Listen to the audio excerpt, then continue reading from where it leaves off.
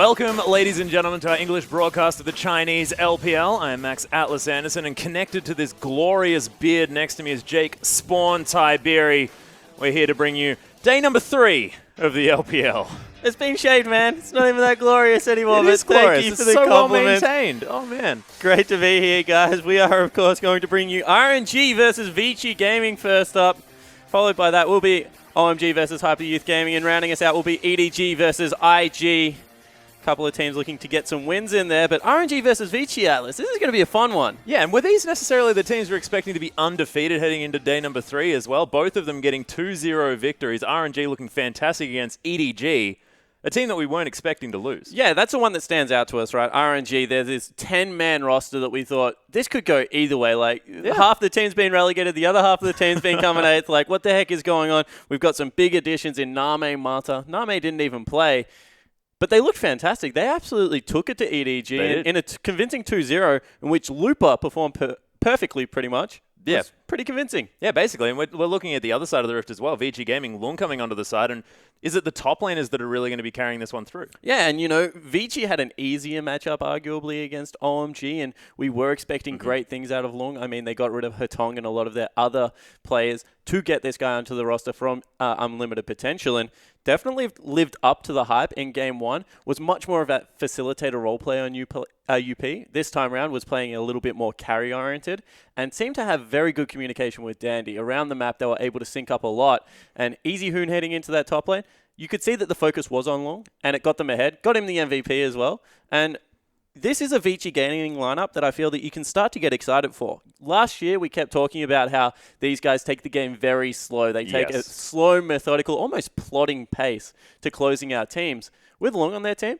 they seem to have that initiator, that big go button, to maybe get it done a bit quicker. Yeah, this is the thing. And Long had an 82% kill participation, something like that in their first couple of games. And for a top laner, that is pretty ridiculous. Normally you think of them sitting on an island, but we're looking down the roster as well. There are so many contested picks. The Poppy in the top lane is a big one because Looper, he was managing to carry on that champion as well. And this is a guy that came off a pretty horrible 2015 and has really broken to 2016 looking great. Yeah, it certainly was. And, you know, we talked about the fact that Looper, Mata, of course, playing against his old team in this game, and Dandy, his old jungler, they finally reconnected after the Samsung White. And Mata was always given credit for controlling Looper's macro play. Looper, very good micro player, but needs to be told where to be around the map. And that seemed to be back on track because, as you said, Long, 82% kill potential, but Looper's right there behind him on 75%. Yeah. They both picked up the Poppy. Looper had a very impressive Assassin Quinn game as well for Game 1 against EDG, where he just picked on Fire Lolly time and time again. So looking forward to see how these guys get around the map, help each other out, or whether it just breaks down to a 1v1 scrappy laning phase. Because if it does, you expect it to maybe favor RNG.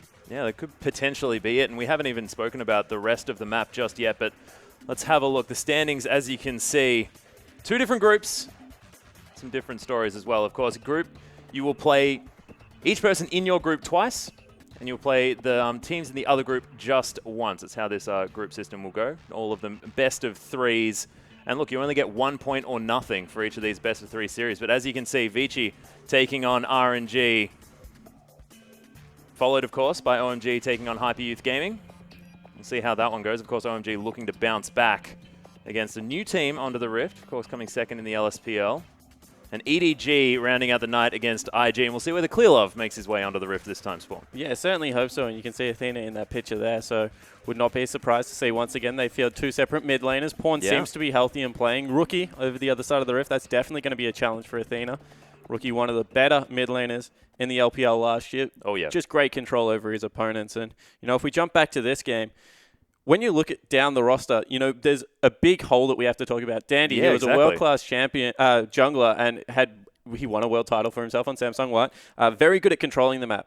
MLXG, on the other hand, we kind of touted as the new kid on the block. And, like, what can this guy do? Against Fire Lolly, he showed that he can absolutely dominate people if he's given the chance. So I expect, once again, MLXG to try and take it to Dandy. These younger, I guess, kids that are coming up to Summoner's Rift, they do like to get in your face. And we saw that 2 level 2 plays were made by MLXG. You know, first time he went mid lane, second time he cheesed a blue buff on Graves, and it seemed to work out for him. So I want to see if he has that swagger, the ability to be able to take it into Vici Gaming's junglers, because Dandy, he even got a Rengar ban against him, I think, in one of the games. This guy, he plays a lot of tanks, but maybe he has something up his sleeve as well. Well, we all know Dandy as a Rengar player there as well. Of course, hasn't been doing it as much.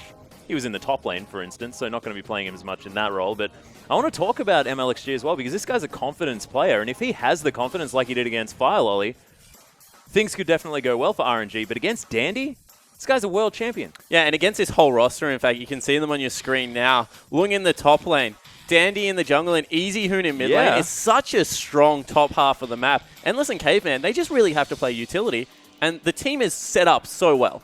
Yeah, and it's actually a pretty similar build path, you have to think. I mean, Whoosh and Mata, even though Mata does control a lot of the map, the bottom lane, as far as impact is concerned, isn't necessarily where they put their focus. It's around that top half. It's around the jungler, and especially Looper there in the top lane. Yeah, certainly do agree. And you can see Danny on your screen. Yeah, picked up the Graves, picked up the Rek'Sai, a little bit more tank in there. Easy Hoon had a Rise game. That was interesting to me. I just love it. Proving himself, man. Yeah, he certainly was. But went back to a little bit more of control CC in the Lissandra, but also has that assassination potential. So I like the direction that he's going with his champion pool. Yeah, and Endless picking up the Callista and the Tristana there as well. Actually, entirely similar to Whoosh on the other side of the Rift, but we will cover them very soon. And there you can see Caveman. It's just a name change. Still same guy. It is going to be Alistair and Trundle. So it's only Vici out of these two teams that have decided to play the Trundle. Of course, Vici played it in 2 different roles this time, flexing at top and support. We'll see whether they continue to do that or whether RNG have got some plans for the Trundle. And the reason the Trundle flex is so important, and Lung proving you can play at top lane, yeah, he did, is that auto attack based champions can no longer be played top against them, because Trundle saps so much of that away through his passive and through the bite, and then late game just becomes a split pushing beast, so you can't really play the Lulu into it either. So I like the fact that they are showing that it is a legitimate flex pick. And now, you have to respect it. Trundle is so strong on the current patch. 5.24, guys. Yeah. I would expect it to be taken away. Yeah, it's pretty ridiculous in the support role as well for a whole lot of reasons at the same time. That pillar, just really difficult to get past. So we'll see whether it is going to be focused and banned away or whether it is going to be RNG looking to try and pick that one up themselves. Also has terrific synergy with the Poppy. So if they are happy to play Poppy top lane, Trundle pillar into Poppy tackle is obnoxious. It's very, very strong. And we will take you quickly through the RNG lineup. That is not a mistake. There are actually 10 players on this team. And all of them are legitimately 10 players. But they will be starting Looper, MLXG, Xiaohu, Whoosh, and Mata yet again. So this seems to be their core. Roster. Yeah, it does seem to be what they've decided to go with at the moment. Of course, Name still sitting there on the bench. Lei still on the team as well. Whoosh and Lei sort of known as a group together. But there's the MVP in the top lane as Looper. We'll see whether he's going to continue that performance moving forward. The Poppy and the Quinn definitely working out. And there's MLXG. The young gun spawn, playing his Lee Sin, definitely doing a fantastic job there, and then just owning the Rift on that Graves. I just love that Insec is sitting next to behind MLXG, yeah, I know, probably right? just applauding how aggressive he's playing every step through. Not often you can say that a jungler is as aggressive, if not more so than Insec. And you see Xiaohu, another prodigy. They brought him on as a 17-year-old last year. Very good Azir player. We didn't actually see it out of him. Looking forward to seeing what he can do. Yeah, of course, has moved back to being more of that facilitative player with a lot of Lulu games under his belt, but was known a lot for the LeBlanc as well, the assassination play as well as those control mages with the Azir. Very flexible, and there's a man on your screen, Mata, back-to-back Alistair games, and we've seen Alistair still 100% pick or ban throughout the entirety of the LPL, regardless of his interesting win rate, especially last night. Yeah, so Alistair is just so good at initiating at the moment. Yeah. And if you are going to play the soft CCs, the likes of the Trundle in the top lane, you know, the likes of the Quinn even, having that hard engage in the support position just becomes so important. So expecting that he will continue to see a lot of pick bans. The problem is very melee and laning phase can be exploited. Yeah, it's true. It's just you get him for that dive potential further on, but we'll see whether it is going to be something that they're going to aim against. But here is Champion Select, ladies and gentlemen. Vici Gaming going to be on the blue side first up against Royal Never Give Up. Love it. Royal Never Give Up. Because they don't. They most certainly don't. They always manage to find a way back into the LPL spawn. Kindred going to be the first ban, and Rise, a lot of respect towards Easy Hoon here as that one gets taken away. Of course, Long's played the champion as well. Decent flex pick, and a lot of these bans have been the flexible champions that have been taken away. Yeah, it certainly has been. I love the Kindred ban. MLXG's already proven that he wants to get in your face. Kindred just facilitates that so much. If you ever get invaded by a Kindred with red buff at level 2, you have to burn Flash if she gets the zone down, just because of how much damage she can put out. And wow, Quinn and Trundle also joining the bans relatively quickly. Super focused ban phase here, Spawners. Yeah, Quinn aimed at Looper there, of course, but Jahu can play it. Jahu's played a heck of a lot of different things there in the mid lane, notably Lucian.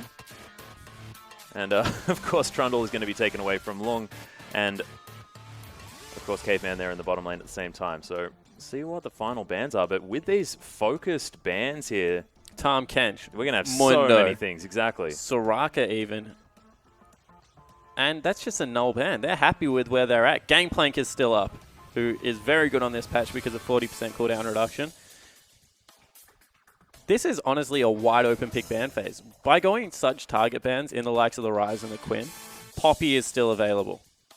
They take the Lulu away. Alistair's still up as well. A lot available right now for Vici Gaming. There are so many things. And Royal, of course, they get the 2 picks here. I mean, it's only one champion that Vici can now take away. Priority is going to be put once again on the Alistair, which makes a lot of sense, but Soraka Mundo can now be picked up together if they want. There are so many things. The Poppy, of course, is massive, but Lyssandra's there, Graves is there. Both of these junglers finding a lot of success, and Royal Never Give Up know exactly what they're doing. Lysandra straight away, and then MLXG is going to take that Graves. And Lysandra not only a pick away, but also going to be a pickup for either Lupa or Xiaohu, depending on who wants to play it. Yeah, Lupa loves to play God, the mages in the through. top lane, so would not be surprised to see if he does go towards that. Gangplank is very strong. You know, Rengar is also up. Please don't give me another Skarner. Well, Rek'Sai has been seeing a lot of success as well. That would make a lot of sense, but Misfortune's there. She was actually permabanned yesterday. So the reason I like games. Rengar at the moment, it's just a hover, so I'll just touch on it quickly. Probably will be Rek'Sai. But RNG have already shown that they love to run these multiple AD carry comps. Yep. And Rengar turns those into 4v5s real quickly. He's just good at it. Yep. Rek'Sai, however, adds a lot of knockup potential. Couple that with an Alistair. Very good engage so far. Pretty good damage coming out of Endless. I actually like the way they set Endless up for success on this team. You know, play utility. Play something that can knock down turrets. Play something that just has AoE damage or can clean up a team fight. We'll get everything done for you. Just sit back, you know. Just chill. Farm up. Let us control the top half of the map. Misfortune 5.24. E hasn't been nerfed yet. Thunderlord's still oppressive. Oh, yeah. Just gives you a very good laning phase.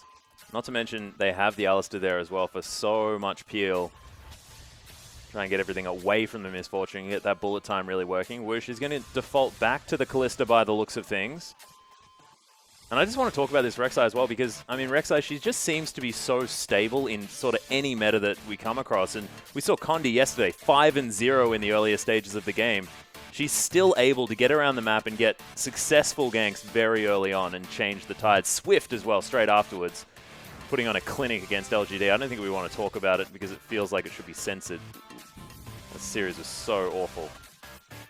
It was actually, you know, people are going to look at that and be like, what a one-sided series. I think that series highlighted the difficulties that LGD have currently in their confidence and how good QG are when they're ahead. I honestly don't think that series showed us anything new, apart from the fact that LGD still have work to do off the Rift. I'm not even interested in how they played on the Rift. It just looked like they weren't on the same page at all and that they didn't want to make any proactive plays. Defaulted back to comfort. To me, that just shows a team that isn't exactly happy with where they're at as a team at the moment. So they still need to build on that. But wow, props to QG for being able to close out in the way that they did.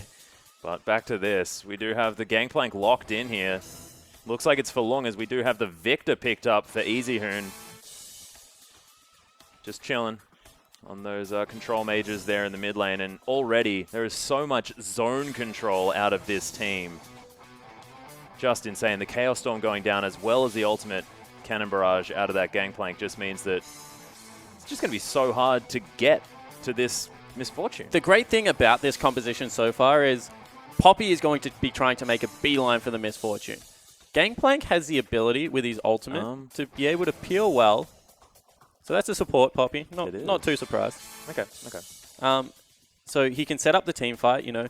With the Victor, they have a lot of AoE damage together. They also have great control with their barrels, so they can peel back, they can go forward. And Misfortune all of a sudden has the ability, because there's a triple threat comp, to be able to set up wherever she wants around the team fight. Across the other side of the Rift, not surprised to see Poppy go towards that support position, because what they've done is they've said, Lysandra, we're expecting you to go mid or top.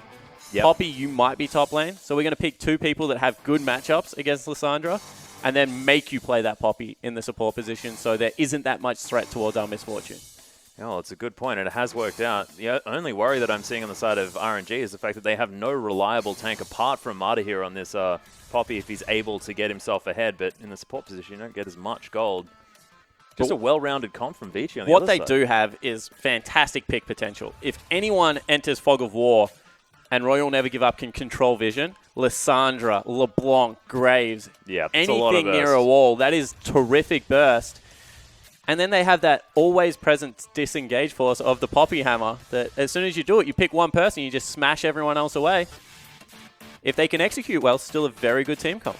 Yeah, and if it is going to be one of these pylon comps that Vici are going for, will be very, very powerful having that ultimate there. But, ladies and gentlemen, we're going to get onto the Rift.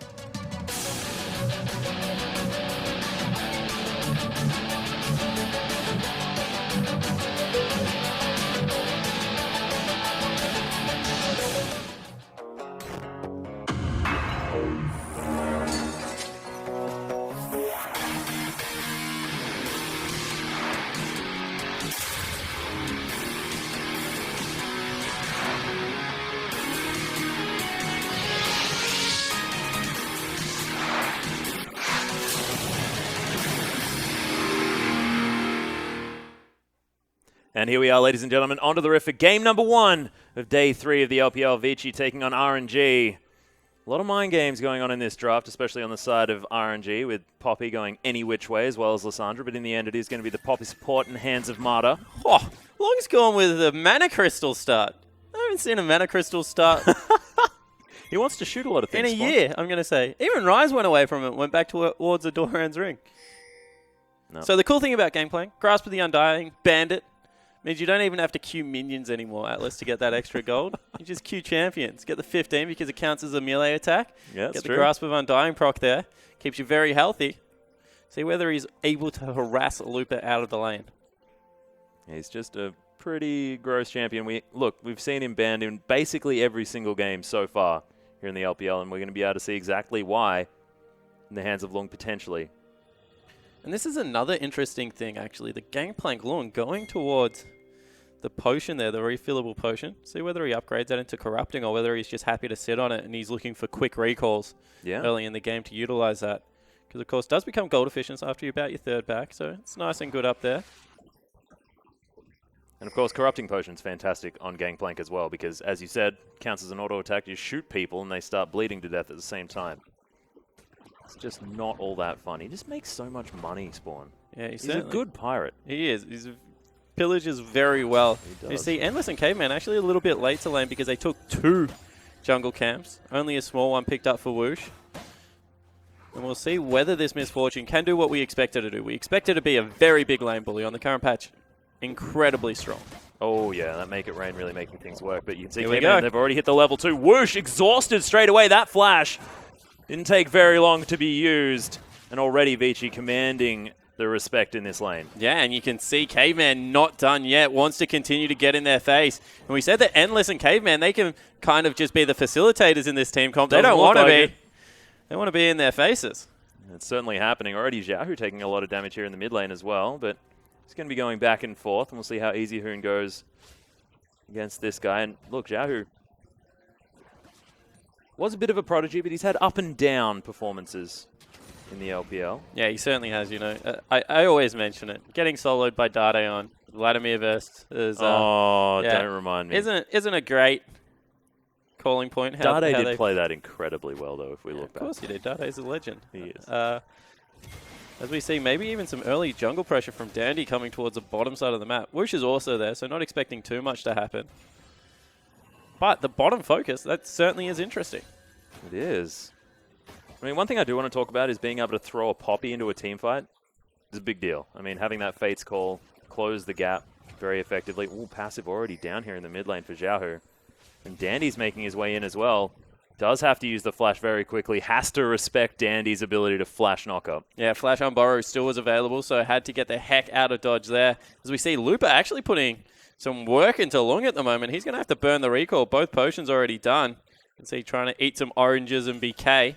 Yeah, but Spawn, all of those combat stats on the Sapphire Crystal. Yeah, no, definitely. That was a unique start. Let's go with that. It was an experimentation. I'm going to call it failed experiment so far. Yep.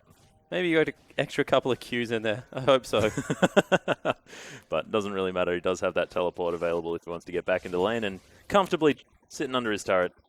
More than fine. Dandy going to be taking away his blue buff now. MLXG not going to be getting into the enemy jungle this time around as he's just put his jungle on farm. He's taken every single camp so far. I'm actually surprised that Dandy didn't give the first blue over to EasyHoon because EasyHoon's pushing up nice and aggressively. You know, they've already burnt Xiaohu's flash. You can see that Rek'Sai doesn't need it.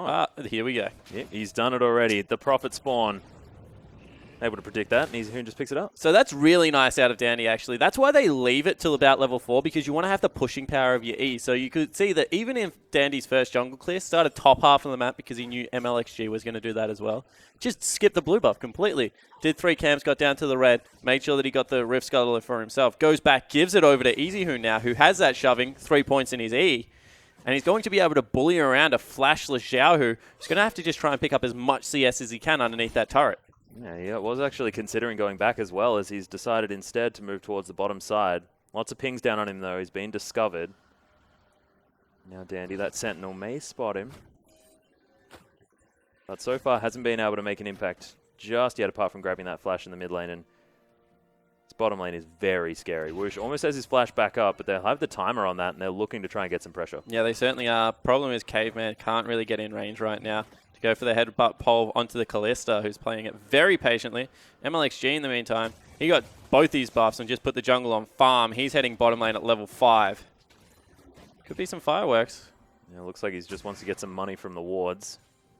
And a lot of vision has been gained. Pink ward down as well, just so that they can keep an eye on Dandy. You know, credit to Woosh and Mata as well after such an aggressive start with that lane. Still pretty even on gold. 42 to 44 CS, so doing a good job. Got to remember the build efficiency of Kallista's path did not change. She gets lifesteal if she goes towards that Blade of the Roaring King. Hurricane as well as Bork is just such a good 2-item power spike still, so expect Woosh to be able to take over these mid-game team fights and then let Looper and Xiaohu continue to scale up and become those assassin threats that they need in the late game. Yeah, and the scary part is then Endless if he makes it past that with the bullet time doing massive damage. Huge AoE. Endless is kind of like, Misfortune's one of those weird champions because Misfortune players will go something like Essence Reaver into Infinity Edge right now. Yep. Because your bullet time does crit and you want to get that big crit damage across the entirety of the bullet time, which means that she goes from being this great pokey duelist in lane to no attack speed items and actually very hard to duel AD carries one-on-one. And then as soon as you get your attack speed item on top of that, she turns into a great duelist again. But it's just because you itemize so heavily towards the team fights with Misfortune right now, with no attack speed, just because of how impactful the ultimate is. If anyone ever gets caught out in the jungle this game, Misfortune does absolute work. Certainly does, and can now build the swiftness boots for a whole lot of extra mobility at the same time. We've been seeing a little bit of that. It's because that item has become so incredibly efficient, only costing 500 gold. Xiaohu with a huge burst onto EasyHoon, even through that Q shield. All right, let's go even deeper. What has happened, Spawn? So he's gone with a Sapphire Crystal start, and then picks up a Cull on his first back. No Doran's needed. Cull, of course, an item that becomes incredibly gold efficient if you can get to 100 CS, but generally costs you about a kill on the way there, so works out not so much. But if Lung can pull this build off, that is maximum disrespect to Looper. Well, Xiaohu is going to be able to land a bit of his combo, but EasyHoon just drops everything on top of him. Yeah, and I actually like it when people play this way against LeBlancs. LeBlancs underneath 50% health can never commit to their full combo because it puts you right in their face, and it means that from now on, if he ever goes in, Xiaohu needs to be very careful that there is no counter gank or no gravity field catches him back out. But here he goes again. Yeah, he is going to get the Mimic Distortion. Doesn't land the chain, though, and in goes the Cannon Barrage. Does get back to Xiaohu, but takes a Prey Seeker for it. And Vici have a whole lot of members here in the mid lane. Was followed up nicely by RNG, but so far, everyone just answering each other's aggression. Yeah, so let's give that one over to Xiaohu. Gets a flash out of EasyHoon. That's now a sitting duck target, of course, very immobile. That's not a thing. But immobile mage. So we'll see whether he can make it work. And wow, Endless. Yeah, bullet time's there. Woosh actually takes a lot of his health bar as he has to wander out of that. No, nothing to martially poise to. Poppy kind of looks like Bud. Yeah, I know. It was confusing. At the very beginning, I thought it was Bard for a sec. That is like, when you say that sentence out loud, does not make great sense. But Poppy looks a lot like Bard, guys. And Whoosh continually being bullied underneath this turret. Yep, magical journey. No. Not going to be available. Marta utilizing... No.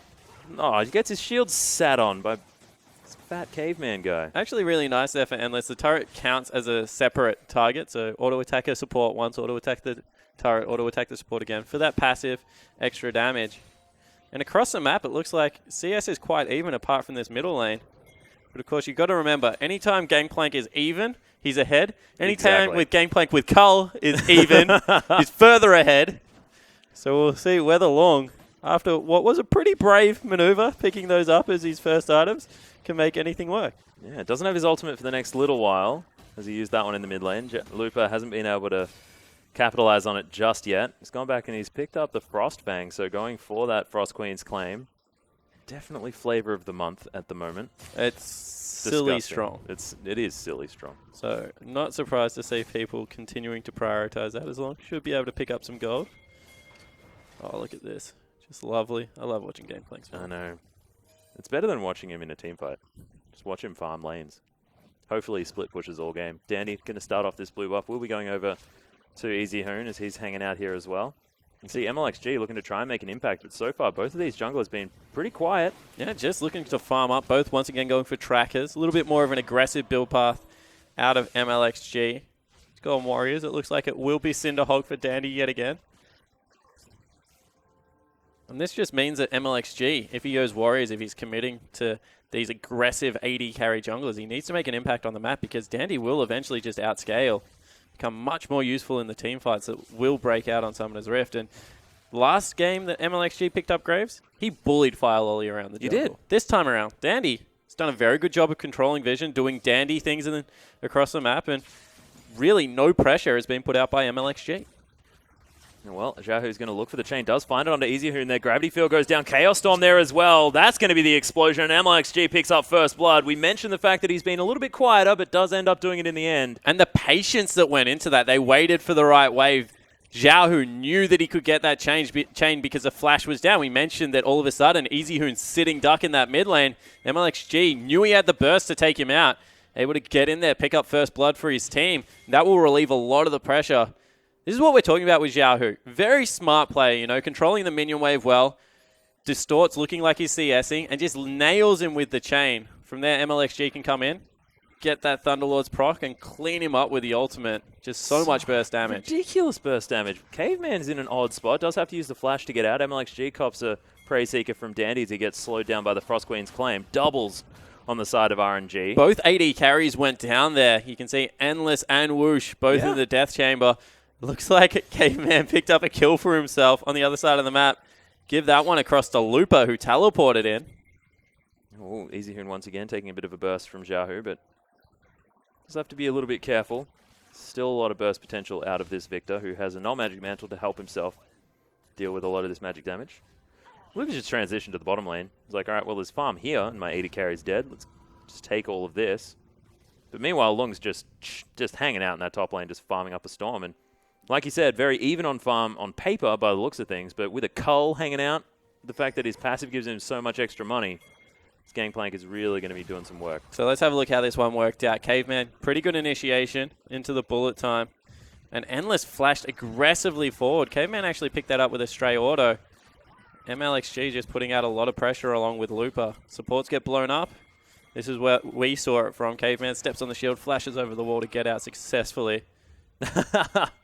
And MLXG being pretty vocal. And wow, they've done it to again. Okay. Caveman's dead. Right. Piece meal that one together. These the replay timings are just really unfortunate here, Spawn, as Xiaohu does pick himself up a kill, his first one of the game. We'll just watch the game in replay. Yeah, I think so. So, good burst damage coming out of Xiaohu. You can see that double Frost Queens have been picked up. So, the catch potential, this is what we were speaking about. The ability to create dark areas around the map. That's why they've got the two sweepers. Use the Spooky Ghost, catch someone else out and absolutely smash them. Definitely is there. They will also pick up the first turret of the game. So, RNG picking up exactly where they left off from. Yeah. Looking very good. And it seems like they've just pulled the trigger at this stage of the game as we see this one again. MLXG going aggressive. Mata flashing the wall actually there. Caveman just gets caught completely out of position. Great collapse. And You know, we keep talking about the pick potential of this comp. That is it. Exactly there. Great CC, great follow-up damage. And Endless is going to cop it as well. And Jahu just seems to be all over the map at this stage. Dandy going to try and get some revenge as he tunnels through. He's going to find the flash, but immediate flash from Jahu. That was fantastic. Yeah, and Lupa used his ghost to make sure that the re-engage wasn't going to be able to come there. It went up into the jungle, spotted out 2 members rotating down, slowed them both for an obnoxious amount. And it just means that nothing can be capitalized on here from the Vici lineup. Good news from them. Long still farming up. Has got his cull maxed out now. Picked up a Trinity Force at only 14 minutes into the game. Looking very good. But the Gangplank needs to get rolling. Otherwise, this pick-style game will just continue to accelerate and RNG will push further ahead. He does seem to be definitely farming minions very well, Spawn. You're right, but does need to start making his impact and not with just the ultimate from across the map. We just saw that just wasn't quite enough. Jahu, though, in the meantime, is going to head back to base and spend a whole heck of a lot of gold. We'll see whether he can take control, but it does feel like RNG are on a clock right now. They are ahead by 3 kills, but the gold is very, very close. MLXG may have found him. Flashes forward over the gravity field. Collateral damage is going to seal the deal, and MLXG still a powerhouse. This is why we love watching MLXG play. Oh, man, yeah. You know, he spots out Easy, who knows he's low in mana, makes the play, takes the kill for himself, happy to burn summoner spells because he knows he can transition that. Oh, Marta versus Dandy, Battle of Ages. Yeah, they're looking for it. Oh, Caveman, he's going to join him on the ride back home. The massive hammer delivers them. Marta would have the biggest smirk on his face right now as RNG also pick up a dragon. So everything going in their favor. But you're right, because of the wave clear on Vici's side of the map, they do have that clock, you know. Yeah. They can continue to accelerate the pace of the game as Marta called out Endless. Yep, Endless is going to get knocked against the wall. It's Blade of the Ruined King, and Whoosh is going to pick that one up. Nice delivery of a kill there for Marta and Endless. Just wrong place, wrong time. Yeah, it certainly was. He thought he was safe, but had the 2 wards, but it wasn't enough to keep him safe. Wow. Yeah, that's actually a lot of vision sad, to get right? caught out. I'm like, how did he not know that was going to happen? Marta had just smacked 2 people away from that side of the map, and now Zhao, who wants in on the action. Spooky Ghost, not available, so he's going to go solo. Yeah, he's going to grab it, distorts all the way in. He's going to find it. MLXG's there, though. Look at the burst from this Graves. It's silly. It does so much damage, Spawn. And this is what we're talking about, the ability to play aggressive junglers. RNG certainly have accelerated the pace of the game. They're going to knock down another 2 turrets. Veach is reeling. They honestly have no response right now. Yeah, and what do you do when the game, it looked like it was so calm, so collected, all the way up until about, 12 minutes in, and this last 4 minutes has just been destruction from RNG. As you're right, they are going to take this turret as well here in the mid lane. Oh, Long also caught out. Has to burn the flash. So mid lane turret will survive just for now, but we talk about the wave clear, the ability to be able to just sit in one lane and just push out the waves. RNG, credit to them, have just never gone towards that siege-style comp. They've stayed spread out. They've made sure that they can get the catches, control vision in the enemy jungle, especially if you look down towards the bottom side of the map. That trio of wards that we talk about, when you take the bottom turret and leave the mid one up, there is a tendency to cheat through the jungle. When you ward this way, it means that anyone that cheats, especially with the double Spooky Ghosts, just cannot get out of that area quick enough, and they'll be able to generate the picks that we've seen out of Marta. So really like the way that RNG are playing. This was a team that, on paper, is fantastic. Oh, yeah. All 10 players can play the game. It's how they fit together and how their strategy comes together. Right now, in the 3 games that we've seen, they look really good. Really, really good. And despite Easy having a decent laning phase early on, it was just MLXG there in the right time, and Jahu being so patient in his play means that even these power players that they come up against seem to be dealt with. See, Easy Hooney's trying to laser in the direction of where the distortion's coming from, hoping to hit the target on the way back as well. That is good play. He has kept up in farm even though he's died 3 times, but the snowball has started to roll. Over the other side, Long. He's got himself a pickaxe. Maybe going towards something like a Maw of Malmortius. No, it doesn't build out of that anymore. Yeah. So, no idea. Yeah, neither do I. Well, it's of course a component of the old Infinity Edge, which he does like building, but it's an odd place to start and then grab yourself a longsword. I'm perplexed as well, Spawn. We'll see what happens. This dramatic story that is the build path of Lung this game. Well, he's got CDR boots, which means that he's not going towards Infinity Edge. Essence Reaver. Sorry.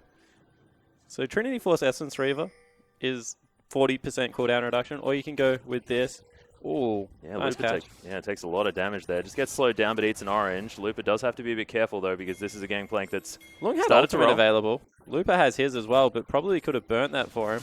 So pops a barrel for his passive. He's going to knock down the first turret of the game for Vici. Yeah, grabs it in the top lane. Looper is going to head back. Has finished his Rod of Ages, but that's still scaling up. Finished it at about 18 minutes, which is not the best time, but does have the Frost Queen's claim there. Jiahu's going to take the mid lane turret eventually.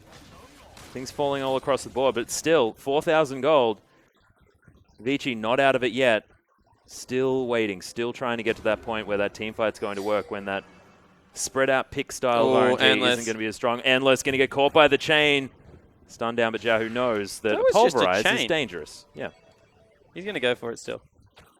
Oh, heads in there, flashes forward, picks up the kill. All too easy there from Jiahu. And no, that's lazy from Endless. Why would you recall in the middle of a lane when you know that there is a LeBlanc there with both summoner spells available? That's honestly really sloppy play out of the Vici Gaming lineup. This is not what we're used to seeing out of a very controlled team.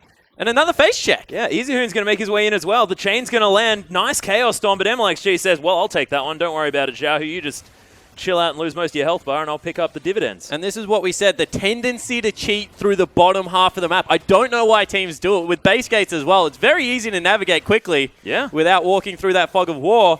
They get 2 picks, extend their lead some more, and Whoosh even gets half the bottom. Wow. Oh, Caveman, you've done it exactly as... Have you been listening to Spawn?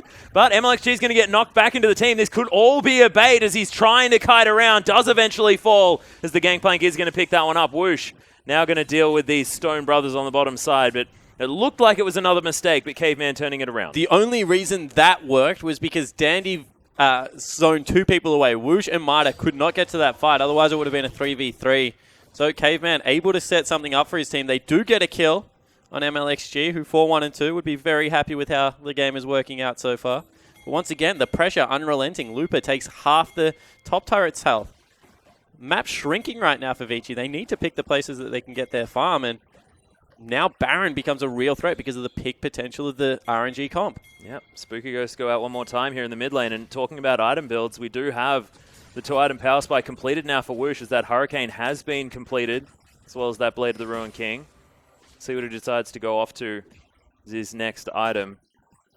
But very much ready to fight. The Equinox completed here for Marta as well.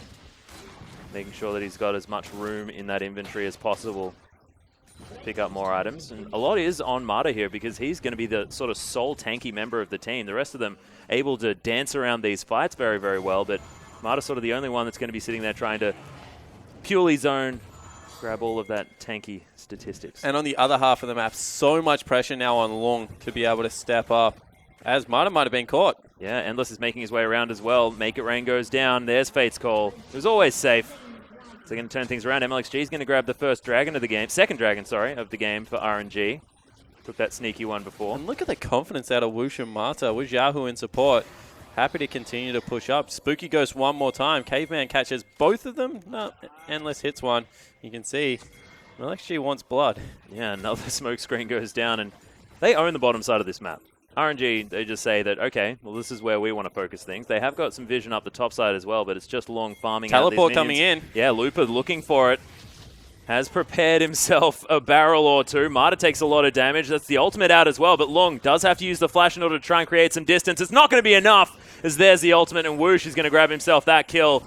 May not be finished just yet as Marta's hanging out. Does manage to bonk Caveman into the wall as Whoosh trying to do some work. Bullet time comes in. Headbutts out of it, though, as the Blade of the Ruined King's there. Whoosh is still alive, dancing around the fight. MLXG going to finish off the AD carry and the mid laner. This Graves is so huge. Collateral damage melts everyone. And that's another one for Endless as well. I mean, for Whoosh as well.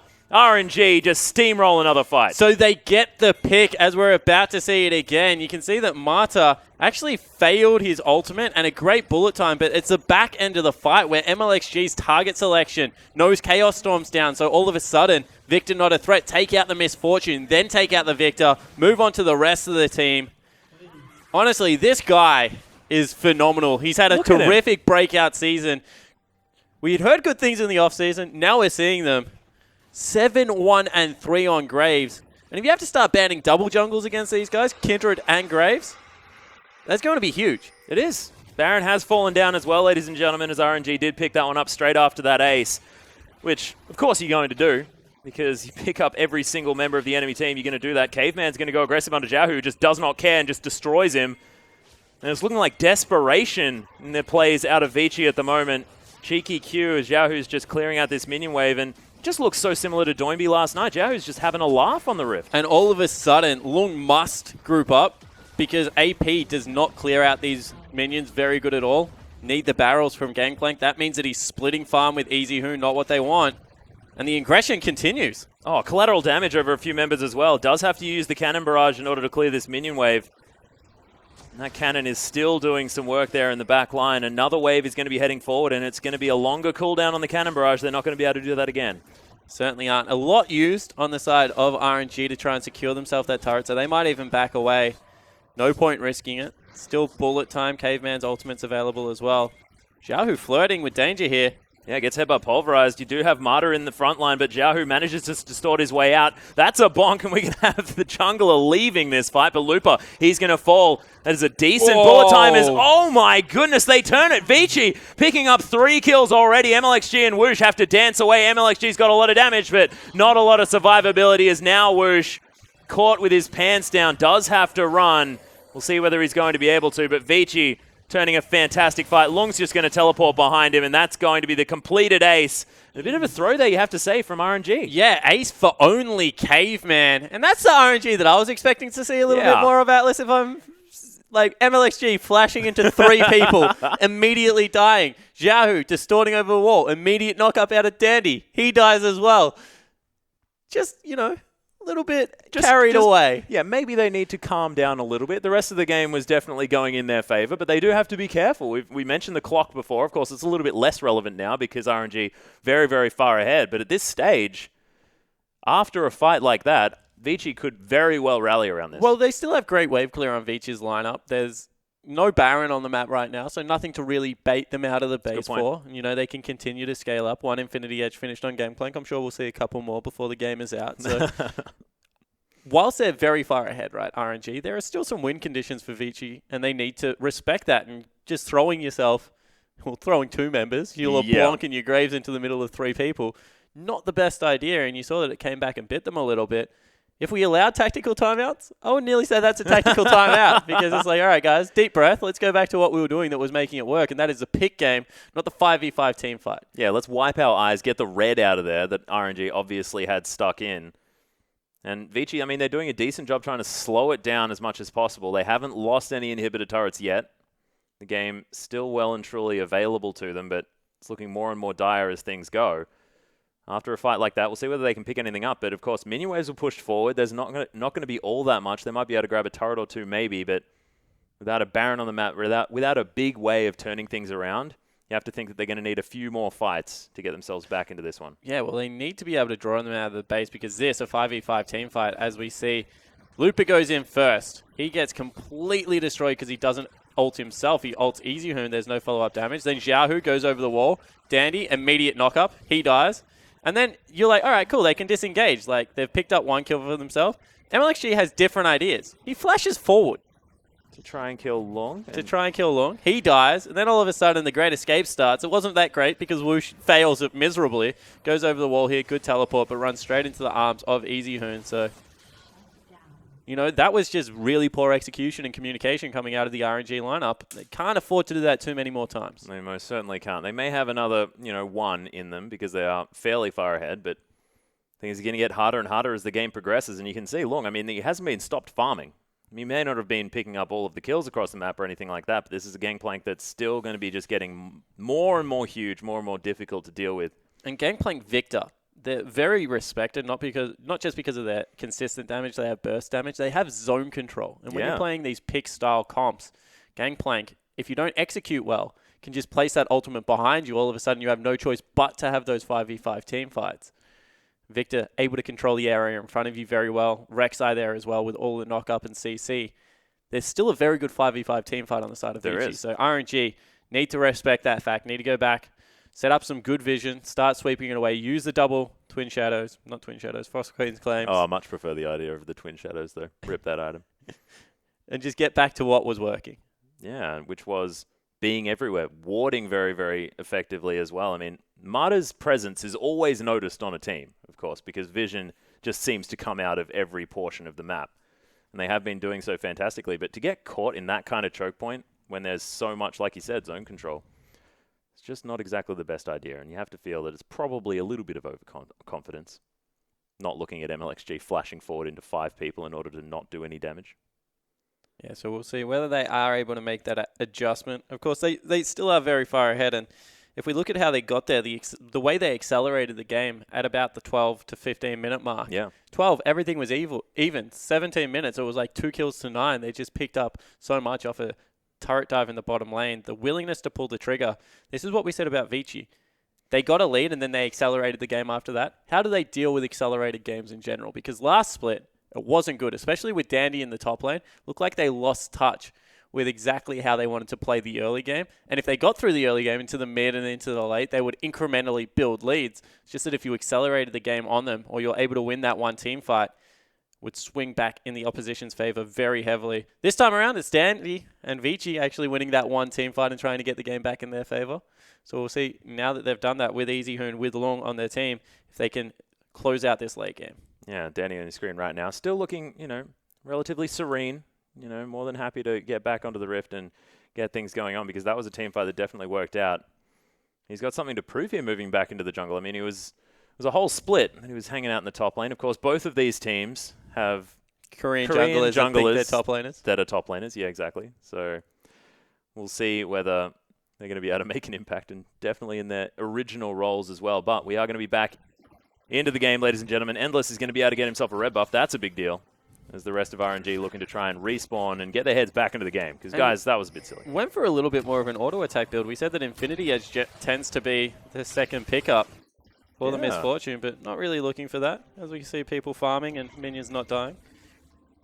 Yeah, Rapid Fire Cannon going to be the second option here for Endless, like you said.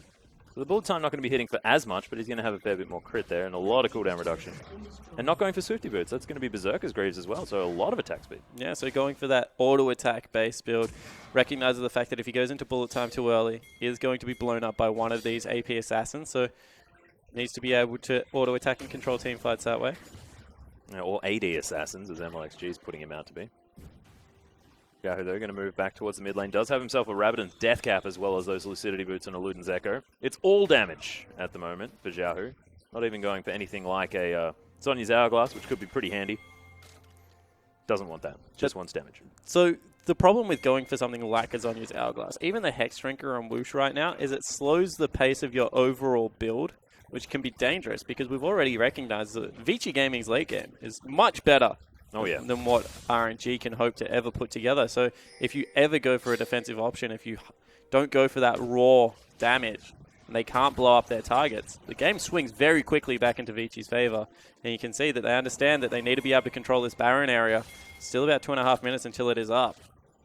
So want to get it there nice and early and be able to set up for what will be another pick, hopefully. Yeah, one thing I do want to talk about is Vici managing to pick up a little bit of extra vision, especially on that bottom side. Managing to claw their way back out. As Dandy and Caveman are just going to clear out another pink ward. And a little Raptor Brush. So RNG is still playing very far forward, but at the moment, Marta's sitting on a ward. They're going to take away these tunnels, and Vici moving around the map quite well, not going to get picked off. But Lupa sitting in the bottom lane, teleport available, no teleport on Long to be able to answer it. He's going to have to burn the ultimate probably to save the turret, or just let it go down. So, once again, RNG get a small advantage over the other side of the map. Yeah, still picking up more. 6,000 gold is the lead, so has been brought back just a little bit by Vici with that last team fight. You can see Long more than capable to pick up these minions. And look at that, Gangplank. 2, 1, and 3 is up in gold just because of how ridiculous that passive is. He's down 2 turrets. Yeah, the global gold is the big deal here. 2 turrets and a Baron. Still ahead by 500. That's an extra kill and a cull. And going for another Infinity Edge. Yeah. Well, the 6% stats from the Dragon going to be pretty useful here for Vici at this stage of the game. Half an hour in. He's going to be great and going to slow down any potential 5th Dragon that RNG could have hoped for there with their 3rd one just going by the wayside. Whoosh, though, he's just aiming for these standing gold options in the turrets on the outside of the map. And I like the fact that RNG abandoned Dragon. You know, they're not being stubborn about it. They recognize if the game went for another 18 minutes, which is what they would have needed to get the 5th buff, yeah, that it just was probably going to not be in their favor anyway because of the scaling on the side of Vici. So instead they pick up a gold structure across the map in trade for it. Very worthwhile for the tempo of the game that they're looking to play. Once again, it's back out to about an 8,000 gold lead. It's shrunk to about 5. Exactly. And so they've gained a gold lead out of absolutely nothing for just one Dragon. And now they can set up around this Baron. As we said, it's only a minute away. And because of the fact that they were picking up these turrets with the teleport advantage, there is 0 vision control on the top half of the map for Vici Gaming. And there's also a lot of items that are very important that have been completed here for RNG as the Zhonya's Hourglass comes in for Looper. He's got himself another needlessly large rod. Could be going towards that Rabadon's, but Bloodthirster is really great as well for Whoosh. He's going to have the double lifesteal. Be a little bit more difficult to kill as he dances around these team fights. Yeah, that's important. That means that Long probably cannot one-shot him at this stage of the game. Also has a Hex Drinker to help him out against the Hoon, but Dandy wants him.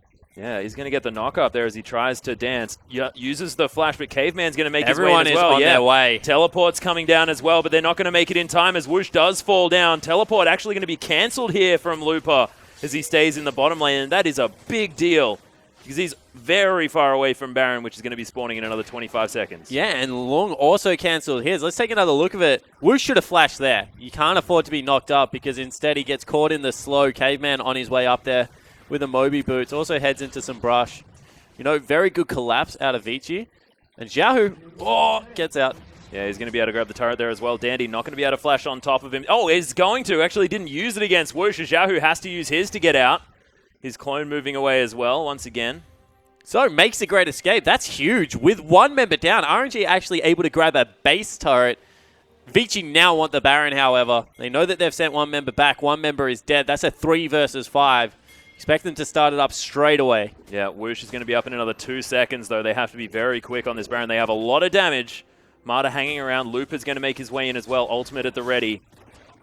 So, probably not going to be there in time to contest the Baron, but can they get the... Oh, Marta missed his ultimate as well. This is big. MLXG's going to steal it straight away. Gets exhausted. Happy to sacrifice himself, though, but Easy Hoon's dead. Everyone's now in the pit. Xiaohu just hanging around over the top. RNG going to turn this one immediately. That steal was ludicrous.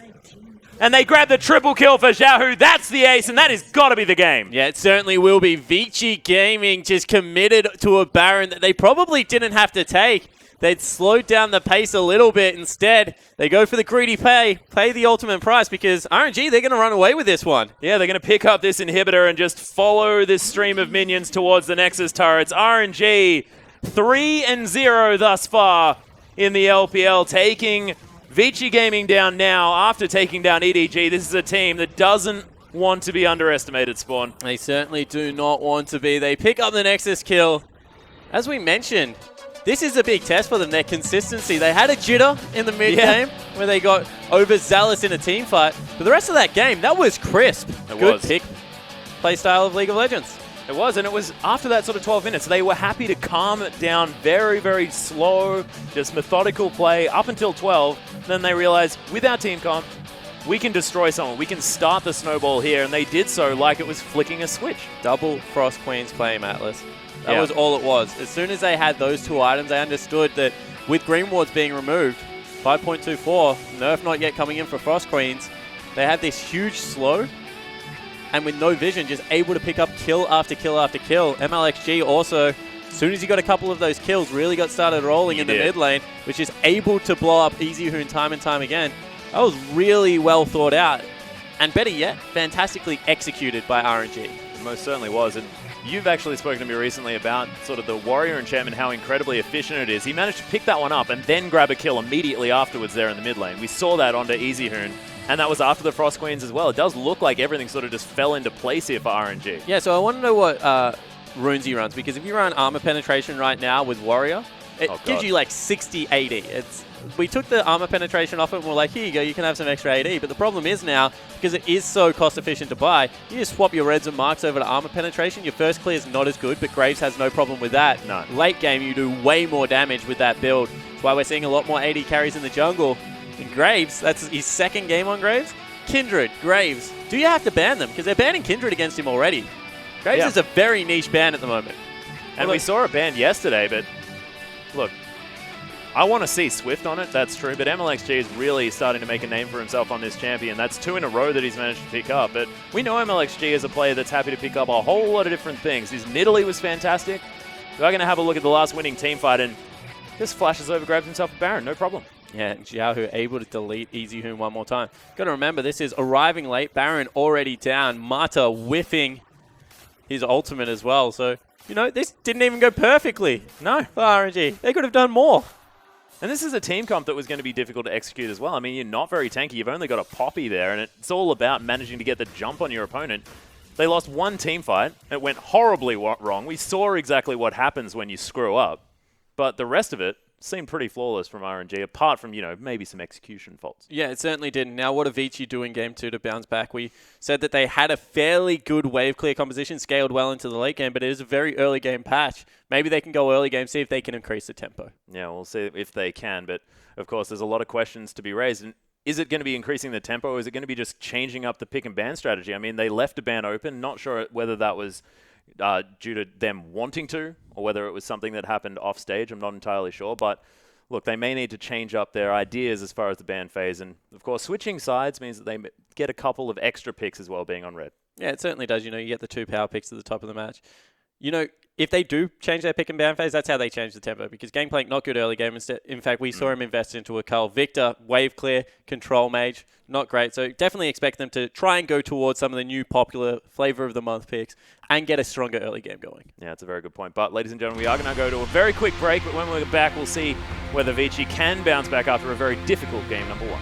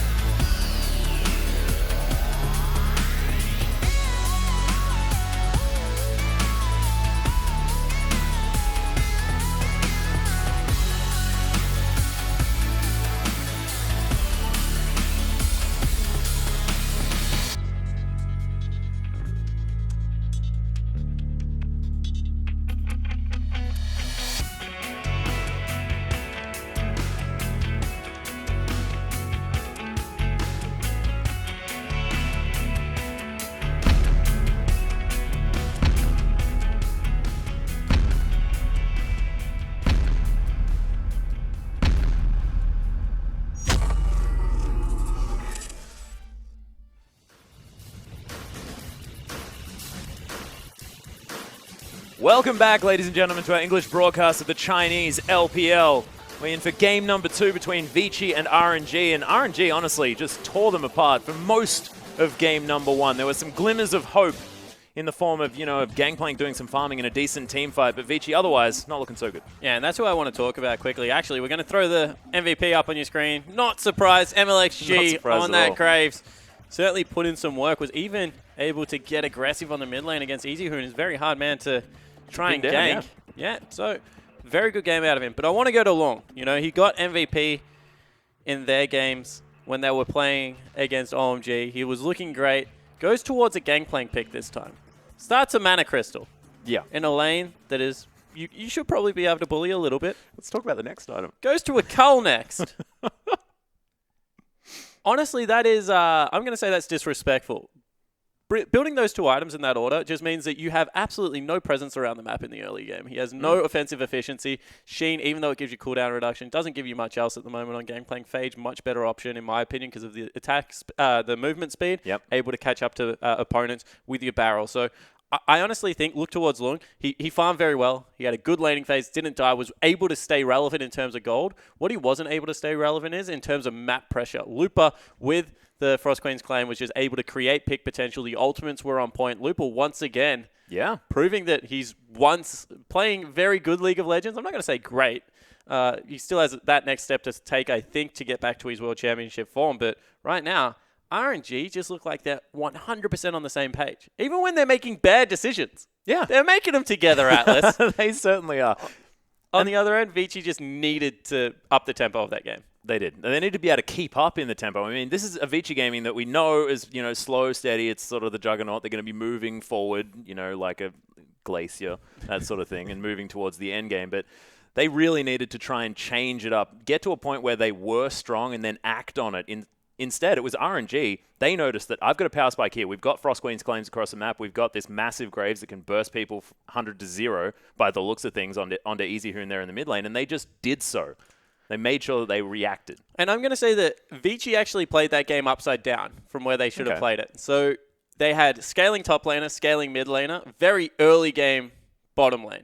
When every single time we look at this roster, we're like, just pick whatever. You can pick Tristana, Janna, bottom lane, right? Never die. Just have all the and get Ezreal, Janna. I'll go even one further. Just disengage for days and just get your top lane on something that they can really take it to the opponent. Long on something aggressive. Easy Hoon on something aggressive, like the Rise. Really like that pick yesterday. Was banned game 1. And Danny can just control the top side of the map and let these players play aggressively. Endless and Caveman, they performed okay, but they're not the carries of this team. They're the role players. Maybe even get them onto the Callista and see if they can just dictate the pace of the top of the map. Well, I mean, they were playing Callista last time around. Callista Tristana does seem to be a thing. So you've listed 2 champions that they were successful on earlier on against OMG on day number 1. So we'll see whether they can make a repeat of that particular performance this time, maybe go back to some consolidated picks. But I want to talk about what you were saying with Looper really stepping it up. And I've got, in my mind, it seems like Marta heading back onto the team means that it feels like Looper's got his dad back, just telling him where to go, where to be, and it's like this guy has now been unlocked. He doesn't feel uncertain with his plays. We saw him when he was playing on M3. He just looked like a little bit of a lost puppy, and now this puppy has been sort of trained and reared to be able to actually fight on the Rift, and I'm excited to see what's going to happen if Marta is going to be able to continue to mold this player like he was on Samsung White. Yeah, I certainly agree that he definitely looks more comfortable, but you mentioned M3. They definitely had bigger problems than Looper. That's a very good point. Looper was one of the contributing factors, but none of the players were really playing well on that team, and they generally look lost the entire way through. So I think that going to a new team, new start, finding some form in a couple of sets, having a very aggressive jungler like MLXG was playing with Condi, not the same caliber of jungler, I'm going to say. Different tier to MLXG right now. Playing with a very solid bottom lane. Whoosh and Marta. If Whoosh can keep Name on the bench, they must have very high expectations of these guys. Because as I said, if you want to learn from AD carry in China, you probably want to learn from Wei Xiao. Name wouldn't be too far behind him. And right now, it just looks like RNG, they're firing on all cylinders. And this was the thing. Consistency is key. They've won one game. Can they win the next game? Because if this team always plays to their top, they're like a 9 out of 10. They're a very good lineup. Oh, yeah. It's just that when they're bad, I have a sneaking suspicion some of the players can still play reasonably bad when they want to. Yeah, and in the break, we were having a conversation. I was like, do you believe yet, Spawn? And you're like, not quite yet. You're not gonna put all your eggs into the RNG basket at this stage. I'm completely on board, I have to say. I mean, I've been a Yahoo fan forever, so I'm just down. But I understand what you mean. When we see RNG at their peak, that was always the case. They were good. And they managed to lose games in pretty effective fashion as well. Well, this is more impressive because, you know, when they were playing EDG, the reason I wasn't a believer then is Firelolly was playing and honestly was not playing very well. This time against Dandy, it's very impressive that he's able to, MLXG that is, able to have a similar performance. But the problem is Dandy's playing Rek'Sai. Rek'Sai's great at vision control, great at little skirmishes, but if your lanes start falling behind, you're like, well, I'm just a tank. Like, there's not much I can actually do to secure these games. So if Dandy's on something aggressive this game and MLXG has a similar performance, I'll start believing that this guy can continue to carry the early game. And then we've already seen, as the team gets rolling around that 17 to 20 minute mark, they do great things. It's just I think there's a little bit too much onus on their jungle and support position at the 0 to 15 minute mark of the game to make things happen. Yeah, we've seen a lot of onus on jungle just in general so far in the LPL. It seems like as soon as the jungle is doing well and as soon as they're able to facilitate the rest of the map, even if they are a Rek'Sai picking up all of the kills, Condi demonstrated that you can still then translate it forward. So it's all about MLXG versus Dandy, and we'll see whether MLXG is going to be able to get back on one of these power picks. And they've got first pick now. They will be able to just grab the Graves if it's left open, but we'll see whether it's going to be. As Vici looking to ban things away, it's going to be the same ban so far, just a bit of a switcheroo, as Royal are going to ban away the Trundle. The Kindred going to be the immediate answer. So never going to get to see MLXG's Kindred till it's probably nerfed a little bit. Kindred just such a potent duelist, good ultimate as well. And actually the Gangplank gets taken away from Long. They didn't like that. Yeah, well, they figure if he goes for a relevant item build, man, it'd be impossible to deal with. Potentially. Not entirely sure. But LeBlanc is going to be targeted against Yahoo here. I mean, of course, we mentioned the fact that he's more than happy to jump on that champion any chance that he gets. Ryze is going to be taken off the board as well. Graves still hanging about. Are Vici going to throw 2 bans at MLXG? That's the question. Of course, his champion pool isn't at all a thing. Yeah, there's no problems here for MLXG, but it's a very potent champion, and they can grab it first pick if they want to. Alistair's still there. Lyssandra's still there as well. Looks like they might be delivering that to Mata, and of course, giving Mata a playmaker, that's a good idea. Yeah, I 100% agree with this. Last time it was first pick by Caveman to take that away from Mata. He's just such a good Alistair, able to engage and disengage with the champion. His decision-making is very good. Dandy has to lock in Graves here, right? Doesn't have to.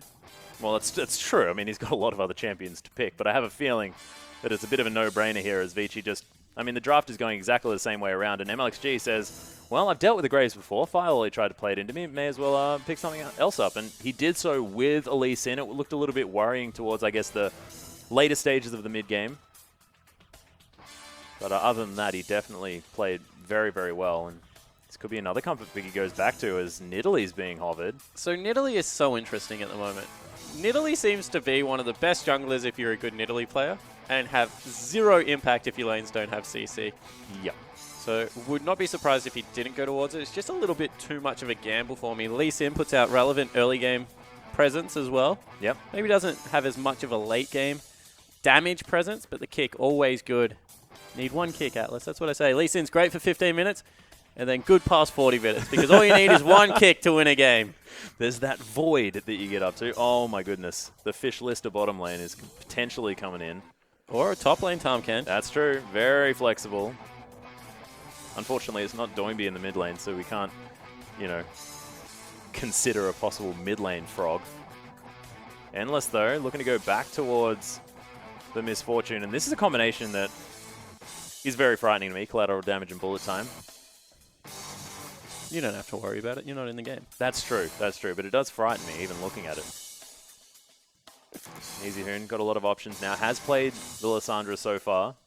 So they could flex that towards him. Long also capable of playing that champion. But they will probably leave it towards that last pick before we know exactly what's going on. Yeah, you want to give Easy Hoon the counter pick. Support. We're actually going to probably see a new support here. Thresh being hovered right now for Caveman. Of course, very good at disengaging.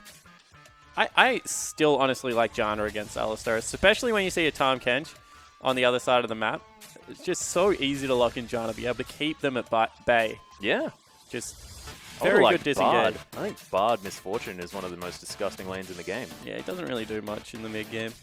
Bard players are a rare breed. If you're a good Bard player, Bard is, yeah, he's like Nidalee. Yeah. Good at him, just always pick him. If you're not great at him, don't pick him. Ever. Yeah. Ever. But there was a last-minute switch over to the Lucian here for Endless. Of course, the Wifesteal bottom lane coming in with the Thresh at the same time. Caveman going to try his hand at that champion for the first time today. Rek'Sai now being considered by MLXG. And Azir, I mean, you mentioned Yahoo's Azir before. Could be another option. So top lane Tahm Kench, Azir, Kalista. That's a lot of control, a lot of kite back, but not an absurd amount of damage. Would actually like to see MLXG go back towards a damage champion here. Because, you know, they've got good peel, but he is going to lock in the Rek'Sai. Yeah, This is brave. This is a very different comp than what RNG have ran any of their games. I want to see if they can make it work. Yeah, and Long looking to go back towards the Poppy as well. And that could be very scary. So this is going to be the first tank we really see Looper on. So we'll see whether he's played Quinn, he played Poppy very much as an anti-carry, not even as a tank, was just line backing people. Yep. Game 1 here, he played Lissandra. That's been taken away from him by Lung this time. Tahm Kench, much different feel. See whether he's able to make anything happen. Yeah, and MLXG is going to go for the counter matchup here against Dandy, who has grabbed his Graves away. So this is always fun. Ever since I saw it in Season 2 Worlds, where I think it was Rapid Star in the mid lane, you know, the famous Karthus Orianna, and then swap it back over Karthus Orianna. Yep. I really like watching people take a mirror matchup and be like, I'll beat you on both ends of it. So MLXG certainly has thrown the gauntlet down here to Dandy. Dandy has got the Graves this time around. We said no stranger to aggressive junglers. We'll see if he's able to make it work. Yeah, it's true. And Dandy has already picked up a win on this particular champion so far in the LPL. Hasn't been today. We'll see whether he's going to be able to turn this one around. And Vici Gaming, they'll have to grab the momentum back from Royal Never Give Up, which puts them in a good position for game number 3 as well, you have to say. I mean, as far as mentality goes, these best of 3 series, interesting sort of psychologically looking at how you more easily win that final game, because it all rests on the series, and you only get 1 point or nothing. And it can be either 2 games, swiftly winning, or you can throw things away towards this second game, and it can be more of a crushing defeat because you realize, man, we tried so hard, we played so well in the first game, doesn't mean anything. Yeah, it's exactly right. So everything can go back to square here. I actually like the fact that now they have the Thresh because much more pick potential. Lissandra, Thresh, Poppy going to be able to chase people down very well. See if they can make it happen. Yeah, as we hop onto the Rift.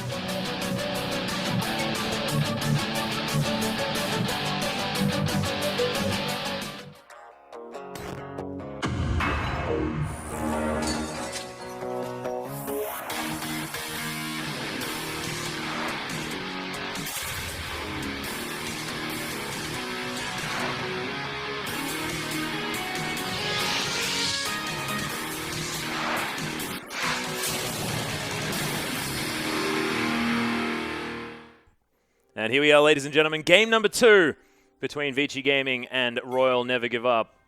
RNG, much prefer RNG. Royal Never Give Up, it's a weird name. I actually like Royal Never Give Up. Really? Yeah.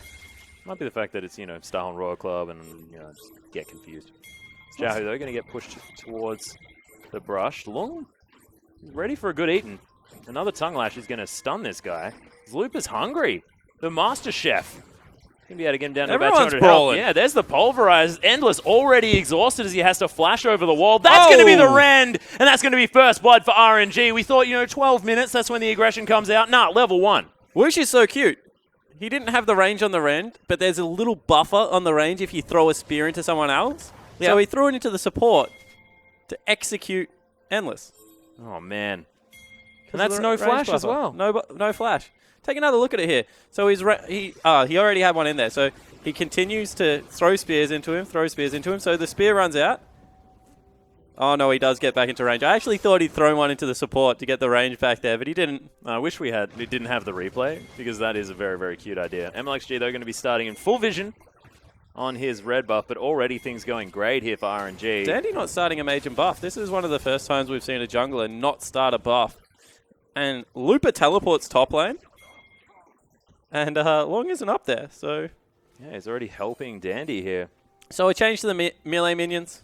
First wave, they'll always attack each other. So it's very hard for the wave to like bounce in a stupid direction. Yep. There was always an RNG aspect that maybe your minions just wanted to gang up on someone and you would never get the lane back on your side. So at least for the first wave, can still happen second wave. Anti-bullying. They will all punch on with one minion only. It is a duel, Atlas. Honorable minions on Summoner's Rift. It's beautiful. Yeah, it's not primary school anymore. Oh, do you want to talk about it? No, I don't want to. It was a really troubling time. But level 2 has been hit by Thresh and Lucian. Potent level 2. So, of course, you can see RNG playing very far back. Dandy already onto his blue buff. There's MLXG. Going for a long clear. Just hanging out at the moment. There he is, just going to be taking down the Stone Brothers towards the bottom side. Actually only burnt one potion, but wants to be able to head towards the top side of the map in relatively quick order. So deciding to recall. Gets himself just a longsword, so not even going for a hunter's potion, anything like that. Wants to go towards a warrior enchant on Rek'Sai. Oh man, Easy Hoon though, getting punished by Xiaohu here in the mid lane at the moment. So this is the thing about Azir. He has really telegraphed damage. Like, none of it comes as a surprise. Like, he has an auto attack, then he Qs you. Standy coming in for a gank. This isn't telegraphed. Yeah, Easy Hoon's going to be able to stun him here. No, doesn't actually do so as Dandy does have the red buff. There's the flash forward, but it's not going to be enough. Dandy flashes after him. He's going to secure the kill.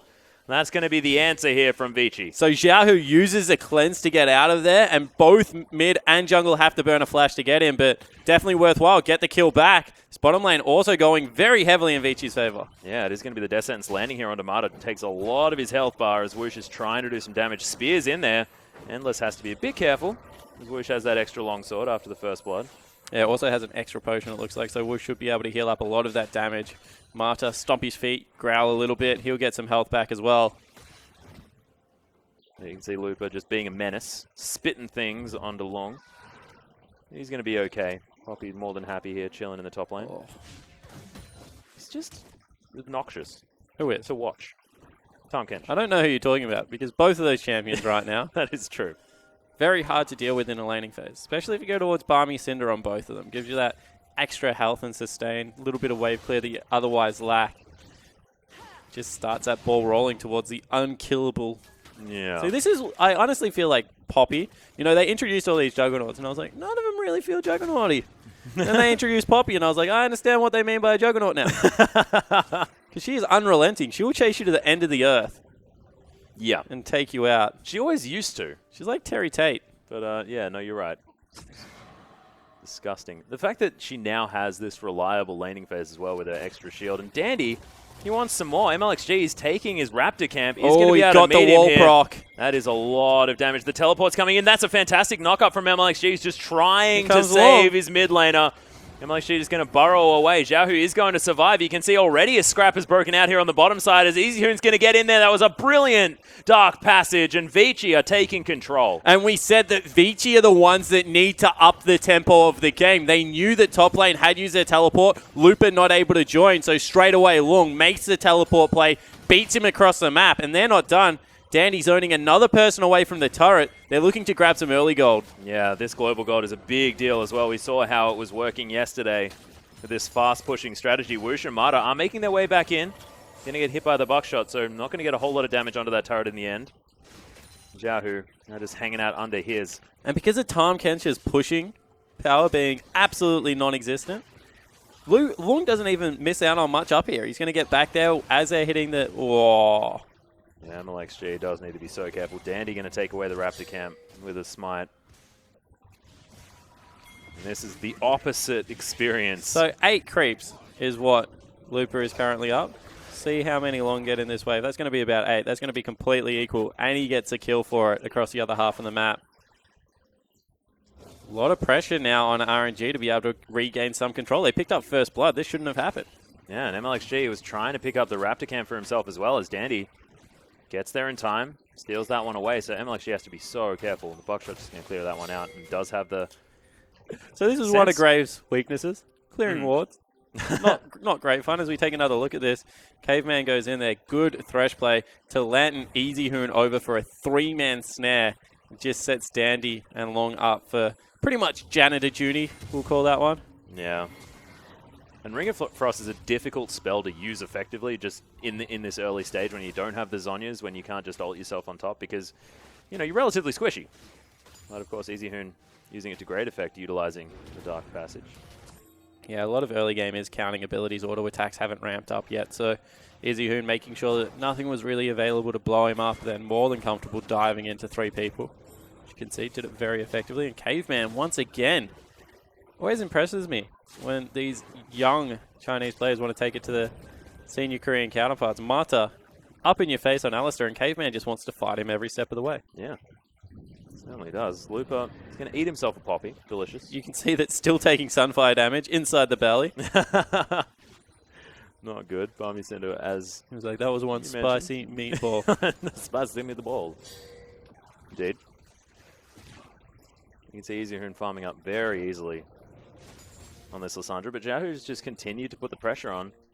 Only a couple of CS behind. Ooh, dive towards the top side of the map. Lupa gets a pink ward up, but they're going to go anyway, it looks like it. This is brave. Yeah, Lupa does have to be very careful. Does have the grey health available as long as he's going to get slowed down. Dandy trying to get on top of him. That's oh, the flash! He eats him! No, he doesn't! The last auto attack on the turret is going to finish that one off.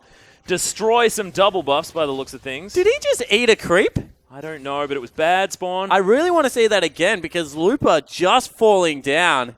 Long does live, but able to get Dandy off the map for a little bit of time means that MLXG can finally pick up some farm. Let's take another look at it. So they really coordinate this well. Dandy uses 2 shots, Long's out of range, and he doesn't want to shoot him again. Shoots him once. Lupa gets another auto attack, flashes. Auto. Eats a creep. Eats a creep. So Lupa 100% could have survived that. Could have almost got a double kill there as well. Yeah, maybe. And, you know, sometimes you just click on the creep. Yeah, sometimes you're hungry. And creep's what's on the menu when it could have theoretically been Dandy. Unlucky. Or just bad. Look, I don't think luck really played much of a part. He clicked on a minion. Prey Seeker going to help clear this one out as MLXG is just holding on for Xiaohu as he makes his way back towards the lane. Stinger completed as well as a Fiendish Codex, so 20% cooldown reduction already for this Azir as he builds towards the Nash's Tooth. Oh, wall bonk. Lupa's just going to get his health turned a bit grey. Going to feel fine about it though. Current patch, it's actually really hard to do what Long's doing. Tackle and then get the Q down straight away. As Lupa taking some turret shots. Yeah, just eats his grey health in order to get himself back there. Of course, we gave a little bit of assistance to Poppy players on the next patch. As soon as you tackle and you Q, it just goes exactly where you want it to, not behind you. Thank goodness, man. I was just so used to old Poppy where I was just tackling and just immediately pressing Q, and it was going behind me. I was doing all stupid things. You're never supposed to do that old Poppy. You're supposed to tackle, get one auto attack. Yeah, okay. Auto attack reset. But even so, DFG. You just wait a little bit longer. Oh, man. Same thing for Malphite, ladies and gentlemen, the DFG strategy. Xiaohu makes his way back towards the mid lane. Dandy is hanging out there. Does have to be a bit careful. Thunderlord's proc was available, but he didn't make it there. Long looks delicious at the moment, but not going to get eaten. And this Poppy is taking control of the top side. Yeah, certainly is. Has some magic resist. Probably will go towards an Iceborne Gauntlet as well for just even more sticking potentially. You can see that Vici, we mentioned that this is what they should do. You know, just leave a self-sufficient bottom lane by themselves and just focus the top side of the map. Seems to be working out quite well, apart from that one misplayed dive. Well, so far, Mata moved his way up. He's going to head back towards the bottom side, though, as Whoosh decided that some Krugs are what he wants to take. Doesn't want to go up against this bottom lane on his own. 94 to 91, so still definitely doing well on the bottom side, is Whoosh. But Endless is about to sort of hit that spike. With the Essence Reaver coming in very soon, he's going to have a lot of cooldown reduction on this Lucian. Scrappy fights in the earlier stages are definitely something that Lucian can take control of. Caveman being pinged out right now by MLXG. That Tremor Stance putting in overtime. But it looks like maybe a Dragon setting up here for Vici. EasyHoon towards that Abyssal, starting to hit really the first stage where mid Lissandra at least is very strong. Mata going to hold on this minion wave as Whoosh is going to make his way back. You can see he's going to make it towards the turret, but Whoosh is going to get there in time, make sure he gets all of that sweet experience. Xiaohu hanging out here in the mid lane still, so he's fallen behind in farm. We know his Azir is being strong, but see whether it's still going to be able to make an impact. I mean, it's a few patches past. Is a difficult one to make work if you're not doing so well. And you can see, once again, all RNG want to do is try and get in on this bottom lane, get Marta going so he can roam around the map. Vici, on the other hand, they just want to continue to pick on Lupa.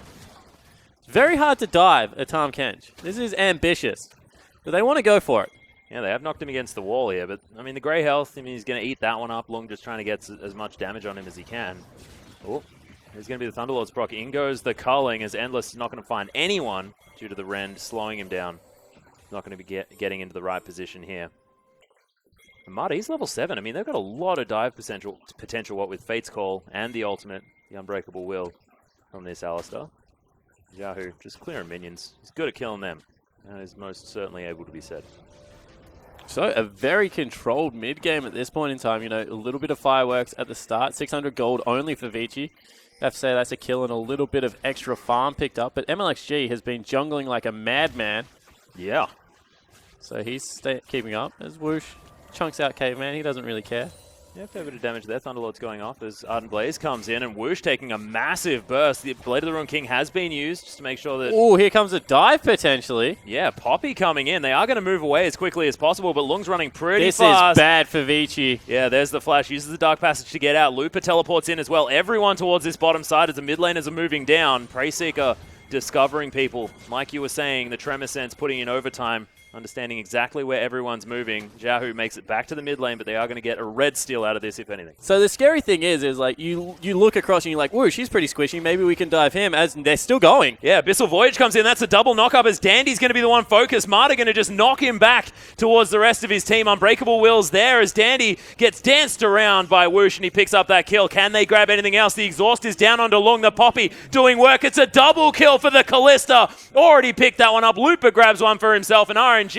brilliant team fight. And this is what we said. They're still going for it. MLXG seeing if he can catch up to Lung.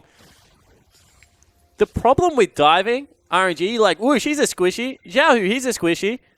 They've got an Alistar. They've got a Tahm Kench. All these people that can help with the disengage. This was actually really cute out of Marta to knock Dandy back towards Whoosh. Knows he can handle the 1v1. Oh, the ultimate missed. Dances out of the way of the ultimate.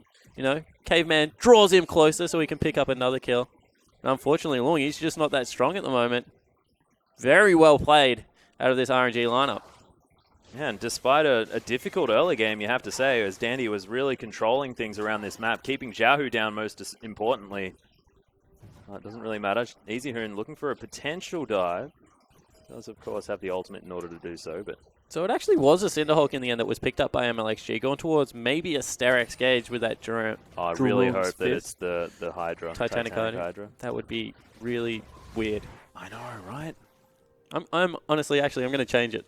That would be bad. Oh, damn. Okay. That's always dangerous. Not so good. I just think it's fun, you know. You can farm very, very quickly, and that's what he's been doing this game. 77 to 67. Ooh. As Easy Hoon flashes forward, that's going to be the cleanse Here comes used. Dandy. Yeah, Dandy's going to have so much burst. Does use the ultimate. The Empress Divides there. The knock-up comes in from MLXG as Jiahu's trying to do some work. Collateral damage is going to be down. Preyseeker picks it up. MLXG, cool guys don't look at explosions, and they turn around the dive. Jiahu barely escaping alive, and he picks up a kill even on Caveman. Wow, in the end, RNG, everything is just turning in their favor. Even when Vici are looking to get aggressive, Marta, oh. Nice Ring of Frost there from Easy Hoon to stop the cow in his tracks. But this may be a mid lane turret as well. Marta and MLXG, they're really far into enemy territory right now. They don't care. Yeah, MLXG's gone for a swim, man. He doesn't mind. Dandy failed over the gap because of where the wall was. Jiahu lived on nothing. And then had the audacity to come back. Because Marta's just going to flash headbutt Caveman underneath the turret. Yeah, just delivered the kill to his mid laner. Beautifully played stuff. And you're right. It doesn't necessarily even seem like RNG are planning things out this time around. It's just, honestly, Jiahu living on absolutely nothing and Vici just trying to force things. Yeah, so that's what it is. Vici are trying to force. And we said that, yeah, they need to up the tempo, but you need to pick the ways you're doing it. Instead of running through an enemy jungle and looking for a fight or going for these aggressive turret dives, you know? Like, set up around a dragon, get control of an area, get some good deep vision and look for some bad rotations through the jungle. Instead, they're just trying to, I guess, brute force it. When you have so much disengage in the way of an Alistair, a Tahm Kench, and a Azir, throwing a Kalista there for good measure, it's just not going to work out. Yeah, Lupa, he's eating the Poppy at the moment, but Poppy pretty strong as far as the dueling capacity is concerned. And Lupa, no stranger, with that great health, will definitely come out the better of that trade. it's a decent point. Does now have the Swifty boots as they're still scrapping. They're just fighting each other, Spawn, all the time. Certainly are. Poppy's really good at sustained trades. She only needs that tackle into the Q combo to really make it work. It's Easyhoon sweeping out some wards, just making sure that he's giving Long. This has probably been the most impressive thing of Vici. How much support they've given. There's Endless now. Oh, Fate's Call was used. That's a catch, actually, but Marta says, yeah, bring it on. Doesn't really mind at all. Triumphant Roar, I'm going to say, is the most intimidating spell in the game. Reminds me very much of, Singed laughing. Because you just sort of like, you get caught by something and then he just goes, raw. Yeah, ready? Here it comes again. There it is. There he goes. Bring it. Bring it, boys. I'm ready. Danny, though, as you said, yeah, frustrating clearing out Wands' graves. Why can't I have 3? I don't want to have to quick draw to be able to kill this ward. You reckon that's bad? You wait till you have to take on a pink. Oh, man. That is like a raid boss for Graves. Needs 3 spell rotations to get rid of those things. Yeah, well, ease traded here by these mid laners as Xiaohu doesn't really want to go toe-to-toe. Understands that there's a lot of people heading towards his lane. Danny and Caveman are moving up there. MLXG, sort of no man's land at the moment. Rocking a hard place. Yeah, doesn't have Void Rush. He's going to head towards the top side. Long, he's going to find him. Not going to get the stun. Good knock-up, actually, from MLXG. And the whiff. Oh. Yeah, doesn't land. Lupus Not gonna here. matter. Everyone's, pretty tanky on this side, but it's not going to be enough. And, in fact, I believe MLXG just died in the belly of his top lane. Yeah, he certainly did. So that's a much better rotation. As we said, get good vision control. Spot someone out. Make sure that you can collapse on them. It's what Vici need to start doing. Very good play for all members to rotate on the same page. See what they can get out of this now. So we take another look at it. MLXG, he got a really good knock-up here. Looks like he was actually going to be able to make his way out after Caveman whiffed that. But Easyhoon able to come in. Good CC out of Lysandra. Just chains it up so well. Both people go down. Well, the rest of the lanes were pushed forward, Xiaohu especially, getting himself back up in this CS game, but they are going to lose a turret. Xiaohu builds one for himself to make up for it. And this is where you see how confident your Azir players are. If you're willing to stay at that second build turret, clear waves, create this a zone for your bottom lane to be able to take out another turret. RNG, even though MLXG and Lupa got caught on the top side of the map, Xiaohu, Woosh, and Mata able to do good things and, I guess, turn the trade back in their favor. Yeah, and it's a much closer game, though, Spawn. I mean, it's only about 1,000 gold in it at this particular point. RNG not dealing with having the huge lead that it was last time at 20 minutes into the game. A lot of auto attacks into Easyhoon, but now there is so much pressure on Easyhoon and Long to be able to get onto this annoying backline. We've mentioned the Tahm Kench Alistair a couple of times. Throw an Emperor's Divide in there. How is a Lysandra and a Poppy actually able to get in there and assassinate Woosh or assassinate Xiaohu? Because if they get rid of one of the damage threats, it's very good for the team, but to get rid of both with all of that peel, going to be very difficult to execute on. And RNG just looked like, once again, very good objective control, able to push out lanes. Playing this one nice and slow, but they don't really have to go much quicker. Yeah, they're just looking calm. They're not looking like they're forcing things this time around. They do have the scaling power of the Azir. They've got the big tanks in Lupa's Tahm Kench as well as MLXG on this Rek'Sai. So it looks like they're just happily going about their business. Sterak's Gauge almost completed now for MLXG as well, unless that is going to be the Titanic Hydra. No, but it is just completed now, as well as those Ninja Tabe at the same time. So he's going to be able to stay in amongst these fights quite a lot. And the base damages as well of a Rek'Sai is nothing to scoff at. I like that. Well, there's only one AP carry on the other team, and that is Easyhoon. And really, if he's unloading, as Caveman a little bit caught here. Yeah, a bit of aggression from Mata. Does get caught by the death sentence. May have to think about ulting here as he's very, very low. Collateral damage comes in. Fate's Call going to have to be used from Woosh to get his support player out. Easyhoon didn't follow that claw in there. I actually don't know whether I agree with that. Looked like a good team fight was starting to come out there. It's going to be a free turret, though. Just going going to take that one down instead, and MLXG going to tunnel back towards this one, so it is going to be the win. But you're right, I mean, the aggressive play was there on a silver platter. Yeah, but instead they will just control the top side of the jungle, and this is what we said Vici need to do a little bit more of. Maybe not pull the trigger on those plays, although that one I definitely would have.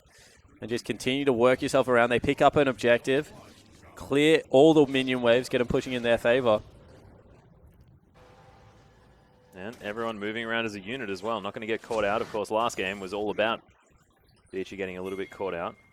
This time around, having a little bit more control. Rylai's Crystal Scepter for Xiao who finished now. Already, this is wow. massive. They've got so much peel for Whoosh to be able to go to work. We mentioned the fact that this actually might be a patch where Callista is buffed just because of how much she liked Mercurial Scimitar.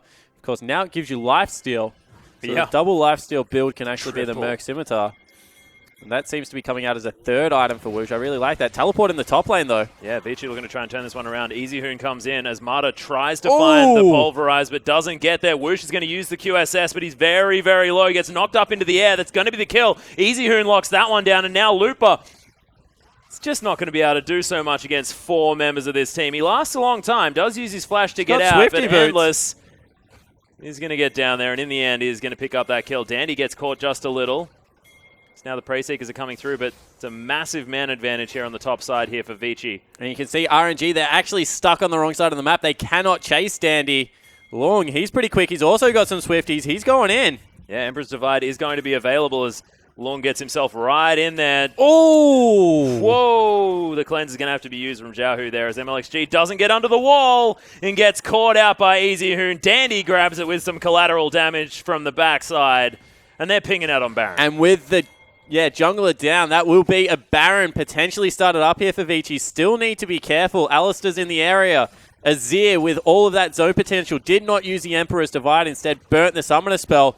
This could potentially still be a challenge out of the RNG lineup. Tahm Kench has ultimate. They can make this happen. Yeah, it could take the voyage towards the Baron. It's not going to be another steal because MLXG is not available. The knock-up is there. Marta all the way in. Does have the ultimate. EasyHoon's getting some spears stuck into him. Baron gets secured by Vici. But is this going to be all she wrote now as the kills are coming down? Whoosh is getting some resets. RNG, and Whoosh is very, very high health. It's a double kill in the end for Lupa. They grab 3. That's still 2 members with Baron on the side of Vici and a 3,000 gold lead. Yeah, still probably in Vici's favor, but that is the best that RNG could have hoped for. 2 members got out over the back wall, one using a flash, the other just dashing over in Endless. And that stops some of the aggression that would have eventuated if Vici had been able to get that Baron for free. So I like the shot call there. 3 versus 5. They had to make it happen. Lupa came in at the right time. Yeah, exactly. Marta just disrupting and gets Fates called out. I actually think Xiaoku could have gone a little bit earlier in this one. Probably about now, as soon as they went onto EasyHoon. Waited a little bit too long for me. Meant that he got blown up relatively quickly. And Whoosh here, he would have been licking his lips with that Hurricane. Would have been like, oh, the Ren sets are going to come out, but 2 members getting over the wall. Yeah, a little bit unfortunate, unable to slow them down or stab them to death over that wall. And the important thing is that the AD carry who you want sieging and your split pusher and Long are the 2 people that have the Baron buff. So it may as well be on 5 members in a way. That's a good point. Because you're going to group as 4 and you're going to push out with your other member. So they kept the Baron on the relevant members. It just wasn't the huge gold lead that they were looking to get off a 1 team fight and the Baron buff. Yeah, the massive turnaround. RNG still hold the lead as far as the kills are concerned, and 2 turrets to 2 is still there. So this game, very, very close, despite that 1 Dragon going over to RNG, and the gold lead for Vici still being at around that 2,000 mark. But with the Baron now picked up, we'll see whether they can make anything else happen. Lupa trying to hold on to this, but Long, it's going to be very difficult to stop this freight train rolling. Yeah, it certainly is, and you know, with the Baron upgrade, there's not really much Lupa can do to wave clear here, so he's forced to back away. Vici, they were equal in turrets, now looking to pick some up in their favor. Should be able to start swinging this gold lead back to even, although Whoosh across the map, doing a very good job of knocking them down himself. Needs to be careful that he doesn't give too much away. No, this is another inner turret falling down here as Vici, a lot of damage with that Graves there. He just does so much work to structures as Lupa's going to try and pick up this minion wave now. Not going to lose the inhibitor turret. So the 2-for-1 special with Vici, starting to grow that gold lead just a little bit. Maybe even pick themselves up a Dragon. That'll be their first of the game. MLXG is here. This Caveman is going to have that death sentence available. Going to use it to get himself over the wall. And Dandy going to pick that one up with a smite. No worries at all. And here comes Easy Hoon. Yeah, they're looking for Marta. Not going to find him with the Ring of Frost. Is MLXG considering heading his way in? Dark Passage now on cooldown if they want to get out. Xiao takes a ride. Not going to get too much more as Vici just back away. Thought he caught Lung out there, Xiao, who wanted to get behind him. Didn't have the flash available. So they're going to set up a turret and see if they can siege mid lane against Baron's creeps. That's a bit optimistic. Certainly is. Abyssal Voyage is available now for Lupa, though. So he can make his way in with that or the teleport. Now MLXG just tunneling his way around. So the rest of RNG just looking to try and consolidate, slow things down, get back into this game. 3,000 gold. Nothing to worry about, but if Vici are good at anything, it's the slow game. And we just move towards the end game and pick up the fights that way, but could be dangerous against RNG that seem to be team fighting very well today. Yeah, they certainly do. And RNG, you know, this is the first time that we've really seen them play from a deficit, Atlas. So we'll see how they're able to turn this one back into their favor. And historically, I mean, they've been pretty good at losing games. I mean, if they lose, they generally lose pretty quickly. Yeah, they lost in pretty quick and fun fashion. But not this time. He's still very, very slow. Anything can happen. Lupa. Oh, trades well with Endless. Yeah. It's a lot of armor that he's picked up. He's got a Warden's Mail there, Sunfire Cape, another Chain Vest. Deadman's Plate looks to be coming in pretty soon. Yeah, potentially Deadman Plate. That would be pretty scary. Just run at you. Just get your tongue out, man. Scary stuff. Long found MLXG being a nuisance.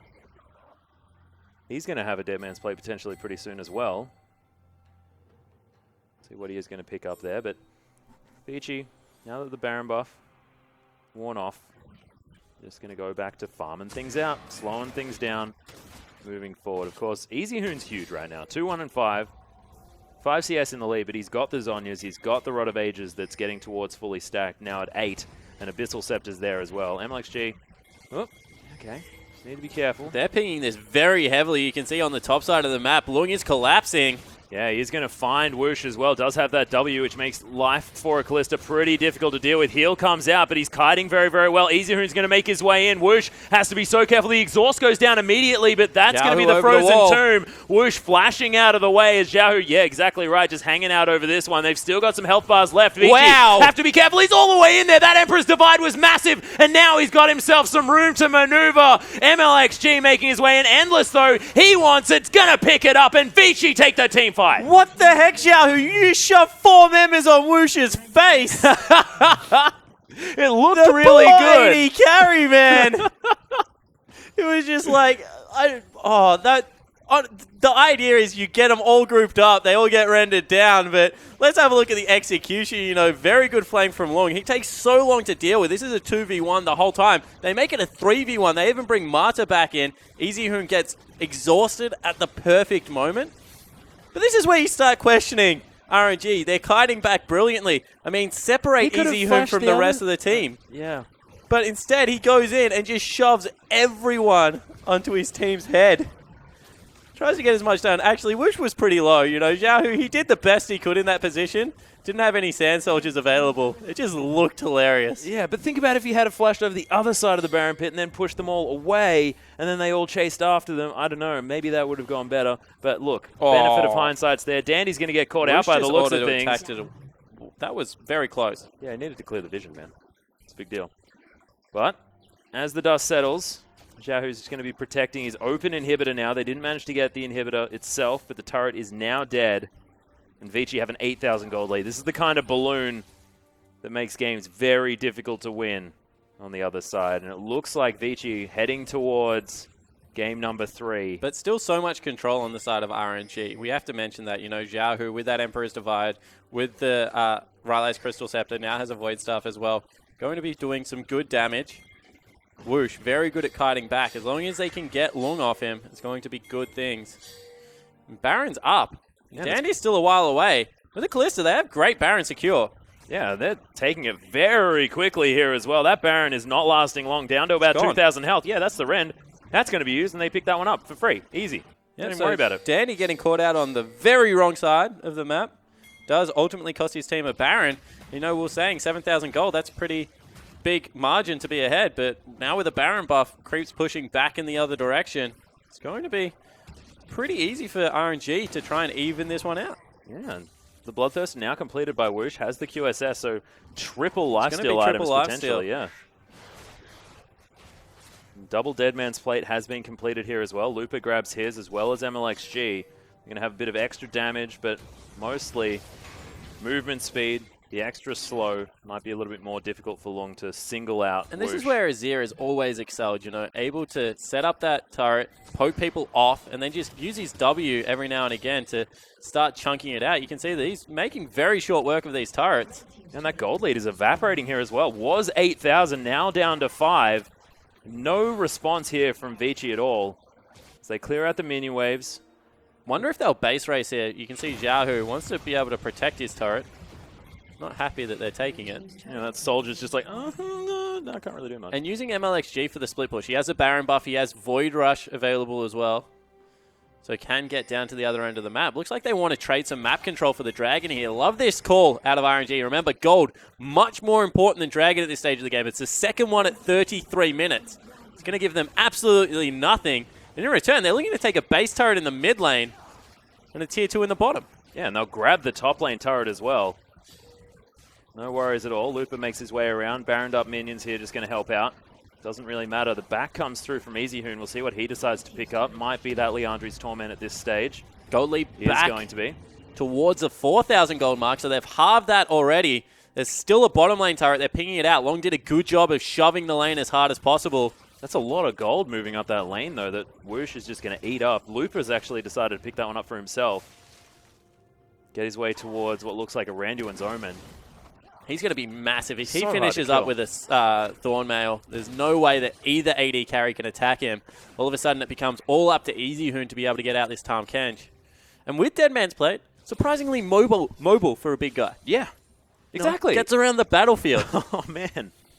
And he's like this little catfish with like this like red thing following him around as well. Sort of thematically feels good. You were the first person to ever call Tahm Kench a little catfish.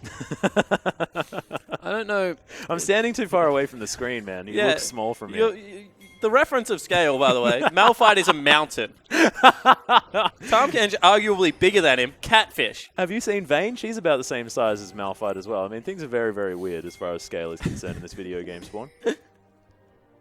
I like it, though. Nah, she just has high heels on. I don't think they get you that much. Close, though. We do have the minion wave game going on as we're just talking about the size of catfish and mountains, comparing them as if they're normally supposed to be relatively similar.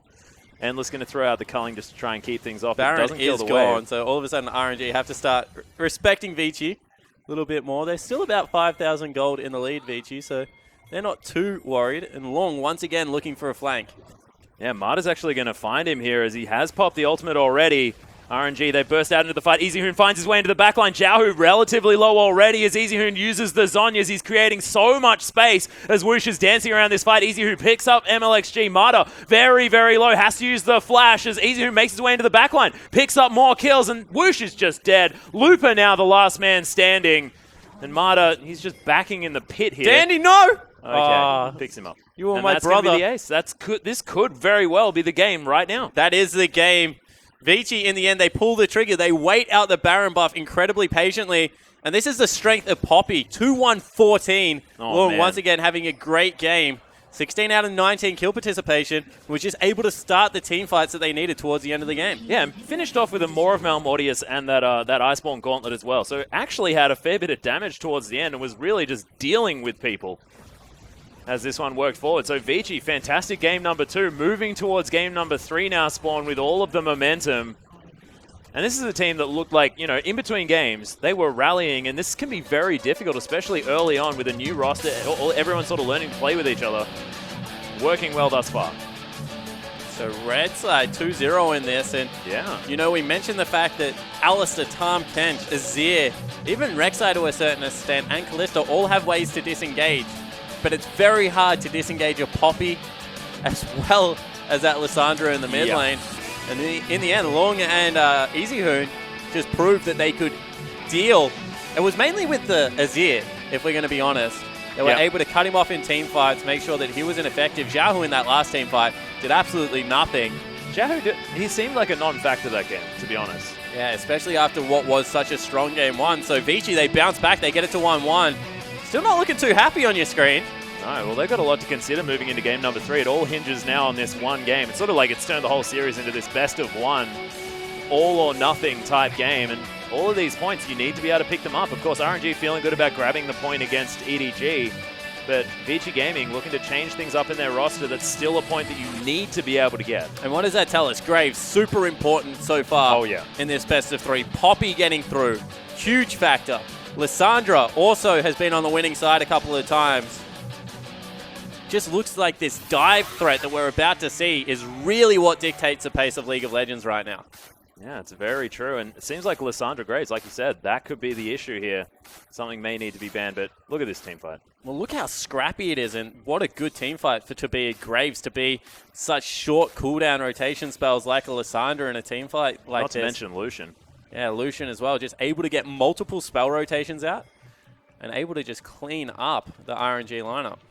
And Lissandra as well, just eating so much time there in the backline. Whoosh just could not get his spears into anyone because he had to make sure that he was ready for this Lissandra to get out of stasis every 2 seconds. Yeah, bouncing back. And when two people are dealing with not even the tank, with just a mage in the mid lane that was repetitively diving the back line, when you have to think, okay, I need to keep my ultimate because there's about to be a Poppy flying out of nowhere and trying to clean me up as well. It was just really well played in the end by the Vici Gaming lineup. Yeah, and RNG, after getting that first blood as well, very, very early on, already the laning control over to Whoosh, but didn't really matter because Vici slowed things down. They managed to make proactive plays in the very early game, and does seem to be this Graves that is helping things out as far as moving the games forward. So we'll see whether he's going to be a contested pick. But, ladies and gentlemen, we are going to go to a short break. When we get back, the decider between Vici and RNG.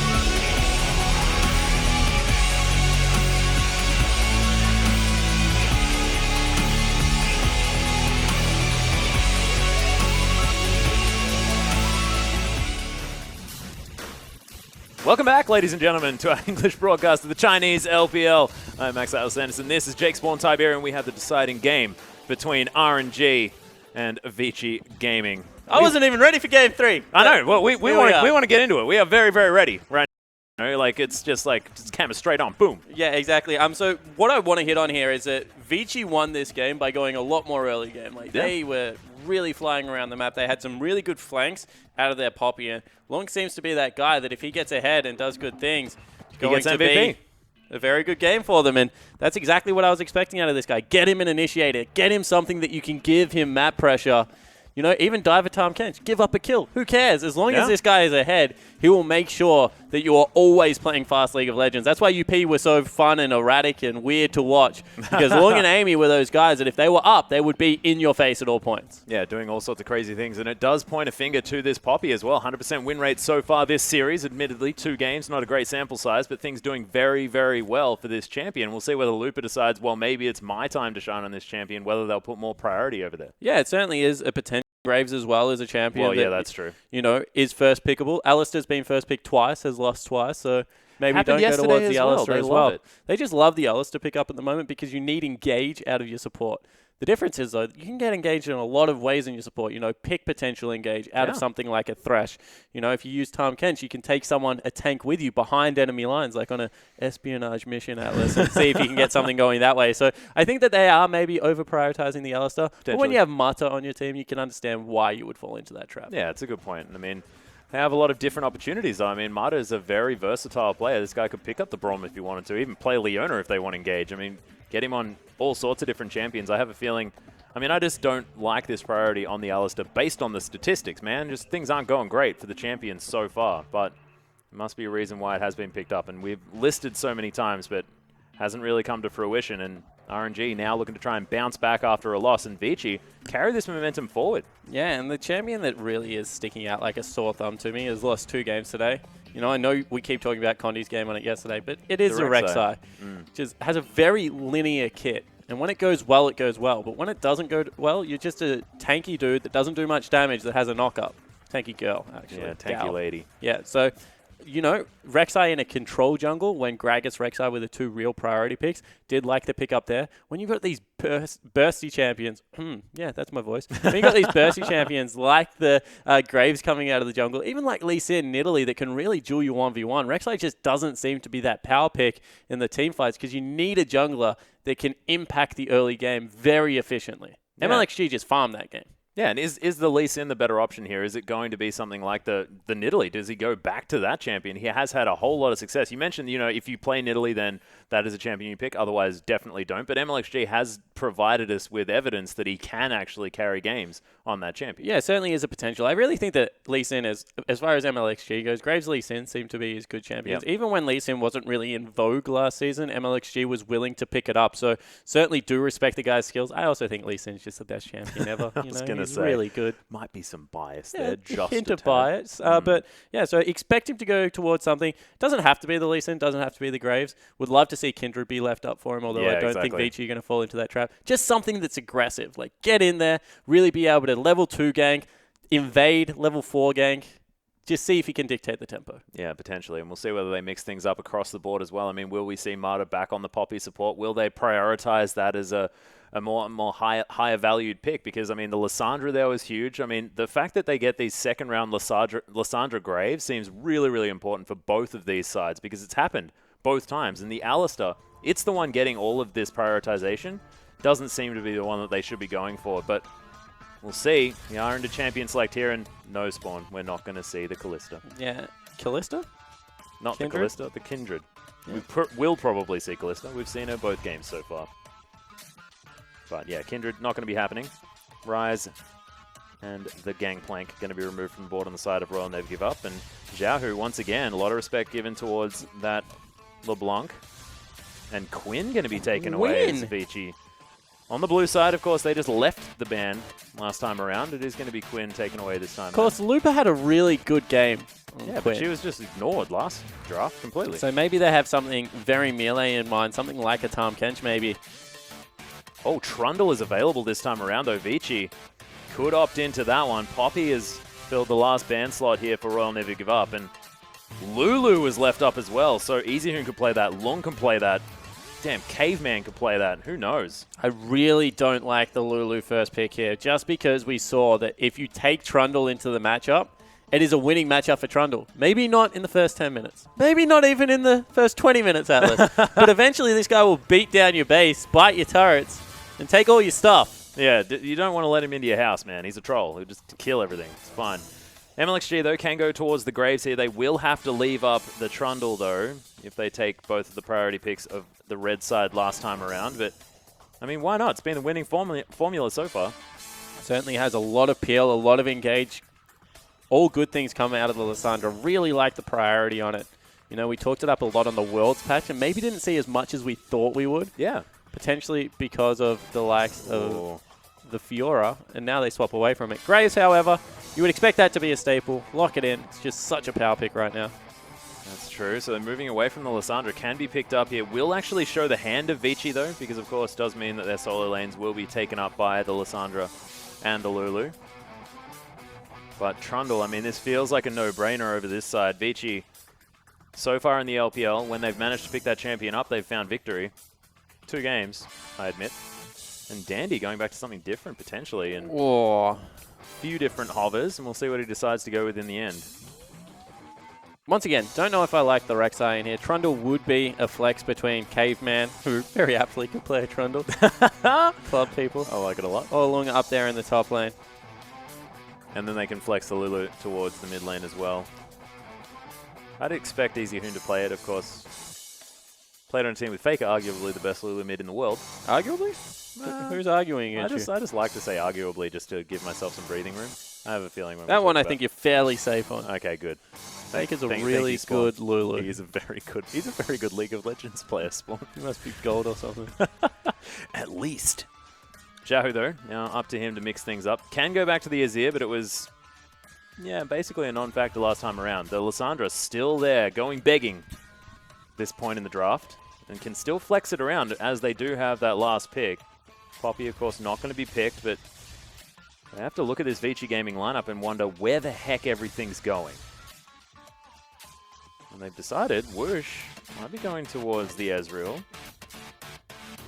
Saw Deft play the champion, didn't win the game, but played very well, and is going to be locked in. Pawn play at game 2 as well, That's so true. Definitely still a mid lane flex there. It hasn't been Jahu that we've been seeing playing this Lissandra so far, but today, at least, things flexing around. And I really like that you mentioned the mid flex, because Jahu's been known to play that champion in the mid lane as well, especially, you know, the dreaded Roomglaive days. Dreaded? Dreaded. That was horrible, man. Come on. Roomglaive Ezreal. Stupid. Well, Tom Kench surviving towards the last couple of picks here, and still, they lock this in. We still have no idea where anything's going.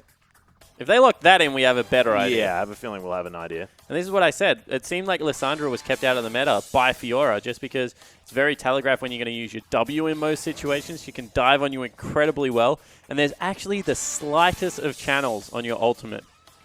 That if you're going to be ulted, you can riposte it. And there you go. That's the counter pick. It seems to be what people like to play into the Lissandra. Well, now it's Lupa's opportunity to go for something in the top lane if he wants to. Steer away from that.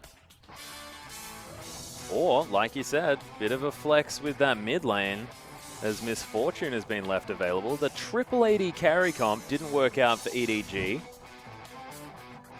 There's some grins on the faces of the team right now as they're considering this final one, but it does look to be the mid lane Ezreal. The thing is, right, if they lock in Lucian, I have no idea which AD carry they're sending mid lane. Yeah, that's a good point.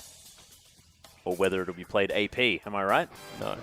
You're not right. You're not on the Rusty hype train? That is, honestly, that has cost me 2 games already. I don't want to talk about won me a game. I went 0-9 Poppy top trying to learn the champion. He just carried it through, Ardent blazing people to bits. Silly. Well, time is going to run out. That is going to be the Lucian locked in by the looks of things here for Mata.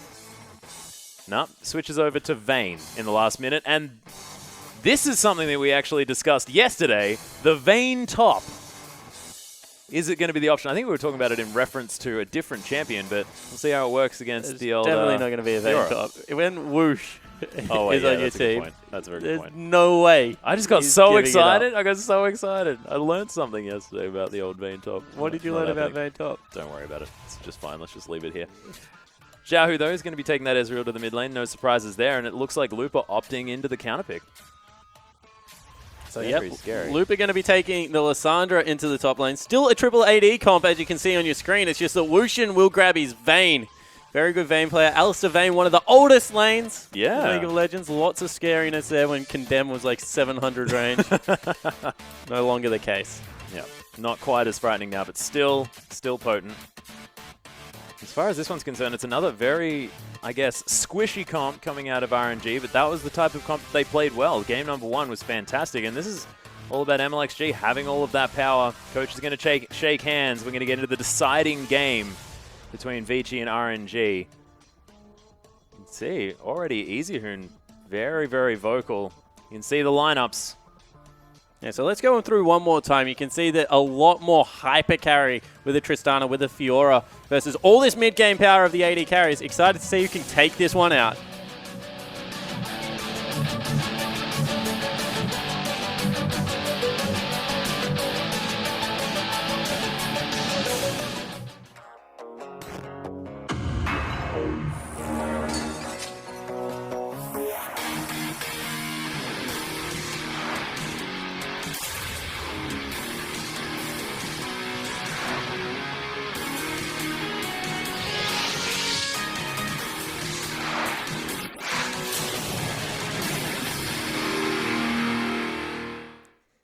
And we're under the rift, ladies and gentlemen, for RNG versus Vici, the deciding game. It's all tied up at 1 apiece at this point. Long, he gets sandwiched here by the looks of things. He's going to dash his way over this wall.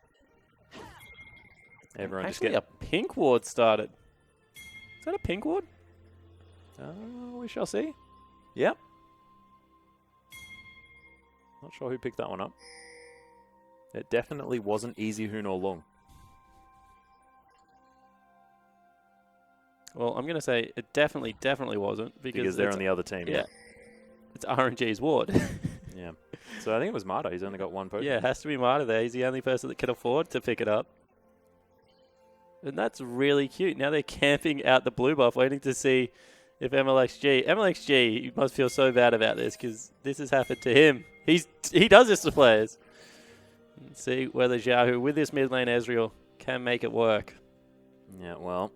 You can see Caveman and Endless. They're moving up here. They've got the ward. They know exactly what's going on. They're going to take... Oh, Dandy actually arriving as well. So some double jungling going down. And lane swap has been forced. Yeah, and Lulu going to meet the Ezreal here in the mid lane. You can see both of these blue buffs have gone down. Nice read from Vici to understand that they waited around in that brush. And actually all jungle camps being picked up by the junglers. Apart from one little one that went over to Long. So he gets the 20 gold advantage here. Oh, Easyhoon tags Xiaohu with the Glitter Lance. Oh, and Xiaohu playing tribute to TPA here as well with his Ezreal skin. One of my personal favorites. Going back to Season 2. Baby, of course, their AD carry. Mm-hmm. Not sure whether it's, you know, a tribute to Toys or to there. Toys didn't play it, he was playing Oriana, man. Yeah, but he was in the mid lane, you know, that's the thing. It's like, whoa, what's happening here? But lane dodge has come out, so not going to have to play Vayne against the Tristana here early on. Was notably known as being difficult, and now with the change to everything, not entirely sure how that one goes, but Lung's going to find his way down here. You can see Vici pushing up very fast towards this turret, and you have to say, if we're talking about, you know, the ability to kill turrets, you probably give that one to Tristana at this stage. Yeah, he certainly would. Dandy. Oh no, he's got smite. We're all good. He's just making us scared. Certainly is, but that means that it's only 3 members from each team on the turrets right now. You can see that Lupa finally joining Whoosh and Mata. These are big waves. Looks like Vici is actually going to be able to take the turret down much quicker on this minion wave. Oh, of course. Caveman, can you buy? I don't think you can buy them anymore. Yeah, you can on 5.24. Oh, 5.24, of course. Not on 6.1. Fun fact. Wave will not be bouncing on Vichi's side of the map. They're going to push that one through, see if they can get even more golden experience for themselves, or whether they can just keep racing. Because realistically, they're going to win the race. They are. You may even see a Nexus fall down at 7 minutes into this game. If they just kept going, is what I meant, you know. That would be hard. That would be hard. But And not even going to wow, fall here. RNG don't even get the turret. Oh dear. That is a huge misplay. One thing that we were very critical of the LPL squads at Worlds is how, especially in the group stage, they were playing lane swaps. And you can see that RNG completely fumbled that one. And worse yet, Vici give up a lot of what their early game tempo would be for going for a dragon right now instead of trying to push through or collect some top lane farm. So both teams, questionable decision making. I would say RNG probably made the biggest slip up right now because they have to send their duo lane back top. And that'll probably be a freeze. It's not. They're going to try and zone Lung away from as much farm as possible whilst Looper pushes this one out. And in response, Vici, they're going to do what you're supposed to, man. Just pick up that 4-man death ball, take it into the top lane. Don't care about your freeze. We're just going to shove it down your throat. Oh, looks like that's exactly what's happening here. Long, level 3, has to be pretty careful of Marta here. He's going to get himself a free pulverize. Headbutt him back towards his Vayne. MLXG going to be discovered. My goodness, Caveman doing a whole bunch of work. The exhaust immediately goes down into Lung, but MLXG is very, very low. That's going to be the rocket jump in. The flash forward from Endless as well, who just explodes the jungle. And Marta, he's trying to get out, but he's going the wrong direction. The auto attacks from Endless are going to do some work here as Marta's just trying to get as much time as possible. In the meantime, Xiao's just going to 1v1 Easy Hoon. That's absolutely fine. Lung ends up locking down that kill on the support player. And now Xiaohu with no mana being collapsed on, but Looper's there. And in the end, you have to say that RNG kind of, with that 1v1, got a lot of what they had lost back. Yeah. Xiaohu lands some poke, lands some more poke. Oh, he has exhaust. That's very cute. Yeah, and even through the flash, was able to get the auto attack over. So, not too bad. A 1v1 kill on Easy Hoon, someone that was regarded as, you know, we're calling him the immortal at MSI because he was just so damn hard to kill in lane, especially on a support mage like Lulu. Yeah. It's impressive. Certainly is. Pause has come down now, so we'll see whether that's because, like, Easy Hoon's like, my screen went grey, guys. What's going on?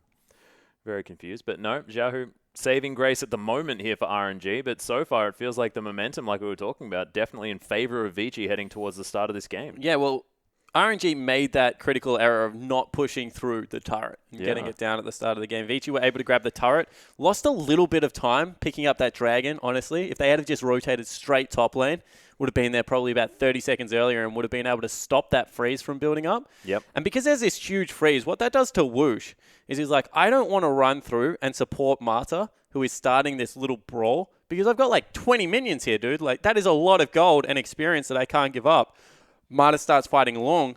Fiora just dancing around it. So they're already down one member. All of a sudden, Whoosh has to sacrifice some golden experience, run down, start up the fight.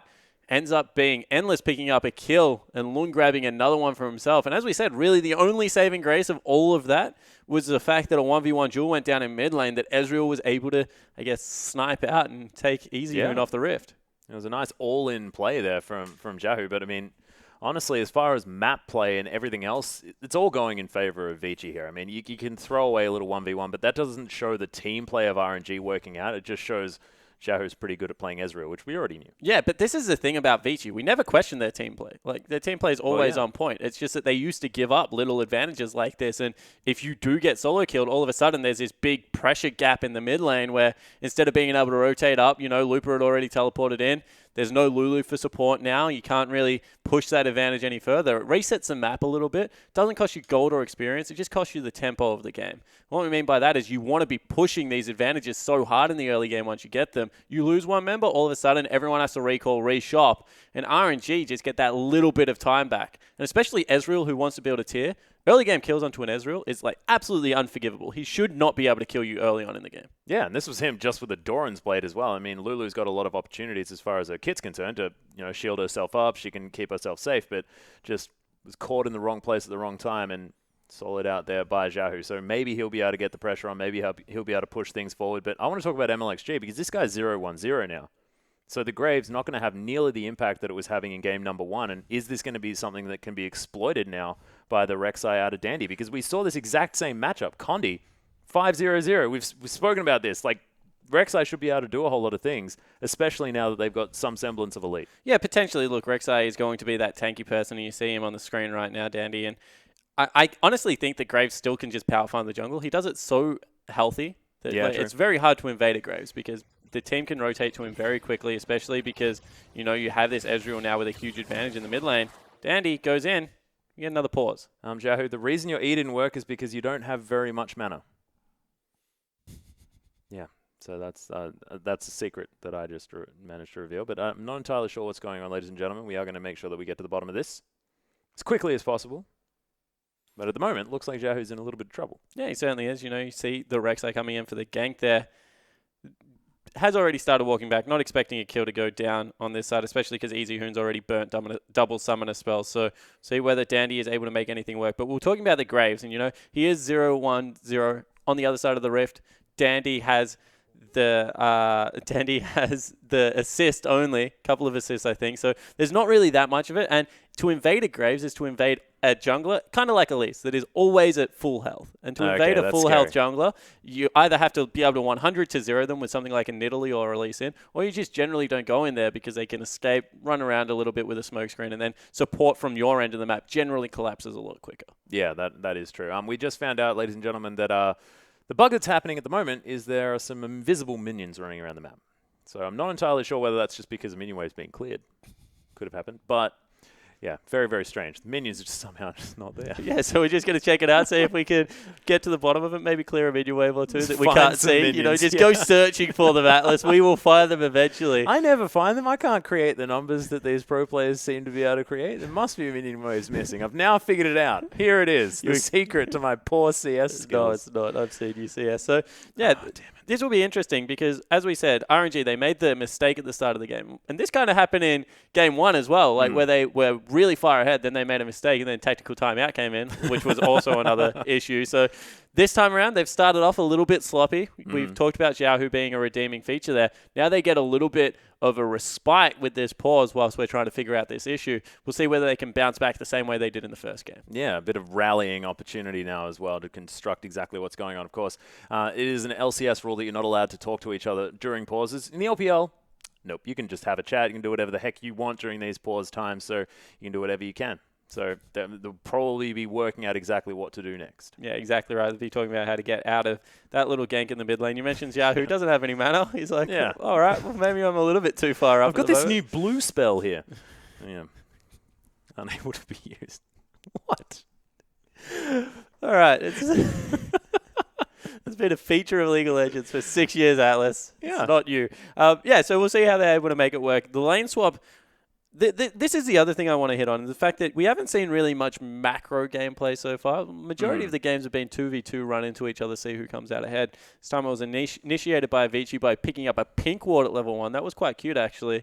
So we'll see whether, RNG, it was Mata that picked up the pink ward. So we'll see whether that is something that we see more of, the ability to be able to pick up the pink wards, get away from the disadvantageous lanes. You don't want to take Vayne into many of the 1v1 matchups, especially with the likes of Tristana, Kalista, Lucian, MF being in such vogue at the moment. There's maybe Ashe you can play Vayne into. There's not really much people at this point in the game. So that was interesting, but the fact that they couldn't execute on it is something that's very, very telltale of an RNG team because, they've always had these great plans. They've been able to piecemeal together very good team comps, but the fact that they can't execute is what has always been the question mark about this team, Raw talent, yes. Coordination, they're starting to tick that box.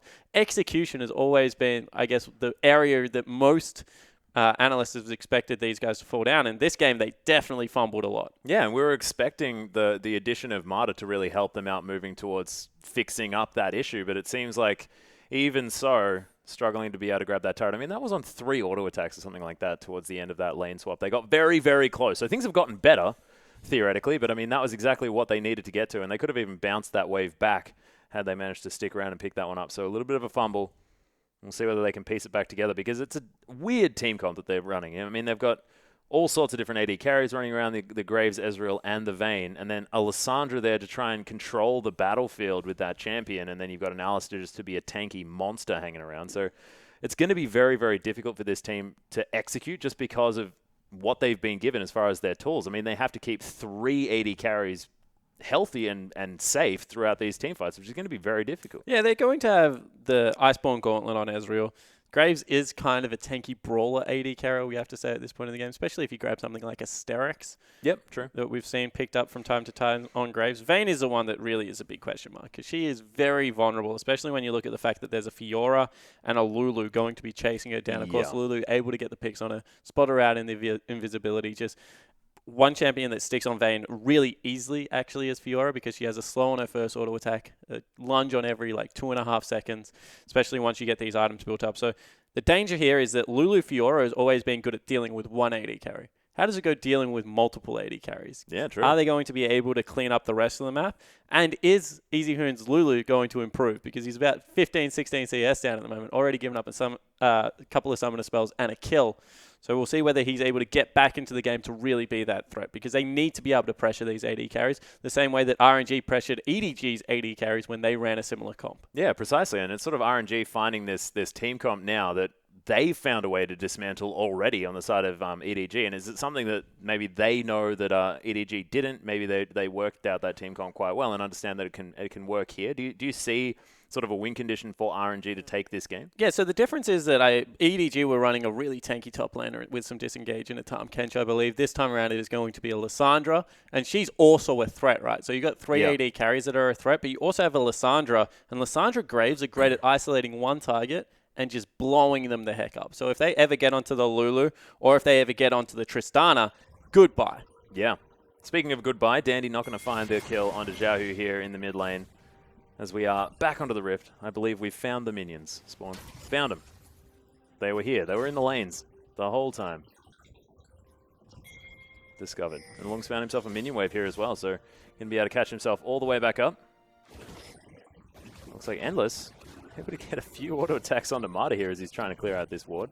Does so, and Marta's just going to yell about it for a bit and get his stamp his feet. Yeah. Intimidation. That's not intimidating, Max. That wasn't a very good roar at all. Zenless going to blow up these minions as best he can. Marta's just going to convince them to destroy the turret, which is going to happen. And finally, they pick that one up. So, gold very, very, very close. You see the map responding to pretty much normal right now. Xiaohu goes back, picks up his tier. Difference is at 6 minutes, he also has that pickaxe due to the solo kill and some free farm in the mid lane. K-Man is like, you cannot collapse that tunnel. Yeah, he also put it right through the little the safety ring that that Dandy already had put there. So very, very cute stuff. Oh man, we still can't find these minions. Where are they? We saw a bunch of them in the bottom lane. Like Lung was trying to deal with them, but maybe it was the blue side ones. I didn't see all of those, but they're underneath the turret, man. I could help, guys. I'm not in there. Not able to do it this time. That is, yep. All right, cool. So we don't actually know whether that's still the issue, ladies and gentlemen. No, we have absolutely no idea. Just like Atlas is a bit of a storyteller.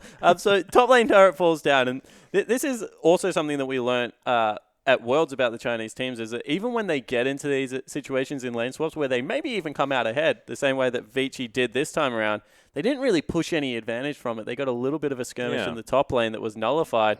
And now RNG have evened up the map completely. You can see gold dead even. And they're trying to steal away a blue buff.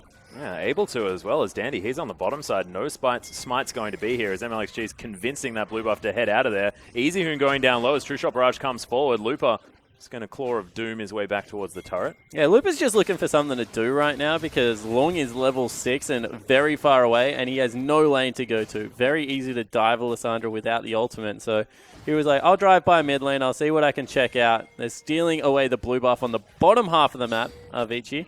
So Looper just not confident he can go into that lane just yet. Yeah, only level 4 here as well, so won't have that Frozen Tomb. So a potential dive possible here for Dandy if he wants to come through, but besides, he probably won't. Don't want to risk it, as he can get into a bit of trouble with that Circle of Frost. And you can see right now, Xiaohu might be in some trouble. We're not going to get knocked up, though, as Dandy's just going to continue his way forward. So MLXG was actually there to provide some backup. He's level 6, has that collateral damage available. Goes for the Hunter's Potion, so this was his response to maybe being shut down a little bit early. Okay. Of course, Hunter's Potion, only 250 gold upgrade, and it has 5 charges. Every single time you kill a jungle camp, add a charge back on. It just means that you are always full health, full mana in the jungler's graves. It's not my favorite pickup because it is 250 gold into consumables at the start of the game. But if you are behind and you feel that you're going to be pressured, very worthwhile pickup at this stage. Jaho's going to be heading back to base. Might be able to grab a Manamune already. No, doesn't want to go back. No, decides not to. Just going to E over the wall. It's easy for him was shoving this one out pretty hard. True Shot Barrage is going to get a little bit of damage over the top. It's going to mean that Jaho's able to clear this one out very, very well. And MLXG going to grab himself a red buff here as well. Just getting himself back into the game. Like you said, Lupa, though, he's dealt with that minion wave. Clawed himself back towards a decent CS margin. It's only 3 behind now, so as that one collapsed forward, he was absolutely fine. Does have himself level 6. And Vici, they got 4 people in the mid lane. So this is probably what they should have done a little bit earlier, Vici, with the Tristana, with the Lulu, be able to clear out the waves and shove in very well. You can see that Whoosh freezing top lane as best as he can. Vayne very good at that low base AD. The ability to just last hit waves because no AoE, unlike Tristana, who just always shoves. And you can see that means a 30 CS advantage right now for the Vayne. Just because Endless can't extend that far up a lane without being potentially collapsed on by Alessandra by the Graves. Yeah, and of course, with teleport available, Lupa can definitely get there in the nick of time. I actually really like that. It's the first time I've ever heard someone say that a positive thing about an AD carry is low damage. It was really cool. I like it. So Whoosh making use of that at the moment. Hopefully he has some high damage towards the end when he's going to need it. But at the moment, 28 CS advantage here for Whoosh while he was just sitting there picking up creeps. Yeah, it also means that the Alistar getting through the hard part of laning phase. Level 4 already. We'll be using some catch-up mechanics to get up to that level 6 margin very soon. Lupa needs to be careful here. Dandy looking for a gank. MLXG is here for support. Might see our first real brawl of the matchup. And I'm going to say whether Lorne can riposte an important spell will be who wins this one. Yeah, even if there are junglers available at the same time. Might even be that RNG just turn and kill Dandy. They're like, okay, we don't want to mess with this mind game. It's a Cinder Hulk Rek'Sai. It's going to be quite hard. Long actually pinging out the brush. Knows someone's in there. Wants absolutely nothing to do with it. He's getting the heck out. Well, Loop is going to go back to clearing this one. And MLXG going to head back to base. Does have his warrior enchantment completed now, but even on the farm, Xiaohu's just going to get as much farm as he possibly can. Headbutt comes through from Mata, just disengaging from that fight. The top lane, well and truly in control here by RNG. So they're just holding it towards their turret, know that they have all the safety. And the pink ward on the blue buff of Vici right now is what I keep going back to and staring at because Lissandra, very good at teleport ganks, can make them work quite easily. And that is such a good target to go to right now. You can see that they've got MLXG heading up there. They've got Xiaohu heading up there. Here comes a teleport on that ward. We'll see whether they can make it work. Yeah, Lupa heading in here does have the Frozen Tomb. They're going to be able to single out someone. It is going to be Dandy, and they waste no time. He is super dead as MLXG picks up his first kill of the game. The rest of Vici now running for their lives. And if I've learned something about casting with Atlas, never want to be super dead. Regular dead, not bad. Super dead, horrible experience to go to. I can't even explain to you what Super Dead means. It's that bad. And you can see that that's what we were talking about. That spot on the map that they had watered for so long was just always going to be a telegraph teleport point.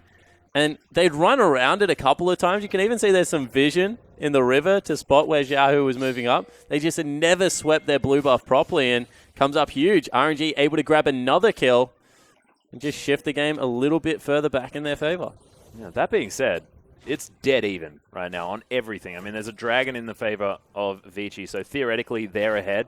But gold, entirely even. Turrets, entirely even. Here at this 12-minute mark. Xiaohu even getting tagged by the picks. Real frustrating stuff. And he is heading towards the Iceborne Gauntlet. As we have dragon number 2 started up. Yeah. Long just going to head back as well. They understand that they're probably going to be able to lock this one down, no worries. Dandy grabs it. Dragon number 2. Decent clip as well at this stage. Yeah, 12 minutes. Game doesn't have to go for very long for dragons to be effective at this rate. He's here taking a turret shot just because he knows that Xiaohu is a little bit susceptible with no mana. Xiaohu's cancelled and reactivated his recall so many times. In the end, MLXG will just swing by and pick up the farm for himself. Maybe Lupa will grab it. Yeah, someone will get it. Bring around the Rosie. It's a whole lot of different opportunities here to pick up some farm. Now that the minions are actually visible. And Woosh heading back down towards the bottom lane as well. Has to be very, very careful given Caveman's down there. But big minion wave means that he's going to be fine. Endless going to pick up a whole bunch of farm for himself. But man, he's just falling further and further behind. That's 40 CS. Yeah, 40 CS the advantage right now. Nearly 50 actually for Woosh on this vein. So very good things happening right now. Staying up with the clock as well. It's not necessarily Woosh falling, Endless falling too far behind. It's some fantastic farming coming out of Woosh at the same time. That being said, 79 is not great at 14 minutes. I just wanted to give him as much consolation as possible, you know? Context is everything. Yeah, Easy Hoon activating his teleporter up 15 times. And Look, actually caught out here. Yeah, and doesn't use the riposte there. Had used it earlier, and he's just going to get destroyed. Jiahu has to flash back over the wall. He went just so aggressive, it was ridiculous. MLXG going to find Easy Hoon, gets exhausted. Good flash from Easy Hoon. Yeah, Marta finds his way in. Glitterlance frustrating as all heck to deal with. Woosh just continues to farm minions. You know, we had a lull. The game just wanted to bring us up to speed as quickly as possible. Yeah, man. You know, Jiahu going over that wall and immediately flashing back over. He's like, guys, I want to get involved. This is the best. Nope. But does have a Manamune, though. Yeah, a Manamune heading towards the Iceborne Gauntlet. You can see Graves goes for the actual cooldown reduction for this time around. Doesn't want the Swifties. As Easy Hoon's starting to dominate this mid lane. Let's actually have a look what happens. So, Long uses a riposte nice and early. So, Looper cleans him up.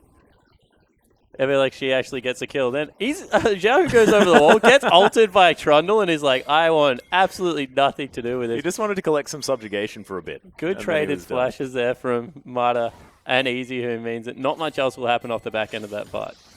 Well, Long is going to continue to clear out this minion wave as well. About 15 CS in the lead, and by about, exactly that point in time. Looper is going to head back towards the lane. Doesn't have his Rod of Ages even nearly at this moment. Just a blasting one, so he's going to be a bit behind on that one.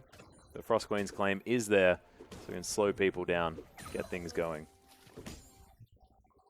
And look, Jiahu's managed to claw his way back towards the CS margin that Easy Hoon had set, as well as Marta just hanging around here in the mid lane. So look, so far it's Vici just controlling the pace of the game as best they can, with a few hiccups here and there, but at the moment, so very close. Despite everything else. And you can see that everyone's just kind of jockeying for position around the map right now.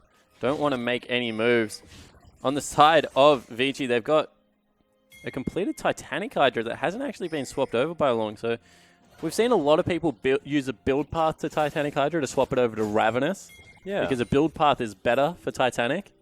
Yep. But Ravenous gives you, that auto attack reset that you love so much. On someone like Fiora.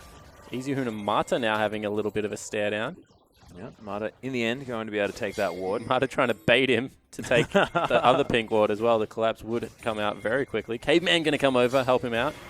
Yep, the club is in. Frost Queen's claim goes out, though. Easy Hoon takes about half of his health. Glitterlance flying back forward. MLXG gets slowed down, but of course Marta is still there. 80 carries at the ready from RNG.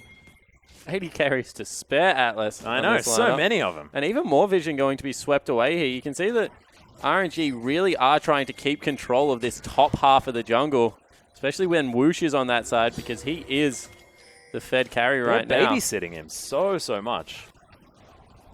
Frozen Domain goes down. Caveman looking to try and get himself there as MLXG goes over the top. Long, bit of harassment. Silver Bolt's not going to be procced here onto Long. So Woosh needs to get out. But they have their teleport on that side of the map, and it is actually Tristana versus Looper on the opposite side. So if anything really does go down right now, you'd say still in favor of RNG because they have the teleport available. Yeah, they can utilize it. Tristana is now going to move over. It has been pinged out. You can see Looper letting everyone know that he's no longer in his lane. He's going to push this one towards the turret. That one's still very healthy, but it's a lot of gold going begging. Looper's actually decided to push that one out. Jiahu there in the mid lane as well as Spooky Ghosts. Letting everyone know where Jiahu is. So Swifty Boots Titanic Hydra is the build right now for Long. We'll see that once he gets something like a Black Cleaver potentially if he does swap it over to the Ravenous. Looper, however, caught very much back up in levels and CS. Yeah, Long is going to get his way Oh, over he here. wants him. Yeah. Glacial Path still available here for Looper as the flash comes in. They get it at the right time. Frozen Tomb comes in, but Looper's dead. Nothing much he can do, and Long going to secure that kill. Fantastic flash forward from Dandy. Really, really well timed. Yeah, great gank actually coming out of Dandy. That sets back what RNG were hoping to do, farming up their Lissandra. We just credited Looper for getting back into the game, and collateral damage used. 67 health that was on when Dandy smarted it. Yep, not too worried about it at all. And that's going to be the third dragon here. Very, very fast on these dragons. We've been talking about the fact that dragon hasn't really been the priority, but at the moment, 19 minutes in, 3 dragons down. Bit of extra movement speed. I can almost guarantee this game's going to go for another 12 minutes as well. So yeah. 5th dragon very much on the table. Xiaohu, however, going to look to trade back the mid lane turret for it. Might have caught. Yeah, and he's taking a lot of damage here as well as Easyhoon over the back. Nice double knock up there, but Endless trying to take on Xiaohu. Ultimate has to be used out of Mata, but he's going to save his life for now. Long is walking quickly, and Whoosh has to be careful. Whoosh is actually the same level as Long, and arguably, actually, Long would maybe win that 1v1, but it would be a very close thing. So, double summoner spells available for Whoosh meant that he was in not a bad position to fight that. Neither want to commit, though. Nope, not happening. Yahoo running low on the old mana, but stacking that mana immune. Looking for those blue spells spawn. Endless going to be able to clear out a pink ward here on the bottom side as Looper. Once again, moving up pretty far. Has to be a bit careful, but does have MLXG for support this time around. You can see Long once again chasing Whoosh around the match. We mentioned how well Fiora does deal with AD carries typically. And that seems to be their game plan. Get Endless into the lane with Looper for some free farm. And Long can worry about Whoosh on the other side of the map on this vein. Yeah, and they do have a lot of Lucidity boots. Just all of them being picked up at the moment from RNG. Not entirely sure why I got so distracted by that, but Whoosh now has his way with this lane. 181 to 152. 30 CS the gap, so pulled back just a little bit by Endless, but once again, Whoosh just finding himself in a lane where he can pick up the farm. Iceborne Gauntlet, now done for Xiaohu. So this is the 2 items that the Ezreal really wants to be able to control this battlefield. And only a Catalyst for Looper. Didn't get to the Rod of Ages. 21 minutes in, still not finished. And a lane swap Lissandra going for a second item, Rod of Ages. It's an investment. It is. It's a difficult thing to do.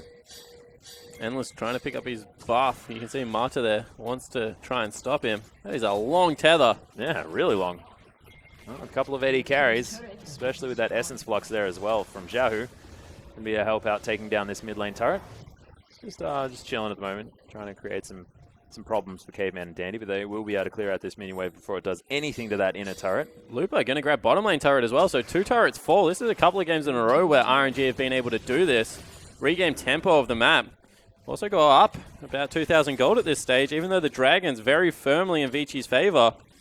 Next fight might not be so close because 2 item spikes are coming through for everyone on RNG right now. Yeah, even Whoosh. I mean, he hasn't been back for quite some time. He's going to be able to get towards his next item very, very soon. Not entirely sure what it's going to be. I have a feeling something like Rapid Fire Cannon. Seems to be I'll the give item you of the choice. answer. Oh, thanks, man. It's not quite 6.1 yet, where Static Shiv has been a little bit more buffed. Still build Rapid Fire Cannon. Really? Even on the next patch? Yeah. For Vayne, who doesn't have very much wave clip? Why do you need wave clip off your vein? Why not? Good bit of fun. Like killing creeps. We mentioned my CSing issues. Sorry, it's not me we're talking about. Whoosh deciding not to build that. He's going to go towards that Rapid Fire Cannon most likely. Rod of Ages finally completed now for Looper. 22.5 minutes into the game. Not exactly the time you really want to be picking that one up, but Muramana is going to be done very, very soon for Xiaohu here. He's well and truly on his way. So the idea behind Rapid Fire Cannon on Vayne is just the fact that when you first proc that final hour, get all the added AD, you tumble into someone for even some more bonuses. And then you get the Rapid Fire Cannon hit. If it crits, Does like 1 billion damage? Absolutely destroys you. So, would you get super dead if you were to get hit by that? Don't know. That you're the expert on super dead, dude. Don't bring me into your... Okay, sorry. Yeah, but yeah, so that's the theory behind it, and certainly has been seeing a lot of play. Vayne, of course, still hard to execute on. As Caveman wants Xiaohu, catching a blue Ezreal. Hard, but does actually manage to cost him the cannon creep, so mission successful. Yeah, 3 people here in the mid lane, of course. Jahu probably wanted to play things a little bit safe. So he's going to get his way out of there. Easyhoon just goes back to his non-existent turret. Continues to farm very well. Jahu also gets the evolution. Yeah. On the Muramana before the next dragon fight. And here we go, a bit of a brawl. Yeah, aggression. You can see in the end as Easyhoon manages to get that last little lance, evens that trade out. But you have to think as soon as, you know, Blade of the Ruined King, something like that, with a bit of lifesteal, it's going to be Jahu having a much better time on this Ezreal as he's once again going back and Easyhoon looking to try and stop it. Not going to. Yeah, and I wonder if he does go towards something like a Bork or whether he goes for the Mercurial Scimitar. Oh, which looks like he might be doing here with that QSS. Yeah, really love the third item QSS on Blue Ezreal. He's another champion. Kalista Ezreal, the 2 AD carries for me that benefit the most out of QSS's Merc Scimitar, sorry. Little bit of movement speed boost. Yes, Kalista true. so she can start hopping again. Blue Ezreal because he has so much cooldown reduction. Ooh, as MLXG misses out on that one. Yeah, knows what he wants though. Blue Ezreal, because of the amount of cooldown reduction in the kit, can generally get out with an E if he's able to avoid some of that CC. So, very much agree with the build path right now from Xiaohu in the mid lane. And a lot of pings going down onto this map. Whoosh has switched sides. He's going to be heading towards the bottom lane now to grab all of that farm. 229 here at 24 minutes in is very, very good. Ooh, and Endless has actually picked up a QSS as well. Very worried about Looper at this stage of the game. Even though he has a Lulu on his team, Lulu as well has gone for it. All right, cool. Lichbane. I like the itemization on everyone on RNG. They are on point. On the other side of the map, I'm going to question. The third item, Rod of Ages, is an odd one. Very odd. RNG actually posturing for a bit of a fight here as Endless is going for a bit of a flank. Xiaohu already used his QSS by the looks of things. Mata gets chunked out. We'll be able to heal up. But Dragon available. They've started it up. And it doesn't look like Vici want to fight. Yeah, can't do anything about it. So the 4th Dragon potentially for Vici was taken away now by RNG. Grab the extra 6% stats. Arguably the most important Dragon to pick up here if you're not going to get to number 5. Looper claws his way in, but not going to get there. And Pillar of Ice is going to help out, but RNG, 5-man stack moving down the mid lane. You can see Lung, he's taken the top out of turret, but will have to teleport in. Yeah, will he keep going is a big question. You can see recalling, maybe looking for a teleport gank.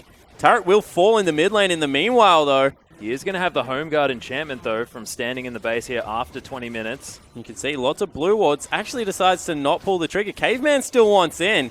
Yeah, Dandy not going to be able to pick up his Raptor camp as well, which is very, very important. Is now Vici now looking towards getting in there. Flash forward from Looper, but the rocket jump does make it out straight afterwards. That True Shot Barrage did a whole bunch of work as Lung is very, very low at the same time. Buster Shot to disengage as Vici now moved back, but the explosion on Mahoon. That was a lot of damage. Triple AD carry 26 minutes into the game. This just might mean Baron. They do it incredibly quickly. And, you know, with the Graves, going to be able to tank it up relatively well with Marta Graves, so this is honestly really brave shot calling out of the RNG lineup, but they just might be able to make it work. Yeah, Headbutt's going to come back through as Caveman's going to die. Dandy gets exhausted. He's going to explode. So much damage so quickly out of this RNG squad, and Xiaohu's just standing off the back. Eventually gets his E back up again, and he's going to start again on the Baron. Endless decides he's going to go on this mission to get in. The rocket jump comes down, and Long, he's on a one-man adventure into death. One by one, they go in. Endless dodges out of the way of that. They do stop the Baron, but they give up 4 kills and a 4,000 gold lead now for RNG.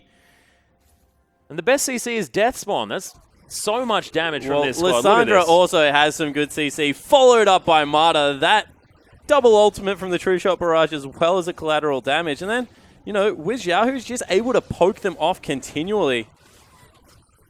And you talk about pick potential being sort of pick CC, like a death sentence, something like that. I mean, you throw out that True Shot Barrage plus collateral damage, that's pick potential because you're dead.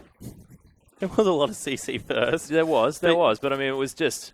There was a lot of damage coming out of RNG. The AoE ability that came over the top, and especially because collateral damage, much better as an execution ability right now, certainly showed the synergy between these AD carries. And then it's great because AD carries, especially when you look at Ezreal Graves, they have this good burst, right? They have the Q into the ultimate on both the champions, but then Whoosh is just completely consistent damage. Yeah. So they've got all the burst, and then once they get the disadvantaged team fight, Xiaohu's job's to slow everyone down, keep them within range, and then Whoosh can just chase and clean up with that final arrow. So certainly like how they're playing this team comp so far. And after what was a nightmare start, honestly, RNG really showing that they can bounce back, showing the maturity from the side that we wanted to see. Yeah, exactly. This is a side that we've never associated with maturity, as Endless just goes super aggressive onto Zhao, who does use the QSS in order to get rid of that explosive shot. So we'll survive for now.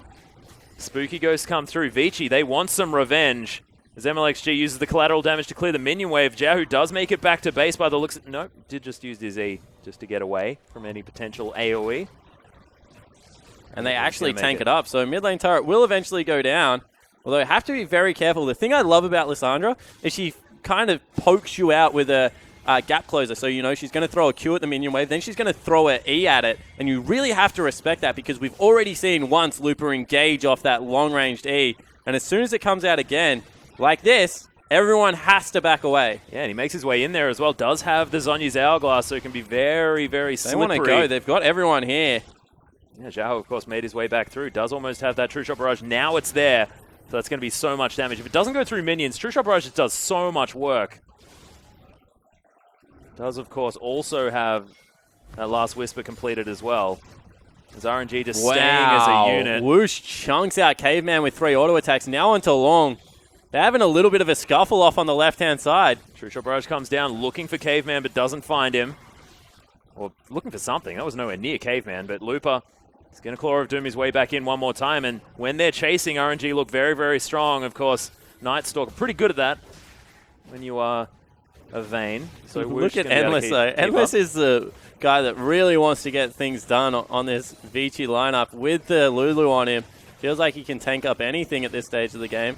Going to do so, but he gets exhausted and exploded. Dies halfway through a wall. That looked uncomfortable. Here comes Looper. Yeah, he's going to teleport his way down. He's running pretty quickly with the Home Guard enchantment. And once again, they ping out Baron. Long is bottom lane. They know that. Endless, who is a lot of the hyper carry threat out of this Vici lineup, no longer available. They started up one more time. Yeah, they're going to get in there. So much damage available onto this Baron. We'll see whether Dandy can get some sort of miracle steal. Looper finds his way in. Circle of Frost is going to be there. Does have the ultimate available as well. Zhonya's comes out. Looper just buying so much time. They don't take the Baron, but they've turned now off onto Vici.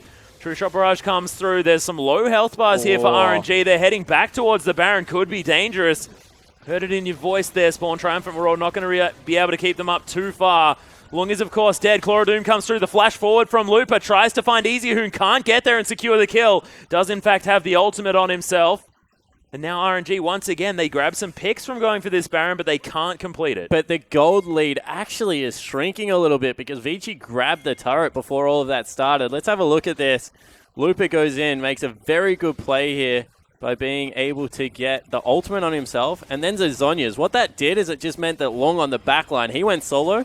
He doesn't have all this time to stay invulnerable. Fortunately, that was fantastic from Caveman. Yeah. MLXG misses his ultimate. True Shot Barrage isn't enough at this point to take out Endless, and that meant that they had to disengage. Actually, it was Easy Who, not Endless. So, Danny and Endless trying to take down this Dragon. Not going to get there as MLXG turns up in the nick of time. That would have been number 4. Starting to threaten RNG, but not going to happen. As the second one's now picked up. This Royal Never Give Up squad, and that blue buff being very, very frustrating. Yeah, the fact that it doesn't re-aggro. Yeah, it's really annoying, right? Yeah. 405, though, for Xiao, who's sort of a unsung hero at this stage. 100% kill participation on this Ezreal. Unsung? Well, you know, I was singing his praises before, but I didn't see him as having 100% kill participation. That's ridiculous. Caveman, though, is going to get caught up. Pulverize is going to be there. Knock up from Dandy as he makes his way into the backline. He's very, very big with the wild growth, but look at that. Looper seems in to some be trouble. melting. Yeah, does use the Zhonya's Hourglass, but he's going to explode and do a lot of damage to the rest of his team. As that explosive shot goes off. Long actually dashing forward. Marta just smacks the ground unhappily. Yeah, and no cooldown reduction yet on Long means that he can't really chase and stick. The reason that Fiora was so feared is because with the build that we are used to seeing on it, with that Black Cleaver, it just has so much chase potential. Yeah, with the CDR. Yeah, able to stick on the back of people. Instead, this time a little bit more tank. Makes sense because of all of the AD carries, but just doesn't have the same threat. Well, Long, speaking of which, does get a decent riposte out, does use the flash in order to get away as well. Heading back towards the team the as well. lunge. Ezreal probably going to be able to cut him off. Yeah, Looper's in here. The ultimate does go down onto him, though, and he has to be very, very careful. Doesn't want to give a whole lot of healing, but it's not going to matter. There's the Q over the top. Xiaohu, once again, just flashing forward. Wow. The explosive damage out of this. Ezreal picks up the quadra kill, and RNG may be able to take a whole lot more than that. Yeah, so they look like they just want to stream down the base. You've seen that they haven't had much luck with the Baron Atlas. Yep. Sika going towards that one with 3 AD carries and 30 seconds on a lot of the dead Vici members. This just might be it. Yeah, let's have a look at it again as well. Xiaohu just kiting things around. Yeah, and this is the best thing about Blue Ezreal, the poke, the kite back. And you see that Long committing onto Looper, just not able to get it done. And then Xiaohu, this time when he goes over the wall, he doesn't flash back over. Wasn't available, actually. And picks himself up the Quadra. Might even pick his team up the game. Yeah, Unbreakable Will comes out here from Mata as well. He's just tanking up turret after turret. Caveman can't do anything on his own, and these turrets are getting destroyed. RNG, after what looked a little bit interesting in the early game, and especially in game number 2, turn things around and really utilize this 380 carry comp. Yeah, and what a great set. You know, Vici, we said this is a team that they beat OMG quite convincingly. Can they do it against a good team? The answer today is no, but certainly put up a good fight. RNG, on the other hand, 2-0 EDG. Now take out a very new but good-looking Vici Gaming. Most definitely. And they do it by bouncing back in a game 3. Very impressive out of a young lineup. And very different styles as well to be brought out from RNG. I mean, they didn't manage to make this sort of control mage, zone control comp work at all in game number 2. That didn't quite work out, but they tried a very different one to game number 1 where they were just running around with MLXG, explosive power in the mid game, and now this 380 carry comp where they just have a whole lot of extra damage. Things work a little bit more slowly, but they managed to get a whole lot of damage towards the late game. Very, very different styles from RNG, and we'll see whether we see it more and maybe a little bit more macro play in the early game next time around. Yeah, I certainly agree with you. And, you know, they didn't get off to a good start. No. Top lane turret didn't fall down. They lost a couple of scuffles. But Xiaohu, the guy that picked up the Quadra at the end, he got a solo kill. He stopped all of the pressure. And time again, he was able to come up with clutch situations. You see them taking a bow on stage right now. Certainly deserve it because, wow, every single one of their team members at some point in the game had a moment where you're like, they've just done something great. They've maybe just saved the series again. You know, Mata was everywhere around the map. Whoosh was farming like an absolute madman. Yeah, he was. And Looper is looking really solid. This wasn't an explosive Looper set like the one against EDG was, but this was much more consistent, much better team play out of Looper than what we were expecting coming off the back of a pretty horrible 2015 series. Yeah, it's true. And he was forced to be playing a whole heck of a lot of tanks in 2015 as well. It seems to me, now that he has the likes of Lissandra, the Poppies, lots of extra damage in his arsenal, he's able to sort of pick up a whole lot of extra steam here in these games because he just seems to play better with damage capabilities. Yeah, the thing that it is to me, it's not really the tank versus the damage, it's the lack of hesitation. On M3, and I was saying this about Dade a lot as well towards the end of the split, every person on that team looked like they had moments where they're like, I can do this, but I'm not going to because I don't know if the team's going to follow up. This time around, Looper looks like they're just playing very on the same page and is able to make these plays, follow the claw in, be able to CC people up. Collateral damage came across. True Shot Barrage came across. Very impressive play out of the whole RNG lineup. Yeah, it's very true. And we were looking at especially in this particular matchup, EasyHoom versus Xiaohu, we were looking at Xiaohu as sort of maybe being this could be a lane that could go wrong here for RNG, but wasn't the case at all, especially in this game. Last game, had it handed to him a little bit, to be honest. Certainly did. Didn't perform well on the Azir, and I think that that's just more of a pick at the moment. Don't think Azir is just been touched a little too many times and shoved out of the meta. So definitely would question the pick ban phase a little bit, but, you know, the overall series was kind of settled by the Lissandra and the Graves pickup. They seem to be the two power picks right now for this RNG lineup, and you got to deny at least one of them because MLXG on Graves, Looper on Lissandra just look way too comfortable. Yeah, certainly looking way too strong, and we'll see whether they can make anything more happen. But ladies and gentlemen, there is still way more LPL action coming your way. It's going to be all from Spawn and I here on the desk, but Pacer Time and Rusty will be able to be back with you after this short break.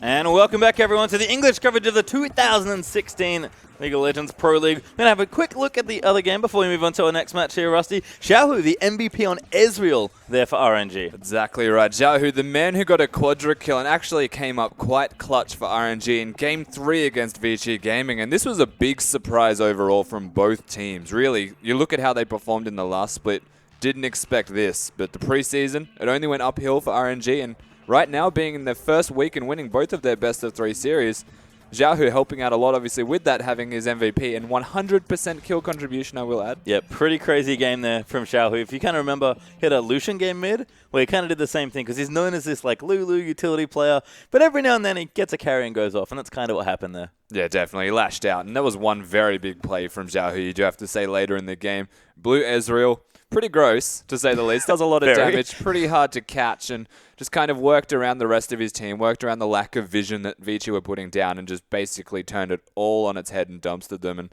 the game, like, seriously, he did. Yeah. The game from there was great, because RNG, I mean, they look so good. They do. I mean, a 2-1 there in the series, 2-0 EDG to start the week off there as well. And like you said, a team that, and an org, we didn't expect to maybe start this strong, but they've done it very well to sort of keep things at this point. And Xiaohu is a player that, I like that game in particular because he's sort of coming up on his own. But RNG's overall play, especially at the macro level, seems much, much cleaner than it was last year. Yeah, I definitely agree. And I have to say that their shot calling does feel more concise in that regard. And honestly, a lot of it's coming down to the way they're playing the map. They just put down pressure the whole time. If it's not vision pressure, they're actually just hitting someone just to be in their face and let them know that at every single point in the game, you're going to have someone watching your back, so you need to be careful. And I know we were talking about it earlier as well, but what about MLXG as a player? How different does he feel? Still aggressive, still got the same mechanical skill, lots of talent, but it just feels like his play is much more focused. I don't know if it's Marta telling him what to do or him just evolving as a player, but his first year to the start of his second year is a huge leap for me as far as skill and overall play goes. Yeah, no, you're absolutely right. There was a lot of differences, I would say, stylistically between him besides the raw aggression that we do see from him. I think the aggression's honestly increased about tenfold, which is impressive because he was just so aggressive to begin with. But I might be the shot calling, honestly, because if you have a look at LGD as an example, when TBQ was on the team with PYL, he would get micromanaged by the support. So there's a very real chance that shot calling from Mud has actually indicated the way things are changing for RNG. Well, it was a good 2-1 there over Vici, who were looking strong, but do drop their second series of the week. We're going to move on, of course. We have our next matchup coming on. Two teams, one of which we haven't seen, and one, unfortunately, that we have seen that hasn't done so well. OMG are going to be taking on Hyper Youth Gaming. HYG, let's start there. Pretty much unknown. Haven't played a series yet. Used to be Energy Pacemaker, sort of absorbed some of that roster. A few players did leave, notably the Koreans, Raphael and YOLO, which is a great ID, did leave and go to M3, I believe. So, again, a very new team. Auto-qualified as the second team through the LSPL. Not too much to say here. No, what we do know is they qualified losing to EPA, who did go down yesterday. So maybe some flags can be raised about this HYG side early. And overall, this is a big discovery phase for all of us. We don't know what they're entirely capable of. They've got one Korean in the roster, so they don't have the two that a lot of the other LPL teams have. But conversely, of course, OMG have zero. Yes, the zero Korean side, OMG, who are stalwart in their belief that they want to be an all-Chinese team only. We talked about it a lot. We'll mention it again here. OMG are a team that are rebuilding around Cool. I mean, have rebuilt, are rebuilding. Certainly still growing after their 0-2 loss to start the week. Yeah, they definitely are. And their top laner and jungler are the big points that stand out to me. Dark being from Oh My Dreamers as well in particular, I believe it was, is we don't know what he's meant to be able to do because he's coming from the B team of OMG to begin with. He felt like your almost typical solo queue player. Like he's this B team player. They've picked him up. They see the talent. And he seems mechanically quite strong. We saw his Fiora play. And he was doing the right things, but he just kept getting roamed on by Easy. Exactly right. It just felt like he was not... the heart was in the right place, right? It's just the brain wasn't following with the heart at all times. Fishball's the other one as well. I don't actually know... He's not really standing out whatsoever either. No, I mean, that's the unfortunate thing about this new OMG is that a lot of their players are unknown. They're either from the B team or new players.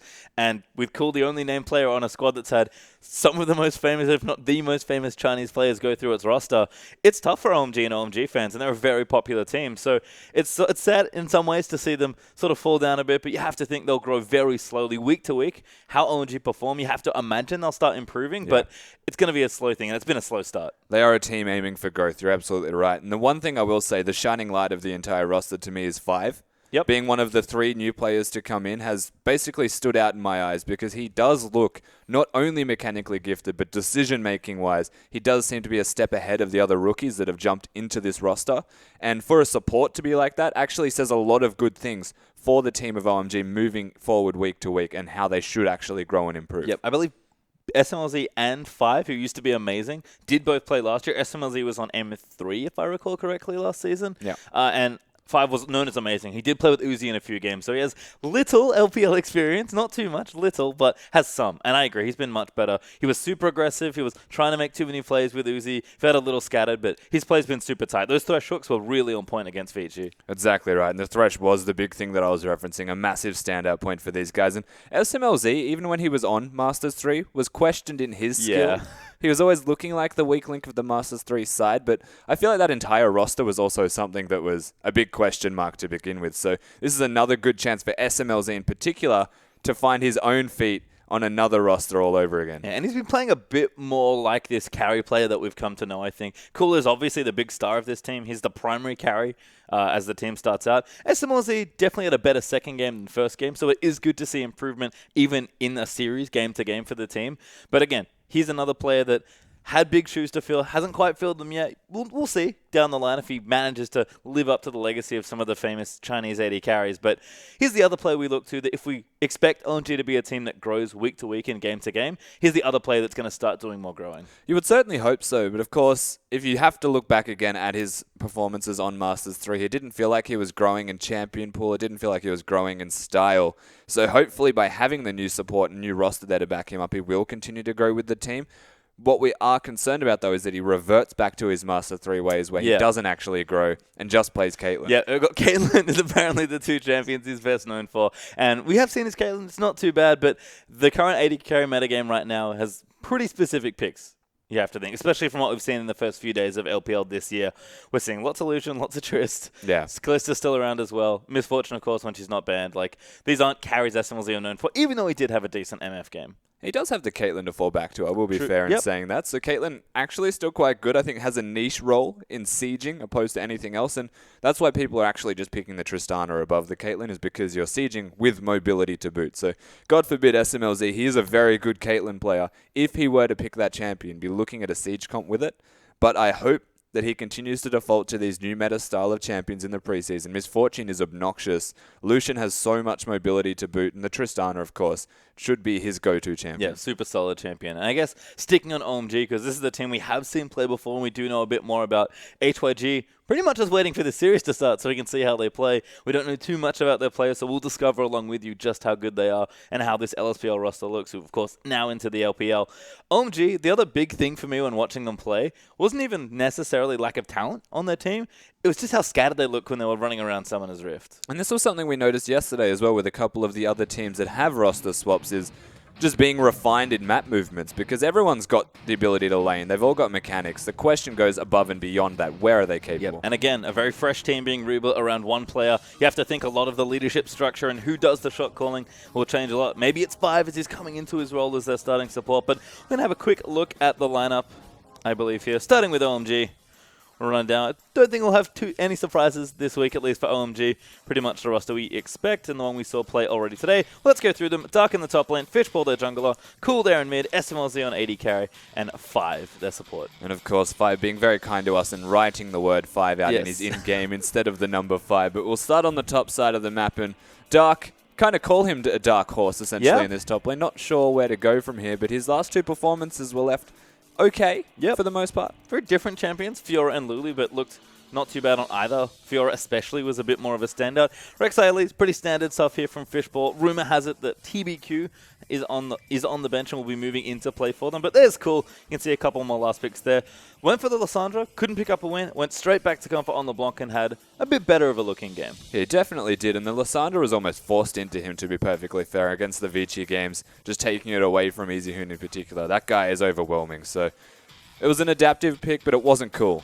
No, and there's, of course, SMLZ and 5, Alistar, Thresh, and MF Callista were their last duo lanes they put together. And once again, the Thresh looked good. Alistar not too good there for 5, but not too bad either.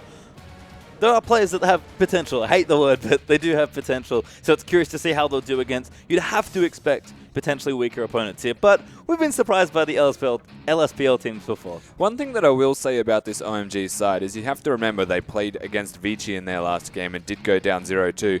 2 of the champions that they did pick were adaptive draft phase champions that they don't actually want to play themselves, but they were forced into it and still did reasonably well with. So this could open the door for a lot of drafting capabilities of OMG against a young side that is HYG. Yep, OMG's drafting definitely looks a little fast and loose at times, even from last season as well. So we'll see if they've tightened things up from earlier in the week, but we'll have a look over the HYG squad now. Just curious to see who they're playing, to be honest.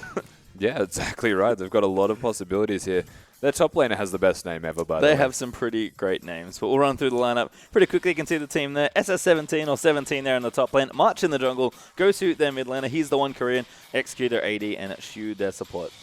Yeah, in this lineup, we don't know a whole lot about. We do know the top laner, 17, has some pocket picks that he's not going to bring out, you would have to imagine. But if he does, don't be too surprised. No, we'll have to see it later down the draft. But again, very new team here. There's March, of course, the jungler. We'll see how he can do today in the jungle. We've seen a lot of different jungle picks, actually. Jungle's been quite fun. It has been, and Graves is also one of those big points of contention. 100% involvement in the jungle so far in the LPL, and would not be surprised if that continues here. Well, there's Ghost, of course, the one Korean player. They lost their 2 Koreans, unfortunately, to M3. So he does here, fresh mid laner into the LPL. XQ, of course, pretty standard Chinese AD carry picks there. Yeah, absolutely right. If he's not carrying that, he's not a Chinese AD carry, that's for certain. The Lucian and Callista, 2 of the most recent ones, should fit into this meta quite nicely. And similar stuff there as well. I believe these are somewhat old picks for their duo lane, but Shu, their support. Alistar, Annie. Annie doesn't see too much play, though. Recently, at least, Alistar perfectly fine. And again, we've seen just Trundle, Alistar, bit of Thresh every now and then. Pretty standard stuff from supporters. Oh, Poppy. That's the other one. Yes, that's right. And the last time we saw that HYG side, don't let the champion picks mean everything for you, because it was in December when they played against EPA to get into the LPL. So they should still be fine with their champion pools. You'd have to imagine these guys have got a lot of practice in. You'd be quite nervous coming into this game. Yeah, I mean, OMG are a big name to play against, but certainly haven't started off on the best footing, at least, in the 2016 season. But we're going to start things off in Champ Select. OMG going to start on the blue side, HYG over on the red. And where are we going to go with the bans? We've seen quite a few champions get a lot of attention in the ban, but there's Alistar actually going to be the first one. This is one of the bans that I didn't expect people to just outright throw onto the map in their first ban, but it's also a champion that has been involved in every single game. Yeah, results aside, Alistar has been involved in 100%, so still a good ban to take off the board. Certainly been popular as Gangplank. He's been a very popular ban as well. Gets taken away by HYG. OMG respond pretty quickly there with Rise, so fairly aware of what threats they're trying to take away here. Yeah, Rise is just such a good flex pick at the moment, coupled with Lissandra. Those two champions are just such a good first draft, along with even Lulu to an extent, because you don't know where they're going to go, and it doesn't actually show anything in a drafting phase. It's just a great champion. Yep, and Misfortune Lulu going to be the next few bans, so HYG are going to have one left, but taking a pretty standard champions, I guess, other than stuff like Rise and Alistar, which stick out a little bit from OMG, maybe targeting out HYG's players just a bit more. Yeah, of course, keeping in mind, Mundo, Tamkench, Poppy, all still well and truly. There's just so many good champions. I know. And this is the interesting part about drafting in 5.24. There are so many good champions.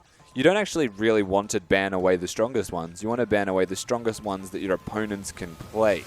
And that's the real difference here by the Alistar ban and by the Lulu ban. Well, Trundle will be the last ban here, so we'll see what OMG want to take for pick number one. But talked about focus on some of these top-tier picks. HYG could potentially get two here, given that the bans have once again left the draft relatively far open. But hovering Lissandra right now, a champion that's just seemed so good in pretty much every game we've seen her in so far. Yeah, and as mentioned, you know, the Rise, Lulu, Lissandra, three of the very good flex champions that can be played middle lane and top lane. So it opens up a lot of possibilities. Cool has played it in his last two games.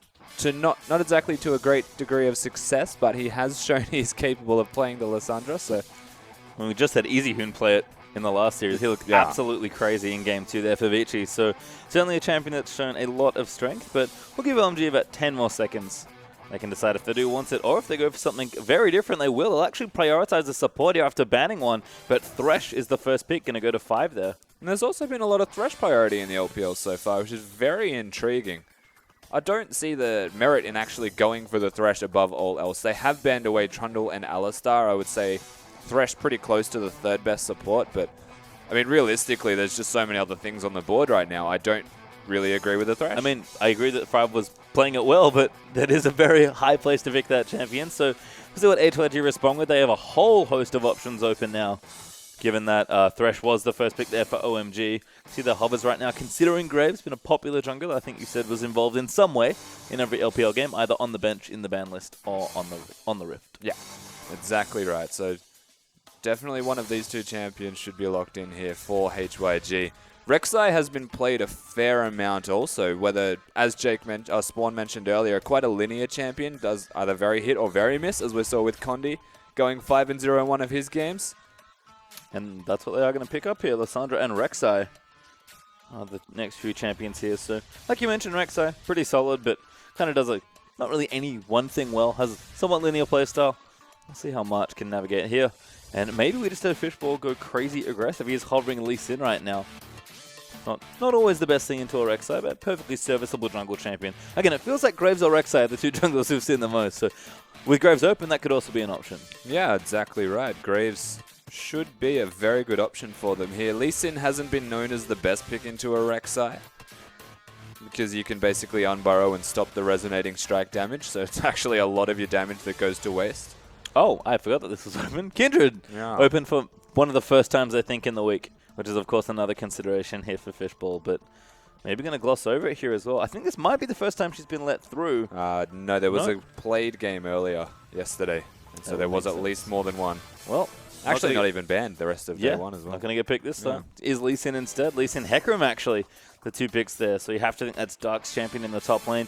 Has a slight amount of flexibility, but Dark going to stick to... I feel like he played one take and one carry. Now he's kind of playing something in the middle. Yeah, it's going to be a happy medium, you would have to say. And I honestly think that I like Hecarim in the top lane, and this is going to sound a little bit crazy, but Iceborne Gauntlet Hecarim is very good. Gross. Because you go Iceborne Gauntlet, and if you're against an armor-heavy team, you then just get the Frozen Heart, and then you're actually unkillable. Your slow radius is ridiculous. Problem with that, this meta, I would say, doesn't really favor a Hecarim that builds like this because they're all magic damage. Well, certainly with Lissandra on the lineup, could be problems there, but we'll see what HYG do want to pick up for themselves here for picks 3 and 4.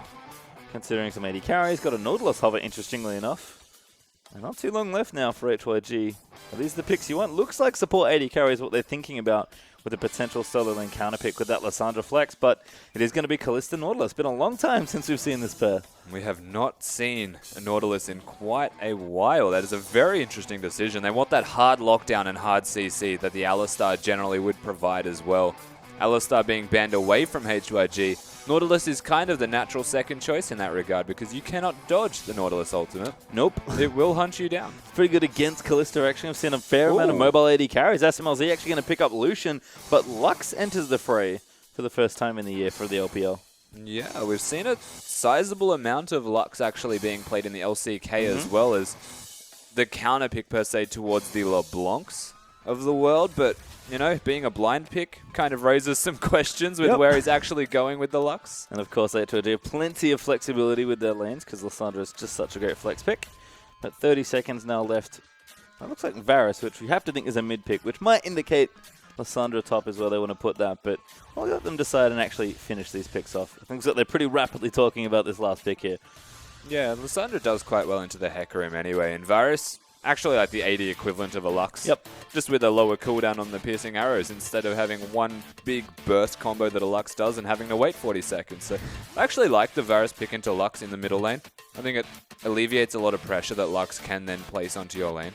Yep, and that is going to be, nope. That works Tricked too. us. Ezreal, yep, kind of the other Varus, if you will. Closer to Lux than Varus, I would say, if I had to make a guess. So they have locked in their Finnish team comp, and a bit of extra wave clear there from the middle lane, which is basically where they were going with that pick. That's what they were looking for. And a well-rounded team composition here for HYG. Yeah, it looks like Ezreal mid. We've seen it a couple times actually this week, but it's been blue Ezreal every time we've seen Ezreal as well. Don't expect that to change here for Gosu. I do like that Cool's playing Lux though. If anyone remembers from last year, there was a pretty fun exhibition match we played. And Cool, as a punishment for, I think, dying in one of the games, did have to wear a Lux cosplay. You guys can dig that one up on the internet if you like and start posting it, depending on how Cool does in this game. But if nothing else, that's fine. Let's run through the lineups though. Hecarim, Lee Sin, Lux, Lucian, and Thresh on one side, and Lissandra, Rek'Sai, Ezreal, Kalista, and Nautilus there for HYG.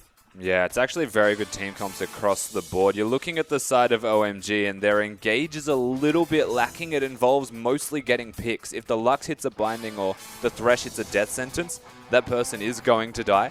But if they fail to actually get that execution and get engaged on, then OMG are going to be the ones running away in trouble. Well, we'll have to see if OMG can put this all together. Again, lots of eggs in Cool's basket, playing a champion like Lux, but exciting to see Cool mix it up a bit. He's really reaching into the back pockets for these champions. He definitely is, yeah. Cool. Going to be a little bit crazy here with this Lux. We'll see how he does go. Well, we certainly will. Let's not dilly-dally and get ourselves straight in the game.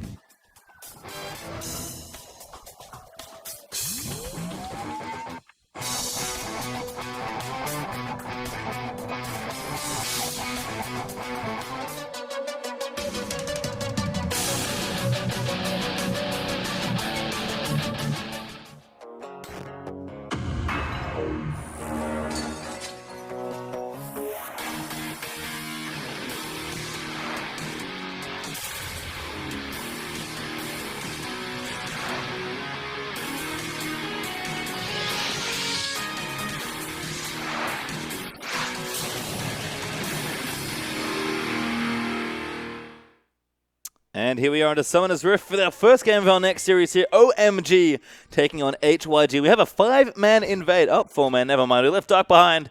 But OMG are going to get aggressively in as Dark and Rek'Sai are going to have a bit of a fight here. March doing a nice amount of damage with S17 also coming over. But just a lot of wards being placed. Looks like they might be scouting for lane swap vision. I like that 17 actually did commit to the name 17 God as well. Because he chickened out when they actually had his official name. So good to see him sticking to his roots. It should be a sign of confidence, honestly, from this HYG side. Have to think so. Well, it looks like all the excitement has stopped for now as OMG have done fanning out placing down their wards. I wonder if there will be a swap, but looks like right now standard lanes being set up for both sides here. So everyone is going to reset, return to their respective lanes. And nothing too surprising as far as the early items go. Just Dark with that Ignite and Teleport, throwing back to the pretty standard Hecarim from last year. Yeah, it definitely is. Hecarim has not changed one bit if you do see him played. Should be going for the Ignite and Teleport or you miss out on a whole lot of kill threat. And that's all good.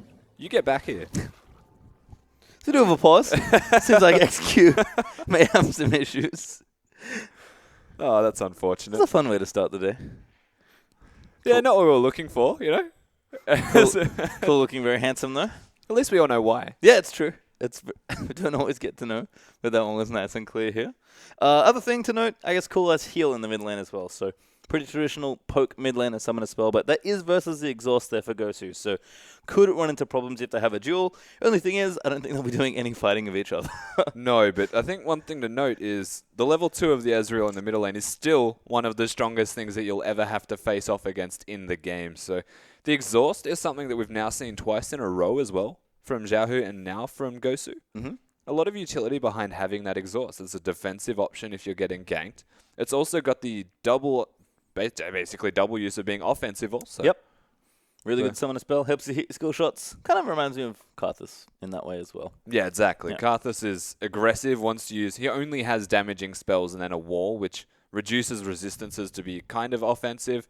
You very rarely use it to get out because it's already down by the time you're being ganked. So by having exhaust and being able to live for as long as possible, you can put down as much damage as possible before you die. It's a very similar concept. Yeah, and I guess, like you mentioned, Ezreal's a little closer to Lux than something like Varus, and I guess that's because Ezreal is, even though he has good poke, he's significantly shorter range than big poke champions like Varus, because he does have to get down and dirty if he really wants to do damage. Yeah, it's almost like a happy middle point between Varus and Lux, because Lux is like 10, 12-second cooldowns with high burst, whereas Varus is like a 3-second cooldown, but only one damage burst spell. Ezreal's got the Q all the time. God forbid he needs to use the ultimate with it. Yeah. And then he's got Thunderlords because he's also playing on 5.24, so a very strong champion to consider It's Ezreal. just cool to see Ezreal come back. I mean, I'd love when Def played it. He had a great game despite the loss there for EDG on the blue Ezreal, but feels like it might be a somewhat better slot for mid now as far as the pick goes. It is certainly a popular pick. And I have to say a lot of that comes down to Thunderlords. It's Yep. just by the fact you've got extra burst in your kit. Ezreal's got this cheese factor to him now, where he can outtrade you at level 2, control the lane, and this is an Ezreal that has to go tier first for the most part, still being able to keep up with you because experience and getting the blue buff is what separates mid Ezreal from the rest. So being AD carry is good. It gets you through laning phase quite easily because you're babysat, but your damage is never going to be there. Your experience that you actually need is not going to be there, and you don't get the tier as quickly because you don't get blue. Yep. So it's kind of looking down the team comps here as well. We mentioned a bit about Dark and his Hecarim and how OMG might have issues engaging at time to time. I feel like a lot of eggs are in the Hecarim basket when it comes to starting fights. If you can get onto these carries, that's great. But I don't know if you can get onto Kalista and Ezreal very reliably. So, a lot of the emphasis is going to be on Hecarim getting a really good engage. The thing with that is it's also going to be getting an engage after everything else has been used. So they've got the Lux for pick, the Thresh to get pick as well, and then Lucian to consolidate it with the Lux Burst to follow up any pick that they make. The Hecarim's engage is basically going to be after that, as like an afterthought to ensure that the team fight does occur. Mix and match, break people apart with the fear from the onslaught, and kind of cement a victory in a fight. It does come a lot down to how he executes that, but at the same time, up until QSSs are bought, you'll find a lot of trouble for these guys. Well, we're going to pop back in the game now. Seems like everything's A-OK. And QG and Shu are going to start over on that Gromp. Actually finish it there as well. So they return to lane with a bit of a lead. But you can see SMLZ's already started CS. And do have another pause. Spoke too soon. Yeah, unfortunate. And of course, starting the Gromp, Spawn mentioned it earlier. The minions don't hate each other anymore. No. They hate each other equally, I would have to say, for lack of a better description. There's no ganging up. There's no rivalries. They just hit Mad. each other fair and square. Minion assured destruction. Gentleman's combat. Good times. If only they had top hats. That would be wonderful. That would be wonderful. The first wave only gets top hats, though. Every wave afterwards is back to the barbaric selves that they are. Just to remind you of the minion change. But yeah, you can see a lot less issues with waves doing silly things when they start things off. As we are watching a couple of the HYG players on the screen right now. Again, excited to see these guys play. Not too sure what to expect. Haven't seen them since last year, which was quite a while ago, back when the LSBL finished. And like we've mentioned, I think, earlier in the week, the track record of LSBL teams has been quite good. But I don't know if we're going to get another Snake in QG. That's feels like a very rare thing. It's a hard ask. Yes. That's for sure. Trying to find another Snake in QG from LSPL is almost like, where is this pool of talent coming from, honestly? EPA showed a lot of signs, a lot of promise in how they played the game, but they did go down. HYG lost to EPA, so even more questions need to be raised about these guys. There's still going to be a lot of potential there for them, though. Yeah, that was one of the nice things about watching that series against World Elite is that I think we got surprised by both teams. World Elite, like, they made some smart moves, but they didn't pick up any superstar players, and all of a sudden they had quite a strong series to win it back 2-1. EPA taking a game does look good for them, but yeah, again, it's just a lot of the things with these new teams, especially at the top of the year, I feel like, when the season's just starting, when you're moving only through the first split, rather than that second one that everyone knows move towards Worlds. I think teams don't try harder necessarily in split number 2, but there's maybe a little more on the line. So top of the year, fresh talent, always hard to say what's going to happen. Well, it goes without saying, everyone's goal is Worlds. MSI is great. Like, it's a big thing that people have been fighting towards last year, but it doesn't stand out to you as the premier kind of competition in comparison to Worlds. In fact, it does pale in comparison. I think they all want to fight for it, but the hunger is nowhere near as desperate as it is in the second split. It's okay. China knows all about MSI being worthless. Yeah, but we won it. Undefeated at MSI, boys. China. Oh, yeah. Look, Speaking at of, least that. E2G are playing later today. Hopefully, looks slightly improved from last time because they have not had a good start to their season. Going back through the draft here, though, I like Luck's pick. I'm excited. You mentioned we've seen it a little bit in Korea. Interested to see how Cool plays it. He's traditionally a very aggressive player. Luck's not a particularly aggressive champion, but Cool's got plenty of champions in his repertoire. Yeah, so Lux honestly can be played two ways. There is the passive, I'm just trying to farm, get level 11 type of Lux by a cooldown reduction and just throw out lasers everywhere. Just pretend you're Vel'Koz for a little while. The other way that you can play Lux is not to wave clear, but to focus all of your spells onto killing your opponent or poking them down instead. Against an Ezreal, that's actually an option for Cool to take, and he is an aggressive player. There is a real chance that he might take that avenue and actually get some jungle pressure from his opponent, from his jungler, not his opponent, Fishbowl, and try and put the hurt down onto Gosu. Yeah, actually, jungle is kind of an interesting place to go next. We've seen Elise and Rek'Sai, the two junglers from Fishbowl already. Lee Sin, much different, I think, to both of them. More on the Elise spectrum of things, obviously, but I think still the most aggressive jungle pick as far as current jungle picks go. And I think Fishbowl, if he wants to really get these lanes going, I mean, he's got a relatively stable bottom lane. He's probably not going to go there too often. But Hecarim Lux feel like relatively farm-heavy lanes. So I think if he wants to make an impact early, pretty much all that weight rests on him. Yeah, absolutely right. They've got aggression there. Like, they definitely have kill threat, but it's only genuine kill threat when they do have the pressure of the Lee Sin hitting that lane. The fact that Lee Sin can complement the damage so well. Thresher's got good, engaged by having the Dark Passage there and the Flay threat. The most things that people get wrong, actually, with the Thresh is just trying to throw out the hook. Just run at them. Yep. And literally just flay them and throw out your lantern. They'll freak out. And you probably get summoners even if Lee Sin's not there. And then they flashy hook them. Genius. Exactly. Who'd have thought? Who'd have thought? And Dark, again, is obviously the play here. I like this Fiora, as I said. He played the 1v1s really well in the top lane against Looper's Poppy, I believe, was the matchup there. Yes, it was. I can check these things. Excellent. Amazing. It's almost like I take notes for a reason. But, again, Easy Hoon just kept ruining his day. I feel like if it wasn't Easy Hoon, it was one or two other members. The jungler was coming in. Dark just wants his top lane solo queue. 1v1 me, bro. But that's also, it's a good strategy on the flip side from Vici playing against OMG, and it's something that HYG should actually take into account here. 17 is solo queue-esque, I'm going to say. Yep. But the real solo queue player is always going to be Dark. So if you can actually pick on the fact that solo queue players lane for longer on average, then you'll actually be able to take him down quite easily. Over-aggressive, push out of position. Their wards are always predictable. It's just the way that solo queue works. And if he hasn't adapted to the team environment yet, as effectively as the team may like of him, then there's a very real chance they can pick on him and do exactly what happened last time. And I guess that's a thing we saw with OMG, with how they were playing a lot in their last series, is that they looked as a team very bloodthirsty. Like, if we can call maybe the negative of their team play being just a little scattered, then they were playing for kills constantly. It felt a lot like old school OMG, the difference being that they didn't execute on nearly the amount of kills they were trying to chase. But that's pretty interesting to consider that, though, right? The identity of the team hasn't really changed that I feel much. like it hasn't changed in 3 years. Yeah, so the roster may change on and off all the time. Different players can come in, but OMG is going to be the exact same. And I think the best thing about that is they've got people from OND just joining the team, of course, the sister team of OMG. So the identity does remain reasonably similar, and like that actually works in their favor by building a team through coaching Yeah, stuff. it's all cool. He's the only one left, right? It has to be him. It wasn't Loveling all along. No. Bloodthirsty Cool. Playing Lux. And this is why Cool seems so important, right? I mean, like, he's, again, a very good player, but you could see, despite how exciting their roster was from last season, they just couldn't put it together. Uzi and Cool could not coexist on a team, it felt like.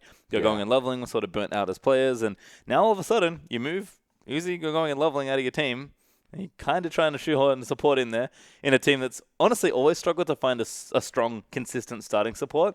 And this is what happens. Your team gets completely rebuilt with a mixture of solo queue players and B team. And Cool's sitting there being like, hopefully I can still play as well as I used to. Because he was the dominant mid laner up until maybe even like the beginning of last year in China. Yeah, absolutely right. Cool has always been very good in middle lane, and I guess the biggest issue for Cool has always been the team that's been built around him. Uzi, as you mentioned, struggled to work with him, and the benefits to this team that they've got together now is 5 is a very good consistent support to have there. He's had champions banned away from it even in this game as something to consider. So he means business, 5. Hopefully they can coexist quite nicely and bring it together as a team. And the thing with OMG, though, is while we want them to coexist and grow together as a team, the keywords still grow. Yep.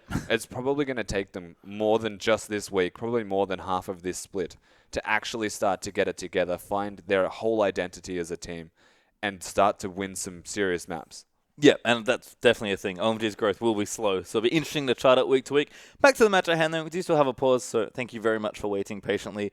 I am so curious about the ban strategy in this game. Why is the support getting so picked on, Rusty?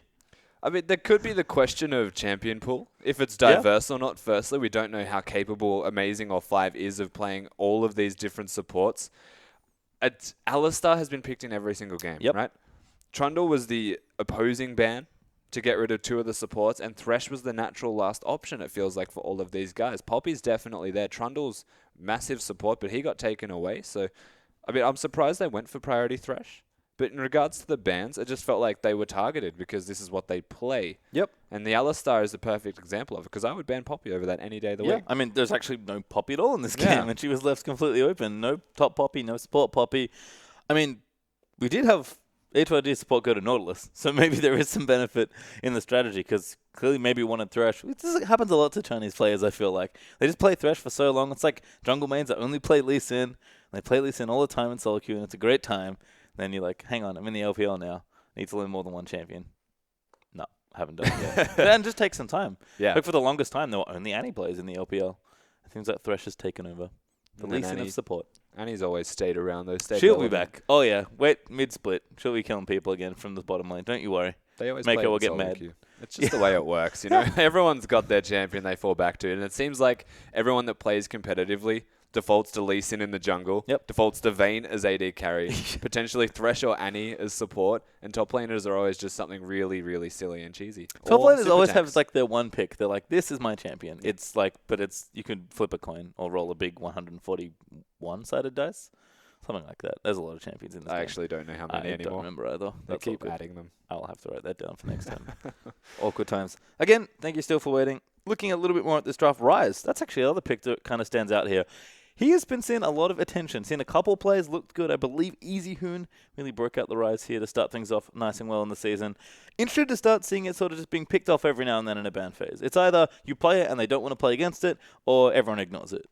Yeah, and I'm surprised people genuinely ignore it. It's all began at Worlds when Faker was playing Rise. Everyone's like, well, hang on, how do you beat this? Trick question, you don't. Yeah. It's actually that good when you're good at Rise. And we did see it from Easy Hoon. We saw it again from V from Chao. That was what I really who loved. went absolutely off on that champion and was beating a Mundo 1 versus 1 in the top lane. So that says a lot, considering it was Marin.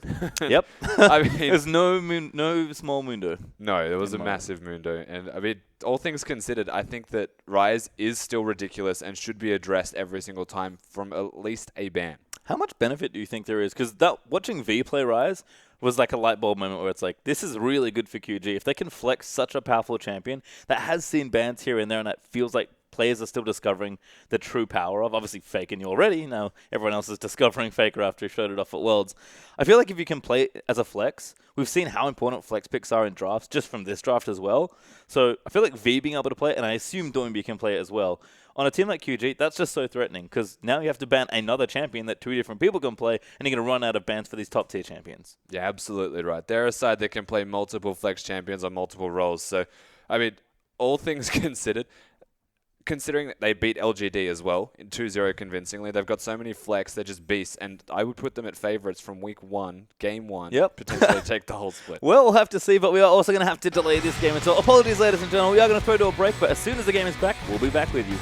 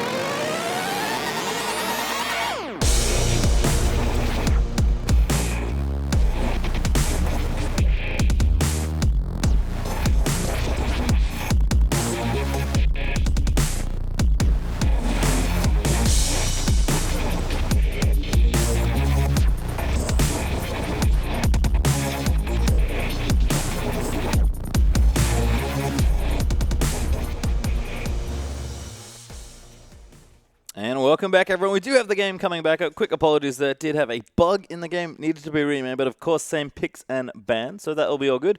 My name is Julian Time Car. Joining me is Zach Rusty Pie as we get back into Champs League, through the lobby, and then onto the Rift. ASAP. Exactly right. And from memory, of course, the picks and bans should all be the same. So let's hope we haven't been talking about what they picked and why it's been so great to see a random Poppy actually show up on the Rift. That would be very tricky. Because that was one of the confusing things. No Poppy. No, but as far as we know, it is going to be same picks and bans. I'm sure we'll find out relatively soon once we do see the players back into their lobby picking those champions.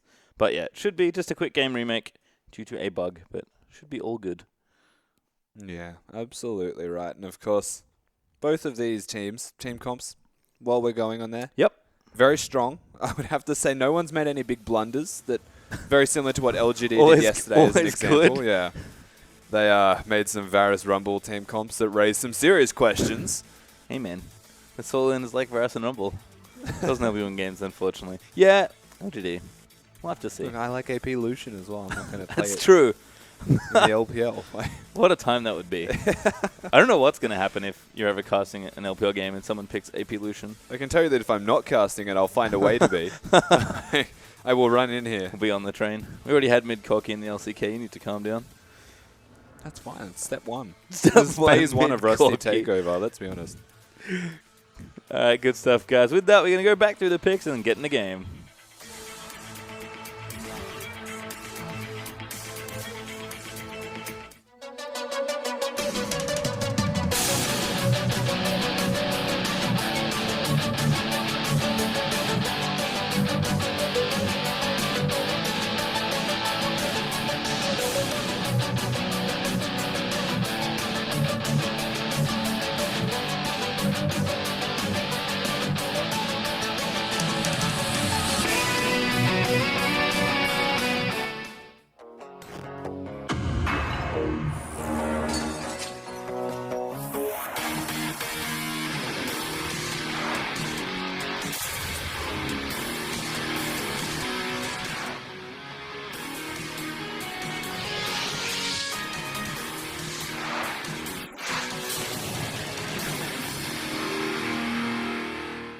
And we are back again out onto the Rift for OMG versus HYG game number 1. Did have a quick remake, but back into the Rift now. You can see OMG once again grouping up as 4 here, but they are being spotted by a very nicely placed ward from Hyper Youth Gaming. Yeah, so of course the immediate response to this invade having been spotted is to go to the opposite side of the map. Dark is going to find SS17 God and March, but of course nothing he can do when he's by himself, and we'll see what OMG do in response here. Yep, looking pretty familiar from the start of the last time we had this game, but no deep ward all the way back behind that, between the tier 2 and 3 on the top right-hand side for OMG. So didn't get the deep vision that they might have wanted, but are going to get a little bit of information into that jungle. Seems like bottom side start here for Fishbowl. He's going to have a bit of help with SMLZ and 5, and the Grunt will be started again, but it is warded this time, so OMG will know this was up. Almost deja vu. Yep. Almost, but not quite. One thing that did happen was actually quite nice from Gosu, was just putting down the Q and auto attack onto Cool. He took a lot of damage, to say the least, from that. So it is level 2 from Gosu. Very real, very possible, and we'll see if he wants to commit to it. Well, we can see Cool and Gosu right now. Cool does have his Lucent Singularity skilled up, so getting a bit of that poke down, proccing that passive in the Thunderlord's Locks. Gets a little bit of burst out there. You can see 5 and SMLZ also keeping Kalista Nautilus back as far as possible. Fairly aggressive lane, Thresh Lucian. Yeah, and of course taking a lot of damage here, the AD carry. GXQ. But they should hit 2 first, being the trade-off for taking all of that damage. And hopefully they do their best to not die before taking that level over, as there it is. Usually a bad time, but yep, have hit level 2 now, so can feel relatively safe there in the bottom lane. And topside, Dark actually taking a lot of damage. 17 going to move in. Thunderlords will proc, and he's getting zoned out completely off this 0 wave. CS at the moment. Dark is having a horrendous time. Thankfully, the minions are pushing into him as we speak, and he should be able to pick up some of them. The problem there is, if 17 places a ward, knows he's not going to be ganked, then the harass can continue for free. Yep, and you can see Lissandra getting an early edge there in that matchup. It's Fishbowl's mid lane now at level 3. Looking for the Q, does land it. Gosu shifts out though, and he'll be just fine. Doesn't have to use the summoner spells. Bottom lane, SMLZ in trouble as 5's going to flay them back here. Shu still chasing though, as we do have XQ also hopping his way down. Oh, March is here. Nice wraparound here from the Rex side, and that's trouble. Flash there for the snare from Nautilus. SMLZ gonna have to flash out. Great play there from 5. Flashes out as well, but he's now gonna get snared up. The damage is good, and first blood might be there. Heals used, but it does go to Nautilus. And SMLZ now in trouble. Huge hook lands on the other side, and a double kill in the bottom lane. March actually still getting the knockout while 5 was trying to flash over the top of him. So it looked like he didn't get knocked up. Do not be fooled, that was just the animation not being shown. A very good gank here from the Rex side, this early in the game as well. And, well, we're going to see it again. So basically, SMLZ will use his flash to get to safety, as there are a lot of very good flash stuns and hooks come out from the Nautilus support here. As he gets stunned against the wall, is going to go down, but not before they basically bait SMLZ in by getting their Nautilus so low. He hits the hook again, just outside of the turret range, and they walk it out casually. Yeah, one apiece there. It's actually Fishbowl on the top side now, going in onto 17. He's going to have to hop his way out. Lissandra will be safe there with the Glacial Path. And these junglers are hyper-aggressive early on in this game. It's great to see as well, of course. We've got Lee Sin against Rek'Sai, and if there's any champion that can be aggressive, it's going to be both of these guys.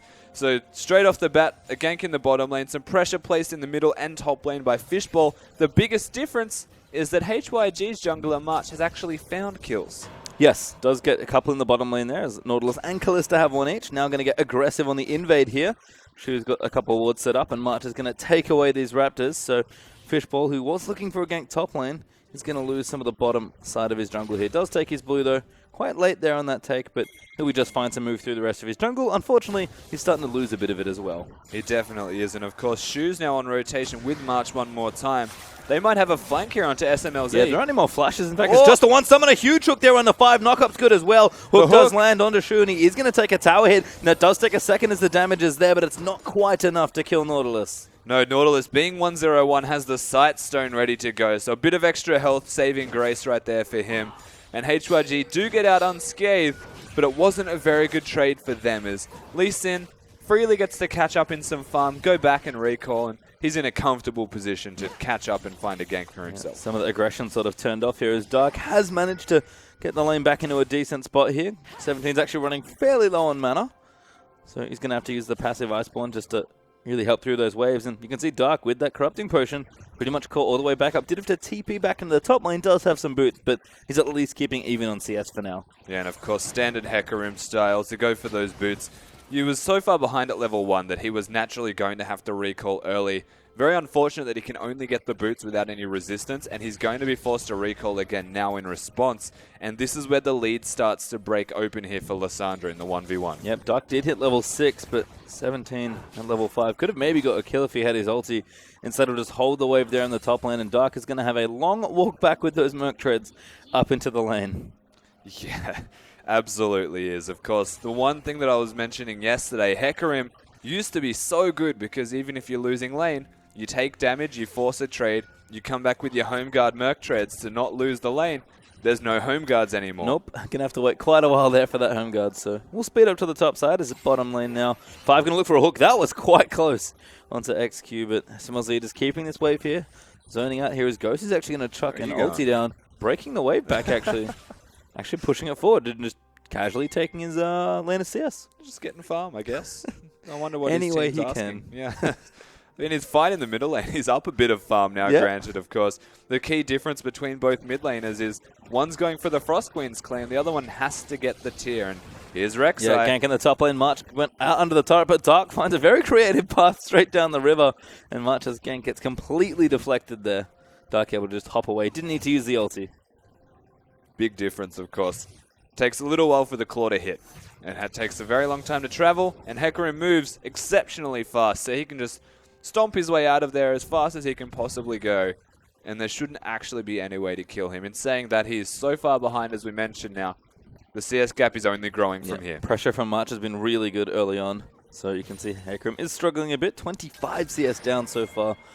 You can see Gosu also up as well, and also March up. So CS looking good across the board for Hyper Youth Gaming. It's just the bottom lane that's nice and even as March returns to the top lane and recalls. Doesn't want to go in for the He's setting up the gank. tunnel to ult too, I would have to imagine. So a little bit creative from him there. Sets himself up if he wants to use the ultimate at any time.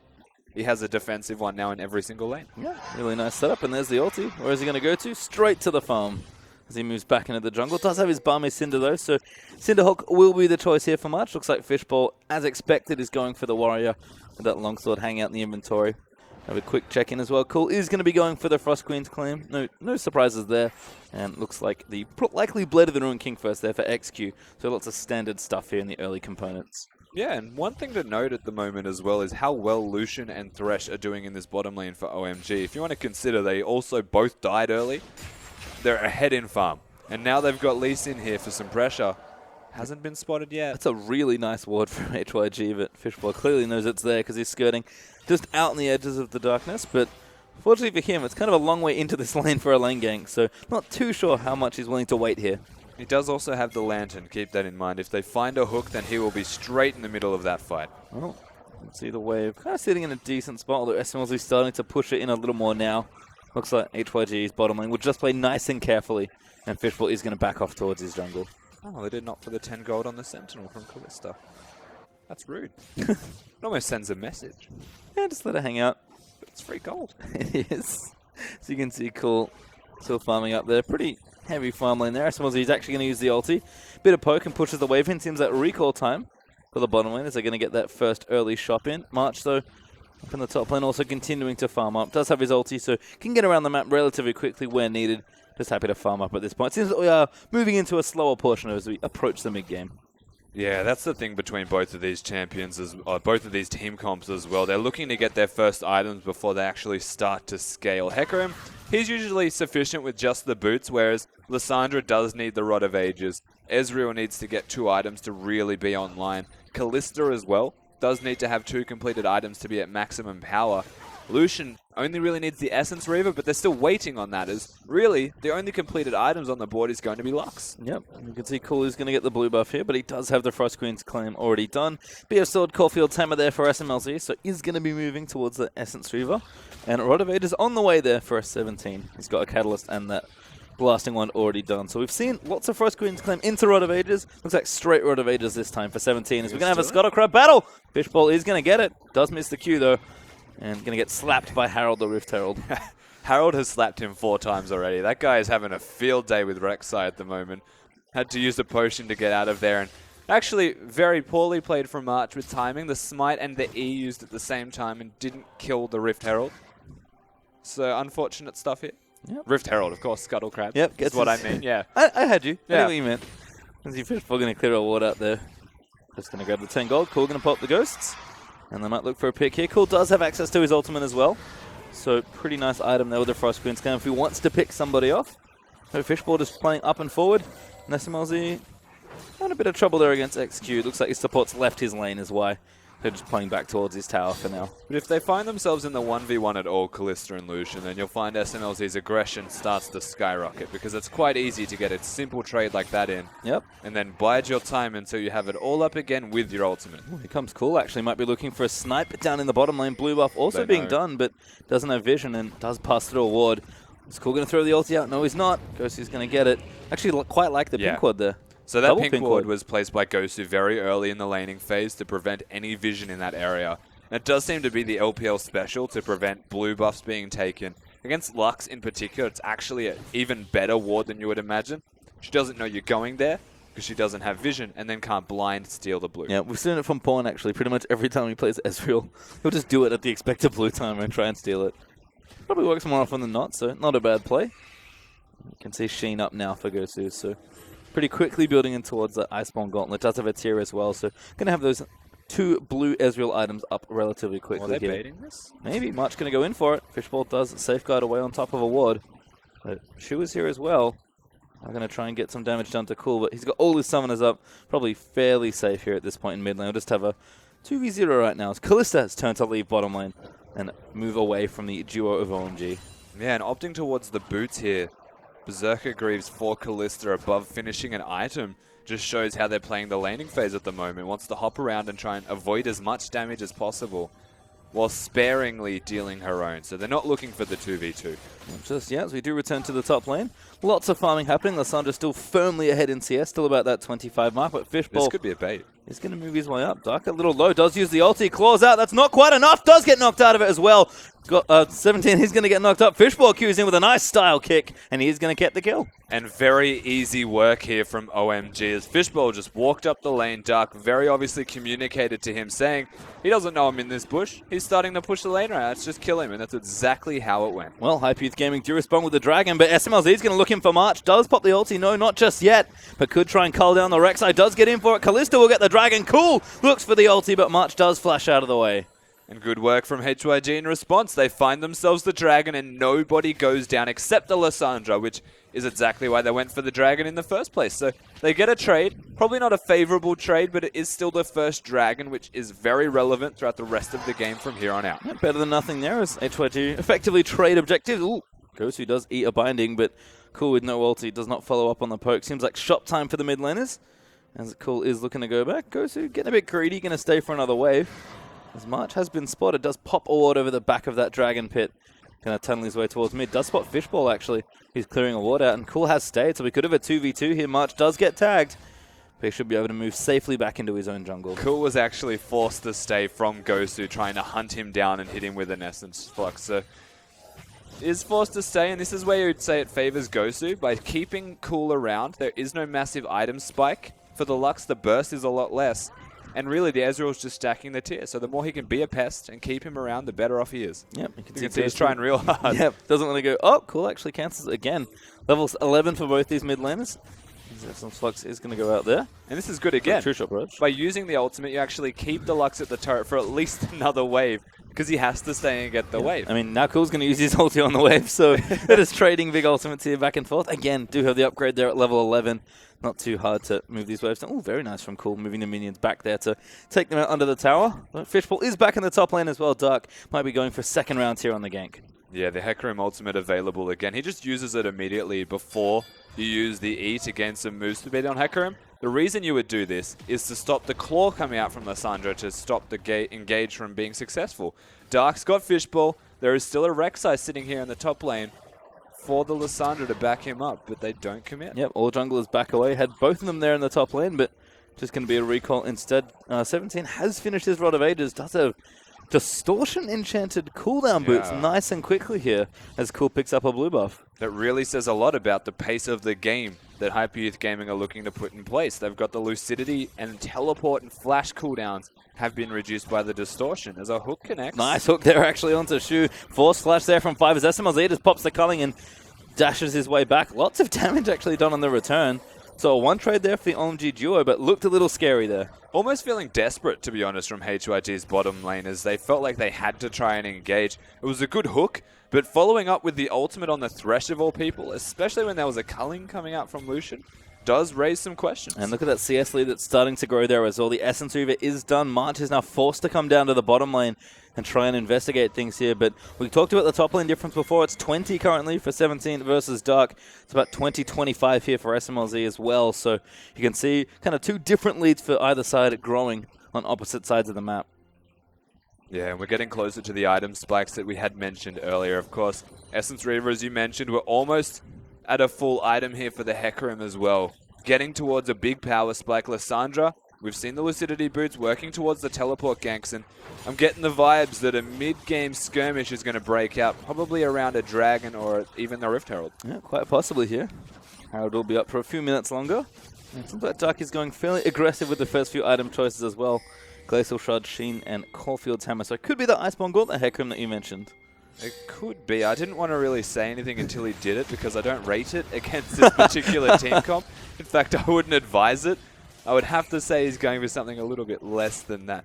Look, it's good. As the producer's trying to tell me I'm changing my mind. I think it's good, just not in this game. Well, knockback there actually. Dark maybe even going to get aggressive. Does have the Ignite. Don't forget, great ult there from 17, but is forced to use it to get away safely. Yeah, so that was actually quite nice from him to ensure his escape, but doesn't have the ultimate available now, 17, as he's going to have to come back to lane and kind of just deal with Dark on this Hecarim, who's rampaging now. Lane getting a little out of hand, actually. March is up here clearing out pink wards. Dark says, no thank you. That's already too late. Rek'Sai has collected them, and Gosu was up near there as well. Has recalled now. Got that Iceborne Gauntlet actually finished. And Cool's also got a needlessly large rod, so moving into his second major item. Could be anything, really. I'm going to guess Deathcap, but we'll see what Cool wants to pick up. Could be Luden's as well. I would have to say it's going to be a Luden's Echo. It could be the Zonia's as well, if God forbid he's scared about the damage of his opposition team. They do have pretty good engage, so Zonia's wouldn't be too bad.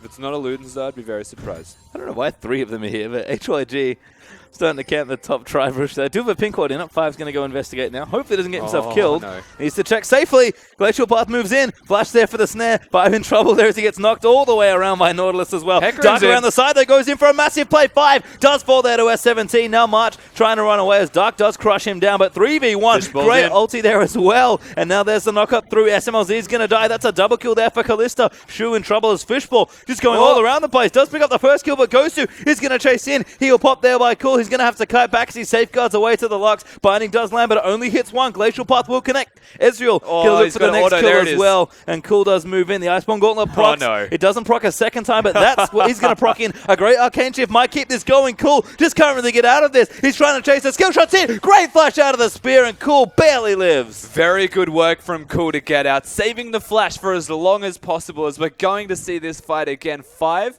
No, we're not. Nope. We're going to watch kill Cool. He actually popped in with the ulti there. I think Cool must have backed in a bit of a silly spot and does get himself killed there. 5 now just going to clean out whatever he can. But 7-3 now in kills for HYG. Not much of a gold lead, but action-packed after that first little bit of farming. And that last fight was honestly just mayhem. It was skirmishes across the board, people coming in at different times. HYG started with the most people in the fight, but then eventually the cavalry arrived, teleports from Dark on the Hecarim, and all in all, it does start to favor HYG. They started with the most numbers, they finished with the most numbers. Feels like you can see the power of Blue Ezreal in this long team fights. That one went all the way from top to mid lane tower, by the way, so Gosu chased a long way there, but now he's got his 2 items completed with the Muramana transformed as well. He is quite strong at this stage of the game. Oh, so we're going to see the snipe this time. It's on top of a ward. Yeah, what the hell? Oh, poor Cool. Tried to move out of the way and got clipped. He was told, he knew. Oh my god, we're fighting again. Dark in trouble again. That's a kill onto Shudo as Fishball kicks him in the face. XG going to try and chase him, but that's a nice little collection from Lee Sin. It was almost one of those Lee Sin kicks where you think you're kicking them back towards your turret and he just dies. And you're, oh, well, okay. Gets out with the ward. Of course, HYG still have the pressure in this bottom lane as all things considered, Fishball doesn't have the ultimate left. Can't defend here. You can see 17 just trying to clear what he can. Does get the wave done. Lissandra wave clear quite good. But bottom lane tower does fall. It's the first one of the game for HYG. We're going to see if we can get some more turrets taken out here. OMG are going to work on the top one. Looks like S17's backed off a bit. But should be okay to keep it alive, at least for now. Yeah, I think looking at these team comps right now, it's almost dangerous to consider OMG's team comp in the mid game. They've got the Lux Burst, the Hecarim, who can actually destroy people. He did go for Iceborne Gauntlet. I don't want to say I'm the prophet of that one, because I don't know if I like it in this particular game. It's like a cost-efficient Trinity Force, essentially, but it's also an armor-exclusive option because it scales with size, with armor. Yeah, well, I kind of what's coming next, actually, because we have a Corville timeout and a Serrated Dirk in the inventory. Looks like Memory serves, that's only Ghostblade components. So we'll see what Dark wants to do with the next few items, but it's going for fairly aggressive Hecarim, carry Hecarim items, I guess. Look, that is the most aggressive Hecarim to ever grace this planet. He's getting cooldown reduction, he's getting armor penetration. He probably can comfortably split push, which is the biggest added benefit of this, especially looking at the Lissandra's build, who has gone for magic resistance against what's going to be a physical heavy Hecarim. Very physical there. Let's go sub pops looking for March. Do find him. Fishball going to hop over and clear that pin cord out. You can see OMG are really intent on taking out this top outer turret, but Lissandra is not giving it away for free. In fact, we've moved the dual lane up here as well. God right now is busy split pushing the bottom side as Lissandra does have that TP up as well and the distortion boot, so he's ready to join it pretty much any time. Yeah, this is the power spike of the Hecarim in the bottom lane from OMG. Oh, wow. Oh, hello. Late ulti there for cool, but just wanted the poke damage. Does have blue buff, so lots of cooldown reduction. Did go for the Ludens as well, so plenty of damage on for this Lux now as well. Yeah, the scary part will be when the death cap comes next for Cool. Only scaling from here on out. His burst is through the roof. These teams just, they know what they want to do. OMG wanted to fight. They wanted to get that top lane turret. They've suddenly realized that they can't do it, and in fact, they're getting their own threatened. Yeah, there's like 8 people in top lane right now. As 17 actually rotates mid, ulti out from Ezreal. Doesn't get cool this time, but he had plenty of health left just in case. And now it's Hecarim's turn to actually split push the bottom side. Duck's TP on the way up, but not quite there yet. And it feels like HYG a little bit scattered right now. We saw this a bit from OMG when they were playing earlier in the week, but didn't quite know what to do when they were behind. HYG aren't behind. They're actually ahead on goal by about 400-500, but it feels like they don't quite know what they want to do next. It's a battle of back and forth at the moment. They're looking for someone to make a mistake. This could be one of them. Does have flash, uses it on Cool. Does have his summoners up though, does pop the heal, but gets snared up again. Now Fishball's going to try and save him. Goes to in there as well. They have to kick him out, and they do. But 17 can maybe chase in March now. Also on the offensive as the rest of OMG group up together. Hook does land onto March, but it's just a bit of trade damage. SMLZ starting to turn it up with those 2 items. Yeah, they're definitely turning up the pressure. Good work from this Lissandra, though, from 17 to find his way in, get the engage onto Cool. Cool uses his defensive summoner, but doesn't burn the flash at all. So very reserved with his flash usage on this Lux, as it is so important on a low mobility champion. He just has to not die to True Shot Barrage again.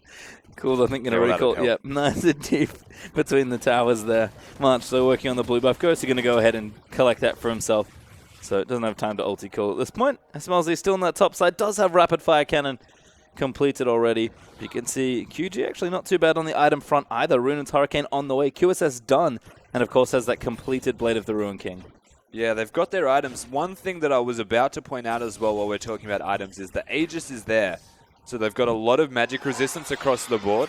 2 QSSs, the Abyssal Scepter, and that Aegis to boot. Lux has changed the item build to go for a Void Staff. So what are OMG going to do?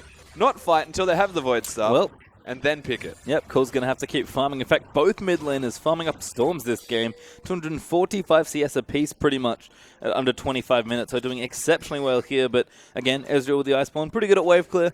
Luden's Echo Lux, pretty good at wave clear. So could be a while before Cole's going to cede that mid lane turret. He's holding onto it pretty tightly. Yeah, it's a big wave clear off in the middle lane. Lovely. Oh, yeah. It's great. Spectator sport, isn't it? Just wait until Zig's interview comes back, and then we'll have the real wave clear wars. That's the real meta, isn't it? Please no. Ghostblade is done for Dark, by the way. So he's ready to get offensive down in the bottom lane. Got a Ruby Crystal up as well, so maybe building something more defensive. I just love that the camera keeps focusing on the wave clear. Like, this is the point of action. I mean, they're not wrong at this point in the game. Fishbowl has got his Dead Man's Plate as well as he takes up the red buff. Dragon back in 14 minutes. HYD did get a second one as well, I believe, in one of the replays. So they are 2-0 up in Dragons. Have an objective to focus on there. And they're going to get a top lane turret as well. Maybe SMLZ is going to try and turn it. March around the backside, though, as the box is popped there by 5. Hook not going to land, though. Dark is ready. He's going to charge in. Oh, my God, the damage is good. And now he has to use everything else to move away. Lordless in trouble. Ulti doesn't quite reach, so he's still going to get kited. Dark just can't finish him off. He does get a kill there onto Shu, but he needs to keep moving in. S17 going to move in and make sure Hecarim goes down. A 1-for-1 trade in top lane. That Hecarim does so much damage. Dark puts down the hurt. He does only get the Nautilus support in response for his own life, so not a great trade. But he really did send a message with that one. I think we all received it. It's that this Hecarim hurts, because watch this. What is that? That is obnoxious. Unfortunately, the ultimate does miss from Dark, doesn't hit the target he's looking for. Another good hook from Shu on this Nautilus does ensure that he goes down, so good work here from HYG. Yeah, 17 a little late to use the ulti to stop the trade from happening, but does secure the kill instead. Cool, actually in trouble as Ghosty gets that Thunderlord's proc in. You can see a blue buff as you're giving him a bit of a lead there, as Cool does have the Void Staff finished up, so if he wants to start getting aggressive, they can. But these mid laners are getting pretty stacked on items. Last Whisper already done for Ezreal as well. Of course, it's nice and cheap now. Yeah, 1,300 gold for a Last Whisper now makes that a lot easier, whereas in response, the Void Staff is indeed ready to go from Cool. So team fights, I was hoping they would aim for it around this dragon, is not going to be available for them. And really, OMG just need to work around forcing HYG to go somewhere on the map. Yeah, not in position at this point, so are going to have to challenge for the fourth, you have to think. 3 dragons is not a bad number. Obviously, the first one's the most important one, but still does get scary when a team takes a 4th dragon. We saw Vici were able to deny... actually, it might have been the other side, but... Royal were able to deny it and keep Vici off Dragon 4 for a while. Yeah. So OMG are really looking to this next one to deny that. They absolutely are, of course. Control of the dragon is not that important at the moment. Shu's been kicked in, actually. Whoa. Binding there as well. Ulti out from Lux. That's a lot of damage, and you are dead, sir. Dark going to collect that one. Dark definitely thinks he's helping by coming in, making sure that he gets the kill. I don't know if I agree with that one, as I think it would have been better suited towards the Lux. Hecarim, working towards some magic resistance finally this time, does open up his capabilities for split pushing against the Lissandra. Yep, got that Spectre's Cal ready, so he's still bottom lane actually. Looks like S17 might be avoiding him for the time being. Yeah. And SMLZ is still in the top lane pushing things up. He does not have that tower anymore, but the outer tower is still up for HYG. So again, these towers in different lanes are really just hanging on by a couple hundred HP.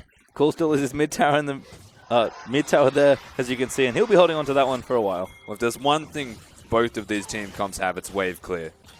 They don't have any shortage of that. So basically when it comes to taking a turret, you're looking at either diving for the turret, grouping as 5 for the turret and controlling the minions, or getting Baron.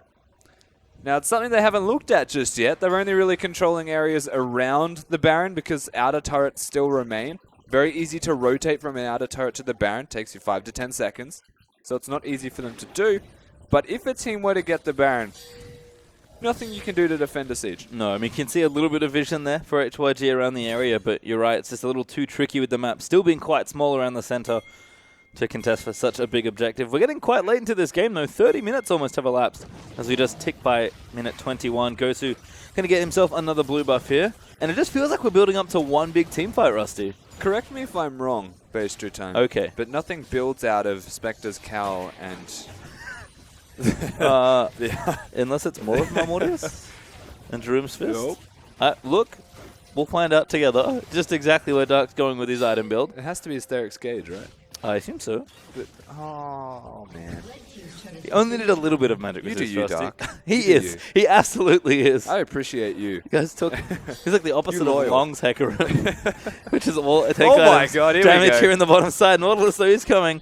Dark gonna have to juke out of the way. Does have his ultimate. Might go back in for it. Charging up the movement speed, but gets ulted up by Nautilus. Dark might have to ulti to safety now. No, goes straight back in Safety? for it. Looks for the kill. Fishbowl moves in with a safeguard, and that's almost enough to keep him alive. It is just for a bit longer. Barely lives as Cool's down here now as well. And there's a flash in. Misses Cool, you the missed. binding though, and Nautilus now going to snare him up. March gets in for the knockoff, and that's Cool dead as Fishbowl caught in the middle of the team. HYG collapse, and Callista gets a double. That was a big mistake, and you should not be making those mistakes if you're Lux.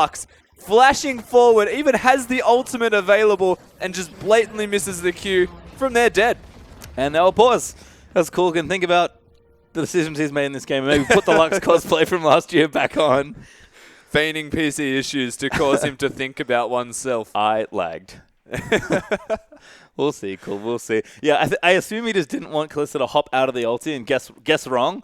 But I think it's probably best just to throw it and get the 50-50 rather than flash for the light binding, which he unfortunately missed. It's much safer of a bet to throw out the ultimate and hope it hits. Flashing forwards, missing the Q, and of course, credit where it's due. The Callista dodged that very nicely. Actually worked around the outskirts of the fight quite well to even get the Hecarim as low as he did in the first place. So a lot of positives to take away from that if you're HYG. Just questions, really, to be asked across the board here for OMG. And again, we talk about OMG being this bloodthirsty team. There was a lot of bloodthirst by both Dark and Cool in different situations. Dark and Fishbowl did a great job almost outplaying onto that turret and getting themselves a kill on the Callista. But Cool, they all collapsed together. That's a trademark OMG thing, but they just couldn't quite finish off the kills. And HYG responded perfectly. Everyone came down to that lane, and they got 2 clean kills for that Callista. And at this point, given that there's 2 dead now, and they're all down the bottom towards the tier 2, we're going to start pushing in towards that bottom inhibitor turret as well.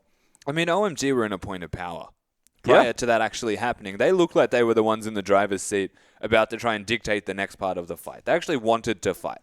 And it was a mistake, really, for Dark to get caught as he did. He got out-traded in a 1-versus-1 against a Callista, which is the one thing you don't expect to happen because he has the Frozen Fist and because he's against an AD carry that, while mobile, you can slow down and actually stick to very well as a Hecarim. Made a big mistake. A team fight actually comes out from it. And credit where it's due to Fishbowl again from OMG. He's playing this game quite well. He's a very good Lee Sin player if there's anything you can take from this. Not going to be enough to save the rest of his team as they throw themselves willingly at death. Yep. Cool flash there. Just a bit. I mean, I can see what he wanted. I can really see it, but didn't quite nail the ending there. Unfortunately, did get himself killed. So, unlucky situation. Unfortunate, I should say, actually, there for OMG. Are going to be 2 down here once we do resume back from this pause. Seems like one of the HYG players has an issue to resolve. I'm sure it won't be too long. Welcome back. And it's been a fun game, honestly. I didn't expect it to be quite so action-packed, but we had maybe that lull at 10 minutes for about 5 minutes or so while everyone farmed up for their items. But junglers have been nice and aggressive. Everyone's been moving around the map, looking for those kills. Seems like HYG and current OMG actually play fairly similarly. Yeah, they really do, honestly. I think the biggest stylistic difference doesn't even come from the junglers. It's just what the top laners are playing. It's the way that they've both been playing the top lane. One's built to win the lane and then has realized that I'm not going to build to win the lane anymore. I'm just going to build to beat AD carries or something with my Jaram's Fist Hecarim. It's a unique life choice. I have to go with that one. You do you, man.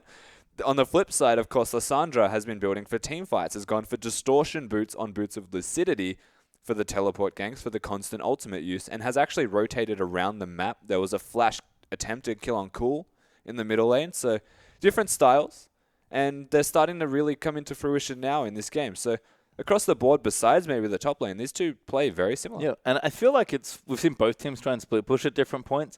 Hecarim obviously is on split push duty all the time, it feels like. And 17's done a good job of dodging his lane and actually applying pressure in a different way, which is why I've seen the AD carries in such weird spots.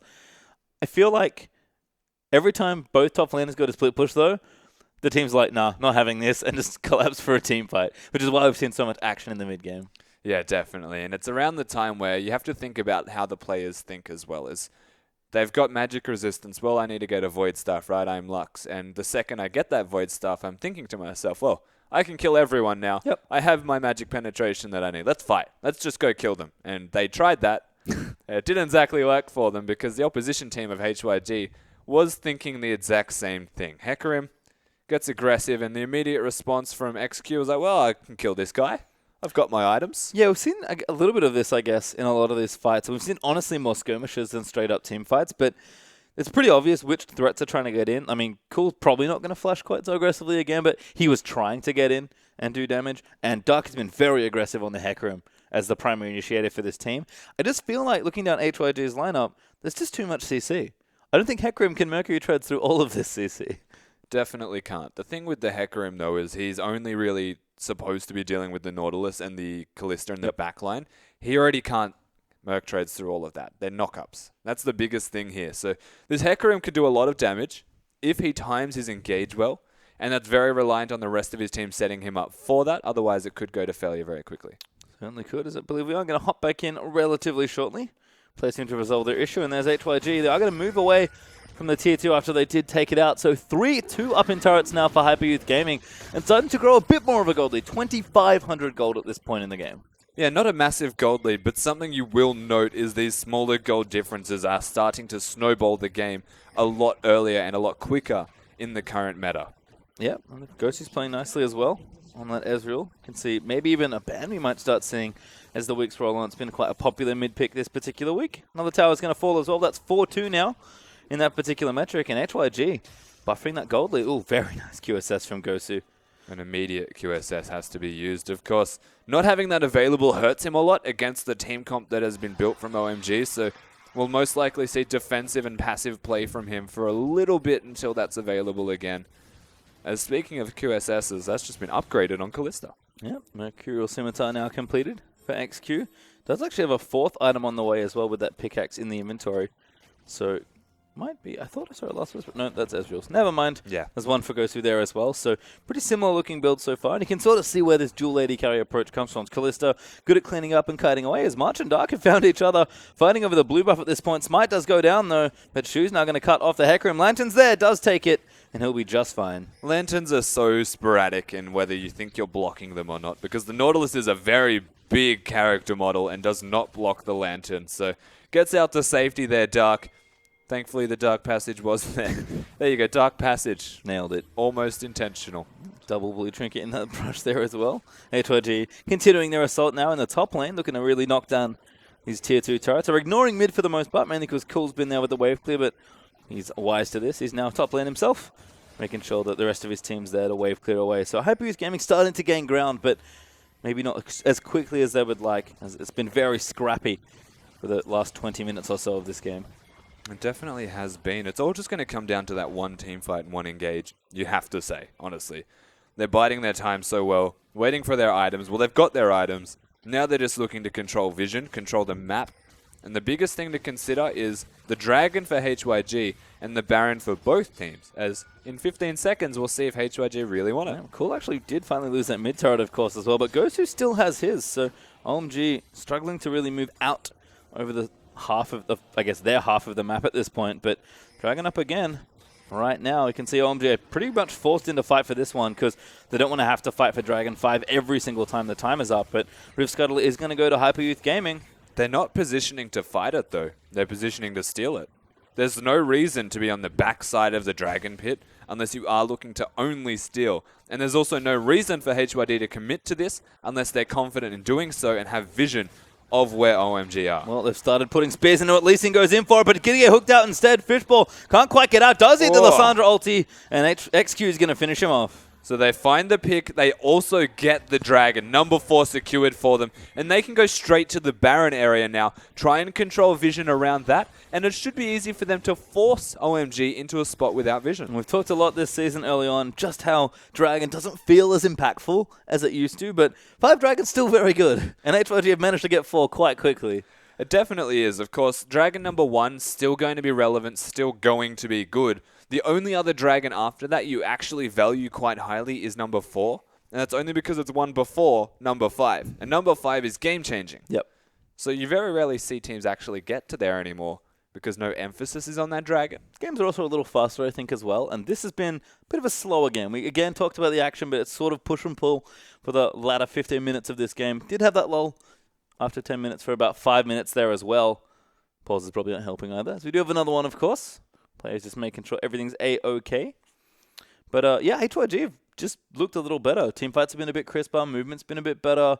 And the fact they've got 4 dragons and no teams have really been looking at Baron in this particular game just feels like they know what they want. They're happy to play this slower game because they're confident in their ability to win as a team. And it says a lot, doesn't it, about HYG? They're confident. Very surprising to see this team come into the LPL and show such confidence. Granted, OMG, they have a lot of conviction in what they want to do. They just don't execute on it very well. They're basically, I would define them as a new side also. Yep. This is a very good first match for both of these teams to come up against each other and decide, well, hey, we're both considered lower tier right now. We're both new. We're both changing our rosters a little bit. It's a good gauge of, am I better than this guy? And then work my way from there up the ladder to see where I really sit at and how we can improve on doing that. And even in this game for OMG, after the first 2 games did not go so well, game to game, and this one included, they've certainly shown improvement. So, again, a team that we are going to be monitoring, you have to think, for most of the season, if not all of it, just to see how they go. Because, like you mentioned, still very new here. And Cool's Lux, I don't know. I like the pick. I just feel like OMG aren't playing with their team comp they picked. Well, he hasn't done anything with it. No, apart from flash forward. He's and just get himself killed accidentally. Yeah. I guess if we define that as doing something, he's done something. Technically, yes. He's wave clearing, and yep, that's true. He's not being proactive. That's the difference, right? Like, so the Ezreal, if you want to compare the two, Gosu's sitting there, he's being aggressive with his positioning, he's forcing Cool to sit under his turret. And that's actually the benefit of this matchup, especially when you have the QSS. Cool has to sit there and just deal with it and try and wave clear as best he can to match, but he's never doing it in a manner that allows him to roam or alleviates any pressure whatsoever. No, Ghost has actually looked very good, I think. We mentioned Koreans. He's the sole Korean on the team. You know, you don't instantly get good at League of Legends by being Korean, but Gosu clearly is one of the imports that the team can have, one of 2 that they're allowed. I'm sure they'd like one of the Rogue Ones back, but they moved on to another team. But Gosu has looked very solid. Consistently hitting skill shots on Ezreal, landing very nicely against Cool, very efficient farming. Feels like, very safe laner. I mean, he's playing a fairly safe champion. Not very flashy, but he's been super solid, and he's definitely adding to all these fights. Well, Ezreal's not an easy champion. No. Let's keep that in mind. And the one thing to note is Blue Ezreal has been considered by Prey, of course, and other Koreans, saying that if you're not good at it, don't play it. Yeah. Plain and simple. That's how I feel about it when I play it. Because it's all skill shot based, very low cooldown, all skill shot intensive. So you need to be able to be on point with every single point and make sure you're timing it with the frozen fist. And that's the hardest thing to do. Gosu's shown that he's very capable. Certainly has. And I think Lyssandra's been the other champion. She's sort of been the champion of the week for me in a lot of different ways. But Lysandra, even in this game, we've seen it top, we've seen it mid. We've almost always seen it with teleport. That's one of the only consistent things, apart from maybe Rod of Ages as well. But it's just so good. This champion does everything. Yeah. And that's what separates Lysandra. And Lulu is probably the only other good example from the rest is they can top lane, they can mid lane. They have wave clear, they have crowd control. They work very good with their team. Lulu being the only difference works well with engage, whereas Lysandra is the engage tool. They both fill very, very obvious roles, but those roles are so widespread that they can be played in different positions and still do the same thing. Yeah, the biggest thing for me is with a lot of these Lysandra players has just been the split pushing. Every time I see Lysandra with teleport going to a side lane and to start mashing Q and like eating minion waves, I'm like, this is silly. Yeah. Like, she's already very good at everything else, but the fact that you can also be a split push, that's great. And we've seen it. 17's played a pretty different style. He's not split pushing greedily. He's grouping with his team a lot, but he's just flitting between waves, pushing them down, making sure everything's sort of pushing on their side, and then going back to his team in case they need to engage. He's playing it very supportive, actually, on the champion. Yeah, it's definitely the way that he's playing the game. And, I mean, that's almost EDG-esque, I would have to say, the way that he's controlling the waves and then focusing on the team play. Yep. But whenever he gets the opportunity, I mean, Lysandra's wave clear is immaculate, so just disappears for 30-odd seconds, comes back, joins the team, says, all right, we engaging yet? No, I'm going to go to top lane this time. Clears the wave. Yeah, we are back into the game as well. Actually, HYG started to stop messing around, I feel like. Straight onto Baron here for this one. OMG are alive and ready. They do not have the jungler, so it's 4v5. They're going to try and take this out of the pit, but Kalista has so many spears in the back of that Baron's head. You have to watch the rend here from Kalista. The smite's already used. Does go in for it, does get the rend down. Baron goes over to HYG, but OMG have started the fight. 17 in trouble, but he does pop his on. He's cool now in the mix of it as Gosu takes him out. That's a second kill down as Kalista claims the life of Hecarim. Now 5 going to be in trouble. Glacial Claw over there for the Ring of Frost and the Snare. SMLZ going to die as well. And that's an effective ace with Fishbowl coming out of the base. HYG wipe OMG. And just like that, HYG decide, you know what, we're strong enough to pull the trigger. They do. The Lux laser was used in a position where he had no right to be in an attempt to steal the Baron. He didn't distance himself, and the immediate engage from 17 was actually the biggest determining factor in that entire fight. And it's easy done. Yeah, now the base is going to be broken wide open. That's 17 down in the bottom lane now, working on that turret. Big minion wave there with the help of Baron, just munching down the waves as they come in. That's going to be 2 inhibs down, pushing super minions and the Baron in there. And then we'll just finish the game at this point. Nexus turrets are looking to fall. The first one's going to not last barely any time. Fishbowl going to get grabbed up. He'll die as well as the next kill. And that's going to be a few members back. It's only 5 to try and defend. The Nexus falls, and Hyper Youth Gaming defeat OMG in game number 1. A very long spent game. There's a little bit of pausing here. Yeah, longer game than the timer may have indicated. But Hyper Youth Gaming, very clean end to that game especially. Exactly right. They had the minion stack on the bottom side of the map. They had everything going in their favor, the control, and then all they had to do was pull the trigger. They get the Baron, they win a team fight at the exact same time. And it was almost too easy for these guys. It was very interesting and, I guess, refreshing to see such control from a new side. Yeah, very patient player, I have to think. Strong laning from top and mid lane especially. Bottom lane looked like it was a bit shaky, but honestly, Kalista was mainly used for her objective control more than anything else, it felt like, in that game. Didn't concern themselves too much about objectives until they absolutely had to, and OMG just had no answer. Again, the comp they put together had, it feels like, fairly limited options as far as what they could do with their engage and their disengage. And HYG saw that and just said, all right, we'll take fights, and more than happy to win them comfortably, I would say, as well. Yeah, it honestly felt like OMG didn't want to fight ever. And they couldn't, because they had a Hecarim that was building offensive items and just got kited the entire time. I feel like that one moment in the bottom lane where Dark went in, 1v2, Fishbowl almost saves and they almost outplay, and then Cool comes in for that flash binding. That was OMG's fight to really start winning and turning things around, and I think after that sort of felt deflated, and the rest of it sort of crumbled away from them. Yeah, absolutely right. I feel like that was the defining moment, but all things considered, HYG executed on that particular fight very well. They capitalized and knew exactly how much they could take, and Kalista was used for objective control exclusively, every single dragon. The Baron as well, the Smite was used just to get it low enough to rend. That's how much faith they have in this HYG roster as a whole, and the Kalista was actually quite pivotal to that from just controlling objectives. Gosu was the primary AD carry. Yep, and this is not an easy comp to play either. I agree, Gosu is the primary AD carry. We've seen a lot of these 2, 3 AD carry comps. You know, lots of Graves jungle, plenty of Ezreal mid, lots of different AD carries sort of shuffling into mid and bottom lane as well. But I think the thing we haven't quite mentioned yet is that's not easy to do. We saw EDG try and do it, and they just couldn't put it together, and they're a great team fighting team. So to see HYG play a fairly difficult to execute composition and team fight as well as they did in that game is probably the most impressive takeaway. Absolutely right. And the biggest thing to take from that, to me, is 17 and his unrelenting aggression, his confidence when he actually wants to engage. He knows when he can engage, he picks the engage perfectly, and just executes. No hesitation. And that is what separates good from great when you're looking at top laners. The fact they don't take any hesitation, they just straight go. This was the play. Yeah, this was the play. The knockups, it's unavoidable CC for Dark. He's in a position he shouldn't be, but instead turns it around offensively. Fishbowl tries his best to get in here and help, but another great knockup prevents them from doing anything. This is where Cool decides, I got this, guys. I am the hero that we... Oh, I'm dead. That's such a great juke as well. Guys, I messed up. But honestly, it was. It was XQ juking around. His Kalista is so refined. You can actually feel that. Nothing Fishbowl could do either. And you can see, that was the biggest thing, was that OMG looked and like, okay, like go in Dark, Fishbowl's behind you, Cool's coming down as well. And then you look at the back end of that fight, and there's 5 people from HYG in that bottom lane. So the way they moved around the map, I felt like every team fight started the same way, where someone was either caught out or in a weird spot, and then the teams would collapse on each other and fight. But HYG just beat OMG to the punch every single time. And I'm going to say Cool felt nervous. Yeah. It just looked like he didn't really want to do anything. He just wanted to farm mid and hope that his team did something around him. And eventually, Gosu's pressure started to actually become a very big deal. Even the ultimate picking up him should not have happened at all. Yep, really did. So a curious game there, but Hyper Youth Gaming do take game number 1. Don't go too far. They'll be back very soon with game number 2.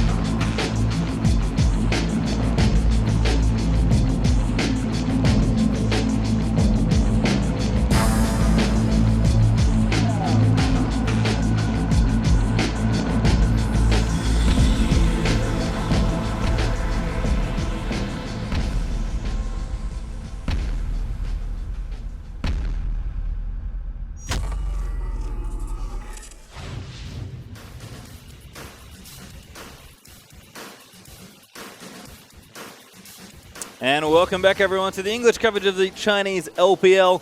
My name is still Julian Page-Time-Card, joined here by Zach Rusty Pie. We are one game in to our second best of 3 of the night. I guess our second that we'll be doing together. OMG currently down a game to Hyper Youth Gaming in their first appearance in the 2016 LPL. Exactly right, and Hyper Youth Gaming, a team we didn't really know anything about. They showed up massive in this best of 3 series for their first game, and a very deserving MVP, you would have to say, goes to their objective control king. Yep.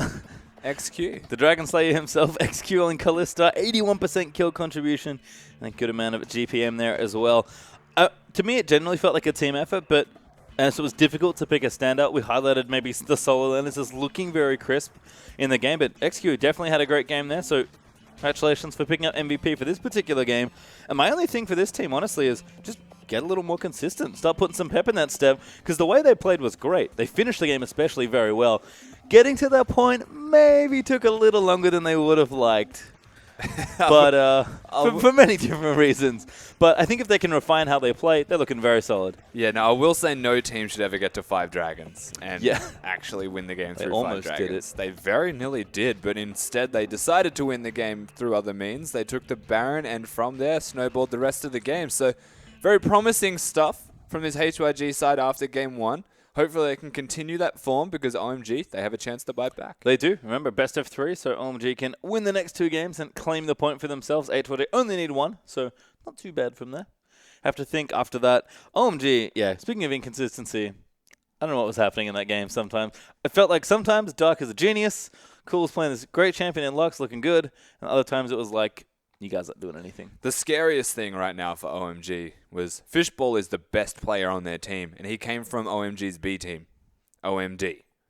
That's not okay. That's not something you want to consider at all. But even saying that, Fishball's supposedly getting replaced by TBQ as well, so that's another big scary Another feature. known Lee Sin player.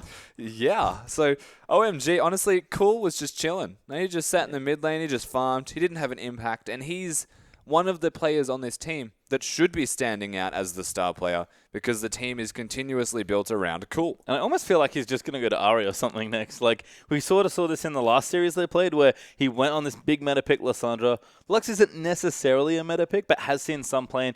Feels like it sort of fits into some of the things we've been seeing in mid lane, but he went straight to LeBlanc in game 2. Looked a little better, but unfortunately couldn't pull the game out for his team.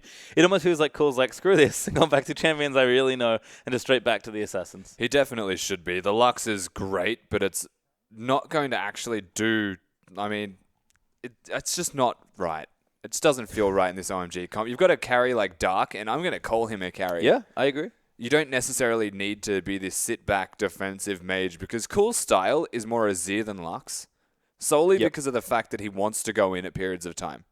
Lux doesn't have that go-in button, so that's why I like Lissandra to an extent, and I kind of like the Ahri as well, so I would like to see him go into these champions, but I don't think he should pick Lux. No, and we do have a sub actually as well, so Xiang is coming off the bench for top lane over for Dark. I did agree that I think Dark is a kind of a up-and-coming carry player maybe from the few games we've seen, but Xiang, much more experience with this team, has kind of played every role it feels like for OMG. Is one of the many supports that OMG have played with at different times. But we did see him play top lane for quite a bit of last season. He wasn't too bad. No, he was actually all right in that top lane. So putting him back in is a sign of they need more experience in this roster. They need more dedicated shot calling to try and really push them over the line and maybe nurture the rest of the team through as they go, opposed to just having these solo queue heroes run around aimlessly. And you can see there Xiang setting up. Did start for the roster in the latter half of last year, so you can see the lady's very happy to have Xiang in the roster. He's also very handsome, so maybe that's what they're raising, the overall handsome level in the team. The cameramen are trying to directly tell you that. Probably not. It's probably just because he's more experienced, like you mentioned. Maybe it's an average age thing. I'm trying to raise it in the team. All these young players in there. Yeah. Need to smooth out the graph a little bit. But, I mean, in all seriousness, Xiang is a great addition to this team. You can't really replace a legend like Going overnight and expect to be nearly as good. And that was sort of Xiang's job when he came in for OMG, but does have more experience. So a lot of Maokai, lots of Na, that sort of thing from him. Curious to see what he picks, given that the top lane landscape has changed quite a bit. And he has kind of everything open to him, but we're starting to see more majors, more carries, just more diversity in general in top lane. Yeah, definitely more diversity. And I will agree there are a lot more majors. Nah and Rumble generally have both dropped off as well, so they're not even near the forefront. Hecarim's the only one that still just hangs around. Yep. There's no more Maokais, so a completely different dynamic to follow as a top laner in this meta. And Xiang did come in late, did try to cover for someone who is near impossible to replace because Gogoing's a beast, and did his best, did his absolute best to keep up. So has Xiang continued to keep up is the real question. I think they're just going to do what they kept doing with him and just pick an initiator. Because he was, again, playing like the Maokai, these initiation champions. OMG started to pick up games last year where they just went old school OMG style. Cool played an assassin, they went aggressive from the jungle. Xiang was there leading the charge from the top lane on his initiator, and they were able to just get aggressive. I feel like that's what they wanted to do here in this game. Yeah, it is. But Cool just didn't have the support that he was looking for. He looks at top lane, he's like, looks at his jungler, is like, none of you are going on leveling. I haven't played with you for long enough. Get Xiang in the roster and try and get, a bit more of that experience there. And of course, Cool is the one who can make the executive decisions, it feels like, on all of these rosters. And going for Xiang as the response is confusing almost, but it does make sense in that regard. I just think that he picked his own champion to not do what we know Cool does. So yeah. he kind of drafted his way into losing and then said, all right, we need Xiang. He will help my drafting or something. Maybe. I mean, it's hard to Doesn't say really work. exactly what's happening. Oh, yeah. It's been interesting in the pick phase for LMG as well. But that's sort of the general trend of the team. So we'll see if this game they can pick things up.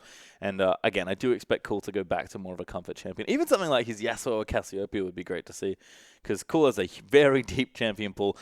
The thing for me about Cool has always been, can he play this? Because he can. It's like, how much time have you put into this champion? Because like a lot of LPL players, sometimes it feels like they're a bit behind the metagame, and they'll stick to champions that they know rather than start practicing what's really popular. And that has cost them in spots, especially internationally as well. It's like the everyone's a Yasuo main problem. Yep. Then someone bans it internationally. Oh, God, I've got nothing left. I mean, that's another unique thing about China. It's traditionally had a very internalized metagame. Like, it's been a very isolated region for a while. They've played League for quite a while as far as esports history goes. But China, like everyone always said, China does weird stuff that we don't understand. Like, they were breaking out the fiddlesticks for ages before people really played that in competitive. They were doing all sorts of wacky stuff. And seems like China's streamlined a bit more now, definitely taken more cues from Korea and the like and the general international scene. But it feels like some of these legacy players are sort of trapped in this time, Yeah, they're weird basically in time a time paradox. warp. They're like, it's petered off. I will say Yes. that like a lot of it's now been influenced by regions that have actually beaten China. So they've realized, hang on, we're losing to these guys. Maybe our meta isn't as perfect. So we've gone away from the AD Trinity Force LeBlanc top lanes. sad times. Thankfully. And we've sad. moved towards much more of a meta style of Yep. things. So hopefully that trend does continue because, unfortunately, if you look at the way China performs internationally and at Worlds, if the meta is not in China's meta's favor, Yep. then it actually just goes downhill because their drafting raises questions every time. And a lot of that, again, is also to do with, like, I imagine having Korean imports and a lot of Korean coaches. That's the other big popular import, I guess, for Chinese esports teams. Isn't just the players because they can only have two, but you can have a pretty substantial amount of Korean coaches and analysts if that's what you'd like. And we're seeing a lot of infrastructure change in the region as well. So it'd be interesting to see how much of that has to do with, how you're picking and the fact that it looks a bit more Korean and a bit more streamlined. But you can see players talking to their coaches just now. Speaking of, that's HYG, I believe, making sure they have the draft picks down pat. Again, I quite liked their draft. It was pretty difficult to execute, but they did it quite well. Nautilus pick was a bit of a weird one for me, but definitely worked within the sort of, we need a tanky guy from support that can initiate. Yeah, and Alistar was banned away from them. Yep. So it seems like the natural Budget response is Alistar. exactly. It's the I don't have Alistar, but I need something that has a knock-up style of champion. And actually, I think Nautilus was great in that particular game. It did a lot of work. They struggled a bit through laning phase. That does go without saying. But beyond laning phase, the Nautilus absolutely played his part in team fights. And that was to keep Kalista alive and then get thrown around and actually continue to keep Kalista alive while she demands it. And you can see XQ picking up the MVP there on his Kalista. So good job there from Nautilus. Shu there making sure he keeps his 80 carry alive. But looks like we are going to jump ourselves into champion select for game number 2. HYG upper game swapping over to the blue side. OMG going to go ahead and get last pick here instead of first pick. But the bans have started. Misfortune for HYG, and OMG have gone for Rise once again. Yeah, getting rid of the Rise and Misfortune is something you should be very used to seeing by now. Of course, a lot of other champions tend to follow. Lulu, another one worth considering. Trundle, Gangplank, also usually taken away. And Poppy. Yeah, that Poppy actually dropped through the draft last time, I believe, but is going to get banned here by HYG. So he didn't pick it, but clearly respect the power of the champion. Lulu going to be the next ban there for OMG. And I wonder if we'll see another support ban here for OMG. Probably not is going to be my guess. But that was sort of a quirk of their draft in Game 1. They did ban Alistar away from Hyper Youth Gaming. It's actually their first ban. It was their first ban, yeah. So the question will be always raised, now that the first pick is for Hyper Youth Gaming, do you value the support as highly? Because second rotation, Alistar Lissandra is amazing. Yep. Whereas first rotation, you want to be taking the single strongest champion, generally not going to be Alistar. Rek'Sai actually the ban for HYG. And you mentioned Lissandra, that's another champion they could consider putting on the bench for this game, but Gangplank is going to be the last one from OMG. Don't want to see that one again. HYG banned it on the roadside last time, so OMG will retaliate in kind, I suppose, and make sure that champion stays off the rift. But of course, that does leave open that strong Lissandra. We saw it from S17, looks great on it. I'm sure Gosu can play it as well, and they're hovering it right now. You have to think it's a perfectly good first pick. It certainly is, of course. Being able to flex absolutely everywhere is the biggest merit that you get from having Lissandra. There's not a crazy amount of champions that you would prefer over this Lissandra as a first rotation. Going for Mundo sets yourself up for building a comp around it. And instead, you know what? They just want it. Well, we didn't have any Mundos in the last game. It was another champion that notably dropped through the draft, but they do take Lissandra for themselves. See if S17 wants to play it again. I like this. Like this from OMG. Yeah, at least in Alistar. Take away with one of these supports. Haven't locked him in just yet here, but OMG have made a couple of changes as well. Xiang is hanging out in the top lane. Ooh, maybe a deny pick as well. OMG have to think pretty carefully about these first two picks. We saw HYG get great draft picks on this side. There is at least going to be Lee Sin locked in though. Yeah, it seems like Fishbowl very proficient on this Lee Sin and would prefer it almost above all else. So he does lock that one away for himself. And of course the Alistar is to follow right now for OMG. Yep, so you mentioned you like the pick. Perfectly good. Alistar's seen a lot of play. Actually, it's been, I think, 100% pick or ban so far this week in the LPL, so very popular. But we do have plenty of stuff open still for HYG. And again, I think the interesting thing about having so many different good champions isn't necessarily, well, I can just pick the good ones. It's like, how do you build around these powerful champions? Because like you said, Mundo's a great champion, but you do have to build your team around him. There's Graves Callisto. Yeah, picking the Mundo early is generally a favor for the enemy team as they can default to the Lucians and Vaynes essentially that do a whole lot of damage to Mundo, opposed to the Ezreals and Corkis that start to taper off as the game continues on. So good decision here from Hyper Youth Gaming. They've decided to go for the Graves in the jungle, which is, again, early pressure, something that both junglers in these games have decided they want to be a part in, or take part in doing. And they picked up the Kalista again for XQ, who MVP-worthy performance. And there's Tahm Kench. It could be anywhere, really, but probably Xiang's champion, given that Alistar's already locked in. And just considering that KD carry is going to be Tristana for SMLZ. I actually like the Tristana a lot. It indicates, of course, that they're looking for siege/dive compositions. If you have a look at the team comp that OMG have put together right now, Alistar, Tahm Kench, that's gross. That is gross. It's impossible to kill two of their champions already. Tristana can get resets. If it doesn't get a reset, then you can just eat the Tristana and waddle away. He certainly can. I do like this as well from HYG. Just flashing that Lux at cool. I hope it's a taunt. I hope he just locks it in and Ghost like, let's do it. Let's dance. We've seen this a couple times actually already in the LPL. I think it was MLXG that might have done it on the Graves against EDG in that first game. But we'll see what HYG do want to pick. I have to imagine that Lux, at least for now, is just a little bit of fun being poked at it. Cool. And of course, we did see the Thresh deny away from Shu in Game 1 as well. It was actually OMG's first overall pick in their last draft, so wouldn't be too surprising to see Shu go back to that here. It seems to be a default pick for him. And there it is. Actually, is the Lux as well. Wow. So the Thresh I did expect, but the Lux I didn't quite. Yeah. Thresh Lux are the last picks here for HYG. Yeah, the Lux is a big surprise. It's almost Gosu saying, well, you know what, you pick Lux. Let me show you how to actually play Lux. I'm going to lock that one in myself. And it does make sense. They wanted to have the Lissandra go top lane. They know it should be the Tahm Kench that he is up against. So very easy, or much easier lane for a Lissandra than any other top lane champion, such as the Fioras that are not ranged. They struggle a lot in that particular matchup. Good decision all around from HYG. I like their draft again. I do, as well as OMG are at least considering their last pick here. I mentioned Ari as a comfort pick for cool. It would not surprise me at all.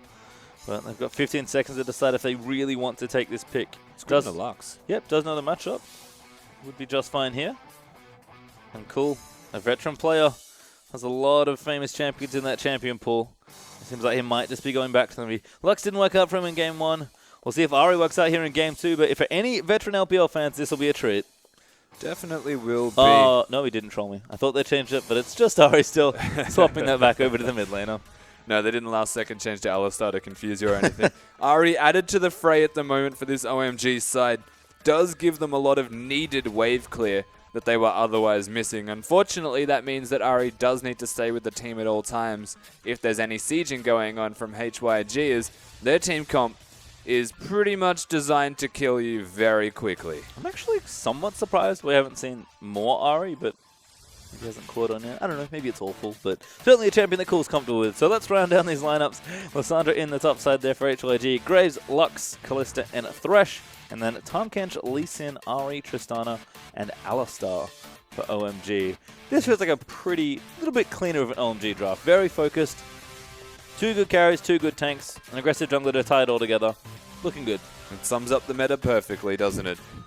Aggression, tankiness, and then a strong scaling backline is basically how it runs at the moment, and that is what both of these teams have essentially put together. Yeah, we see the lineups here again.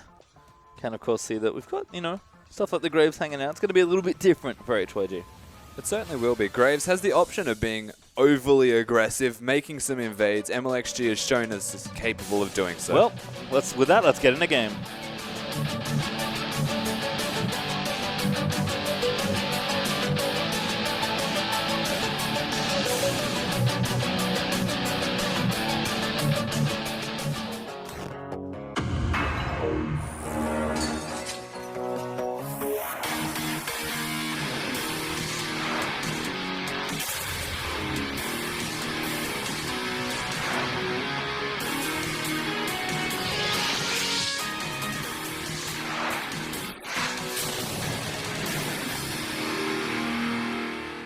And here we are for game number 2 between HYG and OMG. Hyper Youth Gaming currently up a game against the Chinese veteran organization, Oh My God, who have not had a particularly good start for them to the 2016 LPL season. But Cool is back on a comfort champion. We'll see if the youngsters and new blood can upset, or if OMG can continue to take a very fresh roster and bring it to a game number 3. The most comfortable of champions, of course, for Cool, and in very comfortable matchup, to say the least, if anyone's played in Season 2. It's basically all you saw with the zigs here and there. So, should be quite good for Cool in this, and honestly, he should be doing very well in this matchup in the 1v1. Well, he's going to have to do well. Cool is pretty much the player on this team as far as star power, talent, and experience all goes. So, we've talked about this team being built around him. They're his teammates. He's going to have to pull up big on this champion. Xiang is in as well, so that's the other change that OMG did make between games. They've brought him in for top lane. He's actually on Tom Kench this particular game. But we are going to have what looks like a lane swap, although HYG seem to have spotted this out already. Xiang and Fishbolt going to do some double jungling, but we're going to have 4 people in the top lane before long. We are playing the Australian lane. We are. Of course, we've got the lanes down under. 4 people in the top lane is always interesting. I actually expected a lot more of this in the current patch, solely because there is a Rift Herald to continue to control the map with. So you take the top lane turret, or you just lane 2v2, the second one person wins that lane, go do the Rift Herald, come back with the buff, and you're in complete control of the lane. Yep, we haven't seen too much Rift Herald, unfortunately. We've seen him a couple of times, but hasn't been taken too many this week. Lucky Harold. We'll see if the teams can improve on that. Or even if it's maybe something they're not looking to just yet. We do, of course, have 2v2 in the top lane, though. Kalista Thresh. Again, another strong Kalista lane here. Probably even stronger, actually, for HYG. And Tristana outside is going to chill out for a bit. As they do have level 2s hit already. For all the champions in top, actually. But here's Ghost, who's going to have, I guess, the champion that Cool took in the last game. It's not the same matchup, but he's going to be playing the Lux, this time into Cool's Ari. Graves is just so good at kiting in the jungle at the moment, as we've got both of the junglers on the same side of the map, working towards their duo lane, which is very standard as the combos come in into XQ. Good damage, actually. One more hit. Not quite going to get that all stacked all the way up, but XQ takes a lot of damage as a result, and Fishball's up here as well. So very well timed. Dodges the Sentinel. He's not going to be spotted. Well, he's going to slap it. So now they know, but they've pinged it. He took the 10 gold, but it might be too late. XQ probably going to have to burn a summoner. Q does land, does use the flash. Flay will miss, though. But that's going to be Kalista off to safety. That was such a needless flash. He stopped to kill the Sentinel and then still got a gank off on you because you didn't leave. The immediate response is going to come out from March, though, who's got the flank. He's there. And one binding flash straight to the face for Gosu. Damage is there. Huge damage from end of the line. And first blood goes to Gosu. And that's how you play Lux Cool. And that is how you flash and hit your Q. They find a very easy first blood for HYG. It does go into Lux's hands as well. And Gosu, we know what he can do with money. And we'll see if he can do it again. Good juke of the hook there from Fishball's going to have to get out, though. Will safeguard away to that Trinket Ward, but after the Krugs he goes. He's going to lose that Scuttle Crab, though, to Kalista. So unhappy to not get that objective here. And March with a great little gank. We saw this a lot from MLXG against poor EasyHoon. This constantly kept happening. He would wrap around the back of mid lane. And Graves might not have that much CC, but boy, does he do a lot of damage. If he actually gets onto you and does damage as XQ one more time. Yeah, damage is there again. Alistar combo's good. Fishball also made his way back in. Not going to go for the Sentinel this time. Jukes the hook, though, as March is up here as well with a nice little safeguard. But Graves just here to support at this point. No kills happening this time. Fishball knows what he's doing on this Lee Sin. That is for certain. Of course, having forced the ward out of him earlier to get out of the Rift Herald or the Baron Pit area. I don't know what it's called before 20. Do you prefer? I don't know. Just I think Baron it's Pit? still the Baron Pit. Just the pit. Harold just like rents the space. Yeah, okay. Baron, it's like Baron's land. So it's still He Baron's owns it. pit. All Yeah. right. Lord Baron of the pit. My bad. All right. He does. Okay, the ward was used at the Baron Pit area. Yep. That's the point. I'm going to leave it at that. Forgot where I was going. That's fine. March is up here in the top lane, actually waiting for this 2v3. And SMLZ does not know. Shu now going to walk up. Damage is good. 5 could be caught, but does flash. Hook will go missing as a result, but someone has used there. Nice little gank there from March. Interesting target selection as well from March. They opt into going for the person without any kind of mobility. In the Alistar, they forced the flash out of him, and before level 6, still going to be quite easy to kill him. Yep, pretty good target there as Fishball does walk past a pink ward. Doesn't spot it by the looks of things. Going to go back for it. Has seen it there. But was looking to get aggressive in this side of the jungle. Unlikely to get a gank off in the mid. Seems like Ghost is actually holding that wave pretty far down. And she's going to go in S17, sorry. Also hanging out on the bottom side. But Lissandra, sort of as expected, double Dawn's Corrupting Potion. Ahead on a few CS, just shoving the minion waves constantly under the turret. Yeah, this is such an oppressive top lane. Tristana is able to put down so much damage onto a Kalista. At this stage and this early in the game, there is no response for XQ besides all-inning and getting a prolonged trade out there. As these two in the middle lane, Cool definitely should have control, but considering he's already died, and it's 2 Dorans to the makings of that Frost Queens. Hi, March. Yep, walking back in again. Going to help out with the wave. Cool actually gets a creep out of it as well. Seems like it must be back time here for Gosu. Cool's going to pull the wave, though, and try and leave it as far back as possible. As we do see Gosu is hitting that recall button, going back home. Does have the Frostfang done already. Might be going towards Frost Queen's claim nice and quickly, and there's the Fiendish Codex. Yeah, not far away from the Frost Queen's claim, that is for certain. A very cost-efficient item, very cheap to get, gives you all of the stats that you require as a Lux. And very good for helping you wave clear and not being caught on a low mobility champion, as Zhang is struggling in this 1v1 at the moment. 17 is just keeping tabs on him at all times. And again, started to fall behind again. Another CS lead being built here by Lissandra. Different player this time, but again, Lissandra into melee. And 17 seems to have the matchup down pat as Boots of Swiftness are the first pickup here for Xiang. But 17 is going to go back with a pretty big bundle of gold to spend. You can see more creeps being denied against this tower as well. Boots of Swiftness are just so good. Yeah, I feel like we haven't seen as many as we expected, actually. There was a couple games where you would see at least 3, but they're picked for a particular reason, right? They're so cheap that you may as well get them. Firstly, it's 300 gold cheaper than most of the other boots besides mobility and lucidity from memory. So getting the resistance boots actually cost a lot, and you don't want to get them. So if you don't need the tenacity and you only need the slow resistance, just go for it. Yeah, makes a lot of sense as Cool does pick up his blue buff. S17 still hasn't gone back because this is a very adorable lane swap. They actually know that the swap back has happened as well as Gosu is getting aggressed on by Fishball, but SMLZ is in so much trouble. Flash forward there, ulti out as well, and good night as S17 collects the kill. That's going to give him nightmares. That was so easily done and executed on, as well as the 3 members now just going to push down this bottom lane turret. Lee Sin is not even close enough, and hello. Yep, maybe going to get eaten here. Does pop the heal, but still gets devoured. Xiang going to keep doing the damage. Tumkin just so much after he eats you. And Kalista trying to hop away. That's a decent flash, but Xiang flashes in and gets the last auto. Try as you might, XQ, there's no getting away from the catfish because he is the stickiest catfish in the entire world. Just gobbles him up, takes him out. It was almost too easy. Yep, certainly looks like that on 2 different ends of the map here, as we did have the tower go down as well. So Hyper Youth Gaming, couple kills on either side for each team, but HYG up almost 2,000 gold just on that early turret take here, looking to take over early. Yeah, just straight up came down to taking the turrets. The only key difference between the two. March, 0-0 and 2 assists at the moment, is starting to get a little bit ahead of Fishbowl, especially if you want to consider the farm difference between the two.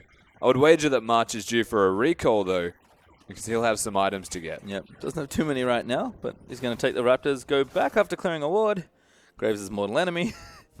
And then, actually, mate, looks like he's going to still jungle. Ghosty might want that blue buff here. Shu on the top side here, a lot of pings. Xiang knows he's in trouble, but I think he's just going to complete the recall. No, gets watered out, flayed back as well. The hook does land there, and Xiang going to have to try and pop that grey health at the right moment, but the CC is there. Does get snared up again by Ring of Frost, and that's going to be a kill for XQ. Now Gosu in the middle lane. Fishball's going to dive in for it. Cool dives in there as well. The barrier's popped, the ulti's out. He's trying to do some damage, but Cool's dashed out, and he does get the kill.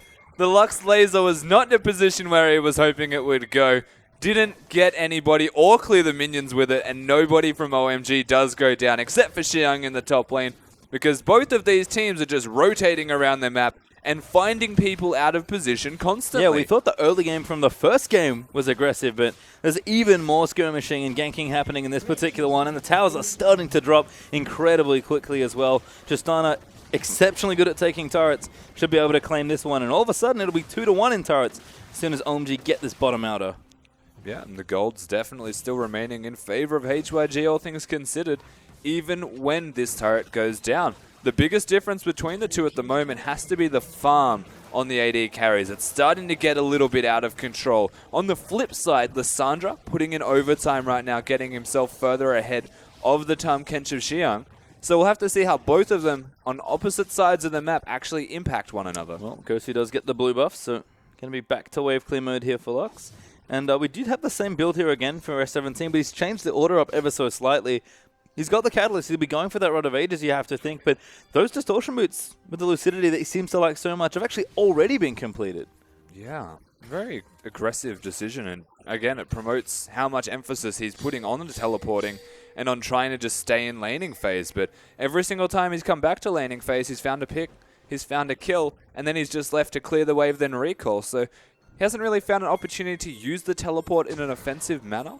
You might question it, but at this stage, everything has started to settle down one more time, and you will find a lot of merit towards that item build. We'll have to see what these lanes do settle back in, as mid lane's been the only really consistent one at this point. SMLZ moving around pretty aggressively. He's got a pickaxe and a BF sword plus a dagger, and you can see OMG have one pretty clear plan here. Use what Tristana's best for, and that's knock down structures as quickly as possible. S17 may have caught someone out, but Fishbowl does steal the Grump away, and March is now onto the Dragon, soloing it at this point in the game. Shouldn't be too difficult for him, but he doesn't take damage. These towers are falling. He's got so much damage onto a single target, March, especially a Dragon that you can stand directly next to, that he barely loses health at all. Well, there you go. You can see Dragon does go down, but towers are starting to fall as OMG equalize 2-2. They've taken the... both outer lane turrets there in top and bottom. And SMLZ, again, one purpose here, even going for Zeal now, maybe to even increase that early game pressure. Have to think they want to try and group mid, but Ghosty's wave clear could prove problematic. Ooh. Cool gets nailed by a binding. Ulti out there from Graves as No well. auto. And very barely misses the kill on Cool. Not getting the auto attack off Gosu, of course, getting charmed. Cool saves himself by hitting the skill shot this time, but only barely, as the numbers are here in the middle lane. 5, good initiation, does get hooked out. Will cleanse it off there with his ulti. Unbreakable will now snared up again there as SMLZ actually gets caught in the binding as well. But HYG going to continue applying pressure. No kills just yet. But that was incredibly well coordinated by Gosu March. Definitely was. They were so close to getting their target. Of course, Cool doesn't have his ultimate. He's on his way back now, and all 5 members of OMG are here to defend. They may want to engage. Good hook there. Shu going to land one in, but Xiang will devour the Lee Sin to save him. March taking a bit of damage from Trist as the shield from Gosu is going to help out. Gosu, plenty of mana here. Here comes S17 for quite a flank, but Xiang is going to spot him. Does eat the Q for the slow. Misses the tongue lash, though. And that might diffuse the situation in mid, although HYG are not done yet. No, this turret should be going down. They've got Lissandra still flanking as we speak. And that blue buff that Cool wants, he's not going to get just yet. Actually, Fishball was there taking it out as Shu is going to come back in. S17 in prime position as well. And just a little scatter there from OMG. They'll lose that mid turret. In fact, they might lose more. Going in there for S17. Cool. It's going to get ultied up. Huge Lux ulti over the top as well. But it's not quite enough damage. Fishball might be coming back in. The Lantern's there after the charm wears off. HYG get aggressive, but they might not lose anyone. Ulti out from Kallista's going to save one. Good knock up there from 5, though. Fishball going to get 1 kill onto S17. Now Mud trying to kite around, but SMLs is going off there on the left-hand side of the screen. He'll get the double as Graves goes down. Gosu going to make it the next one there as well, but he's taking out Fishball. Lands the binding. Xiang takes him out as SMLZ, I believe, gets credit for the kill. And that's a triple for Tristan, an ace for OMG. And OMG get the team fight that they needed. HYG had no reason to continue to stay there. Over-aggressive, trying to get a pick onto Cool, who didn't have his ultimate available. They fought for long enough that he definitely did have it available. Lux uses the laser, Lissandra uses the ultimate, and the charm connects. All they have to do is try and recall here. Problem is, Xiang's got the flank and is slowing them down. SMLZ jumps over, and 5 gets the engage with the Alistar, and this is where it all crumbles. It was such a good attempt to stay alive, Shu, but all he does is give Tristana a reset on that rocket jump by going in.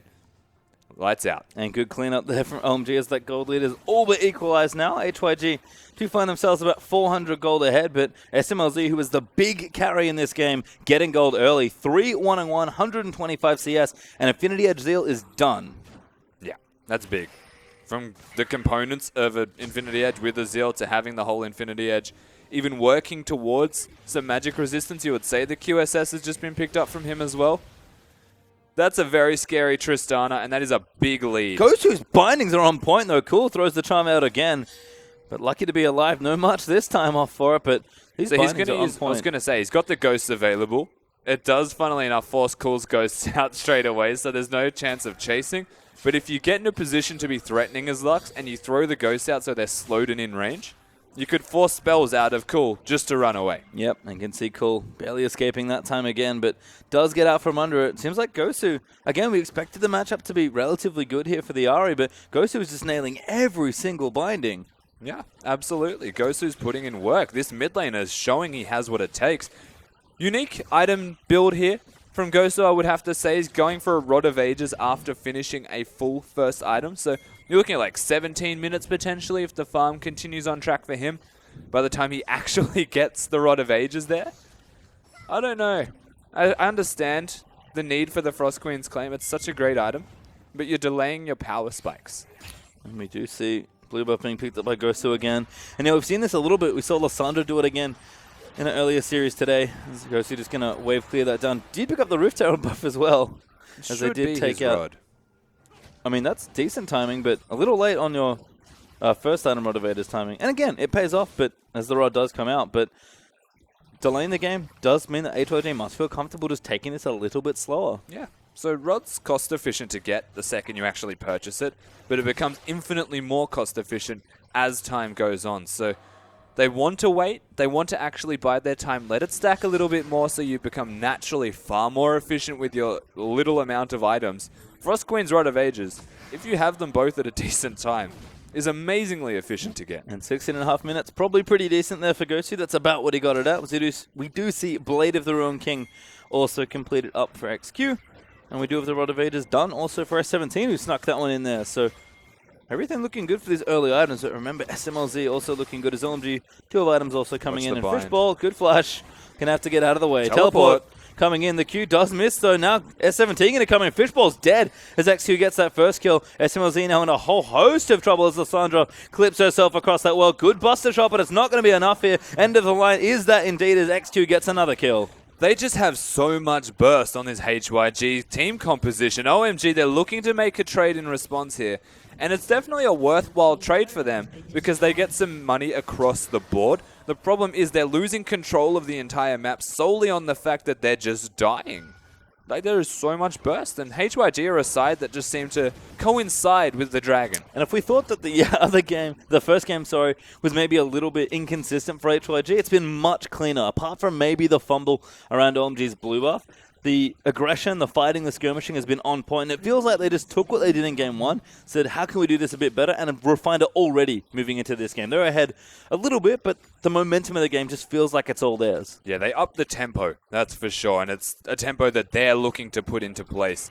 My biggest concern right now is if Cool continues to stay in the side lane and not Jiang, as they are smartly swapping right now, then HYG could have just walked down middle and just said, well, this is all ours now. You don't have wave clear. Yep, I don't want to do that. So instead, that was a freeze, by the way, for XQ. Very cute stuff from 17. Yeah, again, he seems like the very utility-style top laner almost. He's got a fairly supportive build. He's managing waves very nicely, even leaving one there for his team. Gosu's just busy wave clearing again in mid lane, happily collecting farm. Yeah, pretty much. And that's all we should be seeing a Lux do. Ari's the one that needs to try and make something happen in this lane if he wants to start becoming a big threat for his team. If you just let the Lux sit back and you're not being aggressive, Cool's not being aggressive, then Lux actually starts to get a little bit carried away with this game. Yeah, you can see Abyssal done for Cool, but hasn't really made too many plays just yet. We've got a Randuin's on the way for Fishbowl, but a bit more aggression there from March, actually, on the Graves, which is, I guess, expected. Correct me if I'm wrong, but Graves' smoke screen just reduced the vision of that pink ward. I think it might have. I believe that works. Really cool. That is cool. Well, that's really cool. 17 going to get away from Xiang. He's got 2 items now, actually, so pretty tanky. The Swiftness Boot's going to help him stay in the back of those fights, right on top of the carries where he wants to be. And QSS is done now for SMLZ. So, again, OMG have the tools to fight here, but 5's going to eat a binding. That's all he really is going to have to deal with, thankfully. But HYG, again, just still in control, still keeping that tempo nice and quick. And working around the top side of the map. Baron is up in 10 seconds. I don't think it's what they're going to go for. Palm Kench. Oh, they've actually maybe found one. Nope, Lantern's going to deny that. Palm Kench moving into the middle to collapse. OMG might just push down the mid lane now. Thresh could still be caught here. Yep, she has to be careful. Again, dodging the ghosts, or dodging the tongue after those ghosts. Lee Sin going to get 2 actually on the hook there for some extra value. Xiang, though, pretty impossible to kill. And S17 does not have his teleport just yet, so Hyper Youth Gaming can't commit to a full-on fight. This is the beauty of the team comp that HYG have put in place one more time. Goes to out of position. Well, he's got a Thresh Lantern. Thresh can then put himself out of position and have the Kalista ultimate as a threatening disengage tool once again. It's not easy for OMG to actually make anything happen at all on this map. And meanwhile, in the bottom lane, Cool is going to get the blue. Oh, barely misses the steal there for Gosu. But S17's just causing problems and pushing these waves out again. Xiang's probably never going to die at this point to Lysandra, but it takes him a little longer to clear waves. S17 can still continue to move around the map and make sure to keep the waves in their favor. SMLZ is busy in a side lane, by the way. He is just trying to farm up as quickly as he can to 3 items. That's exactly what he's doing, and that is a massive CS lead if ever I've seen one. 50 the difference, yeah. That is monstrous. I mean, OMG is not necessarily resting on the back of SMLZ and his carrying capabilities, but he's going to be a big, big factor in them winning or losing this game. And really, we said this at the start of the first game, SMLZ should beat Tristana in every single game. He should. He's very confident on it. We mentioned that he likes his comfort picks. Again, had another good landing phase on Lucian. Had another great landing phase here. He's even further ahead now on Trist than he was on Lucian. But he doesn't always deliver the late game carry performances. So he's set up to carry here alongside Cool's Ari, who's also pretty comfortable on farm and has a decent lead up against Gosu. But it just feels like OMG don't quite know what to do at this point. We have slowed down a bit.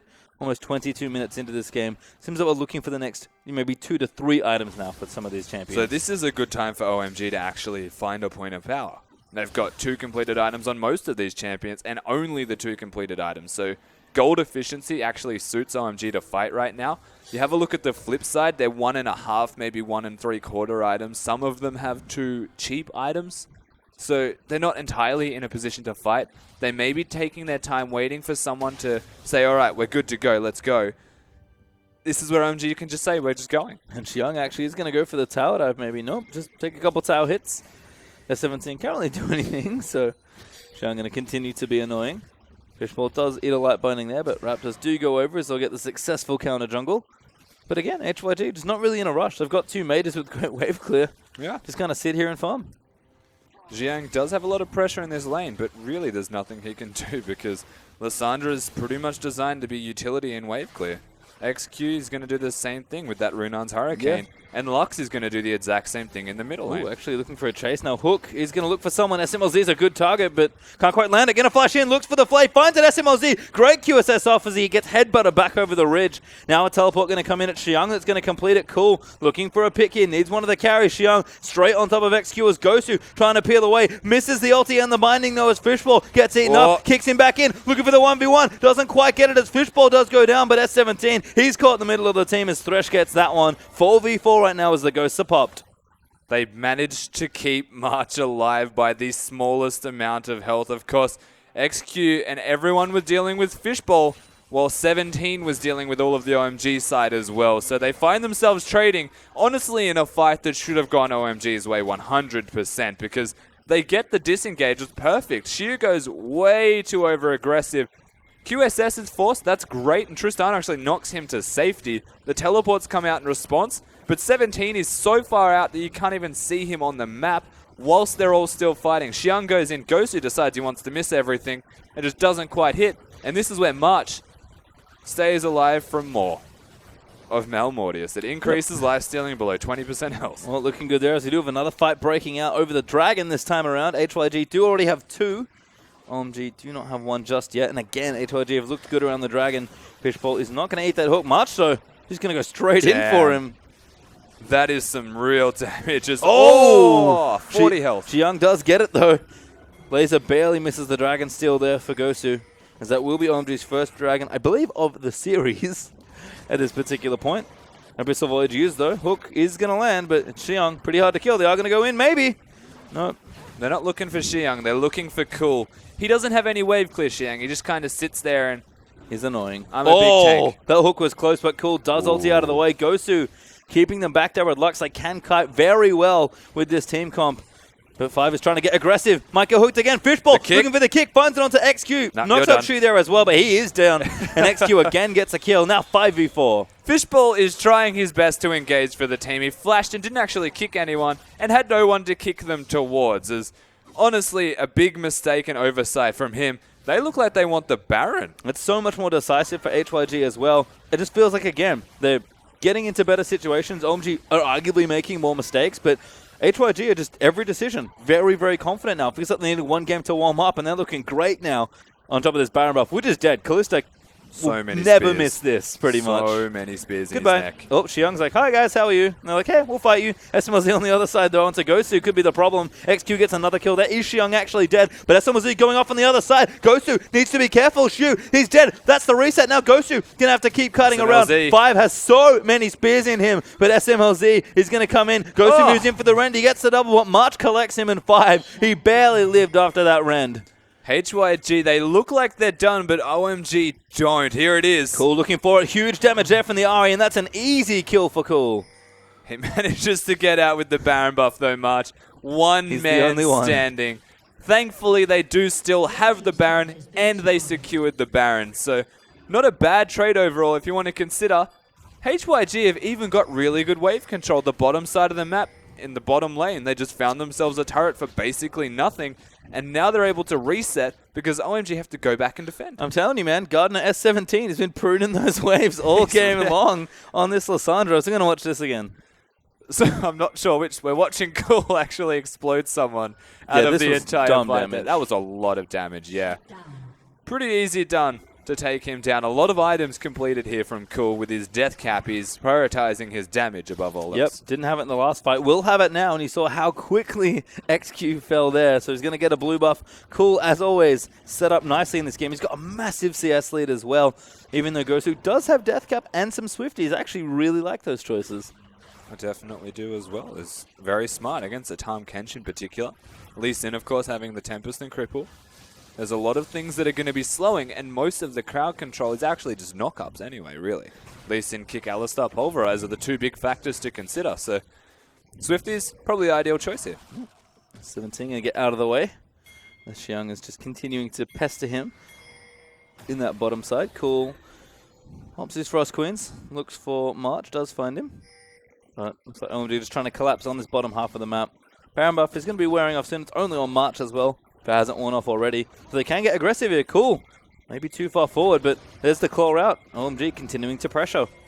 The biggest threat on this side right now for OMG is Cool, and they need to take him down, but here we Ooh, go. They're going in for Fishball as the first target. He is getting bound up, and XQ is going to get it. Xiong now snared up as well as March is off on the other side looking for a flank. Cool. He just needs to pick his moment. 5 pops his ulti. He's going to move back in there. Now SMLZ is in for a little bit of damage, but God, S17 does not take that Cool. claw. Cool looking for the blow up. Doesn't get it. The charm is juked there by Marshall Poise. Now 5 with no ult. He's going to go down. Lysandra ult to herself. March on the other side as XQ's going to chase him for Cool, and it's a massacre here. Xiong, the only one left alive, but he'll go down soon, and a clean 8th from HYG as Gosu who snipes it.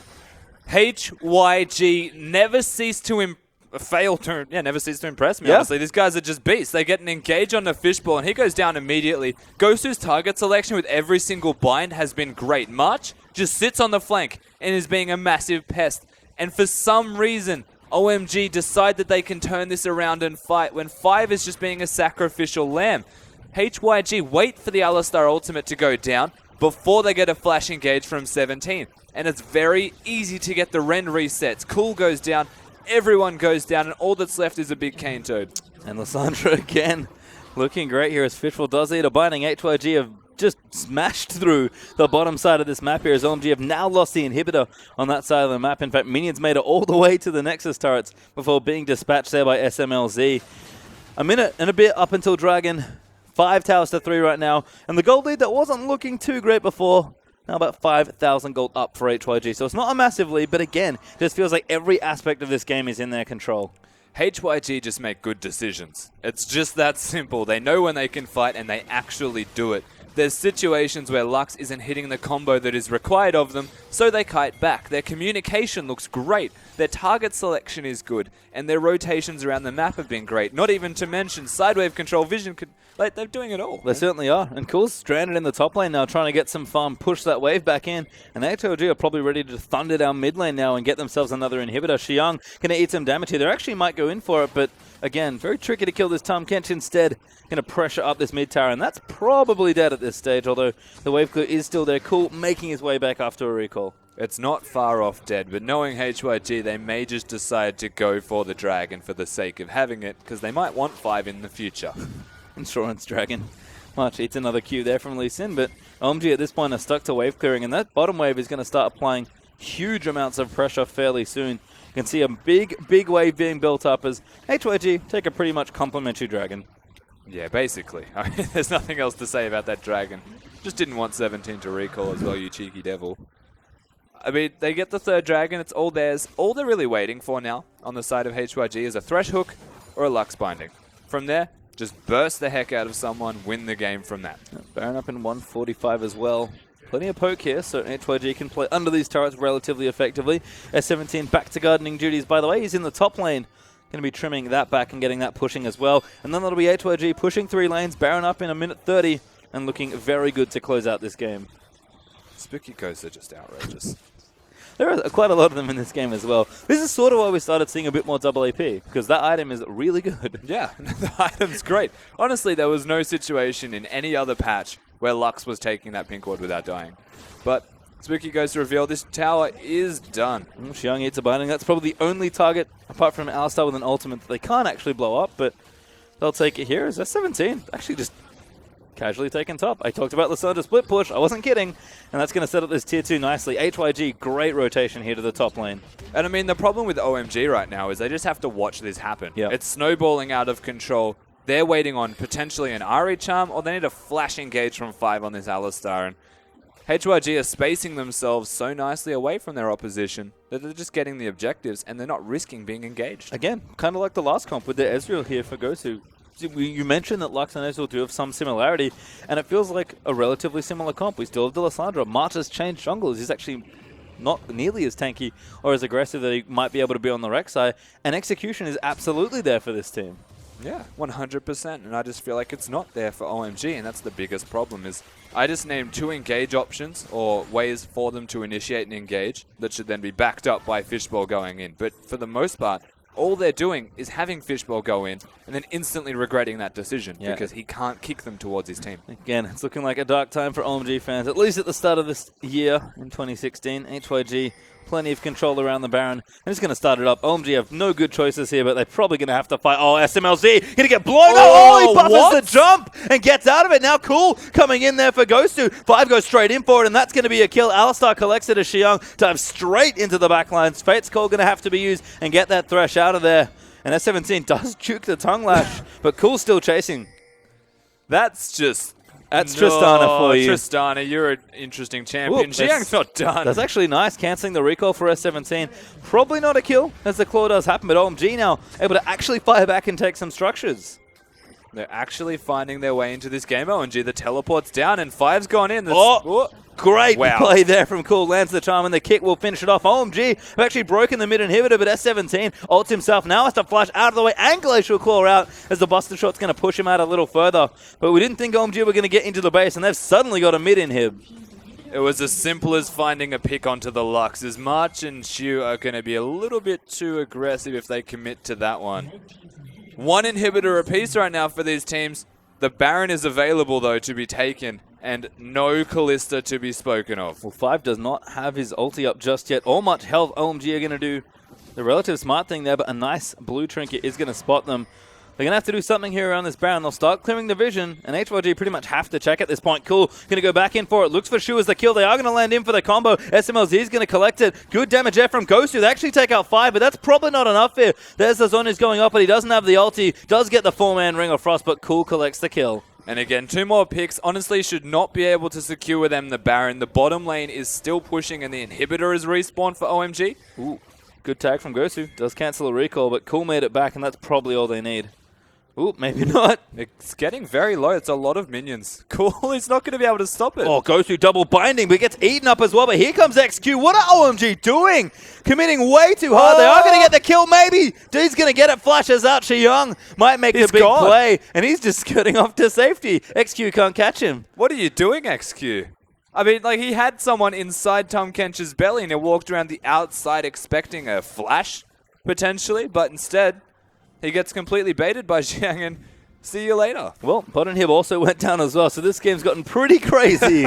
It ended about this time last time here with HYG, but OMG have kept themselves in this game. The gold lead is back to almost even, with HYG having only about 3,000 gold or less in the lead at this point. And let's be honest, 35 minutes in, it's probably more about the items and the execution. Items are pretty much there, and OMG, they almost got gifted a way back into this game. I mean, they really did. We're going to watch this again as well. Ghostu has no right being killed here, honestly. Xiang does so much damage, and XQ's like, oh, he'll go this way, don't worry about it. Wait, what? I've made a mistake. and kind of regrets his decision. Doesn't get the kill that he was looking for. Fortunately for both teams, nothing was actually going to come from that. We've reset for another team fight. Waves are pretty even as far as the super minion waves go. Scuttlecrab is going to go to Hyper Youth Gaming, though, so they'll be looking good there. And Baron is still the big point of contention here. Dragon has actually been picked up by OMG as well, so they did get one earlier on. HYG have 3, but probably not interested in the next one that's coming up. It's kind of all about this Baron as Fishbowl. Going to eat some damage. Lockdown there as well. Flayed back into the team, and that's a good pick there for Hyper Youth. Once again, they just catch Fishbowl out of position. He's trying to put some vision down himself. Instead, pays with his life. And this is the power of Lux, Thresh, and Lissandra. You cannot afford to be in a position where you don't have vision aggressively and then go down for it. They're going to go for the Dragon. They're looking at Dragon number 5. I heard a ping onto Baron there by OMG. But they should have vision around it. Scuttlecrab's still taken by them, I believe. Too quick. Yeah, bye-bye, Dragon. Callista's going to get it. Nope, Graves gets it. I mean, the idea was definitely there. Know they're at Dragon, of course. They're going to go to Dragon, so just do the Baron. Yep. Unfortunately, they don't have the damage to do so. Even if they committed to a fight there and they didn't ace, the bottom wave is massive. And this is also the inhibitor that you take if you want to do Baron. This is a power point right now for HYG because of that minion wave that Xiang has to answer, and his teleport's not up just yet. And they've just reset mid as well, which was pushing in a bit from the inhibitor down there. So HYG, full control still of the area. There is a pink ward just in that brush that they haven't spotted. But they're able to see the wards in the bow. Ooh, not in range, maybe. Oh, my God. Good ward there from OMG. Yeah, no range there. So they do know they're starting up the Baron, but Xiang, he's going to be very close on that teleport. This Kalista Ren should have it. Alistar's Oh, he in. gets a steal! Goes straight in for Fishball and he gets away the Baron. Now SMLZ going to knock someone back and go in for it. He assassinates Gosu, but he's just in the middle of so many of them who hop out as the heal is going to save him. There's kills on the back as SMLZ is still shredding through people. And OMG, in another miracle, are going to keep themselves in this game, possibly even win it. They should be able to win the game from this. They've got a minion stack in the middle lane. There's the pod. This should be game over. HYG. Oh my god. Oh no, Base here we race go. time. S17, he's gone for it. No one else could drive. No, Ari's cool. back. He did complete his recall. Shoo, I don't know if he can get anyone off this. He needs to stop SMLZ. No. Cool's taking out S17. That's going to be it. OMG. 2 back-to-back miraculous plays. Fishball with the Baron Steel is going to secure them the game. And ladies and gentlemen, we're going to go to game number 3. Desperate times call for desperate measures when you're HYG. And I can tell you right now that that was not a desperate time for them to force the Baron. It was a good time. They lost the Baron from a steal away from a Kalista Ren. What did we say? It almost never happens that Kalista gets Baron stolen from her. But less than 1% is still better than nothing. And that's exactly what Fishball got there. OMG take game number 2 in a very dramatic fashion. It took 2 pretty interesting incidents to win them that game. But when they did, and OMG really shining through with some experience there. Definitely, and it comes down to a game that goes that late. You're looking at inhibitor apiece. You have to favor a very established org like OMG. HYG, they made the right decisions. They really struggled to execute on those decisions, though, and just get it done when it really counts. Even at the end, S17 had a really smart instant teleport to try and base race, but cool. He read it, he had Baron recall, just went back, recalled the way he was able to get the assassination, and OMG could end the game from here. But so many clutch moments in this game. And you would think by watching some of these early highlights that there was no way HYG weren't winning this game. Well, this was the big one. That's true. This is the one that turned it all around. They get a great engage, and honestly, this is Tristana just getting resets and a quadra kill stolen away from him. That's number 1. Number 2 came down very quickly with the Graves, jumped on top of Gosu again, who you have to question. A lot of his decisions with actually throwing out his skill shots just weren't there. Yeah, a lot of this comp was really on Gosu. You could see here again getting eaten. This was XQ just thinking about this the wrong way. So I have to cut away from you. Yeah. Good time to cut out. Yeah. Embarrassing, to say the least. But again, SMLZ buffering that rocket jump, getting out of the Lux combo. That was probably the game from there if they got the assassination on the AD carry. Didn't happen. OMG actually turned that fight around. That was sort of the thing that gifted them back into the game. And then a miracle Baron steal from Fishball to close it out. That was ridiculous. There was a lot to that Baron fight as well. One thing to consider is not only did Fishbowl steal the dragon, he also hit a 3-man kick directly after it. And SMLZ was the biggest man in the entire world, jumped on top of Gosu and just destroyed him. Like, yeah. What? I mean, SMLZ, we talked about his Tristan to step up and step up. He did. OMG, in very dramatic fashion, are going to clinch themselves to game number 3. Don't go too far away. We'll be right back with our third one.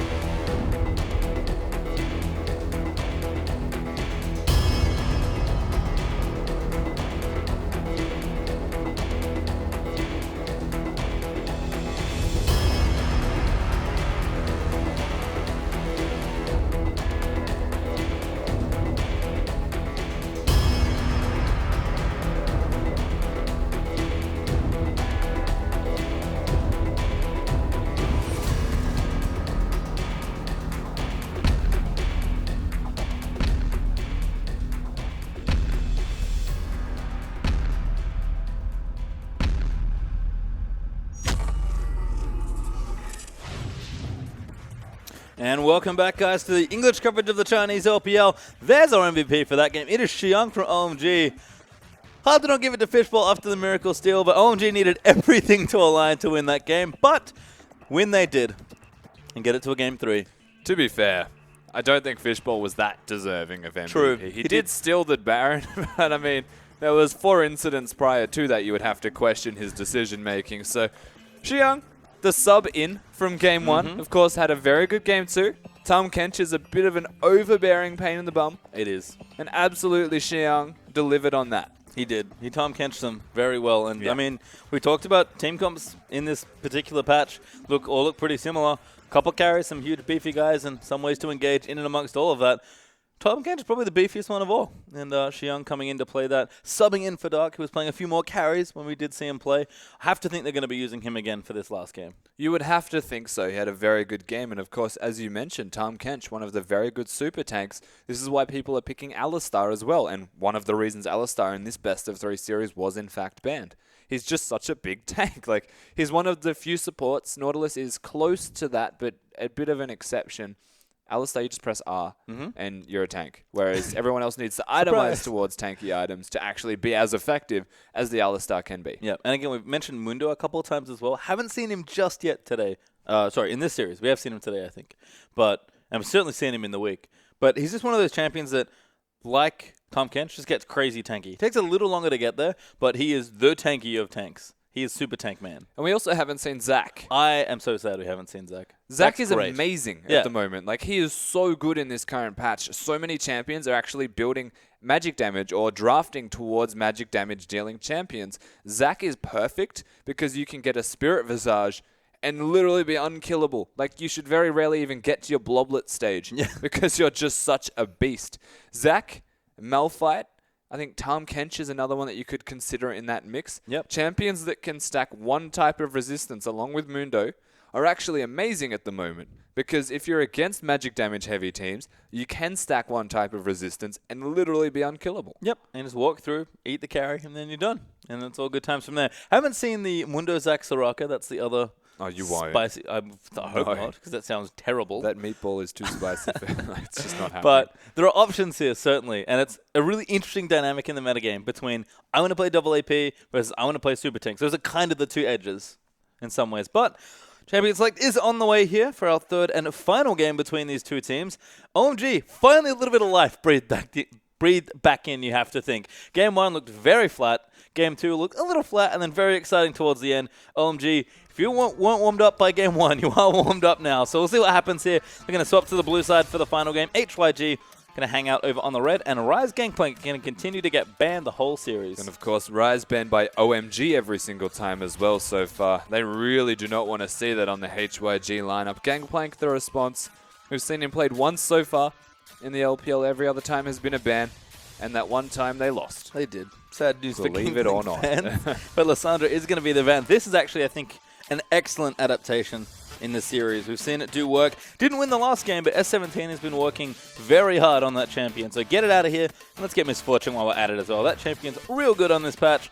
And, of course, Lulu going to get taken out as OMG's final ban. It would make a lot of sense to ban the Lissandra and look towards first picking the Tom Kench or the Trundle. Trying to get that flex pick champion in there yourself because you've already banned all of the champions that they have banned have been flex pick champions. So if they can lock one down themselves, they'll be in a very good position moving forward. And that's Poppy, actually, the final ban there. Again, dropped through the picks and bans in game number 1. That's Rek'Sai already locked in. Yep, no hesitation. They just want the Rek'Sai. Never mind the flex picks. I mean, it was banned, I think. Yeah, it was banned away from Fishbowl in game number 2. But his Lee Sin's looked on point, so I'm a little surprised to see him go straight for Rek'Sai. But hey, it's going to be the first time we'll play it in the series. We'll see how he does. ZYG, considering their picks, I would be shocked not to see Alistar at this point. Well, and March had a fine game on Graves too. To be fair, it was also picked away from them realistically in HYG's first game as well. In their first rotation, they went for Lissandra Rek'Sai, denying it from Fishbowl. So very evidently a Lee Sin and Rek'Sai player. Yeah, should have played last season. Yeah, probably. I haven't played on the V team, obviously. Still good, all right. He was around as HYG, considering these next few picks. They're having a look at the Mundo. I don't know if they want to go straight for the Doctor himself, but again, I think Alistar makes perfect sense, given what we've seen out of Alistar pretty much all week long, really, in the LPL. But are they going to do it? Are they going to go for the super tank? They are. Dr. Mundo going to enter this final game. Very, very interesting decision. A lot of the Mundos that you see are later in the rotation, solely because there are champions like Trundle not being banned, which is very, very good at taking down tanks. And there's Trundle already actually locked in by Call. I doubt he's going to play it, but they know exactly what they want to be doing with it. And there's Kalista again. That's a nice denial pick out from XQ. He's going to have to change up his jungle picks, his AD carry pick, sorry. Yeah, it's also very good taking it away, not only from XQ, but just picking it because Trundle is also quite good against the, or not against the Kalista, but Kalista's picked into the Trundle for the most part because the pillar's not that big of a deal. Whereas Illusion, as an example, have to use your dash through the pillar. There's a chance it gets blocked and you are dead. Yeah, which is a bad time as an AD carry, as they do have Ezreal Graves actually. So March likely going back to that Graves, but that Ezreal is a flex as well. We saw Gosu play it to great effect in Game 1, but it could, of course, be XQ's champion as well as OMG going to look to round out their draft with their 4th and 5th picks. Deep down, I would like to believe that it's a Graves top because it's still good. Yeah. And I still think that Graves is considered a flex between top and jungle, and as is Mundo. So worth considering. Don't really consider it until it's actually done, though. Yep, don't quote him on it, but we'll have to see. Again, HYG sticking very creative with their drafts and making sure they keep things pretty ambiguous as they move down. SMLZ going to flash the crowd a Heimerdinger, but I can't imagine that's where Cool goes, reaching right into the back pocket. I know he wants to play a comfort pick. You need to calm down, Cool. Hey, SMLZ is trolling us now. Thanks, buddy. Yeah, it's not even a back pocket. That's like Garen mid. Wonderful. Well, 5 seconds left. Should be TF. I mean, that's, if you want to talk about old school champions for Cool, there it is. Twisted Fate is going to get locked in. Played Ari in Game 2. He's going arguably further back now in his repertoire. He's going to play Twisted Fate for this final game. And Thresh once again for 5. That seems like a logical pick for me. Definitely does. 5 is a ridiculously good Thresh. And the Twisted Fate being locked in, interesting decision. I mean, it has a bit of wave clear as well, which is what OMG, once again, are lacking besides in their middle laner. Twisted Fate's also very good at roaming around the map and matching that of this side of HYG, if not bettering it in this particular instance. I feel like Cool has almost gone OTT on the wave clear in most of the games. Well, he's the only one that really has it, though, to be fair. Which makes sense. I mean, we saw Gosu, played the Ezreal. They're hovering Lux once again. Could see him go back to it, but maybe Gosu has other plans in mind. They do, of course, have flexibility. Again, team's going to be talking to their coaches. Make sure they lock these final picks in. Gosu's skill shots were definitely on point with the Ezreal. I felt like he was a little less reliable on Lux, but he definitely knew what he wanted to do on the champion. He's actually going to play it again. Yeah, he's gone for Lux, and he's also gone for Cleanse on that Lux, which is a good decision into the Twisted Fate, because you can very easily get away from those ganks now from Fishbowl on Rek'Sai. I mean, Lux, it's going to feel the same purpose as the last round that we've seen. The Thresh Denial is a very big deal, though, because their pick comp becomes a lot less, or it's a one-pick army, essentially. Yep. They've got a lot more hard engage and tankiness, though, for a front line here, HYG. Yeah, and then Gosu can support all that quite nicely here. And they've got enough threats from the jungle and AD carry spots. So I like the drafts from both teams. Got some pretty cool stuff going on. Let's run through the lineups nice and quickly. OMG on the blue side. Trundle, Rek'Sai, Twisted Fate there for Cool, Kalista and Thresh. And then Dr. Mundo, Graves, Lux, Ezreal, and Alistar for HYG as we get in towards our final game here. So there's a very unique utility that can come out of this OMG side right now. Rek'Sai and Twisted Fate are very good at split pushing. They can actually run a 1-3-1 if need be. Once the Kalista has some control, Trundle can deny pushing quite nicely with his pillar. And they can actually control the map decently as a team. Well, we've seen a lot of map control, honestly, from the other side there for HYG. So I wonder how OMG are going to go. Twisted Fate, again, very team-oriented champion. OMG are a fresh team for all intents and purposes. So it's going to be interesting to see how this goes, but it's a comfort pick once again for Cool. OMG pulled it out of the bag in last game. We're taking 40 here. Let's get into game number 3.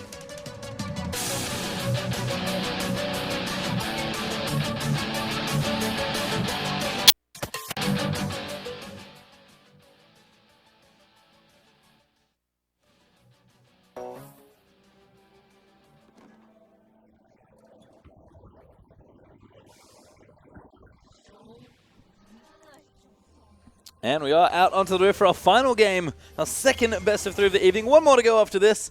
We still have to decide who is going to take the point here between OMG and HYG. It's been all HYG, honestly, up until the very final moments of game number 2. So we've reset here, effectively a best of 1. Let's see if OMG can bring it all the way back from 0-1 down and take the series in their first win in the 2016 LPL. Very promising starts here from HYG and some glimpses of inexperience, which is definitely to be expected. And I mean, that's where OMG should be taking control in this best of 3 series. So coming into it, the Ghost has been used. He's popped it. That's actually going to get a flash. Nice trade there from Cool. They're going to get this vision down. Once again, grouping up early as 4 or 5. And managing to get a summoner spell and some deep vision down this time. It's definitely beneficial to get as well. The Ghost, when he still has a mobility spell and the flash available, is worth getting a flash out. If you trade, 100% of the time you're doing well. And Cool, of course, not too afraid of Lux's summoner. It's probably going to be defensive. It is Cleanse in this case, which, like you mentioned, Rossi, is a smart choice. Oh, goes through with some nice poke. Actually misses the auto, so he's going to get some extra damage. That was a misplay from him. He should have waited till he got the auto attack before blowing up the E. But it's a bit of damage nonetheless. Minions are coming to the lane, so a little bit of poke for no reason. Yeah, we'll see exactly how the lane goes out. It's been pretty passive in the mid lane with lots of farming and a wave clear. Can't imagine it's going to be too different this time around. But 17, changing the champions up, and the Rek'Sai going over to Fishball, who seems very intent on playing this one given the priority they gave it in the draft. But we have had a lane swap, but this time, though, they'll end up in different lanes. Absolutely right. Of course, Kalista actually completely alone at the moment, as standard supports do when you get the successful lane swap is invade, place vision around the red buff, see if people are there, be annoying if you find them there, otherwise just do your thing, let the Kalista get some free experience, and then crash down on the turret as a big group when your jungle and top laner arrive. Well, they will arrive eventually. In fact, you can see that both duos, top lane and jungle, that are jungling together are heading towards the respective open lanes. So pretty reminiscent of, I guess, the common world's lane swap meta. Well, right now that AD carries is leaving this pretty far frozen. Want to make sure they build up a nice big wave to push into that turret and try and take it down. Yeah, you're aiming for the wave that spawns at 2 minutes and 30 seconds is going to be the cannon wave generally that hits, and that is when you actually are able to take the turret as a team. And you're generally also waiting for your jungler and top laner if they do it fast enough to get there and help you push. So yep. You can see starting to push those waves a bit more now, really building them up actually, so the wave all arrives together. But looks like the duos will be arriving out of the jungle into the lanes. In fact, Rek'Sai taking the Scuttle Crab first, but Trundle is on the way up, and S17 going to join in down as well. Graves is late, but 3v0 shouldn't be too much problem here for this bottom outer turret, and there's 3v0 in top lane. Make it 4. So both doing the Scuttle Crabs respectively. The biggest difference here is March is going middle lane, and this is the Graves cheese that we've seen time and again now. This is a great adaptation, actually. Cool can run. He has to be careful. Yeah, he does have his flash. I think he knows what's up now. The binding isn't quite going to hit. It's probably too far away from March anyway. So nice dodge this time. Cool does not fall for the gank and die. And that all came down to control of the minion wave as well. They'll be able to get the turrets at reasonably even times. In fact, they're going to give the solo gold here to 17.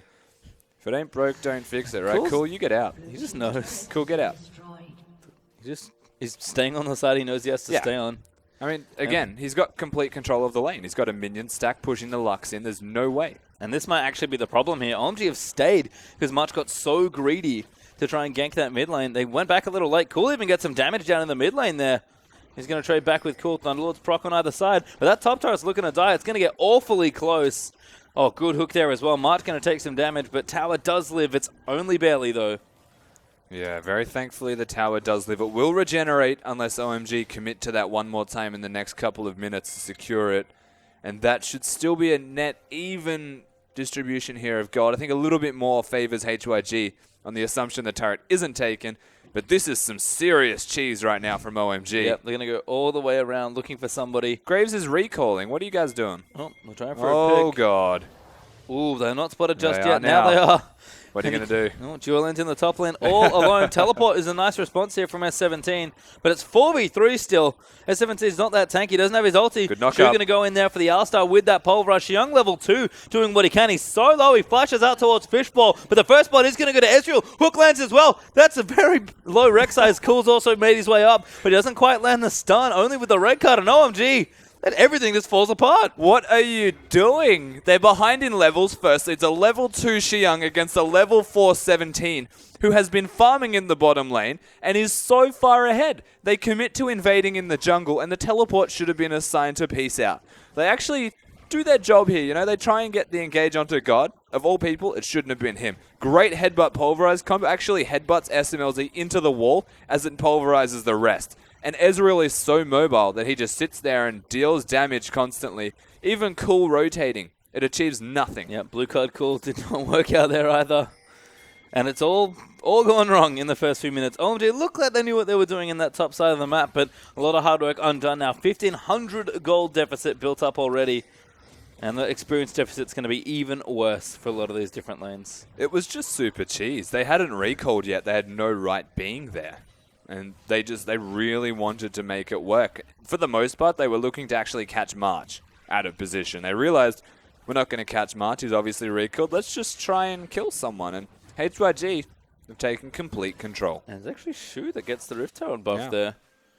So you're going to, I guess, pair up with his AD carry. Start pushing down these towers. That'll start equaling out the tower damage that happened to the tier 2 in the top lane. And HYG, again, they just make such good decisions. They definitely do. This Rift Herald is actually a great move right now. It doesn't make the minions tankier at all, but if you get them to the turret, they do a lot of damage. And it also opens up by giving it to Shu that he can go to the middle lane, maybe help out Lux a bit. Anywhere that he goes, he can impact. Yep, and he's got the buff for a little while, so see what he can get done with it, but good to take it anyway. Fishball covering this mid lane here for Cool, who's on the way back with their cooldown boots and the Codex already done, so plenty of early CDR here for Twisted Fate. If there was one mid laner that really likes the crazy Frost Queen's claim meta, Twisted Fate's definitely up there. He used to build the old Twin Shadows, and now everyone's building Frost Queens. Yeah, it definitely favors Twisted Fate a lot. I would be surprised if he goes for the Morellos. It is a bit of extra cooldown reduction, though, going for the Morellos. Makes it the one-item wonder, so to speak. You get your Lucidity Morellos, and then you can work on damage. But there is so much utility just behind having the Frost Queens, and it's cool. He's probably going to go for it. Well, we'll see now, as we do have XQ building in towards those blue Ezreal items. He's got the Tear in the Sheen, so pretty standard stuff to kick it off. Gosu as well, building in towards probably the same item here as Cool. Once again, that Frost Queens. And just checking in with the junglers. No chance just yet. Have to think it'll be Cinderhawk versus Warrior for Rek'Sai Graves respectively. And once again, after OMG's failed attempt at trying to get some pretty cheeky stuff done in the top lane, we'll reset now for a lot of wave clear and a bit of a lull in this game. We saw this in game 1. Probably give it at least 5 minutes of farming or so. Yeah, the kind of champions, again, that are just looking to scale a little bit further. One thing to note, and it's a big oversight by HYG, is the teleport that was forced on 17 into the top lane has actually given Trundle a freeze in the bottom lane. And now he was really behind. He was 2 levels behind. He's now also more than double the farm of this Mundo. Yeah, 43 to 17 right now, which is a big hole for S17 to be in, especially since he's been the one to really bully both Duck and Xiang in games as Lysandra and get those big CS leads. Dragon does go to HYG as well. They're sort of just taking whatever makes sense on the map. So, you know, people up top lane, makes sense to take the Dragon away. But the freeze is still going to be there. There's no reason that Xiang cannot hold this freeze. Trundle just gets so much health back organically through his passive. Yep, and just chomping away at minions as well, holding it nice down towards the turret. And they're 17. Honestly, might have to just start getting in a lane or jungling because he's completely starved out at this point. And like you mentioned, Rusty, that is not ending anytime soon. And we've seen what happens when top lane Trundle gets into that late game. It's absolutely ridiculous. When they start getting the Tiamat or anything to the likes, get some wave clear, they actually just disregard their lane opponent and take down turrets. So, very dangerous position to consider if your HYG is leaving Xiang unattended. These games have gone pretty late as well. So, Xiang probably confident that he can get to the later stages of this game, but the aggression that we did see in the first 2 games is a bit tempered here. Again, OMG did get aggressive early, tried to get the tier 2, look for a play in top side. We've sort of equalized the gold back. HYD do still have some semblance of a gold lead here, but it's under 1,000 at this point. SMLZ's even maybe looking to freeze this wave out a bit, and it's just Farm City right now for OMG. 60 CS to 19. Like, it's just gross. That doesn't even count. Why did he get a CS? It's a ward. 10 gold. You calm down. It's so bad. And this is horrible, because Xiang's going to recall after this push. And have so much money. The thing here is Mundo can try and freeze himself. The problem with that is he's gone for Balmy Cinder, so he literally can't. Yep, auto-pushing the wave. That's out of combat, which is probably not happening. So it could be problems here as March has found Fishbowl. Going to collapse his floaty? No, not this time. Actually looks for a 3v2. Shu made his way down there. S17 finally gets gifted some CS, but Shank's going to get this recall in. This is going to be a big shop here for the Trundle. He's got the Ruby Crystal done already. He's baiting me. Oh, come on. Come on, buddy. He takes a very long time to buy items. And there's Tiamat. There you go. At least 1,250 gold was established for this Trundle from that bottom lane freeze alone, which is obnoxious. He can still freeze as well, actually, with the Tiamat. With the new Tiamat. Can't do it with Hydra. No, exactly Can right. do it with Tiamat, which is a bit weird. Oop, goodbye. SMLZ takes the Lantern out to safety. He didn't want to get initiated. That turret has no health remaining. He has a single-digit number, I believe, is the health remaining on that turret. As Cool is looking around. Actually, good time to look for an ulti as well. This is the other nice thing about the map being so open.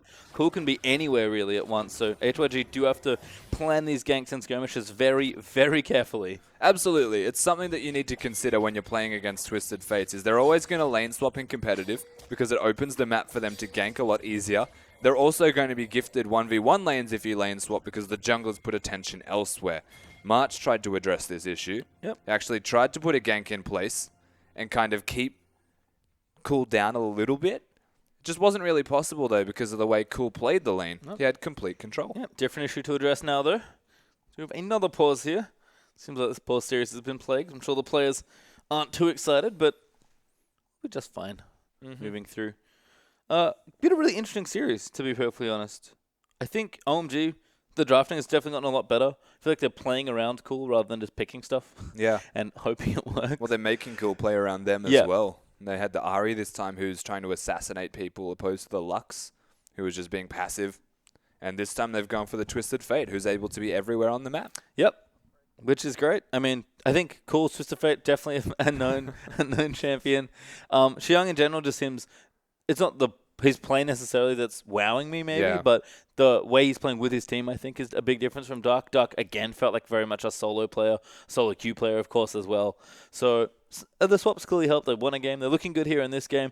And HYG, they're just starting to run out of energy, it almost feels like, because the decision-making is still good. They're just really held back on the aggression. And this game is difficult to do that in, but HYG, they looked at their best in this series when they were just going at OMG and really fighting them. They definitely did. I mean, HYG just made confident decisions. And when they make those confident decisions, they actually look like they're in a great position to win the game. The problem now is they're reacting and they're not acting. And they look like a team that when behind, make very similar aggressive decisions, but it's almost out of desperation. And that's where they really do start to crumble. And I mean, again, we talked about games going late and Trundle being good here. Mundo is obviously the late game threat here for HYG as far as scaling goes. It feels very different to have S17 not playing Lissandra. I feel like he felt very comfortable on that champion. He was doing so much work all around the Rift with it. And Mundo's a fine champion, but the freeze really hurt him. In general, he's going to just take a little longer to sort of scale things up. And I guess I haven't seen too much of it yet, obviously, because I only played for a couple minutes. But S17, who was a player I was really admiring in the first two games, looks just a little less comfortable on a champion like Dr. Mundo. Yeah, I have to agree with that. I mean, he played the early fight fine. I think the biggest problem at the moment is maybe not even his comfort. I think it's more so the way that the team's playing around him being Mundo. Yep. Whereas Lissandra was a lot more self-sufficient. Just wave clear, just leave the lane, and you'll be fine. Mundo actually needs to get going with items. And, I mean, sure, Lissandra does to an extent, but it's easier to find the farm, right? Whereas this Mundo is so far behind right now, and something I'm going to continue to address because it's a real issue. The more items that Trundle gets, the harder it is to 1v1 lane, especially as a Mundo that is directly countered by a Trundle's existence. Which is why we don't pick Dr. Mundo in our first rotation. Yep, exactly. I'm glad you're listening, Pastry Time. Thank you. I'm slowly been saying learning it a lot. And I mean, again, you look down all these drafts, they're actually fairly intricate. Rek'Sai still hasn't wowed me for Fishbowl. I really liked his Lee Sin, so I'm impressed that he's just gone straight back to Rek'Sai as his first pick. He clearly wanted it. He got it banned in one game, got taken away from him in another. Had to play Lee Sin. Played very well, and now I was like, nah, give me Rek'Sai. Yeah, spot on. I mean, Rek'Sai, he seems at least confident in picking it, was banned from him, so sure, default to that champion when it's available, but I feel like when he was on the Lee Sin, he just played with such, like, I guess, no regard for life. No. He just went in. Like Lee Syndrome almost, and it was good and bad. There was times where he stole the Baron and won them the game. Yep. And then there was times where you have to question what he was actually doing there. and kind of cost them team fights. So the Rek'Sai, not playing as aggressively. I would almost say this is better for OMG because they can actually unlock Cool. Yes. Walk around on that Twisted Fate, be a massive pest with him, opposed to just having a hero Lee Sin that's either hit or miss. Yep. And I think that's been the biggest thing. In fact, they may have even picked the Rek'Sai to go with the Twisted Fate specifically. Cool is playing so much better in this game. Like, he's definitely improved game to game, which is sort of what we expect from Cool, but on a comfortable champion, got a good edge in lane. Didn't get ganked this time. That was the biggest one. Didn't get cheesed off by March like he did in Game 2 with that Graves. And just the way he's playing. Like, he's making better decisions. He's playing very clean. His mechanics are on point. I mentioned OMG kind of felt warmed up. Cool feels the most warmed up now that we've gone through 2 games already. Absolutely. And I have to say again, it's not a good decision to pick Lux. I just don't think it's a good decision into the Twisted Fate, firstly, whose idea is not to lane. It's being picked into LeBlanc primarily in LCK is the best example. And the reason that I like it into LeBlanc is because there's nothing LeBlanc can do. One binding and you're out of all of your health, whereas Twisted Fate doesn't really care. Well, see how few cares he gives, how many windows Cool gives this game, as we are going to have an ulti. Actually, binding is flashed. Pops the Ghost as well, actually, just to be safe. But we are back into game as HYG. Look for the collapse, but here comes TF back in there. Hook lands onto March there, actually, as 5 just goes straight in. SMLZ looking aggressive as well as the ports are going to come in. Gosu kites them back, and SMLZ's in trouble. He gets chopped down by S17, and OMG went way too hard on that play. You don't fight in a choke point like that. I'll say that much against the Graves. You are asking to get killed. Gosu managing to pick one up for himself, and this Mundo is starting to actually keep up with Trundle just through kills. I have to say, 2 teleports now from S17 in this game. 2 really good-looking teleports in this game from S17. On point with a lot of those utility top lane things here is Cool. Continuing to push into this mid lane. Actually barely a CS lead, but let's watch this again. And of course, the Twisted Fate comes in. Shu stops him from doing anything, and a cleanse for Gosu sympathetically of March being the one that gets hooked. But fighting in a choke point that thin against the Graves and Lux, you're asking to die. Chiong looking for XQ now. March is here. Chiong just cuts him down with his baton. That's not, oh my god. Trundle's online, team. Slapped to death. I hope you're all ready. Swiftness, Boots, and Tiamat. Trundle is ready. As Fishfall looking to gank S17 down to the bottom lane. Ulti already popped. Good flash. Gets himself out from under the Rek'Sai. Does not get himself knocked up. But OMG, again, starting to put pressure down now. 13 minutes into this game. We're starting to step things up. Solo kills, aggressive rotations. This is the OMG we know and love. Definitely is. And of course, executed well by 17, to be fair. Did have to blow the flash, but using the cleaver, ensuring it connects before using the flash, changes the angle of attack that the Rek'Sai was going to otherwise have. There was a chance that if he got directly behind, there was no opportunity to flash. So, gets out with his life, but OMG, as you mentioned, rotating very smartly and aggressively, constantly now, applying pressure. And that's exactly where Twisted Fate wants to be. Cool actually has a Sheen as his next item, so it could be Lichbane for the super aggressive Twisted Fate build. Shu may be caught out here, is going to eat the card, does have his ulti, does not pop it. Hook goes wide, Barrage goes wide, everyone throwing skills into the mixes. These 2 teams are just constantly clashing. They definitely are, and you have to say the chaos you would think favors HYG because they're a younger side that understand what it means to be in chaos that is generally solo queue where they all start with. OMG, though, are the ones putting it into place. Oh and my hello. god, Cool going top lane now. S17's in so much trouble. Goodbye, Xiang. Gets himself another kill. And Trundle's, like you mentioned, has already taken over. Yep, that's not going to stop anytime soon. Trundle sitting top lane at the moment, doesn't have his teleport. They don't really care. Trump the turret. Xiang and Cool going to slap this down. Cool has a Sheena here as well. So this turret, it's actually dead. OMG, so aggressive in this game. And Gosu can barely do anything but watch the turret fall and not eat a gold card. 3 turrets to 1 now. 3 of those turrets, in fact all of them, are in the top lane. It's about to be 4. So OMG have complete control of this map at the moment, and there is no answer from HYG. 1,000,000 times over, Trundle is just so good if he gets going. Well, these backs are going to get ridiculous here. Xiang going to slap down a ward and go home. Cool's actually going back now as well. Needlessly large rod in the inventory now for Cool. And how close is Xiang to that Hydra? Not quite there yet. He's going for the Hydra. He might leave it at Tiamat. I think he might. Ooh, Gosu does get hooked. Very nice there from 5. Now Xiang going to come in. Gosu does not have a flash, but he will cleanse. Trump down there as well. Ghost actually popped, I think, but that's defensively there from Gosu. Binding does land it at 2. Ulti's good. Great fates called though from SMLZ. OMG will not get a kill, but they won't lose one either.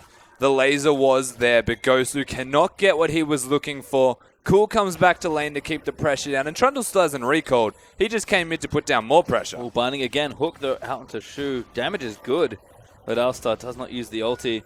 And there it is. Titanic Hydra might swap it over, or might just stick to Titanic for now. But does have options now. Has finished his first major item, has Trundle. Yeah, the way it usually works is you swap over around a Phage if you're going for that style of build, but from the looks of it, he's going to go for a Spirit Visage type of build. Maybe a Hex Drinker if he's getting over-aggressive. We don't know. OMG top laners, they like it. Yeah, he just swapped as well. Just to troll you. As OMG do get the dragon with the help of Kalista securing that one away. Seen that trick a couple times now. I think it was actually Dark. Well, I mean, taught that one to Xiong. So, in all honesty, he had a Tiamat and then just bought Titanic and swapped immediately. Yep. Instead, everyone else generally goes for the Jaram's Fist because they need health, and then swapping once they finish Xiong Titanic. had so much money that he didn't need to go for the Fist this He's just time. doing it to troll me, though. He is. He's Trundle. other That's his reason. point. Oh. Well, he's had going to to. return back to a lane. No, never mind. It's actually mid lane. Right, just making sure he pushes them off the turret. 5 looks for the hook. Does not land onto Ezreal. And the wave clear is there from Cool, but he's kind of the only one like we've seen. Have to think Trundle's going to start pushing out, though. Does have his TP ready. And Xiong is top lane. And this is going to start getting real tricky real quickly. Gosu again. Nice combo. 5 is dead. March goes in there with the ulti, and that's a good pick from HYG. That is a very, very dead Thresh. It's not easy to siege turrets like this when they've got a Twisted Fate there. And Rek'Sai just decided to take his tunnel away and he ulted to the one next to it. Oof, Cool hits the ulti. That cancels that recall. That is very important for this next wave. If they don't get Cool here in time, he should actually ult for this wave, you would have to say, to get here to defend it. Looks like he might have to. Fishball and SMLZ are around just to make sure they can clear some of this wave. The rest of HOG sort of left, so they're actually a bit healthier. Xiong's also met S17 as Fishball is now called out. Doesn't quite go over the ridge. Does tunnel to safety after the CC's burnt. And HOG are moving back in. Oof. Light binding almost hit onto SMLZ. But he's going to chunk these down on Xiong. He's just so annoying. Cool. Now going to come in. The pillar's landing as well. Stun does land, and that's a dead Mundo of all champions. Hook now lands in onto March. They will fly in there as the box has popped up as well. SMLZ is going to get the next kill as Graves does go down. Now Shu looking for a big knock-up. Does find 3. Kicks Fishball out with the headbutt, but he's getting low as Gosu is going to take him out, and they'll just dive. Cool. He's wrapped around the turret. Shu with no ulti is going to die as well. And there's a hook landing again from 5 onto Gosu, but Xiong not quite healthy enough for that one. In fact, Gosu might just chase him. Good dodge there from Xiong. Xiong's putting in work at the moment, diving these starts. Cool's in. They're going OMG style. Oh, great cleanse off there from Gosu, but Xiong goes in. Cool's going to get the next kill, and Executors can't go anywhere but out. Teleports Flashes in. out of the way, but here comes S17. He'll chase down 1. 5's an easy target. Fate's call, not quite up just yet, and that's going to be Ezreal getting another. They resort for the Thresh, and he's not They're done. still He's going. dead. S17 base checks as Cool gets the card out. SMLZ another kill, and OMG, they're just going off this game. Honestly not sure what the plan was there for Mundo, continuing to chase. I think he just wanted to stop the recalls as the Ezreal ultimate's not even close. Nope, SMLZ probably wasn't going to die either, but let's watch some of this again. So 17 should not be 1v1ing a Trundle first. A great pillar locks him down. Thunderlords gets procced, I believe, and just destroys him immediately. The hook was godlike from 5 and sets them all up to get bursted. The Ezreal and Lux do a very good combo here, put down a lot of damage. But there is absolutely nothing in the world that can kill Xiong that simply. And Cool honestly spends this entire fight just flashing and ghosting on the backside of the turret, making things happen. And OMG playing super aggressive. Cool.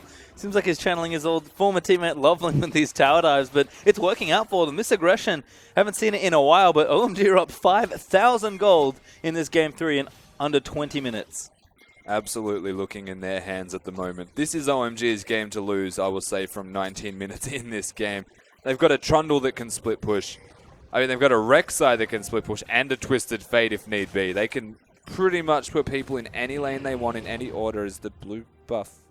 Oh, that's awkward. Gosu missed it. I think it went Graves. to March. Yeah, I think so.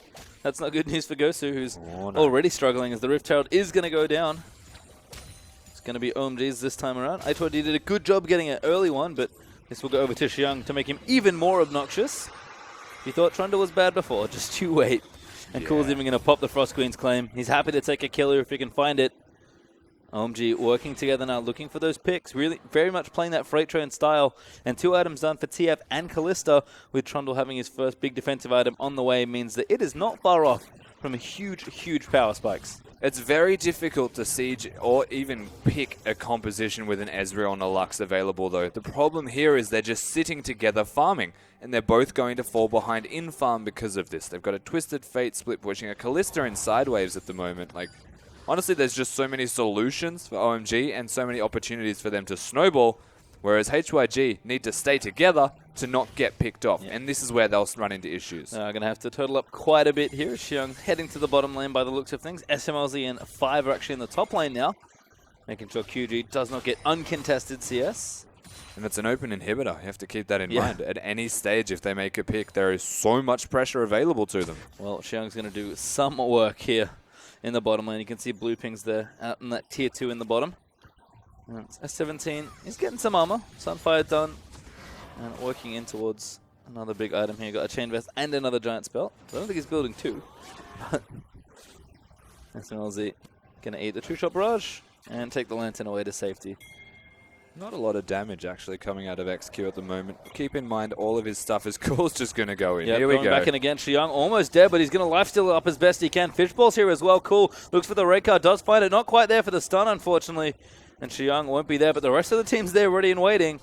Xiong will live. And again, everyone from H2G has to come to answer pretty much. And Xiong's got the teleport. Twisted Fate's ultimate is on a very low cooldown. They can reset again in about 2 minutes and try it one more time. Everyone from H2G has to rotate very quickly to all of these incidents. And it's an Alistar and a Mundo that are the ones at the highest jeopardy of actually dying, which is crazy to consider. Yep, Mundo's still farming up. And everyone else is just a little too squishy at this stage of the game. Dragon is up, H2G's favorite objective, it seems like. And they're going to go in for it. OMG do know this is happening. SMLZ did take the Rift Scuttler earlier. And I don't know if H2G want this.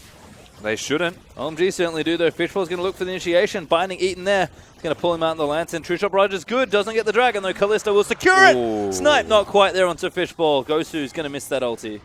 No kills to be seen from HYG as they do need to be careful now, OMG. A very low Rek'Sai. Shu? Shu. Gets hooked. And looks like he's dead. Doesn't have his ulti up anymore. Will do out of 5. And that's just a bit sloppy as Xiong's just face taking everyone. He's going to almost 1v3 them as the binding does land. A flash forced out from Gosu as well. Cool. Getting low. Has to back off here. But OMG just finding pick after pick. Cool does a lot of damage, and Xiang's keeping them in a very predictable position. Another hook. Yeah, S17, they'll take it. Big tanky man, but not that tanky. Will fall down to SMLZ, and 5 is just doing so much work here as well. I mean, there's no answer from HYG at the moment. XQ's trying his absolute hardest to put down damage, not finding anyone. Gosu almost has his ulti, but he's not there in the lane. Cool's going to go back to safety. Get his health back. Xiong's going to continue to be annoying. Bottom lane farm is there. Top lane's pretty big as well. So plenty of minions for OMG to collect. They'll reset, spend their gold, and then just continue to pressure here. This gold lead still spiraling pretty far out of control. About 6k up now for OMG. And that's a Lichbane Zhonya's Hourglass completed for Cool. That's a split pushing build if ever I've seen one, with the utility of team fighting if need be. I mean, if he leaves top lane, it's probably because he's going to use his ultimate and kill someone. That's just basically how he's going to go from now on. That's gross, this build. Well, he's online. Certainly is. We'll see if H2G can stop it. Xiong, like you mentioned, just ignoring S17. Not too worried. Oh, backs off a little bit. Starts hitting them. It's the best part about this Trundle build at the moment is Ravenous Hydra, the second the next wave spawns, just auto-attack it. You're back to full health. Certainly are. Fishbowl here with the blue buff is going to give it over to Cool, who has delayed his split pushing top duties for just a little while. Make sure he collects that blue buff first. And you have to think 1-3-1 is probably the name of the game. SMLZ is heading bottom lane. So that Xiong's backing up as well. So it might be reshifting the formation here for OMG. But the idea is certainly there. Cool, it's a true shot barrage, but Lantern's going to get him back into the mid lane for some farm. And H2G, all they can really do is sit back and try and farm up. And it just feels like they've got no answers. They're just playing so patiently because they literally have no choice. And eventually OMG are just going to force the Baron. It just comes down to at what point do they don't have vision or control. Well, still relatively early in this game. And then Dragon up for a little while. So Baron could be an objective. Cool's actually bottom side now. Decided he was a bit better served there. Xiong's actually grouped with his team currently, but I believe Cool did push out the top side as well. So remember that open inhib that we saw very early in this game does provide a constant threat as well. OMG just happy to play methodical here. not get too carried away. Well, the idea is you get the Twisted Fate against the Mundo, who has stacked pretty much exclusively armor. That's a weird pink ward. Oh, Gosu looking for it. Brian does find it, but Fate's Call is going to save him from the ulti. Probably wasn't going to kill him, but might as well make sure he keeps nice and healthy. As Xiong just charging in. Now Cool's going to walk over as well. Not sure he can make it quite far enough. He's actually under Mundo right now, I think. But he does pop it. He's going to go aggressive. Where did Cool end up? Oh, there He's mid, yeah. Oh, there he is. I thought so. He hit the turret with his ultimate because Mundo was bottom. So he basically got vision of the Mundo, said we have a numbers advantage. Let's start taking objectives. And now he's here to siege instead. Yeah, well, wave clear's pretty good from Gosu. He's got the death cap completed, so a little tricky here. So just try and push things down, but Cool, once he hits the structures, will do plenty of damage with the early Lich Bane. It's so easy for OMG to just continue to split push. They can 1-3-1 at the moment, and Kalista actually has enough wave clear. HYG are playing so defensively on the map that they can basically just run them around.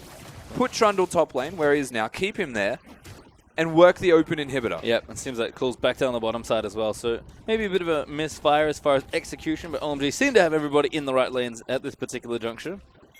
XQ is forcing TF out. Got a little low there, did Cool. Doesn't want to be too uncareful, but there we go.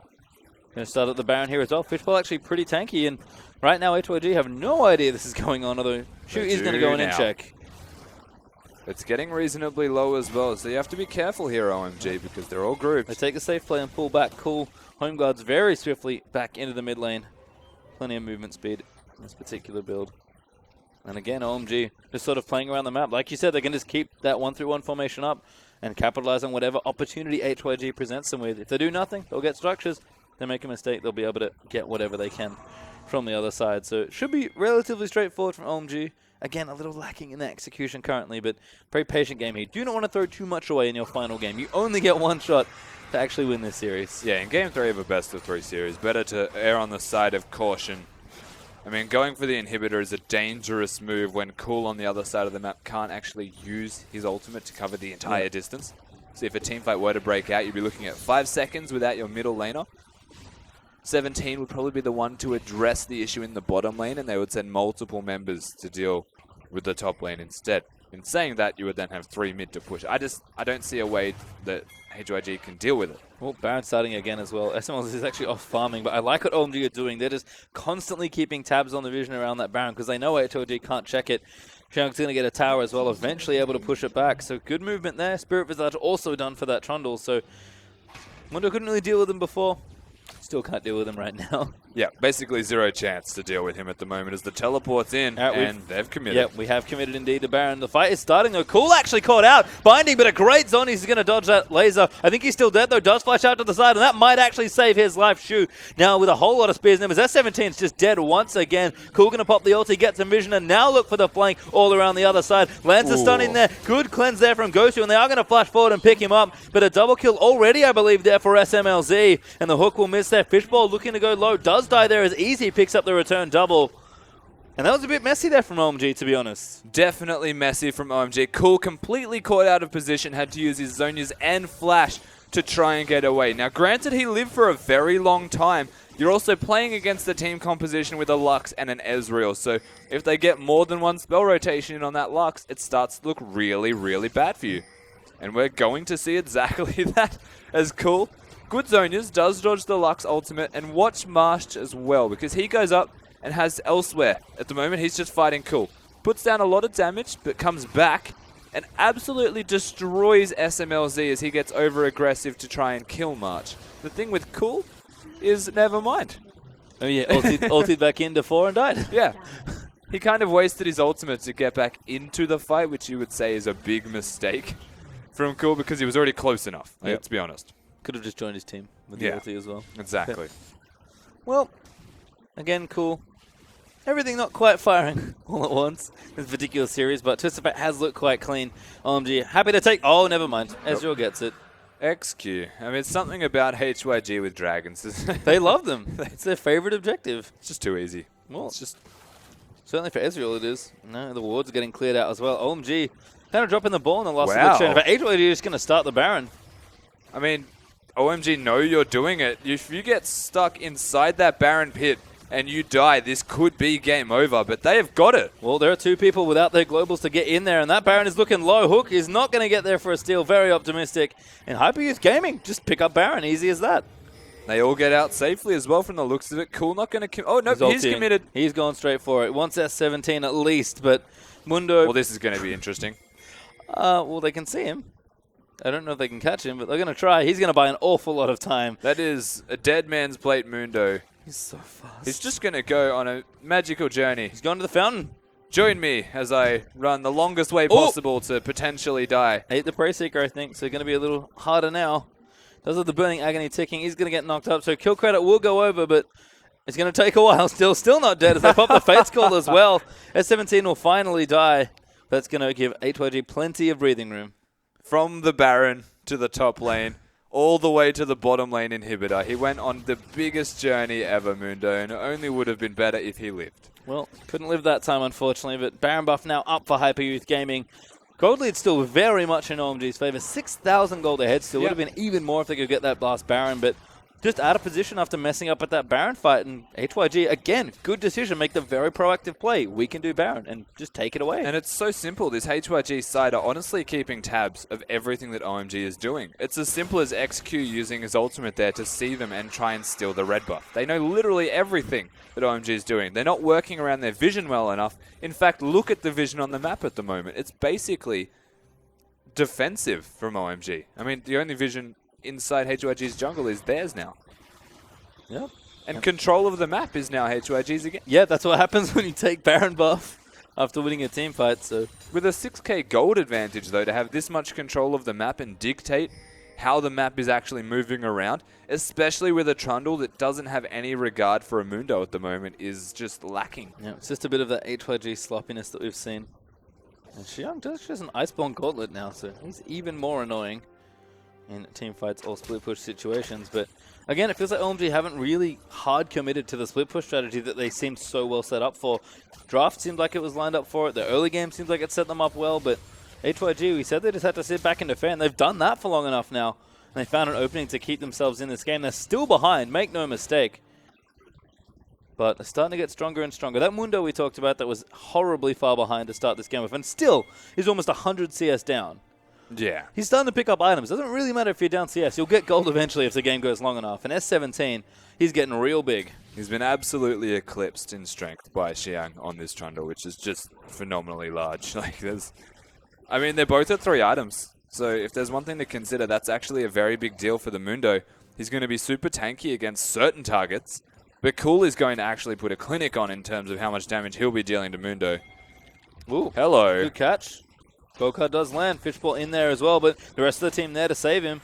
March will not die. Cool looking for a pretty optimistic ultimate there. And that middle tower still staying alive. Binding does actually hit onto Fishball. Damages through, but he pops a locket for a little bit of extra health. He will be forced to flush out, but he does get away safely. And only one locket used there as well. Five not opting into being a good team player. Just decides not to use his own one, of course. 2 lockets on the team, as you'll note from that. Very defensive, also works towards them having any kind of split push, or 2-3 split. Nice turret take there from OMG. Nice little lantern setup so SMLZ can guarantee the last autos. They will take another turret. It's 7-2 in turrets in this game. They do have yet another pause. Seems to be the series of pauses between these two teams. Definitely does. Not a very good thing to have in any best of 3 series. It's not good for mentality, and if the last game's anything to go off, some bad decisions have been prompted potentially during these times. I feel like every time we've had a reasonable pause and the game's come back and things have just exploded. So yeah, let's take stock of where we are now. OMG have had the open inhibitor. Let's go all the way back to about 10 minutes, I think. OMG have had the open inhibitor for quite a while in this game, 15 to 20 minutes at this point. They had everything ready. They had the Trundle, they had the Rek'Sai, they had the Twisted Fate. They had the game. And the top of the base is open. I mean, if you could ask for a good start, that's probably one you pick with this draft. That's probably the best start you'll ever possibly get. Yeah. And with the team comp that OMG have put in place, I don't think you could ask for a better team comp. Every time. Just can't catch you making a normal face Drew, when the camera comes back. I don't have a normal face, that's why. Oh, fair enough. But, of course, 16 odd minutes into the game, they opened the inhibitor turret in the top lane. They were in the best position to win. Honestly, they had a Trundle that should have just went top lane And we saw how many cares he gave about Mundo being there. 0. And just took the turret next to Mundo. If they swapped it around, had cool bottom, had Trundle top, and just 1-3-1 the entire time, all they needed was mid lane to be controlled with vision.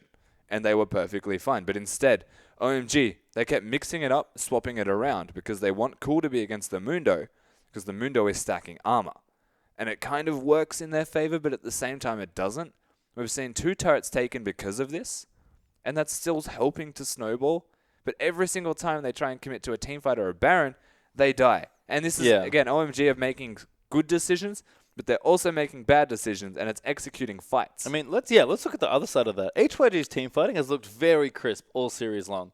Like, we've complimented their decision-making because they're very decisive, especially in spots where they're neutral or ahead. But I feel like their team fighting has been probably the most impressive thing against OMG. And we do expect OMG to be a little bit rusty on the old team fighting, but in general, they've just looked very crisp. When HYG know what they have to do, they do it very well. Just when they maybe not as sure, they don't do it quite as well. Back into the game. Seems like things are just about where we left them. Or it's playing catch-up duty. Let's speed through what we missed. But again, just defensive setup here for HYG. OMG apparently, even with the top turret down in front of the inhibitor, can't find a way to really crack into this base. Yeah, I mean, really, really struggling, these guys. And it's going to be as simple as one mistake from HYG, and you'll find at least a single inhibitor will be taken. So it's going to come down to execution, but if there's one thing to go off with this execution, it's that Hyper Youth Gaming, they seem to be doing it better. They do. OMG has certainly not had it there. Even though their early games have gotten better and better, and I like that they've stepped up the aggression. Seemed like they got themselves into a spot and then just couldn't quite figure out what to do. So cool now in the top lane. Fishbowl and 5 getting vision on that side. Not so bad. They'll monopolize that. Yeah, I do like this. Xiang's in the bottom lane too. I think before they ran into the problem of thinking Cool had teleport. Yeah. Because they put him in the wrong lane, but this might be the correct way to lay it out.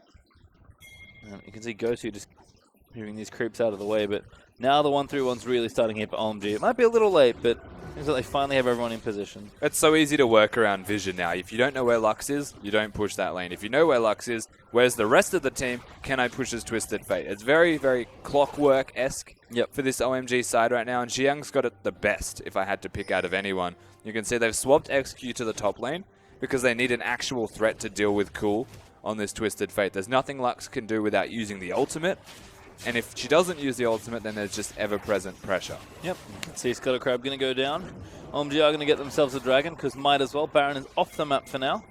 And the buffer's worn off from Hyper Youth Gaming as well. There's Cool's got a Void Stuff already done. Actually, Rabadon's now, I think. Can't remember which order he had them in, but he's got 5 items. He's done, Yeah, actually. The point is he's full build. Yeah, that's pretty gross. It's literally full 36 build. minutes in. That's amazing. I mean, look how far behind Gosu is. I have no idea where that Catalyst is going. That's true. But if that's going where I think it is, you need to reevaluate your life. Well, I don't think it's going for that Rotovator says. Here we go. See how much damage Cool can do.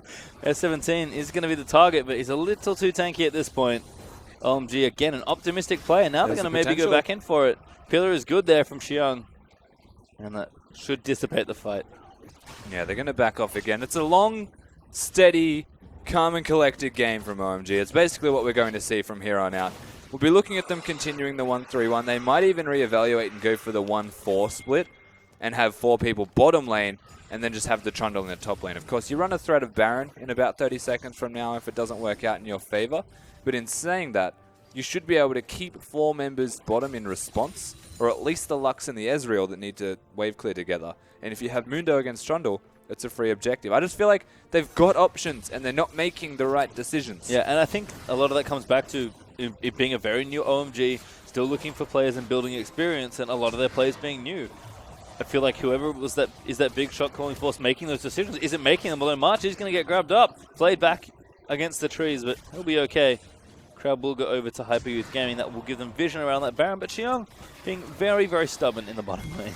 I mean, the question is just how many times are we going to reset before OMG make a mistake? Yeah. HYG, they're the most prone to being forced into errors, and that is perfectly acceptable because they are being forced into the errors. If OMG make a mistake or get caught out of position, it's entirely on them. The onus is on OMG's lack of either vision control or decision making. So if HYG find a way back into this game, then we've got some questions to ask. Certainly do. And again, they sort of give it up. Xiang's just hanging out in the bottom lane. SMLZ can massacre waves. As Callisto has almost full build here as well. Cool looking again for another kill. That might be it, but the auto is enough. Cool! Able to snipe Ezreal. And Cool with that pick should open the entire map. The Whoa! turret's taken bottom. Oh my god. Off to the side, SMLZ actually does not get eaten by the binding. She was trying to make a big play. Now March going to get grabbed up. 5 once again charging over the wall as Cool gets that card down onto March. He's actually dead there as Fishball charges in, and Gosu can only kite back and do whatever he can, but he's now going to flash. Young's going to flash forward on him. They'll tank the Nexus turrets. This will be the ace, and OMG in one fell swoop are going to take the game. And it took them a lot of time to make this decision, but all it took was the decision to be made. Xiang eventually got the bottom lane turret by himself, and at the exact same time, Cool finds a pick. So, without trying to say the pun, Cool, calm, collected. Yeah. He did get exactly what his team needed of him, and that was a single kill. Superstar player makes a superstar play, and OMG push themselves over the edge with a game at 3 wins to barely clinch that series 2-1. Hyper Youth Gaming, for a first series in the LPL, looked surprisingly good. Again, against a team we maybe expected to not look too good.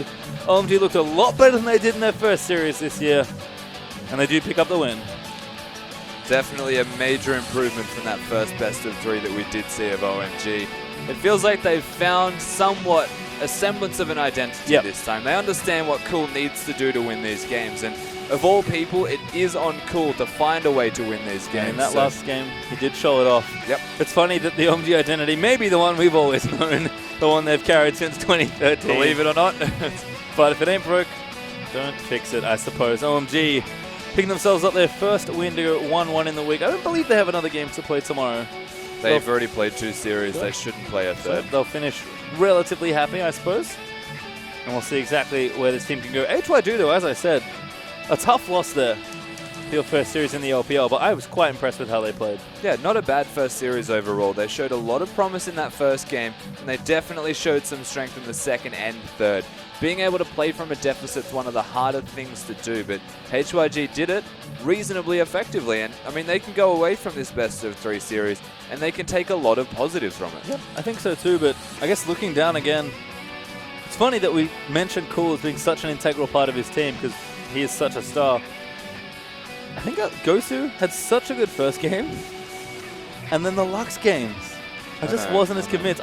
Looking back at these drafts, I almost feel like Cool psyched himself out picking Lux, presumably now to deny it away, and then it turns out that Gosu wanted to pick Lux anyway, just couldn't quite deliver the same performance on the champion. It wasn't bad by any stretch of the imagination, but it wasn't the Ezreal we saw in Game 1, and it just felt like little things were getting in Gosu's way. So I don't know if he's a Pocket Lux player or not, but with the way the draft shook out, I would not be surprised. I think Lux is good, and I think that his Lux is good. Yep. I just don't think it was appropriate to what his team actually required. All they really needed was wave clear, and we're going to have a look at a couple of the plays from that last game, and basically it's HYG actually finding advantages in places they shouldn't have it, and then This last auto Cool does a bit of damage. took so much damage from that last auto attack. The stack deck, man. As you can see Xiang, yeah, smiling away there. Long series for these two teams. OMG going to be happy to pull it out there in the end. Unfortunately for HYG, they of course cannot win the best of 3 after OMG won. Only one team can win. Oh, Sorry, just to clarify, I was like, hang on, this sentence is going. We'll bring it back. Nice. Again, HYG though, relatively impressive performance. OMG are showing signs of improvement. As they play against tougher teams, it's going to get much harder for OMG. That's the reality. I think it's going to get much harder for both of these teams. Yep. And I think this is a very good gauge of their skill relative to one another. But you can very easily say before they play against what we are assuming to be better teams, as bottom tier these two are now. So we'll see how they actually go and how they improve and grow as rosters. Certainly do, but we are done for this game. Don't forget we have one more series left. Don't go too far away. 2 Titans of the LPL will go head-to-head. Now next best of 3 is EDG take on Invictus Gaming.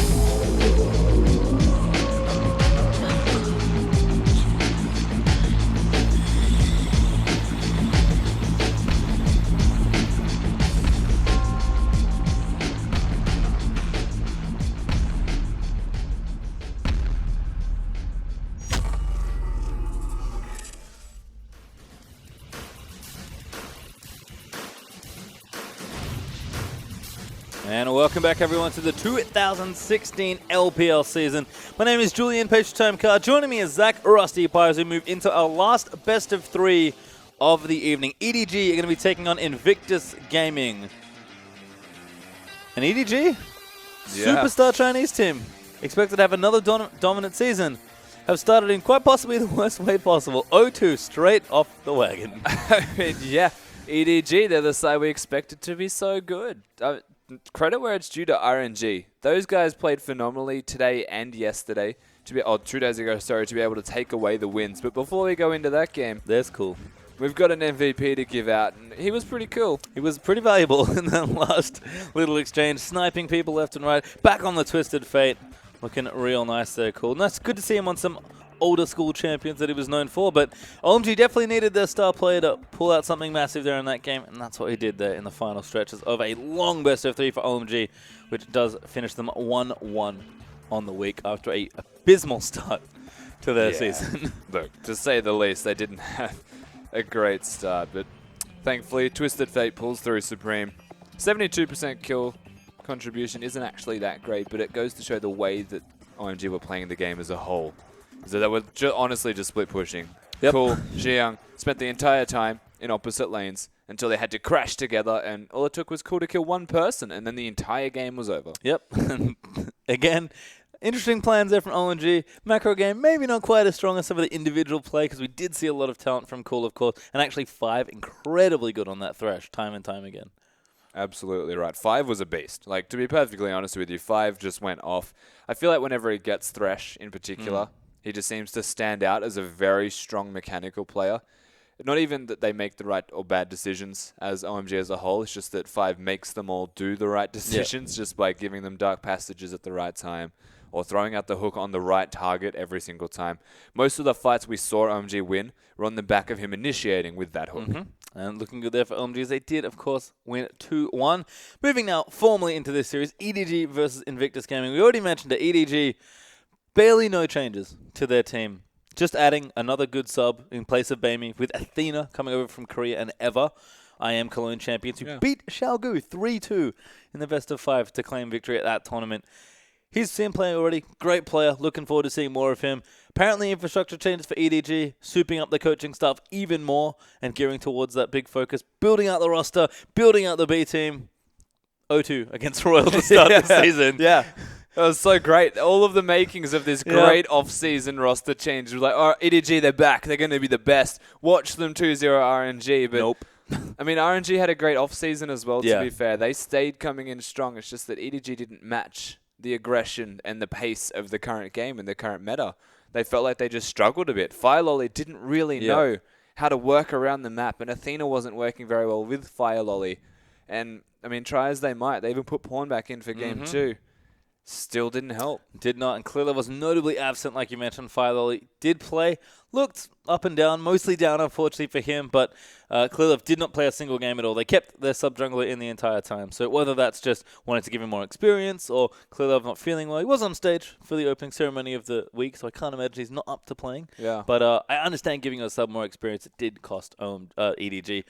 2 losses, of course, and a loss in the series overall. Moving over, Invictus Gaming, we actually haven't seen them play yet, and Invictus Gaming, like many teams in the LPL, have gone through some changes. I'm not sure about some of this one. Where do you want to start? Well, I mean, there's only one place to start. Is it the jungle? No, it's AD carry. Oh, it's what AD are you talking about? Okay.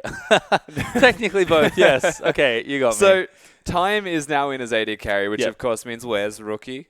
He's still mid. Yep. Where's Kid? Oh, well, still not the AD carry anymore. He's actually jungling. He is. Cacao also went missing somewhere in the off-season. Cacao's probably fallen down a well somewhere. We don't actually know where he is at all. We're yet to report where Cacao actually has disappeared to. But what this means is that Invictus Gaming's jungler has disappeared. And so in the interim, Invictus Gaming have decided that Kid is the only one on the team who has jungling experience. He said this in an interview, and he's the only one that feels most comfortable replacing Cacao until further notice, until they actually find a jungler to put Kid back on AD carry. Yep. So that's a bit weird. It is weird. You guys may remember Time, their AD carry. He was their sub last season. He played a couple games for them with Kid subbing out. Kid's performance in general on AD carry, think at Worlds as well, especially, it just didn't look good in the last half of the season. It's just, he's been such a veteran player. He's a legacy player of the region, but unfortunately for Kid, it seems like his time might start to be coming up. So, in the jungle position, maybe. That was unintentional. I know. Maybe in the jungle position, can get a little bit more work done, but we'll have to see, especially given that IG, very obviously with Kid in the jungle, it's kind of an emergency thing, right? Yeah. I mean, I'm not going to say I'm not hyped for this matchup. I love the two organizations are clashing together. Right? This is going to be really exciting. Athena is always awesome to watch. Yes. He steps up massive. And we've got Time, who does seem to show up in these games. He's got a very crisp-looking Lucian as well. Mechanically, Time is on point. But we have to kind of question how the junglers are going to get put together here. That's true. Finally plays. If Firelolly plays, underperformed in his first best of 3 series. Kid is an AD carry playing jungle. So how these two butt heads is just going to be very curious. You feel like they agreed to not play with Clear Love? They're like, it's too much. No, probably not. Probably not. No, I don't think there was any gentleman's agreements no, I in don't an think LPL so either. match. Just to reiterate, of course, the rest of IG are the same. Kitty's still there in support. We still have Zatai in the top lane. And Rookie, of course, one of the best performing Chinese players at Worlds, actually. Clearly one of the strong... he's Korean, obviously, but plays for China, whatever. One of the best performing players at Worlds for his region that he represented, which was the LPL and China. Rookie's a great player. Expecting to see him come straight into the season. Even if his team do take losses here in this particular best of 3, I imagine he'll play absolutely spectacularly. You would have to hope so. Of course, Rookie, a big fan of Echo, plays music. Rookie loves singing. In fact, does so a lot. Yes, I believe there was a video on a Thursday. You guys may have caught with some indeed. wonderful Rookie singing. It's great. Hopefully his picture is still him with a microphone. That was pretty great. I do hope so, actually. Yeah. They got new pictures taken. They I did. think there was some pretty classy ones of Rookie in there. He's an enthusiastic, exciting man, and of course has the mechanics to boot, so let's be reasonable about that. I mean, he's got a very good fizz as well, believe it or not. Rookie's got a lot of pocket picks in there. He's got so many picks. Yeah, and he can suit the meta to whatever the meta is. That's the best thing about this guy. That's what I like. Mid lanes, and actually the solo lanes in general, feel quite open right now. We've seen a lot of different top laners, lots of different mid laners. AD carry, support, and jungle's getting a little bit, not stagnant, but definitely that's sort of the core that a lot of teams are being built around. And some of that's the same, but you're opening up a lot of space in sort of your other parts of the map. So for me, that sort of metagame probably favors Rookie as a player. You would have to say so. Of course, the junglers you mentioned, it's more drafting power picks. Yeah. Like you take away a first rotation, support's the exact same. The Thresh, the Alistar that we have seen so far. Trundle and Poppy are both there. Depends on if the teams can play them, right? You've got Marta as an example who can play Poppy support to a very, very high level. Marta plays everything. Well, exactly. Whereas you come into this game, Mako, do we know if he can play all of these different champions? Does he have a Poppy there? We know he has Trundle. Did not play Poppy in the last games. So Yeah, 2 Trundles. Yep. I mean, if it's open, you take it probably, so it makes sense. I have to think Mako is the other player that's probably got lots of practice on whatever the current picks are, so he's likely got Poppy prepared. Curious to see if we see her at all. So Ty would absolutely play Poppy given any situation in top lane. Yeah, and he has and will play Trundle, so lots of exciting stuff there as far as the picks go. I don't know. IG are a team that definitely went through a lot of ups and downs last season in particular. Again, obviously Kid jungling's probably not ideal situation unless Kid's some sort of jungle prodigy that it's been 4 years since he's somehow played jungle, and now we're discovering it. But IG, it's going to be rough for them. Even though EDG did look a little crippled without Clear Love playing in their first few games of the season, IG going to come in knowing it's tough, but they've got very strong players on their side, especially in those solo lanes. So if we get Athena, Rookie, and Koru Zatai, that's already a great matchup. Yeah, absolutely. And I mean, the best thing is, even though it's Kid jungling, and we can question it all we want. I haven't seen it yet. Who knows? Exactly. We don't know what he's capable of. And it's still Kid on this roster. So communication-wise, I mean, it's still evidently going to be there because Kid plays with these guys all the time as AD anyway. Yeah, that's probably the thing for me, which reasons why IG made this decision. They probably could have pulled a solo queue player out somewhere or had someone maybe on a B team they could have used, but they're comfortable with Kid. They know him. He's been in the organization pretty much forever at this point, like since it started. So we'll have to see. But I do see Athena sitting down. I do see Firelolly. So it seems that EDG are going to be playing their starting roster from Thursday. Let's just start things off. But let's have a closer look at the teams relatively soon. Yeah. And I mean, EDG, they need to show something. They in do. This best of 3 They series. didn't show very much except losing, unfortunately, on Thursday. Seriously, it was just so clean-cut that we didn't see anything positive out of EDG besides, I mean, the bottom lane still looked as good as they ever were. Well, thankfully, Deft and Mako still on top of it. You can see the roster there. And we do have Koro, Fire Lolly, Athena, Deft, and Mako playing. So the same roster they started with on Thursday. They did sub out Athena after game 1 for Pawn, but did not sub out Fire Lolly. So we'll start in the top lane. It is Koro. Tom Kench Mundo has plenty of other picks from past seasons as well. Still a great player. And definitely has shown adaptation to the current patch. Yep. So you can see by Mundo and Tom Kench being played, he knows what's up. Yep, Fire Lolly on the Graves and Elise. Two relatively different champions, fairly aggressive. Saw him play Rek'Sai quite a few times with Gragas last year when he did sub in for EDG. And there's Athena, of course. Only the one game did play the Varus, but this player has a lot of hype behind him, with good reason. Definitely does, of course. Athena's the kind of... He's honestly the best possible sub that EDG could have gotten, and a very easy and cute snipe for them to There's get. Deft as well. Did actually play... Did he play Kog'Maw? Well, I barely remember that game. But didn't go too well, obviously. Ezreal actually looks quite good. Apologies. And there's Mako again, Alistar, and played he's Ezreal sticking to and his Corki. guns. Yeah, that's what I thought. Corki. There was no Kog'Maw. That's what I thought. I've been lied to. You lying. And Mako, I think, double Trundle, like you mentioned. So, you know, I should just check my own notes. Clearly shouldn't trust the production team in China. Oh, come on, man. That's fine. But that's, yeah, it is fine. That's I EDG. appreciate them. Absolutely. The stream would look a lot less. It would just be us all the time. That'd be terrible. Nobody wants that. Was Trundle both times, I believe. Yeah, it was. Mako. So we did quickly check that. Again, have a tab over to IG real quick. See what they were running with. I don't think there are too many surprises here unless Kid is magically transformed into Cacao and he's come back onto the roster. Gonna be curious to see how this works out, but even IG's exciting players are really exciting. So IG starting a season like this is almost, I think, better. It's just That's great. such a cool keyboard. That is a cool keyboard. What There is are some dope keyboards in China, let me tell you. That's great. And of course, we're going down the lineup right now. You do see Kid there. He is not Cacao, so he's going to be jungling, and time in the AD carry position as well. I think part of it as well is how much time have they really had to adjust to Kid being their jungler? I don't know how long Cacao's been absent, how long when they knew he wasn't going to play, but we will run down the lineups real quick.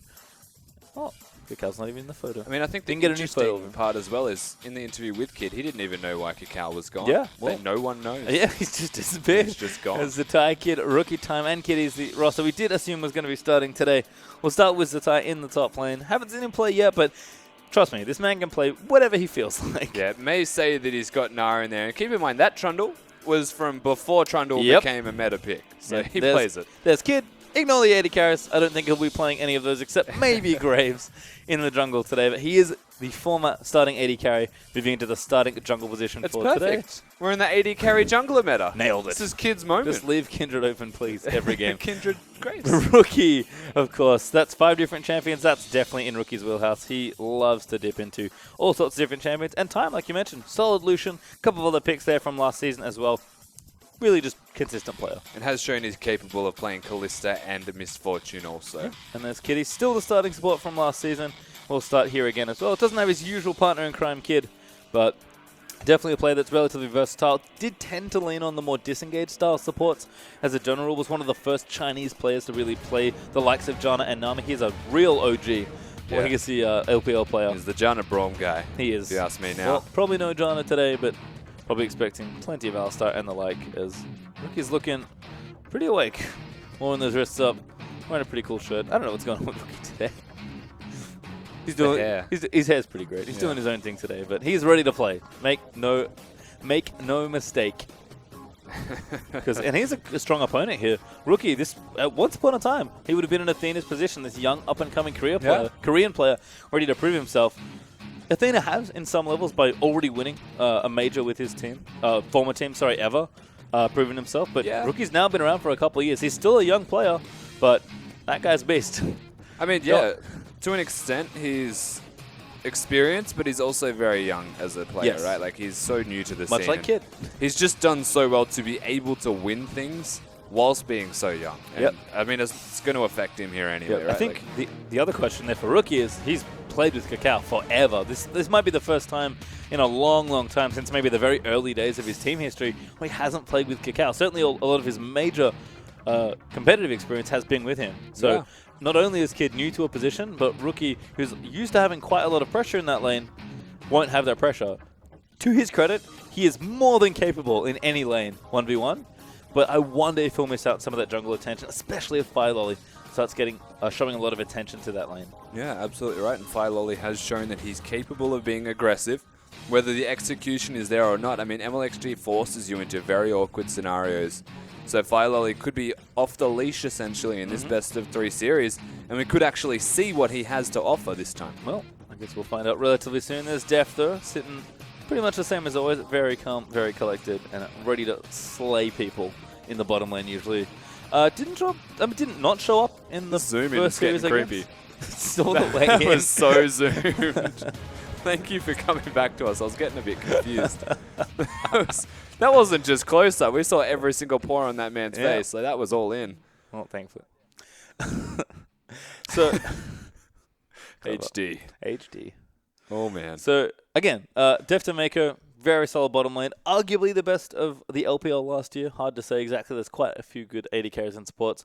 Definitely kind of had Marta and Woosh get the better of them. Didn't play badly, necessarily. I think it was a fairly even bottom lane for the most part, but could not take over games like as used to. You saw Deft and Athena in that first game, especially against RNG earlier in the week, try and take over on Ezreal and Varus, and it just wasn't quite enough.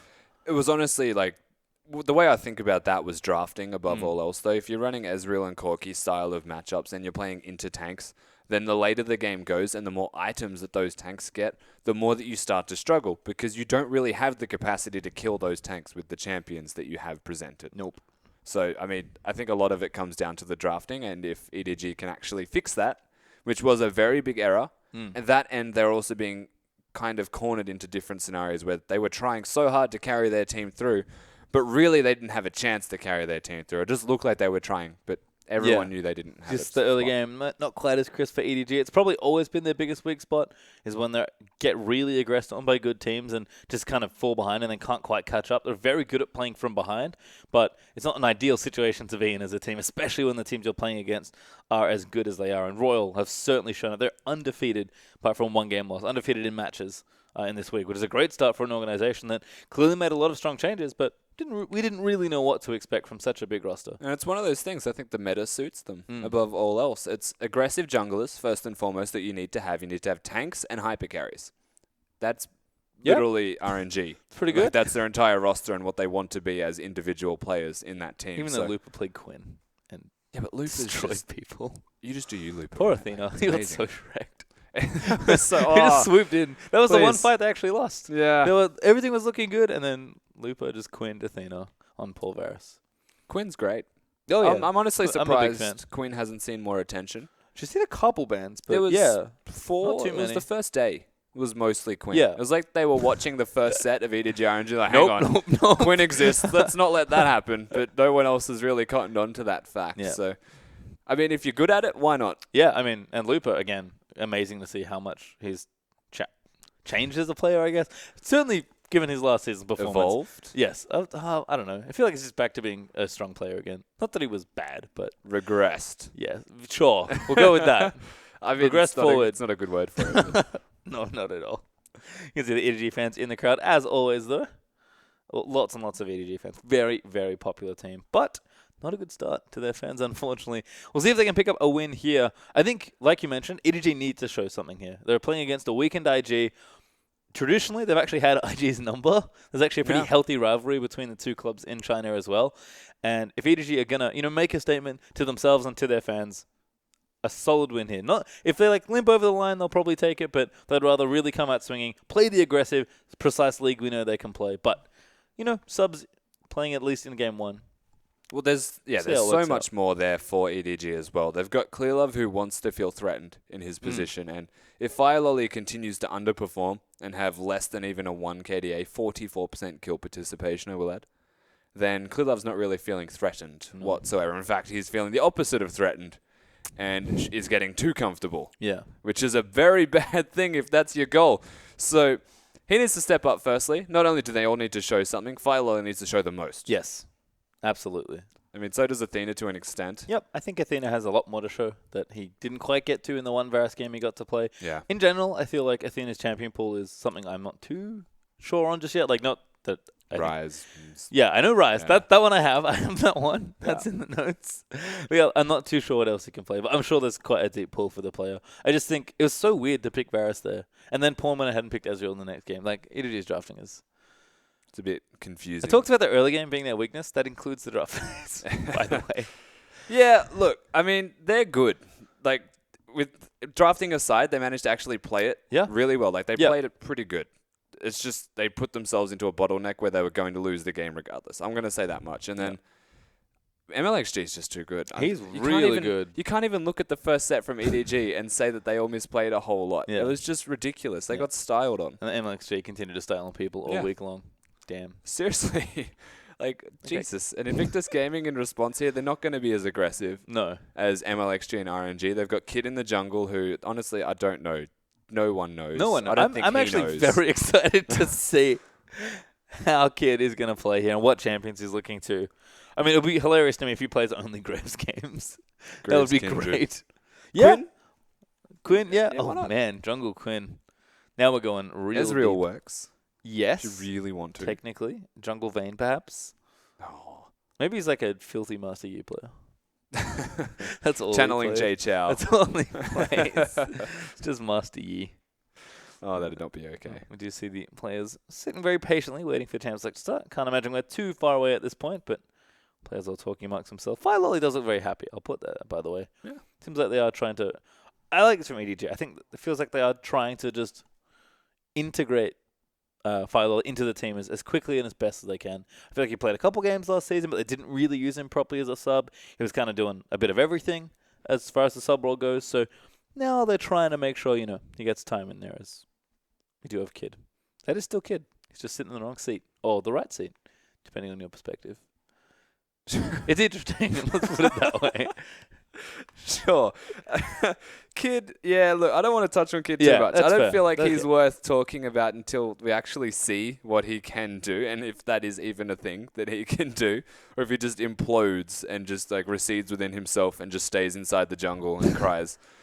I wouldn't blame him because he's not a jungler. Let's keep that in mind. It's a tough spot for any team, for sure. It's also, how's he going to play the game, right? Like, he's an AD carry by nature. That's all he's done for such an extended period of time that he could get back onto someone like Lee Sin or maybe someone like Nidalee, I don't know, just be aggressive in the jungle and still play like an AD carry in team fights because that's what he would default to. Like, there's so many questions to ask that, I mean, we honestly won't know until we see him play. No, but again, we have questions for a lot of different people across these lineups. You mentioned Fire Lolly, so they're going to be watching him.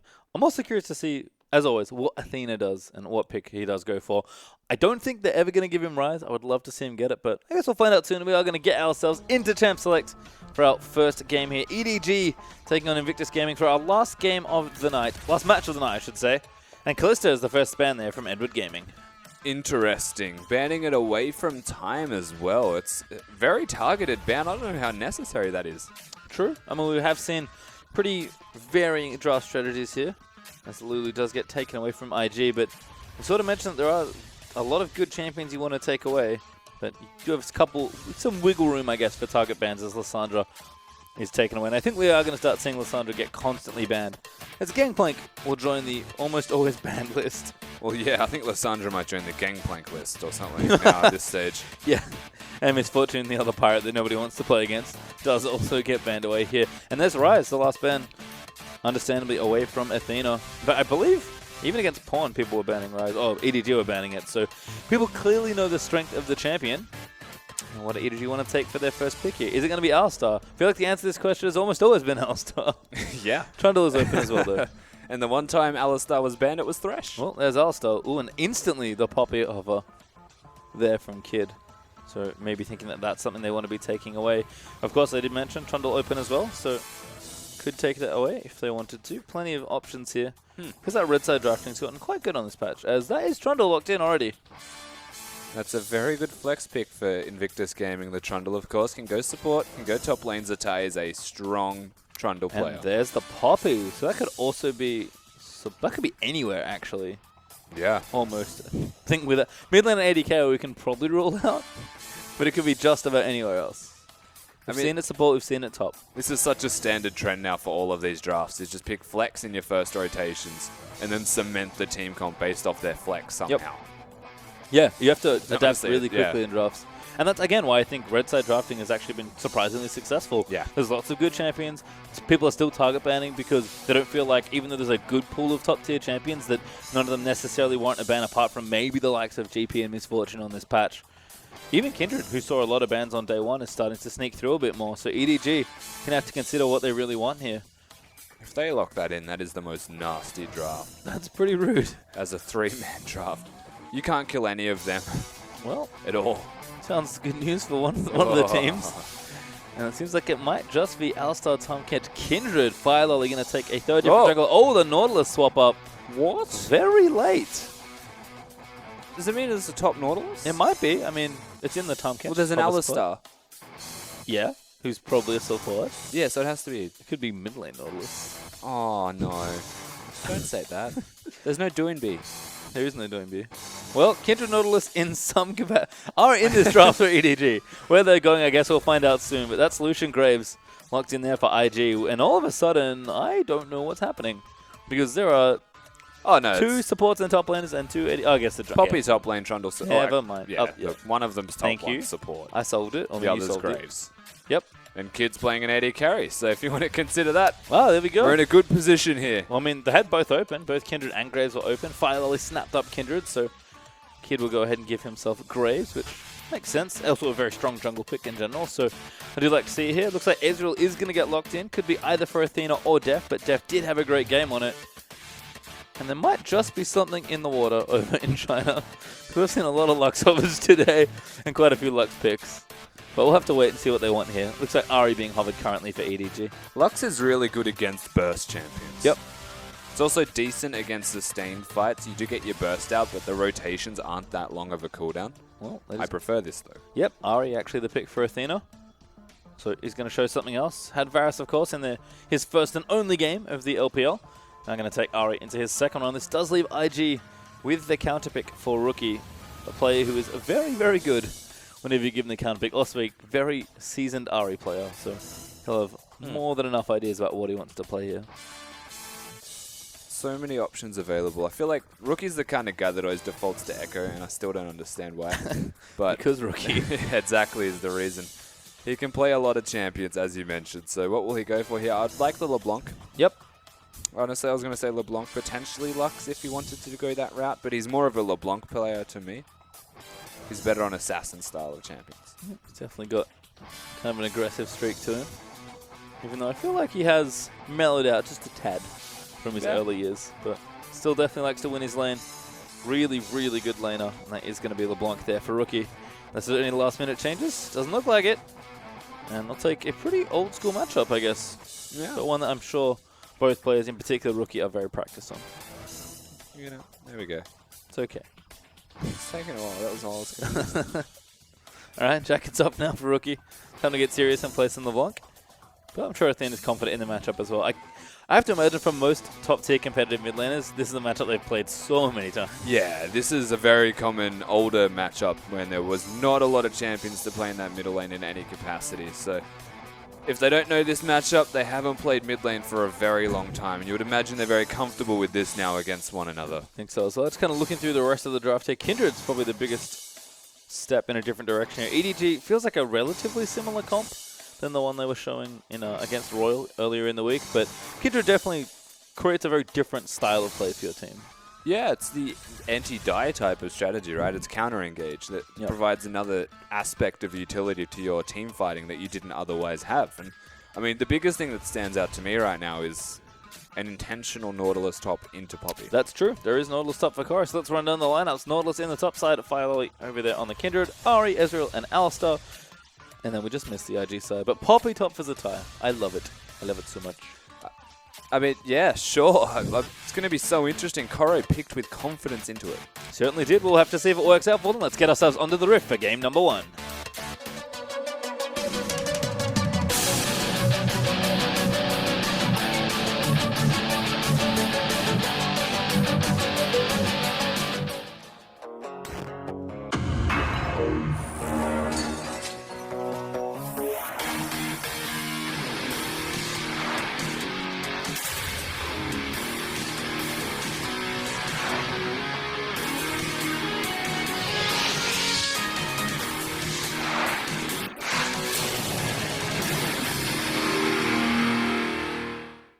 And here we are with our last best of 3 of the evening. EDG, Edward Gaming, taking on long-time rivals Invictus Gaming here. But will actually be both these teams' only final matches of the LPLs. Kitties for this week at least, as Athena has actually found Kitties getting slapped a bit there by the Trundle. Does take some damage, but should be just fine as his teammates coming to help him. Kid, though, getting aggressive early with the Graves jungle. Oh, no. Actually pushing Athena out. Now Zatai's actually caught Koro. Zatai's the lollipoppy as well. Of course he is. He would. You absolutely would. Puts down the hammer shock, throws the buckler in. Just a bit of early harass there on Koro. So it's great when you watch a Poppy throw the buckler out. There's just this necessity. It's like a Draven axe to catch the buckler. Yep. Like you need to go and get it. And honestly, there was no point in getting that extra shield just then. It's so great. It's like Lee Syndrome. Yeah. Well, Time and Kitties are going to set up here for this Grump.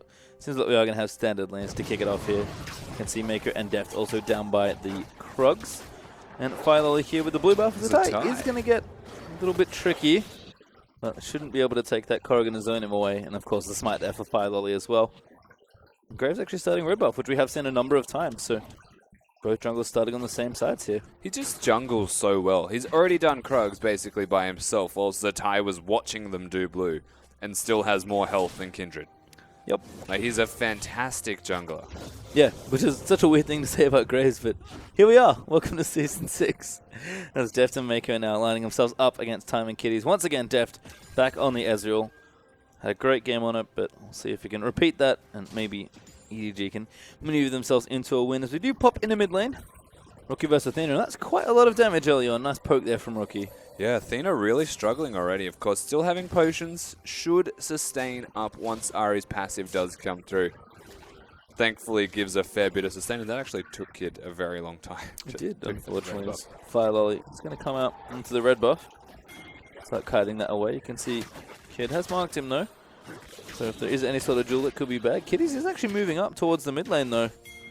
I think he might have been checking for something for the jungler, but didn't see one. Yeah. Just put a ward down. I mean, he didn't even check the red. He just actually walked by. Zatai versus Koro. Koro going to get in. Decent damage there from the Riptide. Does hit level 3. Minions helping him out a little bit there in that top lane as well. But this is, like you said, an intentional thing. As Athena's actually going to get snared up there. Another great little combo from Rookie. Such a good trade from Rookie once again. I mean, that's too many potions used by Athena already in this laning phase.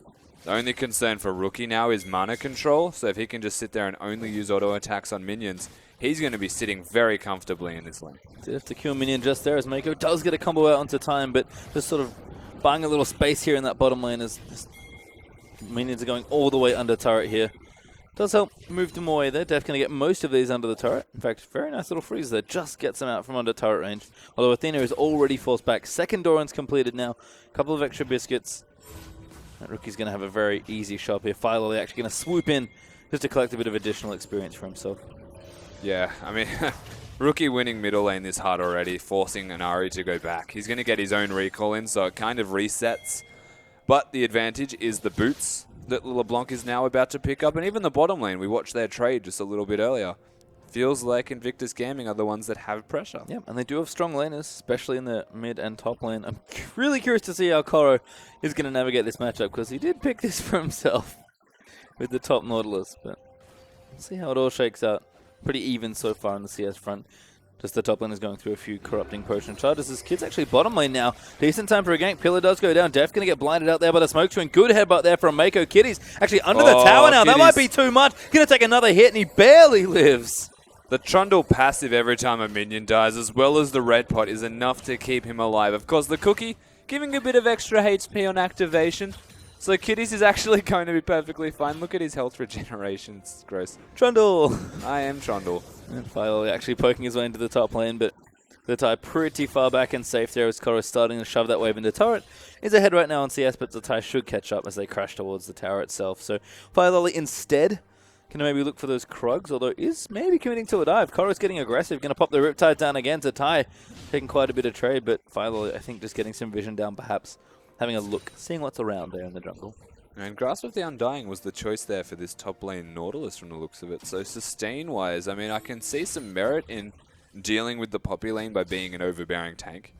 I feel like there's no way to actually stop the Poppy later anyway. So you're essentially going to get outscaled. And EDG is a whole team, not just the top laner. They all scale reasonably well. but their team fighting could then suffer because of it. And Rookie again, you can see so much poke. Got pretty much every sigil proc there. And Athena's starting to run out of mana. He's actually leveled down now as well. Should be 6 relatively soon, but Rookie is, like you mentioned already, just completely all over this lane. And this is what Rookie's known for. Incredibly confident 1v1 player. And every single time we've seen a LeBlanc at the moment, it's been like this. It's just becoming a little bit outrageous. Kid, he's going to get a pink ward, but he's also going to find Fire Lily in a minute. Yep. Or not. Good Fine. pathing.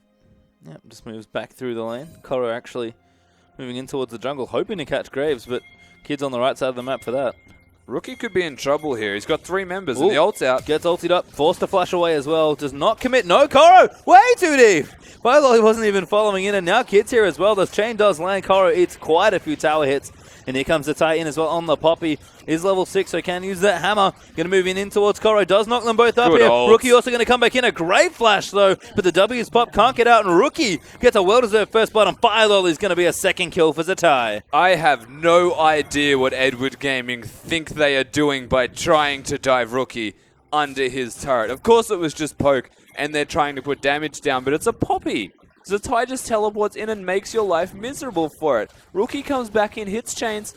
What a mistake. Yeah, and actually going to get themselves a dragon as well as those 2 kills. So already 1,000 gold ahead in this game. And let's see this again. This was a perfect teleport from Zatai. Yeah, so Zatai makes his way in, knocks them up with his ultimate, and this was the best part because it gives Rookie enough time to come back in, hit the chains as well onto Fire Lily. And it's what cements the second kill. His Kid is doing pretty good. Yeah, nice flash actually. Gets the end of the line down. Moves it in. And you can see Zatai very happy with that play there as Puppy. That's the other nice thing about Kid and Zatai. They've played together for a while. So even though Kid is changing positions, probably doesn't look too different here. Currently 0-2 on Jungle Graves. The blue buff Oh, is- no. Oh, there we go. Took a very long time. 1 health off, I think. It's a bit unfortunate, but does go over to Athena in the end. The real issue, though, is that Rookie's 20 CS ahead at 1-0-1 and moving very quickly towards a Morelli-Nomicon. Yeah, so effectively about 35 CS ahead at the moment. He's going to have his items super quickly. The Morellos is a better accelerated item, I would have to say, than going for the Frost Queens. 10% extra CDR, and you're reliably getting the blue buffs, of course. So in a great position, as I say that, Kid. But, you know, he's new to jungle. Forgive him. Takes it away from Rookie, but probably not too much of a problem here.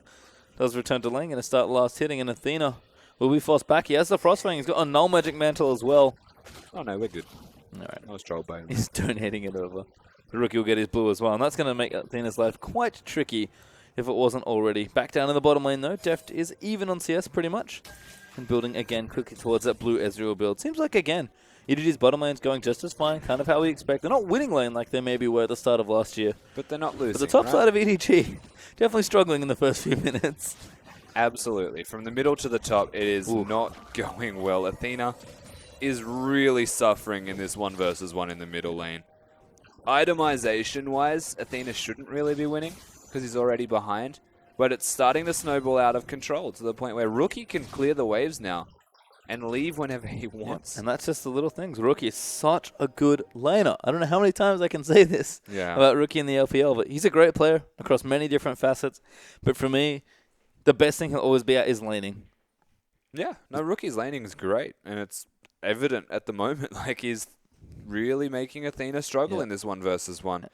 And it's hard. You know, you play against a veteran player like Rookie, you know, with a sub-jungler Fire Lily, with your new sub-mid laner, Athena, and it must be tricky because Rookie just applies so much pressure to the center of the map, even though IG are also playing with a new and or sub-jungler, depending on how you want to think about it. Yeah.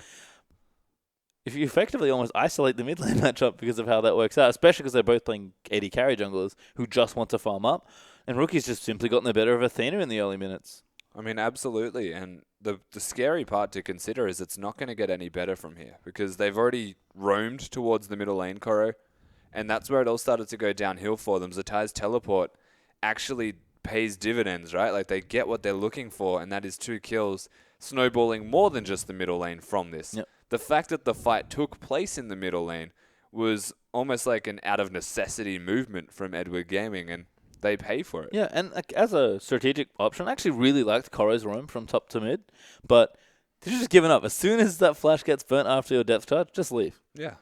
Rookie's already gone. He's well and truly under his turret. You know Kid is probably on that side of the jungle.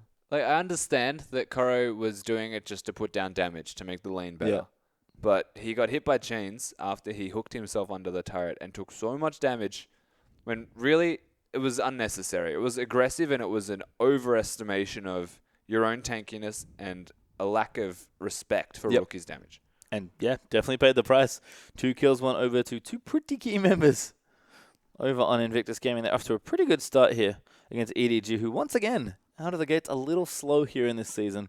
Again, some of that can be moved to their substitute players, and it is nice that they're giving them the time in the league, but EDG are a team that do like mixing things up. They usually start mixing up when they're well and truly ahead of the league standings, not right at the start of the season. So big stylistic change for EDG as well. Such a risky movement, let's be honest. Going for this straight off the bat, you don't get as many points overall now for going 2-0, so you can't afford to start behind and work your way back in as easily. Yeah. EDG should actually be respecting the fact that they might be losing these series against teams they should be winning against. Yeah. First and foremost, if they lose to Invictus Gaming with Kid in the jungle, how do you think that represents EDG and their points climb from there? Yeah, I mean, you look at Royal, and you can maybe forgive them for being like, oh, we think this is like, we're not too sure, probably a middle-of-the-pack team. Turns out Royal, very good after the off-season, and have gone on this week to play very well and finish without dropping a series. IG, I can definitely see what EDG were like, okay, this team is a team, we have good history against, we've beaten before, as we are back into the game. So we'll see if it costs them here. Certainly costing them in the early game. Once again, Rookie doing work on mid laners all around the world, but of course back here in the LPL. Yeah, Kid now working his way towards the pink ward. He's going to just try and clear some vision for this Invictus Gaming side. It's something that you'll see reiterated many times is, do they have control of areas? Can they look for objectives? And Firelolly and Kid, I would wager Firelolly is very keen on 1v1ing people. Kid might not be as confident in doing so, so looking just to make controlled decisions. Yep. Deft and Mako actually pushing us in quite nicely, but not really much of a lead here. Time just going to happily CS these under turret, and Deft's probably going to try and get himself back relatively soon. Does feel like, once again, the EDG bottom lane and Deft's well-known Ezreal might have to do quite a little work here in this mid-game, especially since Athena has struggled a bit here. But if he can keep up not too far behind in CS, especially if he doesn't die, that's probably the biggest thing to not do. Although Rookie's starting to get very aggressive here in this mid lane. He's got plenty of mana to work with this blue buff. Yeah, absolutely right. Of course, Athena's build is still going to be quite good for sustaining through laning phase. Not a big deal to go for an Abyssal Scepter first as an Ahri. In fact, it's quite standard in a lane where you're going to be taking poke. So the real concern is when the items are completed. Yep. Mako's...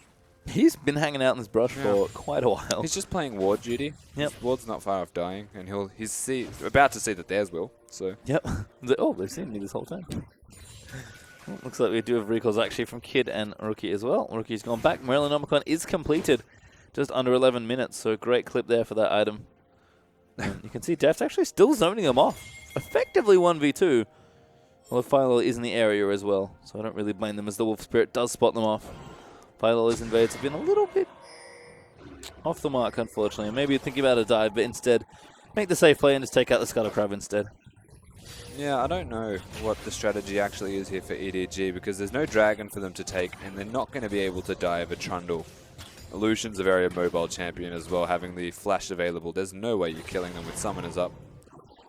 Instead, it's just pressure. They're just showing their presence on the map. It's like Firelolly has this necessity to show his presence, whereas Kid's just farming. Yep, and 40, actually even on the CS front right now, but Kid keeping up pretty easily here up against the Kindred. Again, I expect both these junglers, especially Kindred, to really start tearing through the jungle, but we'll see how it all works out. Rookie does move out of the way of that charm, though.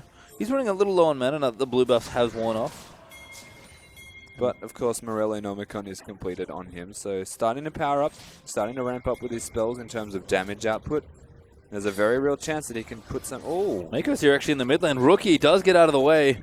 Didn't even need to use his flash there. Mako with a nice roam, but can't quite convert. Now going to look again. Looks for the charm. Doesn't quite land here as Kiddies is also in the mid lane. Koro roam down again.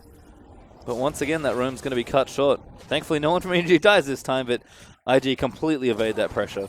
Yeah, Zatai does have the teleport, but Kid had to use his ultimate there in a defensive manner to push himself back. The thing is, he was expecting a charm, and he actually altered himself into a wall and didn't move anywhere, and used his flash as well to get to safety. So They do burn a summoner spell. That's something for a nice roam. In saying that, of course, Athena doesn't have his Ignite anymore, so kind of affects that middle lane 1v1 by a fair bit. Well, back in the top lane. Oh, never mind. Blue buff now for Athena. He's going to collect that for himself. We do have Essence Reaver actually finished for time as well. Oh my god, Fire Lolly. That's awkward. Happened twice. First time, it sits on 1 health and you can't get it. The second time, you know what? Wolf wants it. And he got it. Wolf got it. Very hungry. So he does take it away, unfortunately. We can't see BF Sword actually for Deft, so bit of a audible. Yeah. Essence Reaver finished for time, but Deft I think might also be bleeding. He did it last time he played Ezreal. Yeah, he did. Oh, no, actually Koro in trouble. Good aggression there from Zatai. Koro going to have to Riptide his way out, but Kid's here. End of the lines there, but actually misses. Nice little move there from Koro to get out of the way. And that's not going to be quite enough yet. Damage just not there without Kid's ulti. Zatai wanted that, and Kid did not want that. He knew that it was done and just started to farm, whereas Zatai was like, hey man, hey, well, I'm going. Are we? Nope. All right.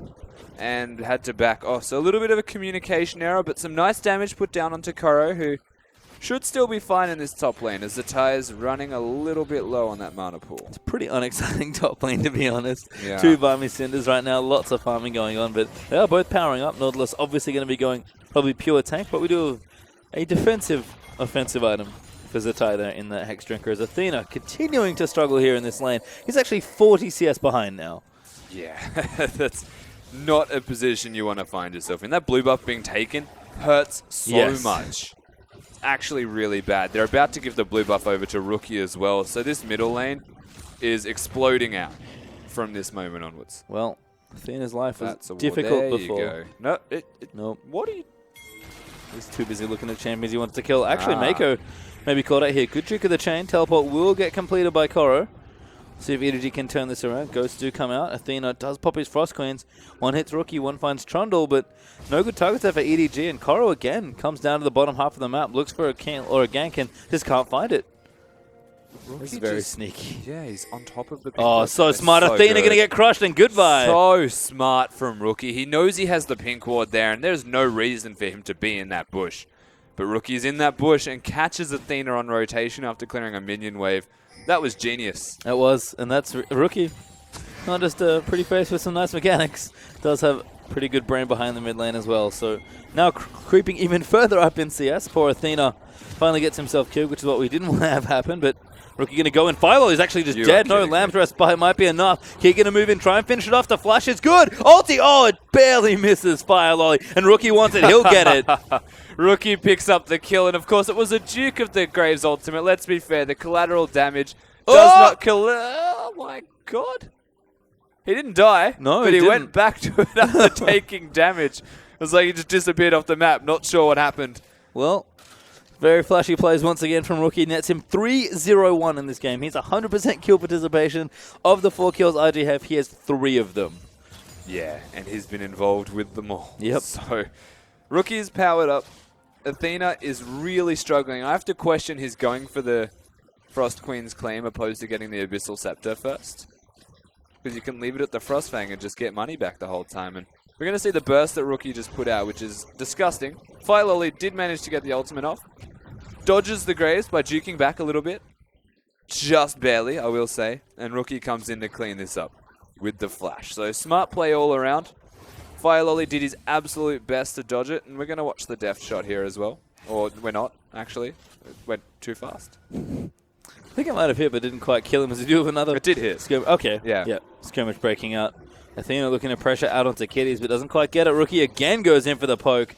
And that's 40% of Athena's health bar in just 2 little hits. And it's about to be a Luden's Echo on the next item here for Rookie. So this is not a position you want to find yourselves in as EDG. The good thing about Ahri is it's always going to ramp up with the pick potential. Has a lot of mobility, so it's very hard to die as Ahri in team fights and skirmishes. And still always going to be relevant in the later stages of this game.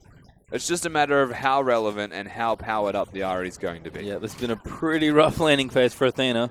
So welcome to the LPL.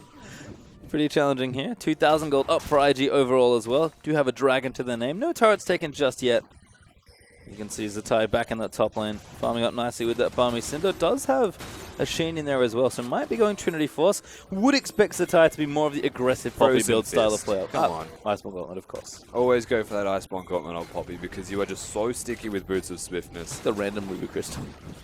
Yeah. That's my favorite part. The Like, Iceborne Gauntlet build. Knowing Zatai is probably going to go for a Trinity. Yes. We'll have to see. Probably not both. As we do see Dragon picked up by IG. It's number 2, actually. They do have that objective lead as well. Firelord continuing to try and counter jungle, sort of Kindred's thing. But hasn't done too much yet on the Kindred. Actually fallen behind in CS as well. Kid about 10 up now. The build's looking unsurprisingly quite similar for the two 80 carry junglers. And in general, it just feels like EDG has lost a bit of the magic. Early game's definitely been a struggle for them. This one no different. This time it's all been about mid lane here. Rookie once again can't stop singing the man's praises. He has just dominated the first 15 minutes of this game or so in mid lane. Yeah, definitely has. This is pretty much entirely the Rookie show, to be perfectly honest with you so far. Victus Gaming mid laner. Athena is a great mid laner. Yeah, he is. And Athena's a great player. Genuinely struggling. I mean, every single decision that Rookie has made so far has put himself further ahead. Yeah, the really cute play with the pink quad there and that brush was great. The general landing's always been good. As I've said a lot last year, Rookie's landing has always been the thing that impressed me most, but how he gets CS leads in mid lane is a super impressive thing to me. Constantly denies creep, pulls waves a lot, always knows where he wants the wave to be so he can maximize how few creeps you get. And you've seen that. Like, you don't see mid laners get Flame Horizon very often, but Rookie pretty continually gets about half that, like 40 to 50 CS leads. And it's very hard to do, of course. You can't Flame Horizon someone in the middle lane because it's so short that you actually just have to pressure them out the entire time. And the best thing is the way he's pressuring you out is he clears his minion wave whilst poking you so quickly that you have to deal with either all 6 minions hitting you and the threat of Rookie coming from around the corner, or you let it go to the turret, and then he'll pressure you under the turret anyway, and you miss more. Dangerous game to play against Rookie, and you should never be in a position like that. Of course, giving him a champion like LeBlanc, pretty easy to fall behind against. I mean, there aren't many champions you could give Rookie in the spot because you don't have enough bans to really pressure him out. So I think Athena took a relative safe blind pick. Getting the counter pick was a big deal for Rookie here in this situation as well. So Red Side helping IG a little bit there. I think for me, again, it's just been junglers. We've had a lot of farming happen in the jungle this time around, which makes sense with Graves and Kindred. But Firelord, once again, just not there with the pressure. Nope, not at all. And it's not that Kid has been there either with the pressure, to be fair. It's just that Firelord actually has to be there. There's situations where a LeBlanc uses her distortion offensively. You should be able to punish. And if she's consistently using the distortion offensively, there is place to punish. But it's not being done. Firelord is just letting it happen, letting Athena get behind, and not actually affecting anywhere else on the map anyway. Middle lane is the one place that Athena probably should be looking towards going to, solely because it's the only one that's actually just organically losing in the natural setup. The other lanes are fine, right? Coral and Zatai having a fun old time in the top lane, just farming away. And bottom lane's been kind of a farm fest as well. I mean, bottom lane is, I think, expected at this point to have to make her very solid laners, not playing a particularly aggressive lane with Deft Alistar from memory? Yeah, which they've actually been pushed in a couple of times, so not too good there. But keeping up at CS both on Deft and time side, so that's going just fine. And top lane is, I mean, Ko's playing Nautilus. I don't know. I don't think you can really get aggressive with Nautilus. Especially against a champion like Poppy. Yeah, which is the one lane IG been winning. That's the only lane really that's been winning. It's also the one that's probably going to impact the rest of the map the most heavily. I mean, EDG's bot lane is always going to be relevant because it's a blue Ezreal. He's got the wave clear, he's got poke. He has a defined purpose. Whereas mid lane, if Ahri's behind, the damage is lacking. What else does Ahri really have besides a charm every 10 seconds to try and catch someone and try and get some pick for the Ezreal to do damage? It's pretty crazy to have only one lane go this bad. Yeah. And it just cascaded through the rest of the game. But I feel like IG, if they weren't thinking about this before, probably going to start, even with whoever they end up with in the jungle, even if it is Kid, in the future, like, the more they play around Rookie, the better that team looks because he's such a good player. Absolutely. And that's, funnily enough, something that they didn't do when they had Kakao there. Because Kakao's jungling is all about pressure. He wants to invade, and he wants to take their camps out. And so Rookie is not allowed to be left alone because they're either forced 2v2s from being near the middle lane, Kakao and Rookie, which is sometimes okay. It often doesn't work for them, though. Or they just don't have 1v1s at all because Rookie's going to help Kakao in the jungle if he's losing. I mean, it's kind of interesting to consider how Invictus Gaming now with Kid and not with Kakao can kind of work. Yeah, I think in this jungle meta as well, like, if you're just going to sit there and farm in an AD carry, that's way better for a new jungler like Kid to just play an AD carry in the jungle, right? Well, like, we yeah, joked about it. We were like, yeah. hey, there's an AD carry player. Just play Graves. Oh, he's playing Graves. Yep. Makes sense. And Kindred's on the opposition side as well, so that'd be his second go-to, you would have to say, oh, right? I think so. He also hovered Nidalee, which He did. I thought that was interesting. He's probably like an old-school Nidalee player. we do have Nidalee in one of his stats as something that he Yep. can play, if anything. So it's good to see him on Graves. We know he can back up to the Nidalee if it comes down to it. And Kid overall so far, all he's done is last hit some neutral minions really well. Yeah. You can't miss those last hits. It's like an AD carry paradise. He's found it. He's found his true calling. The Oasis. No, it's less gold. It's not the same. No, not quite It's as not as fun. satisfying. No, certainly No. not. And I guess moving through, it's once again the same story. EDG's early game. 0-2 to start things off. Things looked better in the mid games of the first two games, but we're not at the mid game yet of this game. And Not at early all. games have gone downhill. I don't think we can solely blame Fire Lolly. Like, his pressure's clearly been lacking. But I don't know. We haven't seen Clearlove play for a while. Hard to say how he would play in the current jungle meta. But I think in general for me, whenever EDG don't play with Clearlove, it's less about losing a talented player. And Clearlove is very talented, don't get me wrong.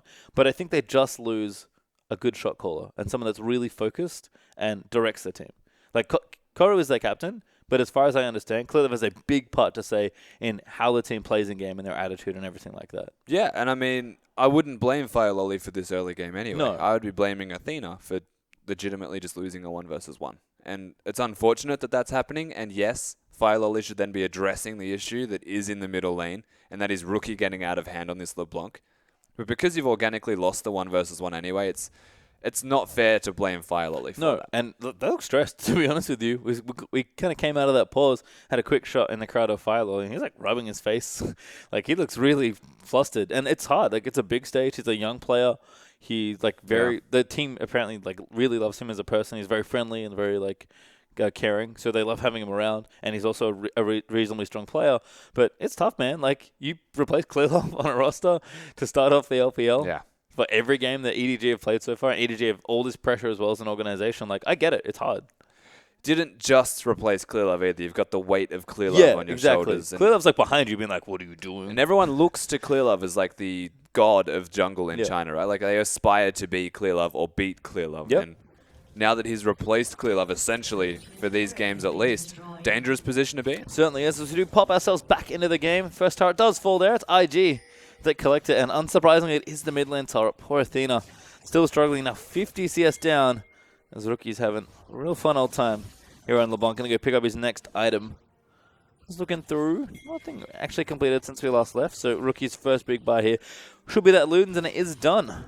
And I would say unofficially we've hit the mid-game right now. Yep. We're basically waiting on the item from Zatai to be completed, and then we're basically hitting a big power point, probably fighting around any objective possible as, again, another turret goes down and no one's ganking. Yeah, EDG are actually committing to bottom lane completely here. Athena's the only one on their team that's not there. So Zatai, he does get a turret out of it, but EDG are going to have to make something really happen in this bottom side. Koro's roam once again will not be worth too much here for his team. You see Fire Lolly there. Koro's just in the brush above, but Fire Lolly gets spotted, and that's probably jig up here for EDG. No, Koro is going to go in for Kitties. Great headbutt there from Mako. Knock up there from the depth charge. Ulti out from Ezreal. Kitties, though, he's so tanky on the Trundle. Def will get the last auto in, but that's a lot committed for one kill. That was a whole heap, and it was for a dive as well, as they do have to back off.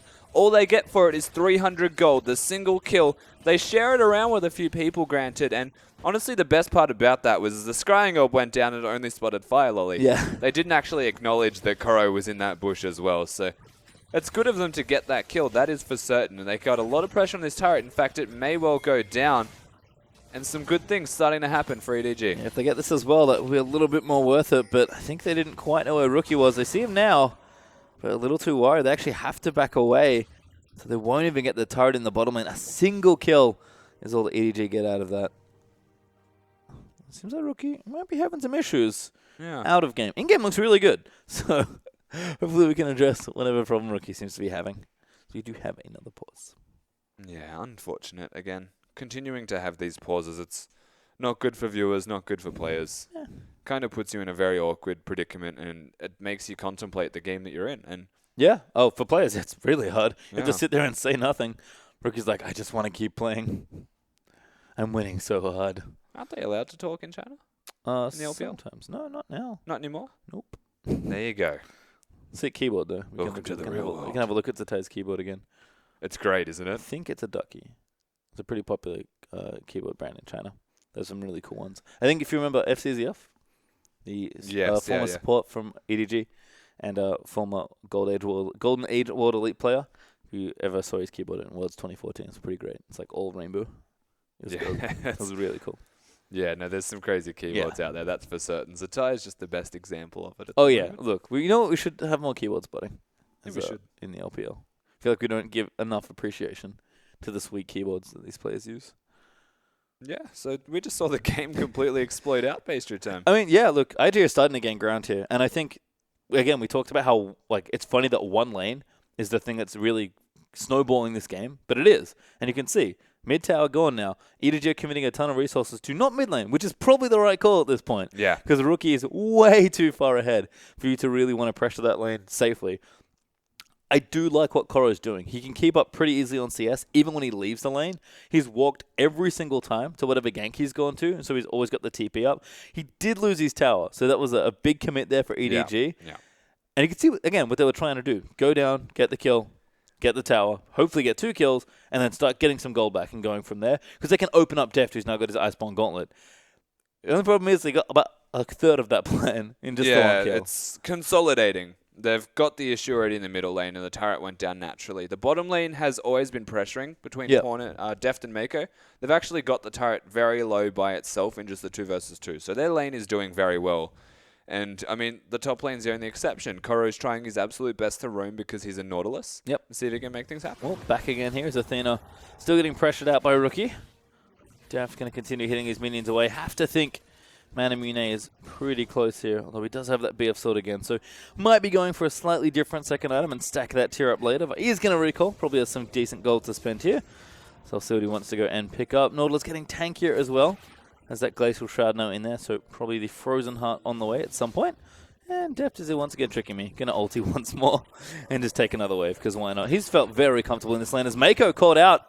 Does get chained up there, and a great ulti. Never mind, Rookie's Ignite gonna get the kill instead. Good job from Kid and Rookie. The teleport bottom and the diving Deft. Yeah, Deft could be in trouble. He's all left alone, and they've realized that heal not there. Does go down, and Zatai slams him in the wall for a kill. Zatai making sure he gets the kill. The teleport does need to be worthwhile, of course. He's now going to recall, head back towards that top lane, and it doesn't look like the turret is of any threat of going down. Oh my god, Rookie, that was such a sick chain. Combo going to land in there. Great charm from Athena, actually might save him. Distortion's not quite there, but Rookie, I don't think he can chase anymore. Rookie had flash.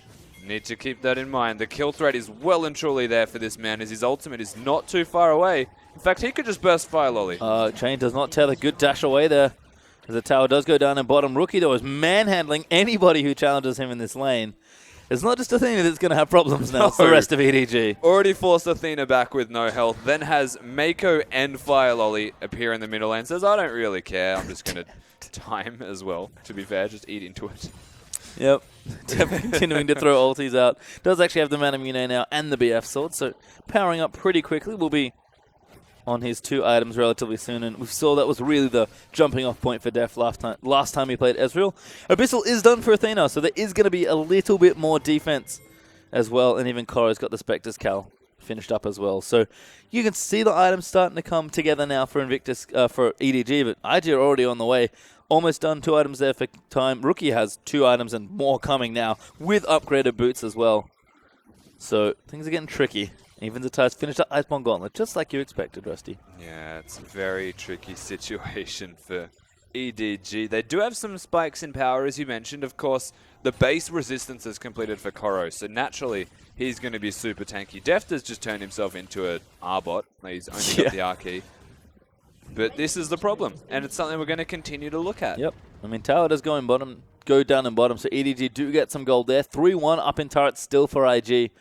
And about 5,000 gold up, actually 4,000, but that's quite a lot as Rookie just jumps in. He's ahead of the clock now because of these Raptors. Yep. So, I mean, this is a LeBlanc that is doing work, but also a LeBlanc that should be leaving the middle lane very soon, because I'm not going to say he's overstayed his welcome. It's great that he's pressuring and bringing multiple members to him, but his immediate response now should be clear the wave.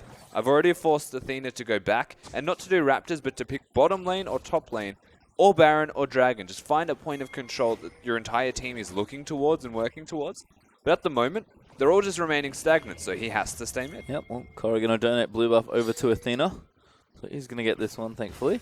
Dragon is up in just under 10 seconds now, and IG do have 2, so you have to think if they want to force the fight, they've got a pretty good spot to do so. Not too sure EDG can even afford to pick this fight. IG's vision already quite good in this area. Mako going to get chunked down. Oh my god. Here's the rest of IG going to spring the trap. Finally dashes over the ridge. Athena going to hit that down. Once again, Rookie lands the chain. Athena forced to Q out there as Rookie can't quite connect the rest of his combo. But IG have started this Dragon, and this should be a very clean Dragon number 3. IG on a very good clip for this objective. Deft!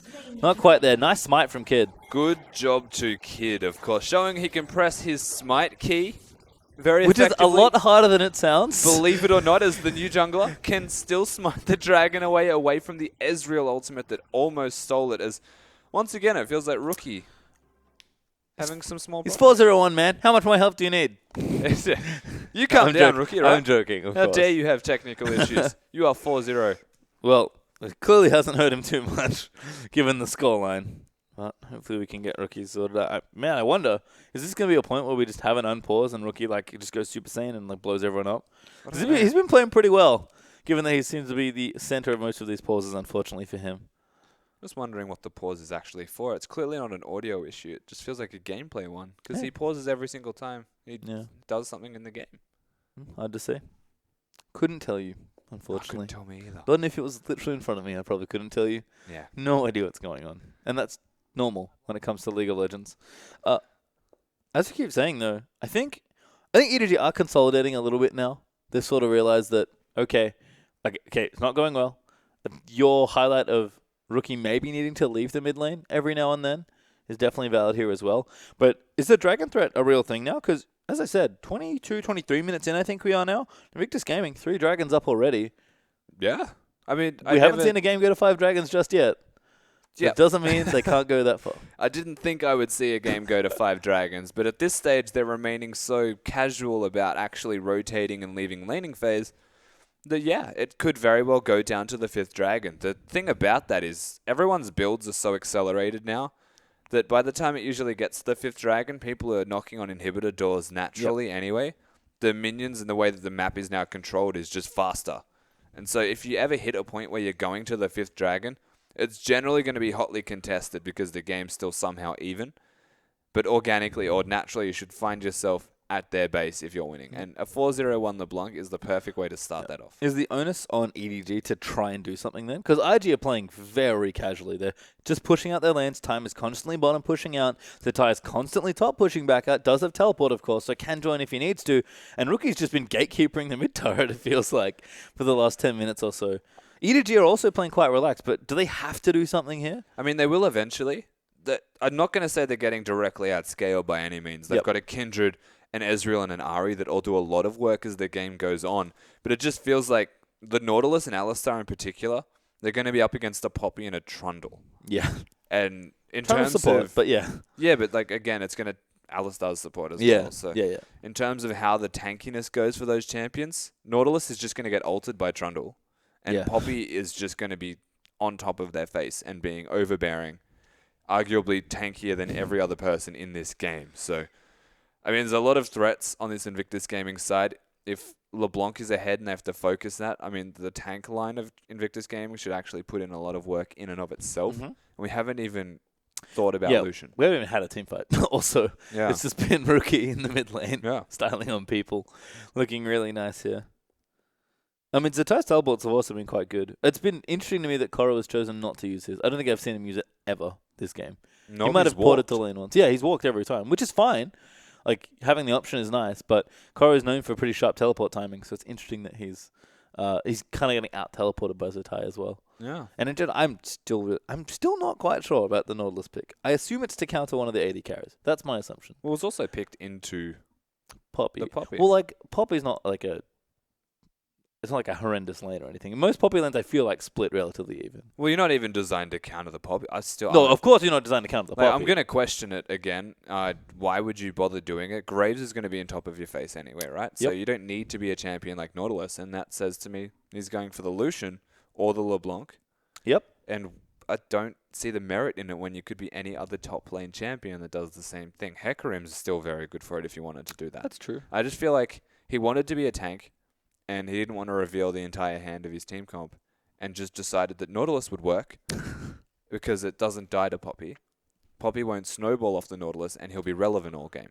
It's kind of like it just does what his team requires of it. Yeah, and that's kind of a trademark Koro champion. I guess the difference is, unlike something like his Gnar, which was very famous from last season, you just can't make nearly as many plays. Like, Nautilus is very binary with his CC. There's a lot of it, don't get me wrong. There's a lot of CC, but kind of all does the same But thing. Tom Kench wasn't banned. That's true. I don't know why he didn't pick Tom open. They thought about it too. They're like, Tom Kench. And like, oh, wait. Flip If to you're going to Nautilus. not teleport, use the Tom Kench ultimate. Oh, yeah. Like, I just feel like it's a better version of what he's doing. I mean, Nautilus has more CC, right? It's hard to say.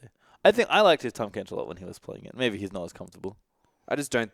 Okay, they do need CC. I will Yes. say that much. Tom Kench Kench doesn't have zero CC. has a little bit, whereas Nautilus is a CC bot. Yes. Like, realistically, their best bet's like go Malphite and just be an armor tank. I've missed Malphite. Where is Malphite? I this think he season? should be here. I don't know why he's not.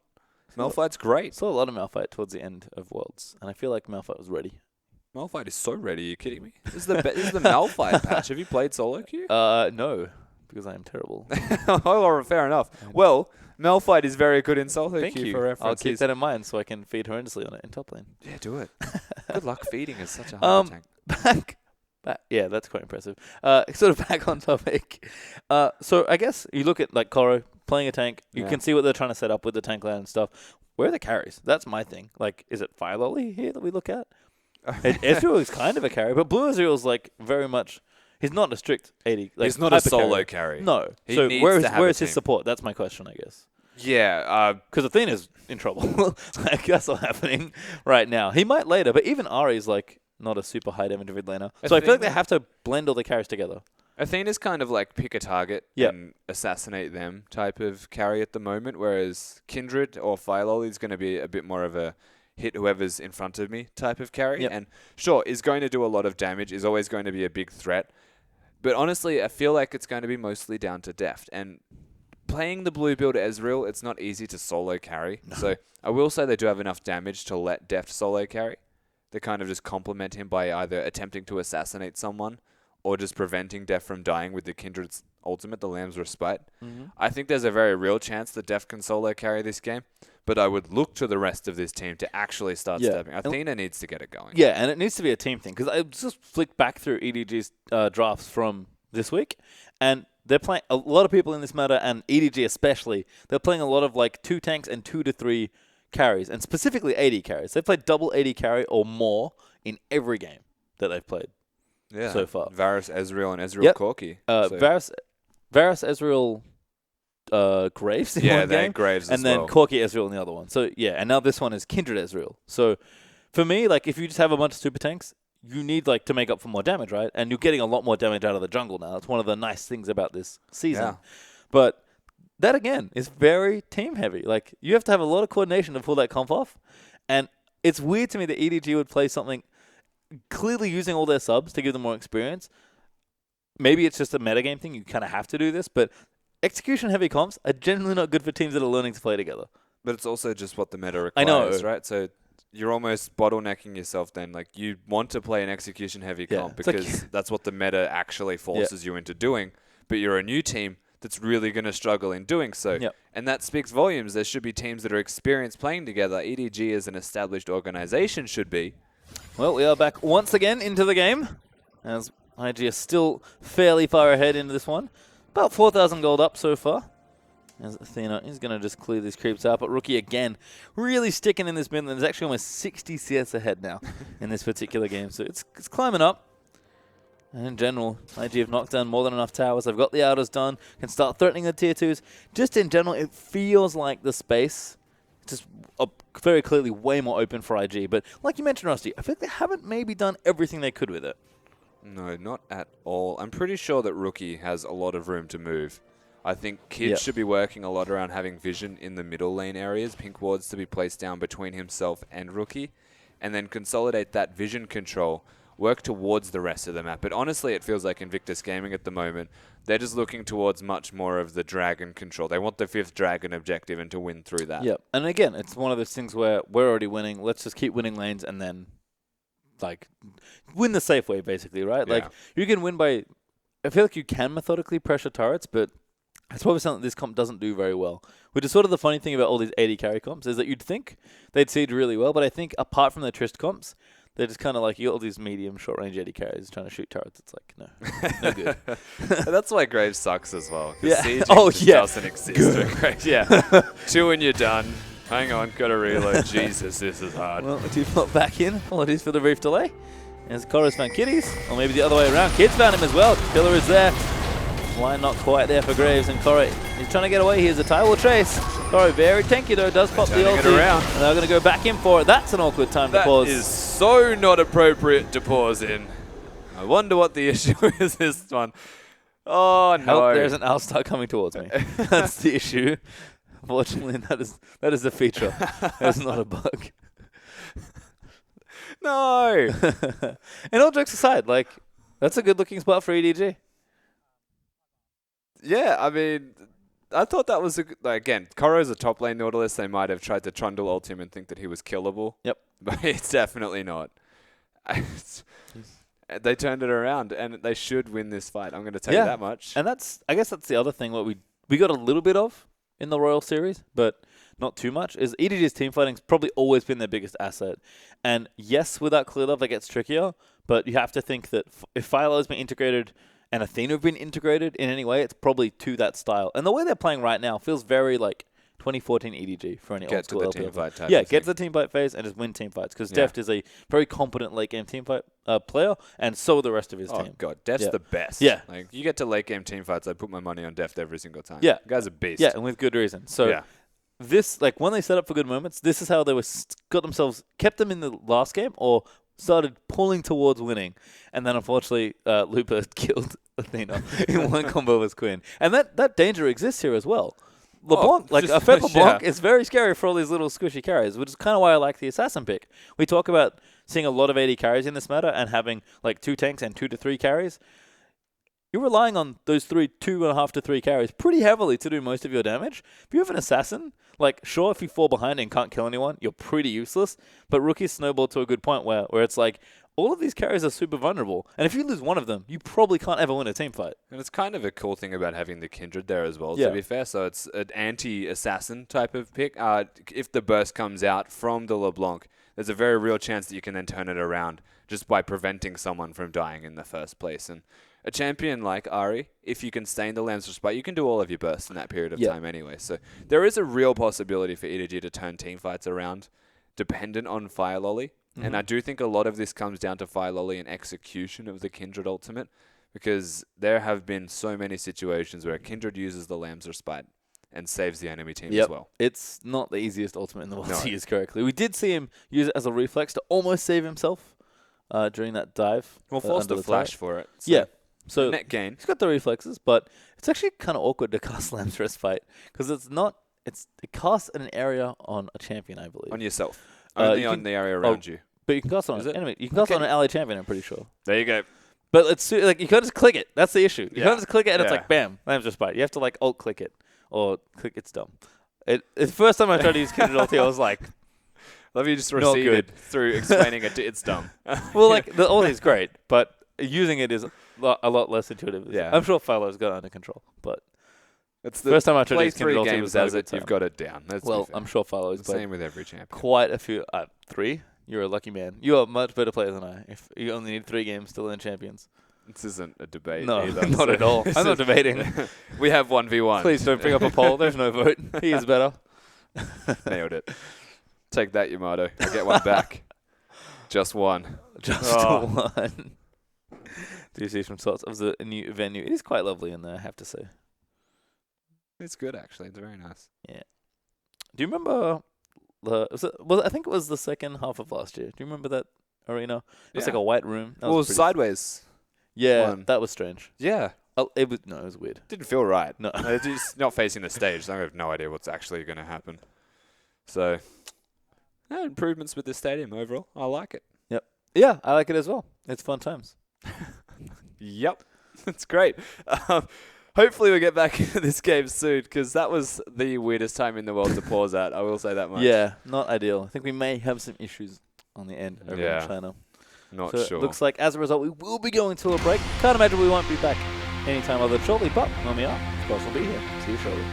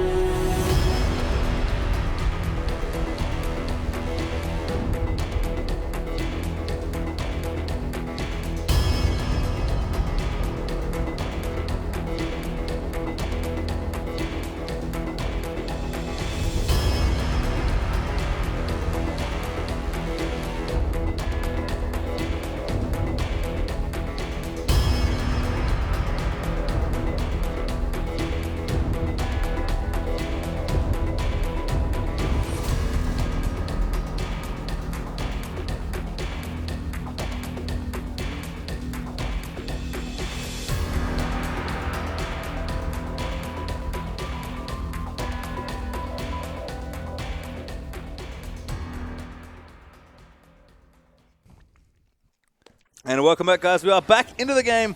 Once again, big apologies for the delays. But we're going to get ourselves back into it here. Thank you all so much for being as patient as you are. And IG, starting to turn things up. EDG could not quite take that fight. And IG, in fact, might just go in. Big Poppy ulti actually pushed them off the turret.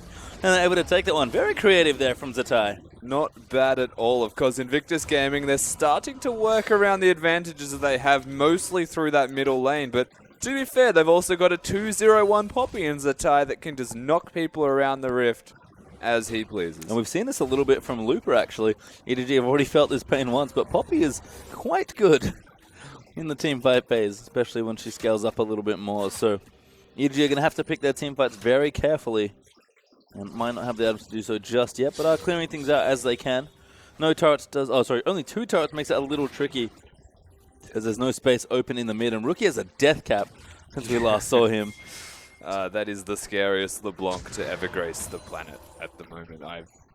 Look, there is nothing that Athena can do. Sitting back, like, beyond the minion wave. Yep.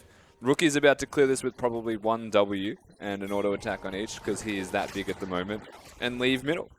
Well, Satai's actually bottom side now as well, so starting to split push by the looks of things. Has the gauntlet ready, able to push quite quickly, actually. And do see that serrated Dirk there as well, so Zatai, typically, in typical Zatai fashion, going for a bit more of aggressive items. I mean, why not, really? That's a good decision. It's about time. I mean, honestly, they've got Zatai on the bottom lane with that Poppy, so Baron is the natural choice. 28 minutes in the game, it's definitely doable. Corey here as well, going to clear this out, but can't really challenge Zatai in such a long lane. There And they IG going to go straight for it. Zatai's actually just streaming over there. They do check it. They have it with the ulti, and IG immediately back off. Rookie, though, might have find a target, but Deft does not let that proc. His health would not have lasted long if it did. Zatai didn't even teleport when he got here, but of course Kitty taking a lot of damage from that Baron decides not to recall and then has to run away, I guess, because EDG... Hook not quite there for Koro. Might be able to siege up this mid tower. It would be nice to open up a little bit more space for Edward Gaming. Graves' ulti should be Rookie's there. flank's going to be pretty gross here, but he can't quite get in. Firelily does move him off, but EDG have to back off from that siege. All 5 to group that now, all is 5. But can't seem to do too much here. Just going to wrap around back towards the Baron and try and get some vision down. Blue buff for Athena as well. Oh, Rookie again. He just keeps poking his head in. Firelily's going to die in one more hit. Absolutely. Rookie can just work. He's level 17. That's He's quite just hard. going to Oh, work he stole the around. blue as well. Now it's a TP in for Zatai, going for Firelily. Pop Salam's Respite, but it might not quite be enough here. Deft also caught completely out with Koro, trying to peel off from him. He does get out to safety, but this is going to be a tricky fight. Firelily does die to Zatai on the other end. He's now locked down Athena. Rookie going to jump in onto Deft, and Deft will die as well. Zatai still chasing people down, and Rookie's just picking whatever target he wants. Mako should die after the ulti wears off, dies as well as Athena barely lives off to the side, and Invictus Gaming pick up 4 easy kills. And a 4-for-0 trade as well, as they can just move on to the Baron. They've got a tanky Poppy and Zatai, and we're going to have a look at this one again. Fantastic flank and collateral damage from Graves forces out the immediate Lamb's Respite. Meanwhile, all 4 members of Invictus Gaming are just sitting on the flank poking around. Zatai is unrelenting, saves the ultimate to knock Athena up. He has to run away, has 0 impact in this fight, nor did Firelily. And the rest of Invictus Gaming are playing a 4 versus 3 fight, and it was too easy. Yeah, you saw EDG tried there. They put the tanks in the front, put the carries in the back, but got zoned out by Zatai with a great teleport. And the gold lead's not making it any easier. IG looking so good in this game with Kid in the jungle. And a lot of that's all to do with Rookie just starting such a big snowball. Dragon number 4 about to come on here for IG as well. Philo, I don't even know if he can do this. Oh, no, once again, Kid there with the smite. Deft. He's looked good for these steals, but Kid's been on top of it every single time. 4 dragons to nothing now. And let the clock commence for the snowball, because we might actually get a dragon number 5. Invictus Gaming cannot win in the next 6 minutes. They do have the Baron buff, so all signs point to yes in terms of can Invictus Gaming win. It's still entirely possible that... And we have a pause. Yes, in case you hadn't got that from the reaction. I guess you didn't get the message. Yeah, that's a pause. Another issue obviously happening for these players. So Is as far as we understand. I'm not too sure what it is. But I have no idea, but I believe it is on the venue side in China. We know so. it's directly related to sad faces. Yeah. Now. Yes. We're all good here, obviously. Otherwise, we're broadcasting to no one. Just having a chat about League to each other, which will be okay, but probably not the point. Looks like Deft actually may be the one with an issue now. Yeah. That's obviously more than one issue across the board for everybody. Well, it's been a long night, It has been. but it's been a fun night. Could be the longest night if we go the distance in this series as well. We'd like to remind everyone that we have gone to 3 games in every best of 3 tonight. Indeed. So the precedent has been set. We could reach the maximum. We could do it. 9 out of 9. 100% LPL. Well, I think we've already technically reached the maximum of pause duration. We're getting real close. Let's just say it was in red numbers, and that's when you know it's getting dangerous. Does it surprise? Oh, well. Apparently it goes negative. Production tells me that's pretty great. Would you believe me? You probably would if I told you that the only other time I've ever seen a red pause is also during a Chinese game. It wasn't an LPL game. The LPL didn't exist then. But yeah, that was a fun game. Sure. Shout I out. believe you. I'm not going to believe you. Thank you. Would you believe? Yeah. Yes, of course. Please enlighten me. Oh, no. No one wants to know about that game. You guys can hit up at Papa Smithy on Twitter for that story. Fair enough. I mean, even the production ones. Basically, we had a game where Nailed it. we ran out of pause timer because they kept trying to fix a bug where Jarvan could no longer auto attack or do anything right click related in his game. So at 45 minutes in, after 30 minutes of pause time had elapsed, we remade the game. We were on air the whole time. That sounds enjoyable. It was great. Oh, man. IG Illusion. It was you guys. Never forget. It was Illusion from IG. He was the Jarvan that couldn't auto. Rest in peace, Illusion.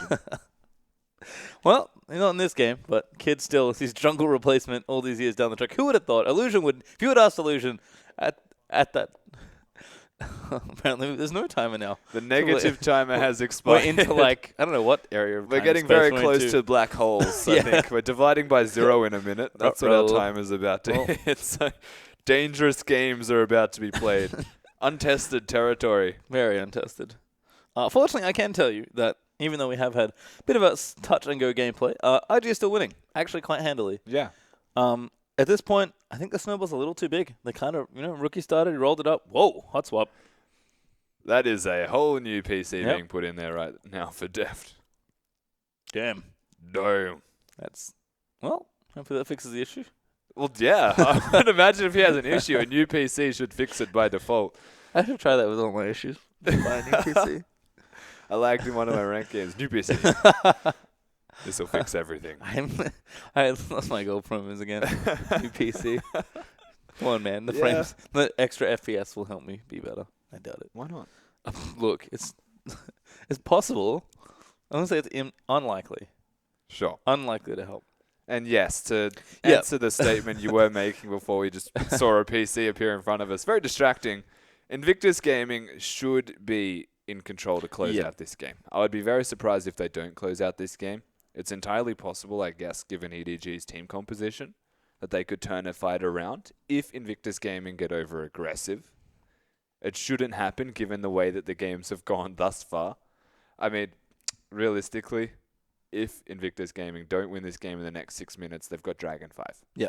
And that should probably be enough to close the game out from there. So, okay, instead of talking about the game that we have seen, because it looks like, given the position, IG are quite far ahead. Of course, can turn around. We've seen EDG win crazier games in the past, but assuming this game looks to be one for IG, which for all intents and purposes it is, what do you think needs to change moving into the next game? Because that's a big question, I think. I mean, we can highlight the one problem, right? Mid lane. But I don't know exactly how to fix mid lane because Athena's quite good, but Rookie is also very good. Well, there's one way. Okay. It's by replacing your mid laner True. with the They one could that move you already have there. They could as move an Pawn back example. in, which they did do when they played against Royal. Yes. Unfortunately, Pawn was not enough of a buff to the team. It wasn't game 5, so didn't get to hard carry. The other one is by changing the champion from Ahri, as it does seem like Rookie is far too comfortable In the playing matchup, yeah. in that matchup and just has a down pat to the point where there was nothing Athena could do. Do He you- honestly felt oppressed. Do you think the side swap might help, where if Athena is the one to get the counter pick, then that will make it a little bit easier? Yeah. Because I'm not even sure. Like, matchup does obviously help here, but it's so you can't, like, pick out Rookie matchup-wise. He's always going to have a champion for a matchup if he wants a counter matchup. So I'm not entirely convinced it's just the matchup that's the problem. It's not exclusively the matchup, right? I just think that the fact that he's lost in the 1v1 is a very bad thing for what's to come. Not ideal. I think like swapping pawn, sure, might put pawn in, might help. Giving him the counter pick definitely should make life a little bit easier for him. Maybe Ari, he's just not as comfortable on at the moment. I'm not entirely sure. And maybe LeBlanc's the massive issue just as the champions. It could not even be the picks. It could be as simple as the champion. I mean, that's the thing about Athena as well. It's like he's a very young, exciting new Korean player, but he hasn't really played that many games, right? Like he played on EVA, won IM Cologne. We saw a handful of games there, and then have seen him play a couple here as well.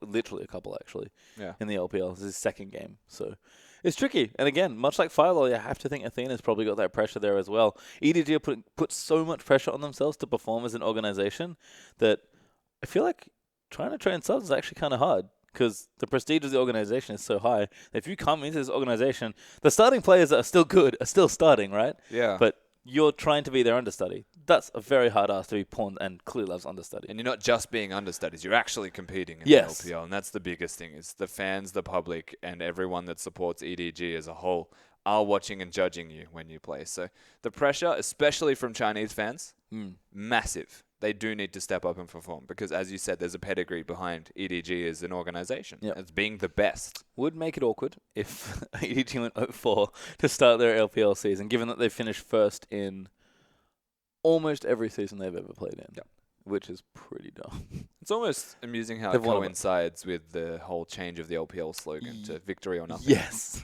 Well, you can't get both.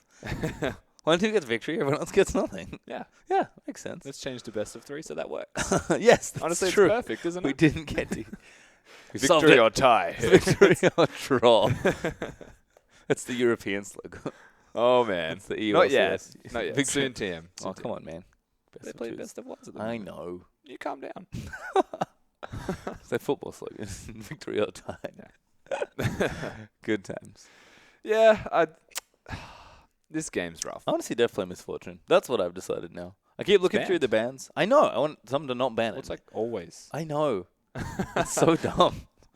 I think Def's Ezreal is fine as well. Misfortune's great. Just straight up busted. Yeah. She changed on the current the live patch, right? Yeah, so she's nerfed on 6.1. Once we move to 6.1, we're not going to get shenanigans. No. Yeah, that's at least one ban taken off the table, I would say. I think she's really, apart from maybe GP, she's been the only super consistent ban for me. We've seen Ryze. Yeah, Ryze. I feel like it's only against certain players that Ryze has been banned. Because it hasn't been banned every single game, right? I don't know. I think he might have. Maybe. Okay. I would believe you. I'm not quite sure. So there might be a single best of 2 from memory between OMG and Vici where Ryze wasn't banned. I think that's the only one. The champion's really good.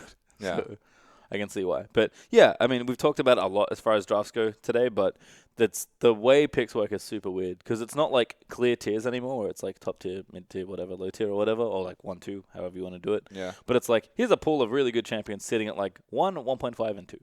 Yeah. Pick any of these. It's like a blurred line between S and A tier. Yeah. In terms of what is actually the best. It's almost like S minus A plus. Yeah. Yeah. There's honestly about 10 options. That's the thing, right? So we have 6 bans and 10 options. Okay, good. That's very very easy to pick an OP champion in your first draft. But the way that everyone has been doing it is picking a solid flex champion instead of an OP champion because they know they're going to have an S tier in the second rotation anyway. That's the best thing about the drafting at the moment. And what actually favors Red's side is Blue picks a priority champion. Red just picks 2 fantastic champions in response and actually ruins Blue's ideas. Changes it all over here and it becomes adaptation. But Red side gets the last pick anyway. Yeah, and you still have to pick a team comp. That's the other thing. Like, you can't just pick these champions like Mundo, like Poppy, and just, like, they can go in a lot of different places, but you don't just win when you pick these champions. No. Right? They're not so strong that they take over games. We learned that. But if you like put the work behind them, they'll absolutely take over a game. And that's the whole point. You have to put them in good positions. Like, that's why I think the support Trundle versus top Trundle dynamic is so interesting, because both of those champions in different ways can take over games. Top Trundle will massacre people in the late game, but you have to, like, give him TLC and make sure he gets there. Yeah. Whereas the support Trundle is great, but you're building around a different comp when you move Trundle into support. So your drafting has to be really on point. Same thing with Lissandra as an example, right? Yeah. Well, see, that champion's silly to me. That's one where I'm like, not sure. She's approaching the point where it's like this champion's good everywhere until people start playing a counter pick. Well, it's getting close to Lulu tier. Yes, Which is a good place for a champion, but also a not good place. That's funny because Lulu's very rarely played unless it's in competitive. Yep. In which case, like, Lulu is actually just the best. She Lulu's does it really all. Yeah. Lulu's literally like the Draven of competitive. Lulu does it all. She does. And Lissandra is probably number 2 on that list at the moment. I mean, Mundo's great. Rise is great. Callista is very strong as well, Still actually. really at good, the moment. actually. Yeah. Believe it or not. Also a change, I think we'll see. Yeah. Maybe. Well, we've seen one ban so far. True. One Callista ban, I believe. And Miss Fortune's the other one, right? Yeah. And then there's like the Alistar, Trundle, Poppy. Like, Yep. they're all power picks. But Fresh. Whatever. they don't all do what Lissandra and Lulu do. No. They're just strong in one way. Mm-hmm. And that's what separates them. We're Yeah. getting existential. Flex picks. It is interesting that Poppy is a flex pick. I don't know how that happened.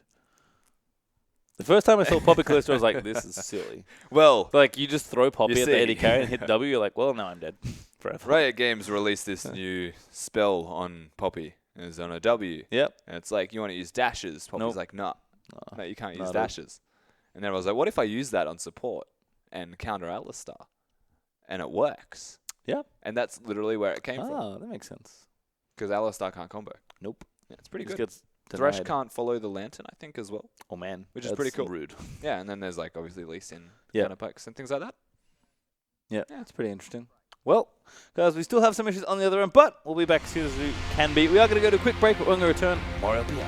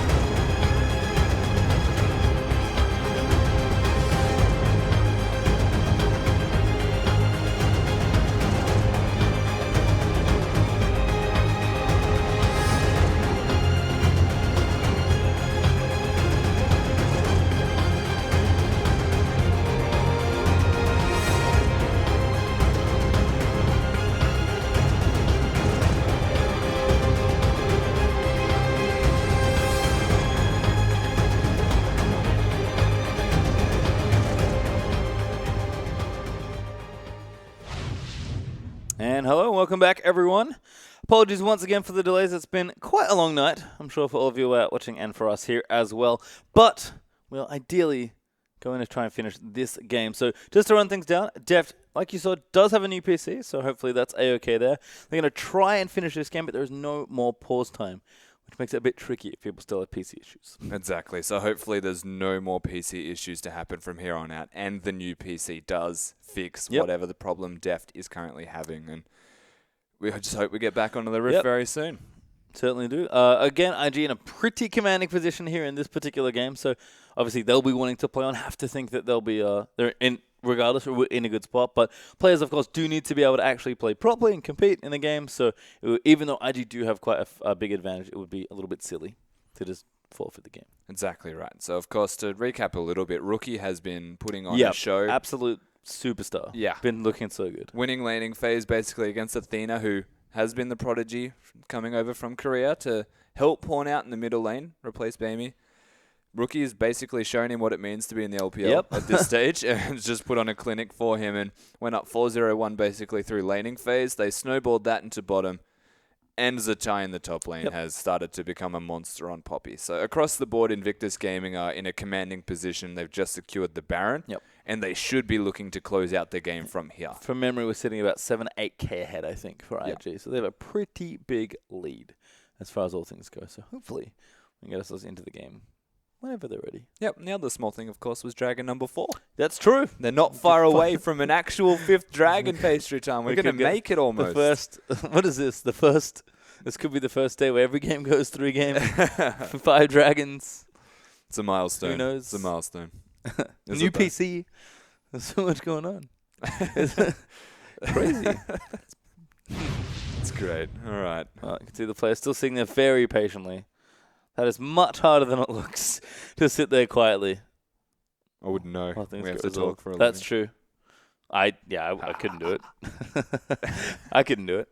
I'd be talking all the time. Is that Coro? He's getting up. Bye, mate. I think he's probably going to the bathroom. That'd be my guess.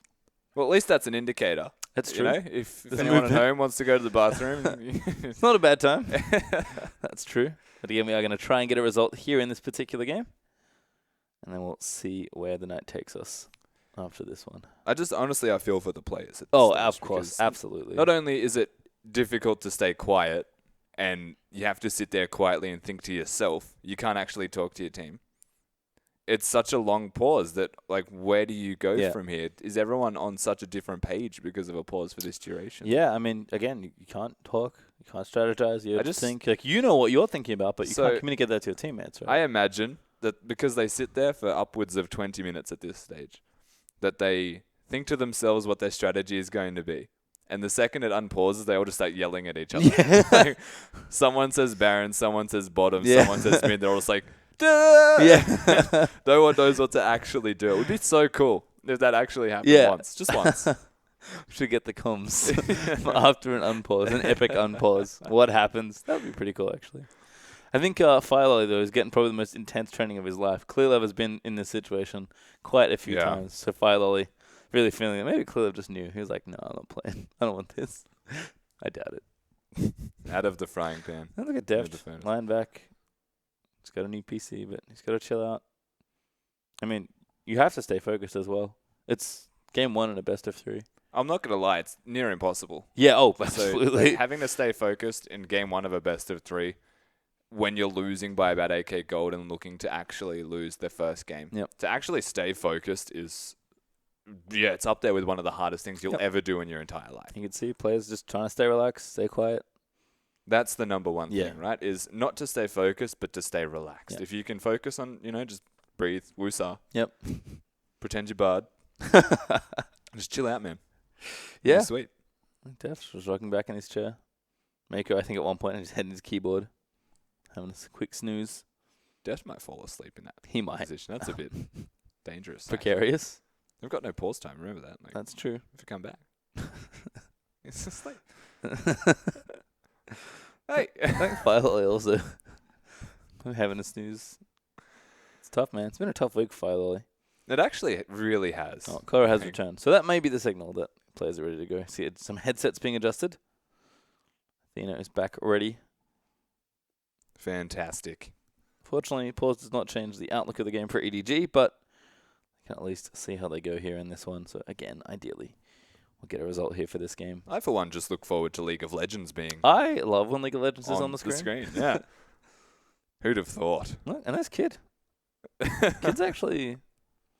I haven't been unimpressed by Kid, I guess, is the best way to say it. Again, like, I had no idea what to expect coming from the jungle role. You made the joke about playing 80 carries, and it's like, okay, yeah, sure. Yeah, actually Graves can is actually play 80 pretty carries. Yeah, which makes sense. I actually would love to see him play Kindred as a result, because I think if any like type of player will be suited to a jungler like Kindred, it presumably is an 80 carry player. You would think so. Like Graves works very differently to a lot of other 80 carries, right? Yeah. Whereas Kindred is just an 80 carry. You just dance around everywhere. It's like a glorified Ezreal or 40% CDR Yeah. Lucian to an extent, Yeah. right? Like, intertwine jumping with your auto attacks. Like, I feel like it would suit him perfectly fine. But like, to actually, what has Kid done in this game besides just watched Rookie win and complimented, right? Like, we haven't actually seen the extent of Kid's jungling capabilities if they are there. And all we know is that he's matched Fire Lolly, who has honestly felt lackluster. Yeah, Philo, as I said, had a rough week. You know, stepping in for Clear Love as a sub of the team. The team's clearly looking up to you as you start a new season. And I just hope he stays happy, man. yeah, he's, again, a very happy-looking guy. They were all smiling at the start of the game, Yeah. so it's a good sign. Yeah. And they all like him as a person, as you mentioned. So EDG are one big family, but also a very serious family. there needs to be a Needs middle to win point, though, bigger. right? Yeah. Like, EDG are about winning. Yeah, They should honestly absolutely. change their name from Ooh. EDG to, like, This is- WinDG. WinDG. This is a sweet close-up. It's the Ty's keyboard that we were admiring earlier. Nice. That's pretty cool. It is. Interesting color schemes. Yeah, exactly. It's the it's what separates it from the rest, you know? It's like, those are some... Did you know? Those are bold colors. Did you know there's, like, a Hello Kitty version of that keyboard? Yes, I did know that. It's disgusting. Or amazing. There's a Waterloo keyboard. Amazingly disgusting. Yeah, there's Yeah. a Waterloo keyboard. It's probably an IG one. You can get like a branded LPL team keyboard. That would be really cool. Yeah. I saw them. I was in China a few years ago. It's Waterloo merchandise everywhere, obviously. Well, yeah. Maybe there's only World Elite ones as Surprise! I was at an esports event in China. Waterloo merchandise everywhere. well. Who'd have thought? Crazy, yeah. By the way, just as a quick note, we have a brief update. Apparently, we're looking to resume the game in about a minute or so. So hold on to your horses. Should be ideally resuming the game. Looks like players are looking a bit more animated, so now it's talking again, which I think means we're going to get back into the action fairly soon. Again, thank you all for being so patient with us as we go through a long night, but a fun night, and definitely a night of League of Legends. So 7 games so far, including this one. Hopefully we get to finish it. And I'm not too sure what's happening from there, but we'll start with this game and see where we go. We're just, like, alleviating time where there would be no League of Legends. Yeah. We're just giving Which you is more no good. League of Legends. We're getting closer to the dream, actually. We already have 7 24 days hour. of League of Legends. So yeah, 24-hour League of Legends. It's on the horizon. We're not far away, We're actually. it's scarily not far away, which is interesting. Yeah. I would watch it. I don't know how much you could physically watch. I probably to not be very fair. much. I can tell you right now. Hello. Well, we are back into the Rift now. You can see players are back. All right, so we'll see what happens now. Once again, IG. 10,000 gold ahead. Never mind. So it was a bit under my estimate before. But things are looking real good here. Energy just trying to defend up these Baroned up minions, but fairly tricky, to say the least. As you see Kid and Zatai happily sieging up here with the help from a few cannons. Corey going to try and phase check, do what he can, and time is going to reinforce the backside as well here for IG. Yeah, Invictus Gaming, again, they've got that Baron buff in the point of power, and they're even pinging the middle lane at the moment. Zatai doesn't have his teleport, so that's where they... Oh my god, wow, hello. kill action to What? Rookie. That's a great start there for EDG. Able to pick up 2 kills there. I think IG just kind of sat around a little too long, and they lose key members there.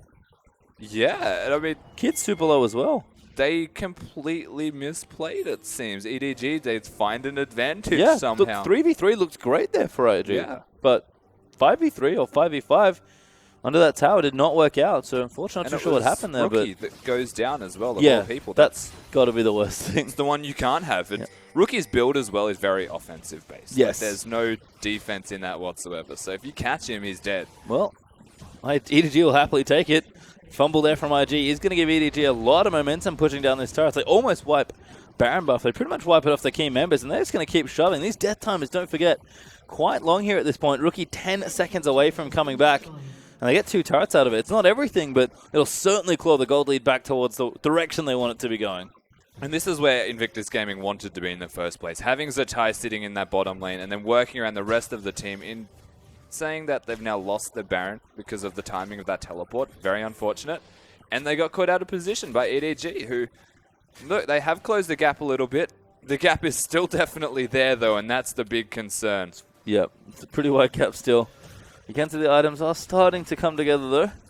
Deft looking at about kind of 4 items. He's sort of got 2 half items and 3 completes. Yeah, Banshee's quite defensive, but he knows Rookie's a big threat. Doesn't want to eat too much CC. Yeah. Deathcap is up for Athena as well, so wave clear at least might be on his side as far as that goes. And Rookie's starting to push some lanes. Actually quite like this from him. Move between the lanes, see if you can get a pick, push them out, and then just stay aggressive and across the map. Because we saw before, Rookie being static in a lane was maybe not as effective as he would have liked. Yeah, definitely. And that was the biggest concern in Invictus Gaming. The one time they made a rotation, they actually took some turrets down in the bottom lane, worked that into that Baron, and found themselves with the 10k gold lead they were at. They just need to now be a little bit more clever, because if you look at the vision on the top side of the map, it's actually all Edward Gaming. So he needs to pick a safer lane to do it in, or to get some vision down first. Certainly does, but no major objectives up right now. Zatai continuing to apply pressure down here in the bottom side. And remember, Dragon 5, and of course Baron, always important, will be up in the next few minutes. So Athena is going to get himself a blue. Does take it away there. Koro back down to the bottom side. Going to take out the minions here as well. He's pretty much just here checking Zatai. Zatai just knows that he can't afford to push all the way down and try and take a turret without other pressure on the map. Yeah, absolutely right, of course. Zatai on this Poppy is starting to outscale Koro in the 1v1. You would have to say doing a little bit more damage than that of his lane counterpart. So it's starting to get a little bit better here for Invictus Gaming. And the threatening 5th Dragon is on the board now. 2 minutes away almost, or just a bit less. And IG know that's a perfect spot to fight. They did lose the scuffle under that tower before, but there was more an error of judgment there from IG being outnumbered, I think, rather than a straight-up team fight. They certainly still have the gold lead. You think they should be able to muscle their way through a team fight, but EDG have shown us great things before. We'll see how they do here. So we actually might be starting things off. Mako might be looking to go in for a flank there. He's going to dive in for a huge pulverize there as EDG charge forward. Kid is all knocked up there as the damage just flies in, but Rookie still going through there as well. Def will actually get the first kill onto Kitties as the Lamb's Respite's doing a whole lot of work. Athena kiting out. Firelolly trying to get through there as well, but Time's got the kill onto Firelolly. Damage is still there, and EDG, they just can't hold on. Def, the last man standing, he will die as well. No, he's still alive for now, so Ty charges in, and there's the ace for IG. Yeah, look, that's too hard for me to say, Pastry. I have no idea. They just pressed their buttons so better than EDG did. They're going to be able to win the game from that one. And IG are going to take it by the looks of things. Death time is far too long at this point. And EDG, we kind of expect them to go for one big team fight. Looks pretty good, but couldn't quite clinch it out. IG just too far ahead at this point. And this is going to be game number 1. IG will beat EDG, who have still not won a game here in their first week of LPL 2016. EDG fans looking a little grim, but Invictus Gaming with Kid in jungle will take the first one. With the jungler that you wouldn't expect. 1-0 and 11 basically played the support role for his team. He facilitated with a fair chunk of damage. Invictus Gaming get the victory finally in the end that they were in the driver's seat to take. And the carries you expect, Zatai and Rookie having big games there as well. 6-1, something absurd for Rookie. And 5-0-4, I think, for Zatai towards the end. Rookie picking up that one death that he really shouldn't have gotten under that turret. But that was pretty much the only mistake they made there. IG were able to close out very effectively. Absolutely right, of course.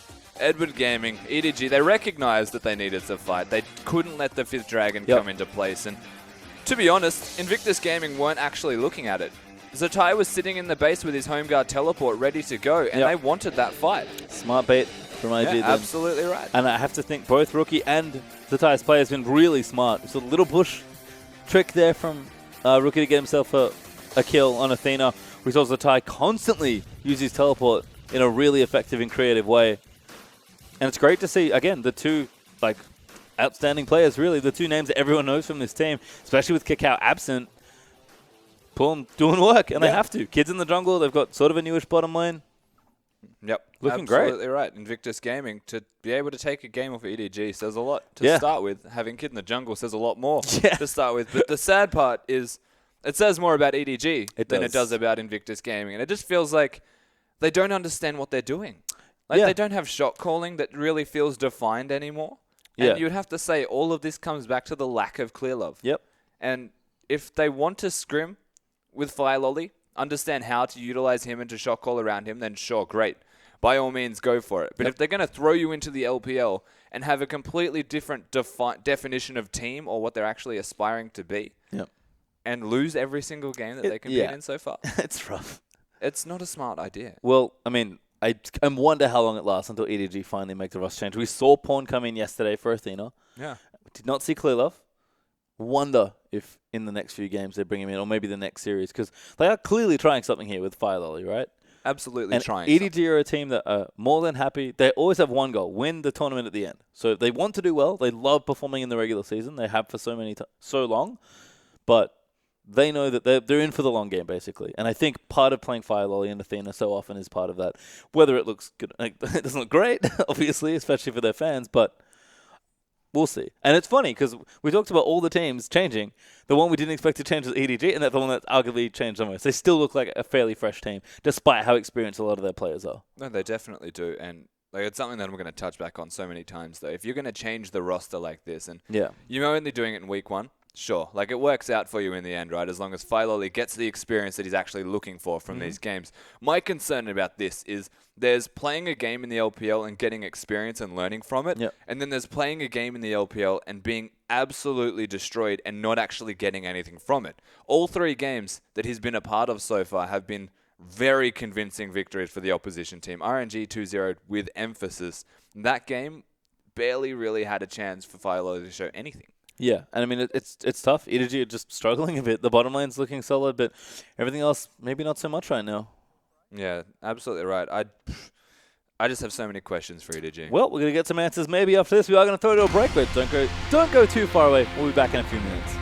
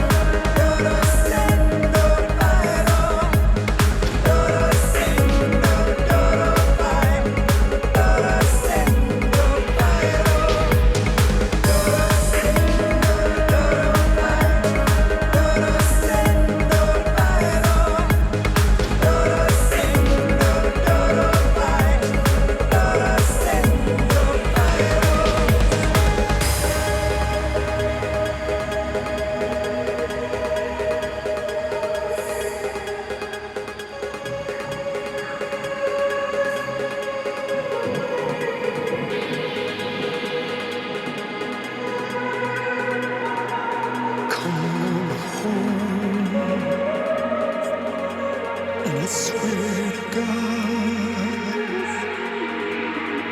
I will hold you in my arms.